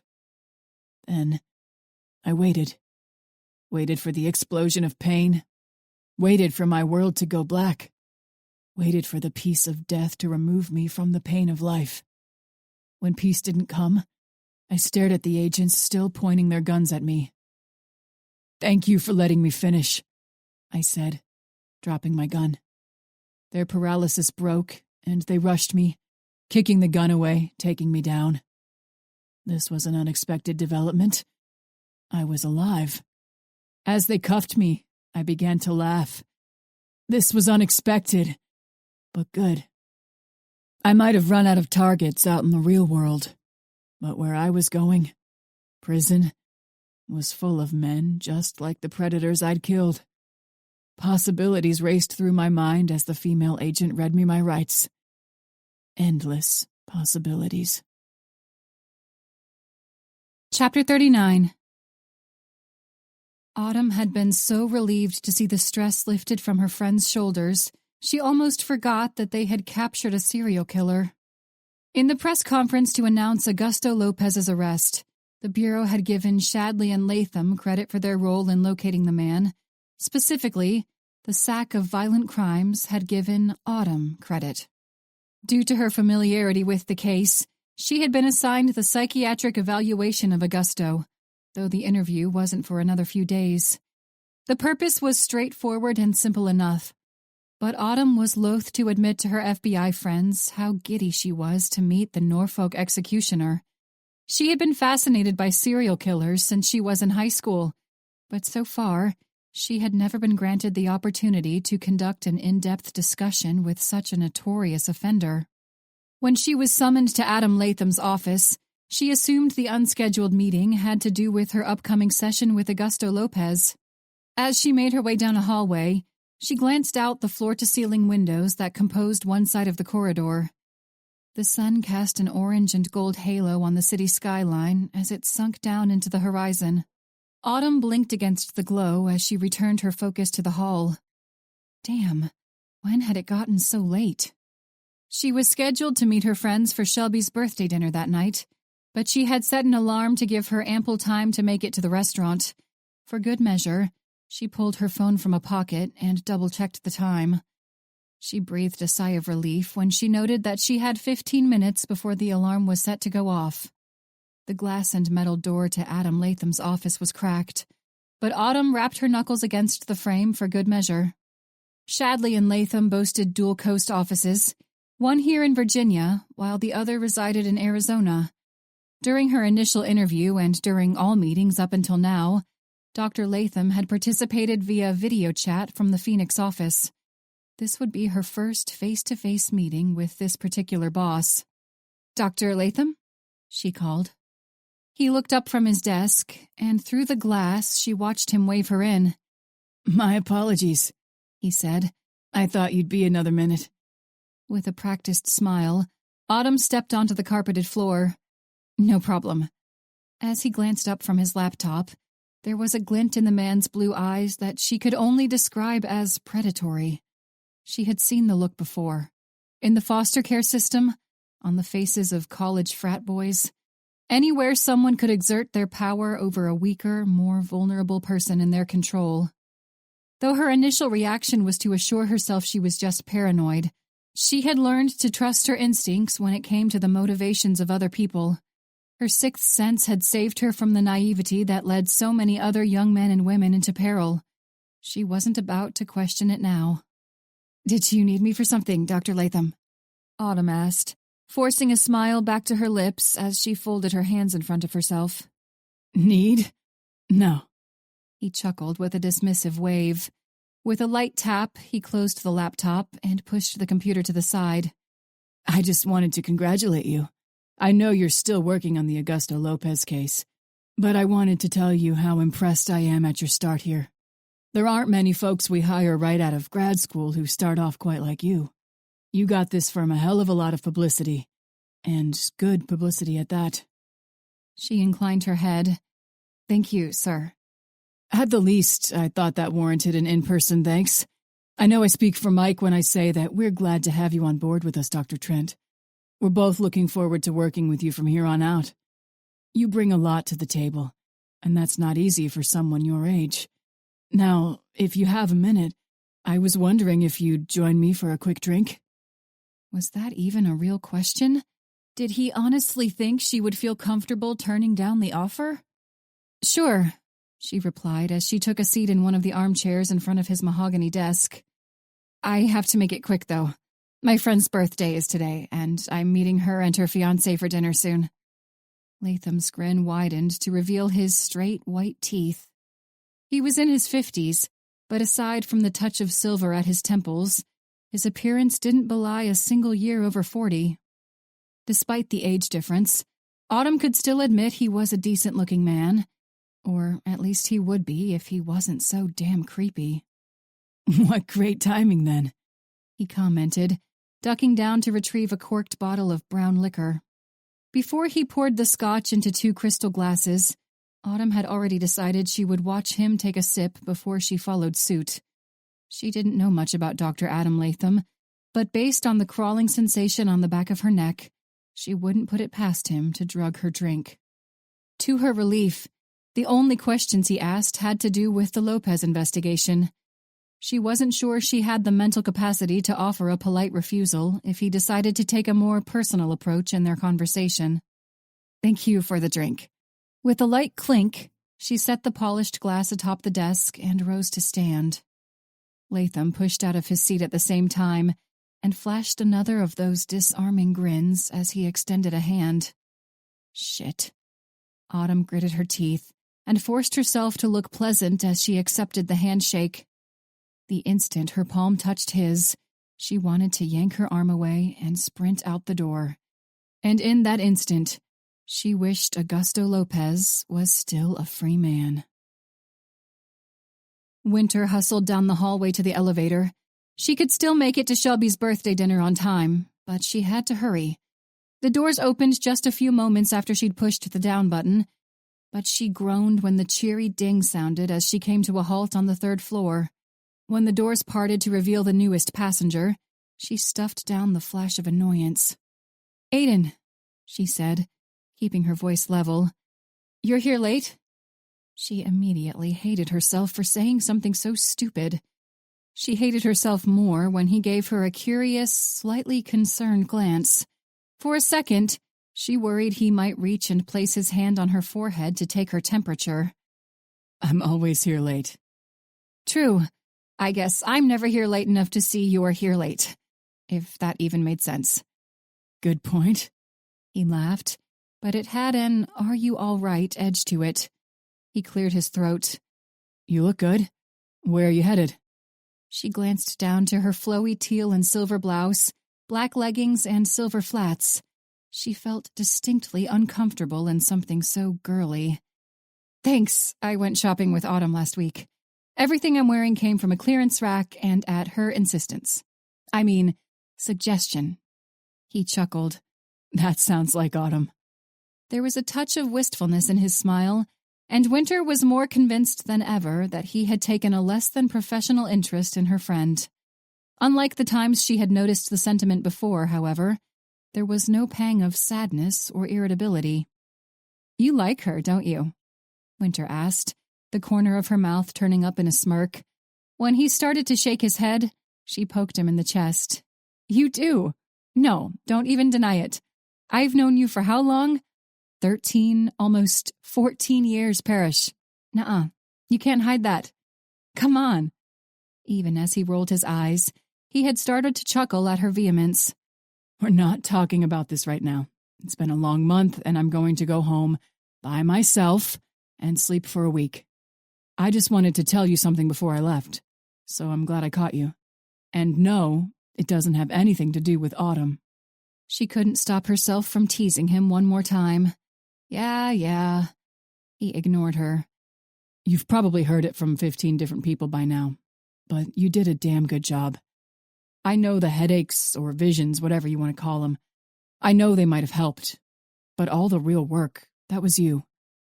I want to say I'm proud, except—" He narrowed his eyes at her, and she knew what was coming next.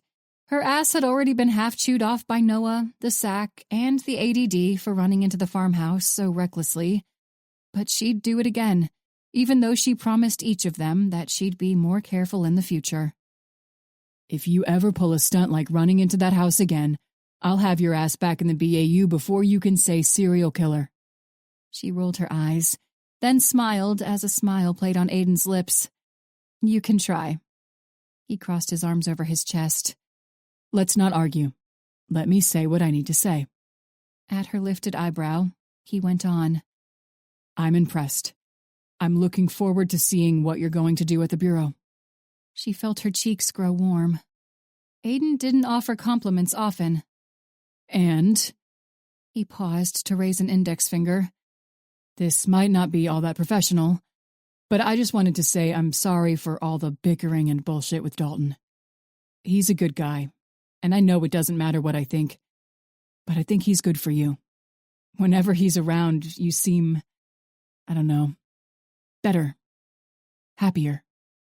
As her smile widened, she felt the first pinpricks at the corners of her eyes. She had applied mascara for the first time in recent memory, and she didn't want to test the limits of the mid-tier cosmetic by crying right before she left for a public gathering. "You know," she said, elbowing his upper arm as she grinned, "I could say the same thing about you and a certain someone." "Oh my God." He raised a hand to rub his eyes and groaned, and Winter only laughed harder. Chapter 40. Winter's decline over the next couple weeks was gradual, but no less painful. As much as she and Noah complained about the number of phone calls they had to make during the Lopez investigation, she wished they could go back to those days. At least then, she had a purpose. Now she spent her days at the courthouse or at her desk. Paperwork, court testimony, and the occasional training class had become the new routine. Cybercrimes hadn't come any closer to discovering the source of the email she received, though they hadn't given up. She could feel her mind as it slipped closer and closer to the inky black chasm of hopelessness and despair. But she couldn't bring herself to burden her friends with her problems. For the most part, she didn't even know what her problem was. Not until she skimmed past a news article about the serial killers captured in Richmond over the past year. Augusto Lopez led the pack in terms of media coverage, but next in line was Douglas Kilroy.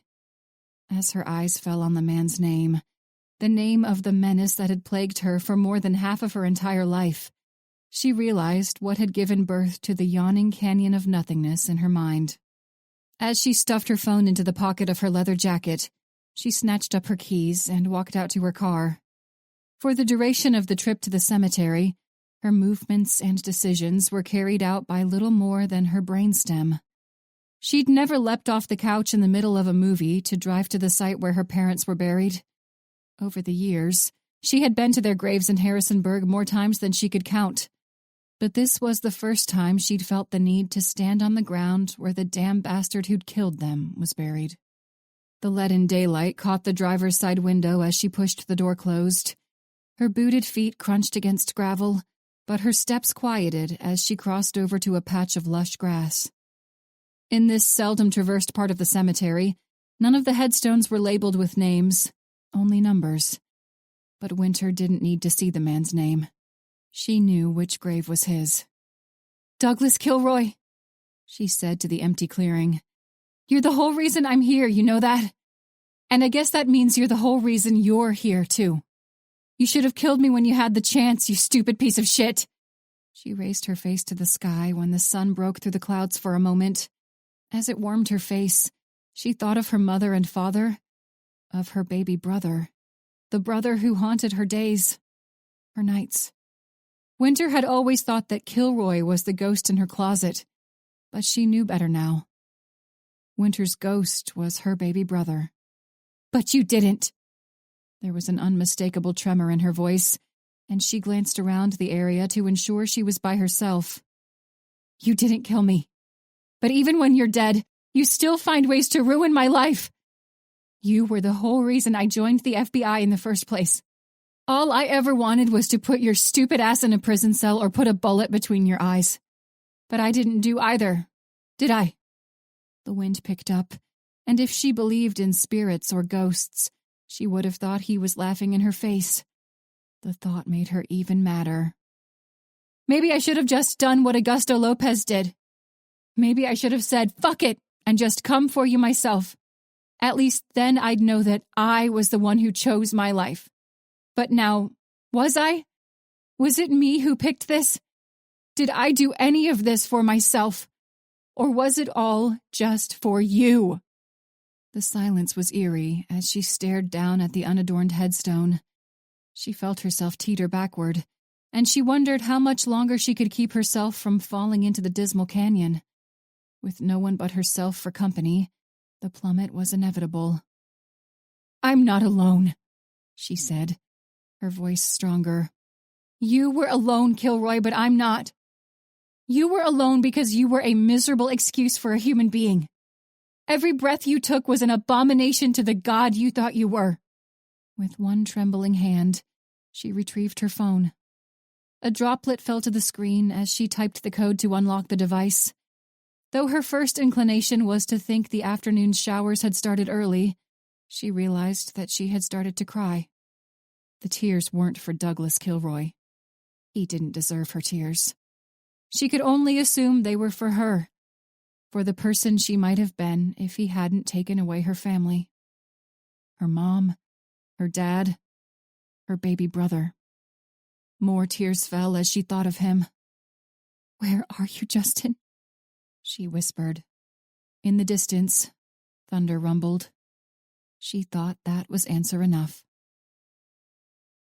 Noah opened his eyes a slit at the first buzz from his phone, and when it sounded out a second time, he groped at the surface of the coffee table until he found the device.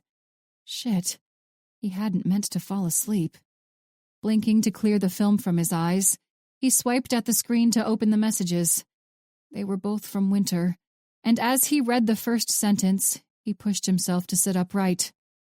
Shit, he spat.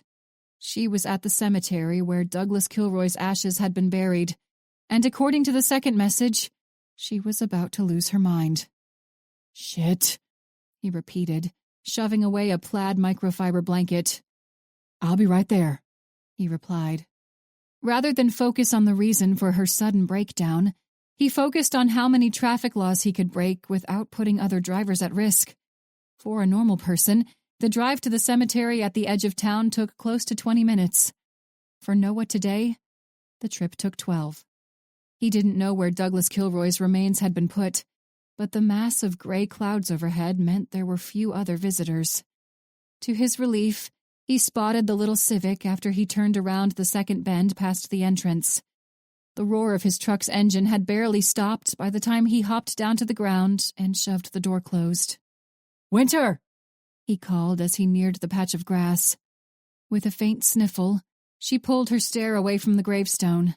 The muddy daylight glinted off the glassiness in her eyes as she swiped at her cheeks. Oh my God. He was surprised he managed to speak through the sudden tightness in his throat. Winter, sweetheart, what's wrong? Before she could respond, he closed the distance between them and pulled her into his arms. I don't know. Her quiet voice was muffled as she rested her face against his shoulder. I don't know what I'm doing here. I don't just mean at the cemetery, I mean, I don't know. Everything. Why am I even in the FBI? Did I really do all this for Kilroy? Because of Kilroy? He stroked her long hair, just letting her talk, say whatever she needed to say. Noah, I based my entire life around finding that asshole, and I never bothered to stop and think what I'd do once he was dead. Maybe I just thought everything would magically fall into place like some Hallmark movie, I don't know. I don't know what the hell I'm doing anymore. Darling, just because Kilroy's dead doesn't mean the shit he did just goes away. That's the fucked up thing about all of this, honestly. He's gone, but all the people he hurt, they're all still here trying to find their way. He paused, checking to see if she was even able to hear him through her sobs. When she looked up at him with those blue eyes rimmed in red, it nearly broke his heart. What do I do? He pressed his lips to her forehead. You refuse to give him power over you, and you give yourself some time to adjust to this new normal. Be kind to yourself. It's all right to be a mess. She barked out a laugh that was mostly a sob. I've got that one down. Vulnerable like this, he didn't think he'd ever seen anyone so beautiful. He had to look away. We've all got to figure out the reason we do what we do, darling. And sometimes it just sucks. I've been there, sweetheart. When I got back to the States after being in the military so long, I didn't know what the hell to do. But, she sniffed, you figured it out. Yeah, he replied, brushing his fingers through the soft strands of her hair. And so will you. She tightened her grasp on the front of his shirt. I don't want you to leave. Leave? He made a snorting sound. Who said I'm leaving? In a split second of panic, he wondered if she was privy to a piece of information he hadn't yet heard. Was he about to be transferred? With his luck, he'd wind up in Florida, someplace where even the landscape was hostile. What if you find someone? She managed around a swallow. Oh, he said, relaxing a little. That kind of leave. Trust me, darling, that ain't about to happen anytime soon either. I can't even remember the last time I went on a real date, and right now I'm not even remotely interested in tying myself down.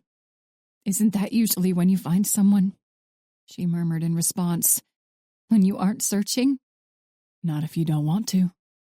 Her sniffle sounded a little like a laugh, and he took the moment of reprieve to pull away from the despondent embrace. As he tipped up her chin to meet her bloodshot eyes, his grasp was gentle, almost reverent. I'm not going anywhere.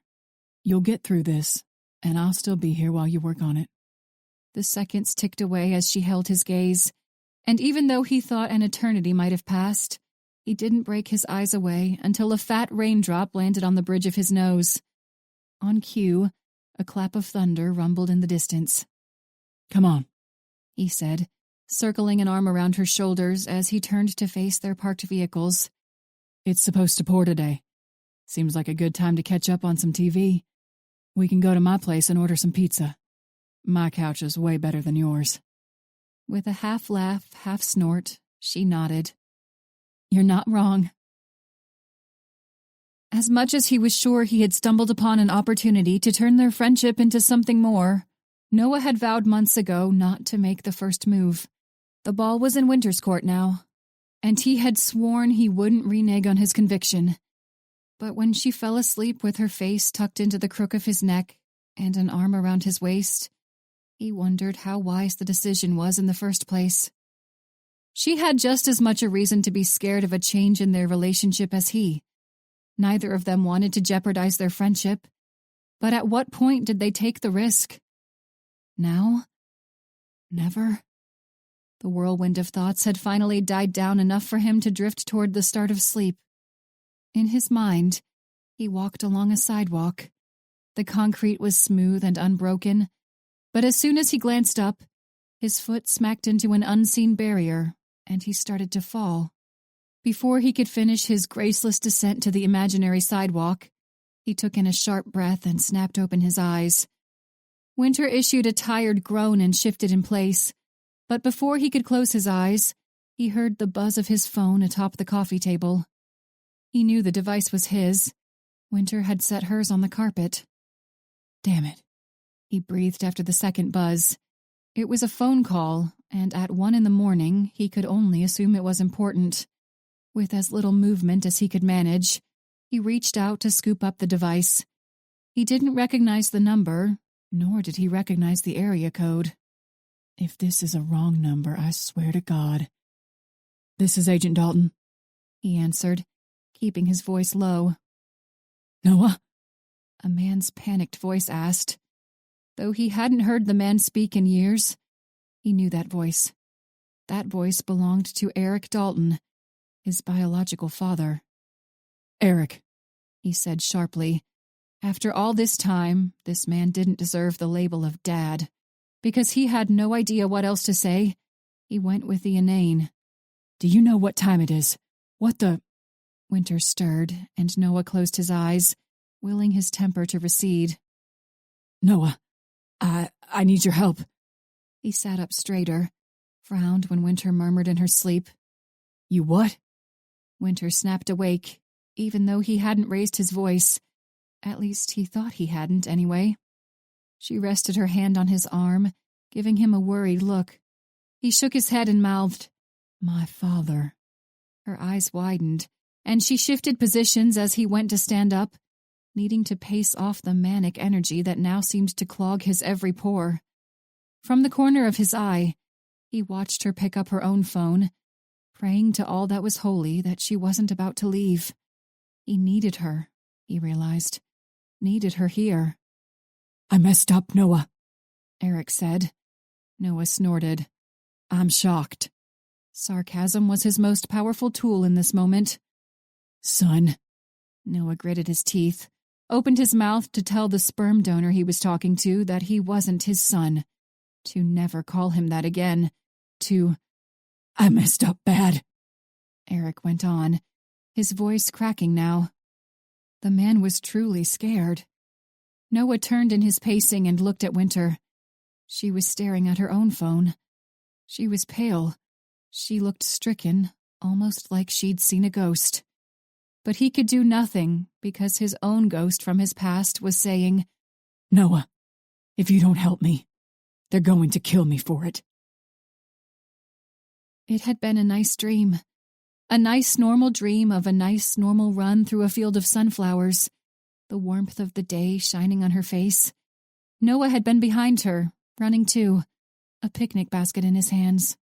That was what normal couples did. At least she thought so. They went on dates, went on picnics, held hands, kissed. Made love. But Winter was awake now, and there was nothing normal going on inside Noah's apartment. He looked like he'd seen a ghost when he mouthed, "My father."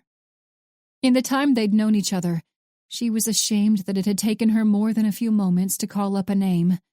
Eric Dalton. The man who had abandoned his son was now calling in the middle of the night? For what? Winter couldn't tell. What time was it anyway? Reaching for her phone, she noted the time and something else. A missed text message from her friend in the IT department. As Noah paced, Winter slid her thumb across the screen. Seconds later, the text appeared. She felt herself pale as she read the words. Email location confirmed. Origination, Harrisonburg, Virginia. Her hometown. Her heart knocked in her chest and her breathing went shallow. The email she'd received from someone saying he was her brother. "Hey sis, heard you've been looking for me," had come from her hometown. The place where her parents had been slaughtered, and her baby brother went missing. The end. To be continued. A note from the author. How does one properly thank everyone involved in taking a dream and making it a reality? Let me try. In addition to my family, whose unending support provided the foundation for me to find the time and energy to put these thoughts on paper, I want to thank the editors who polished my words and made them shine. Many thanks to my publisher for risking taking on a newbie and giving me the confidence to become a bona fide author. More than anyone, I want to thank you, my reader, for clicking on a nobody and sharing your most important asset, your time, with this book. I hope with all my heart I made it worthwhile. Much love, Mary. Exclusive offer from the author. For me, Winter Black is such an intriguing character, filled with a mix of rage and hurt and secrets that fuel her every breath. In the Winter books, you've met the tough FBI agent ready for action, but Winter had a few lessons to learn before being sent on her first case. Those lessons are shared in a short prequel, Winter's Origin, and I'm excited to offer you the opportunity to read the digital ebook for free. Simply visit my website at authormarystone.com/freebook and scroll to the very bottom of the page to access your free book. Unfortunately, this prequel is only available in ebook form. Enjoy!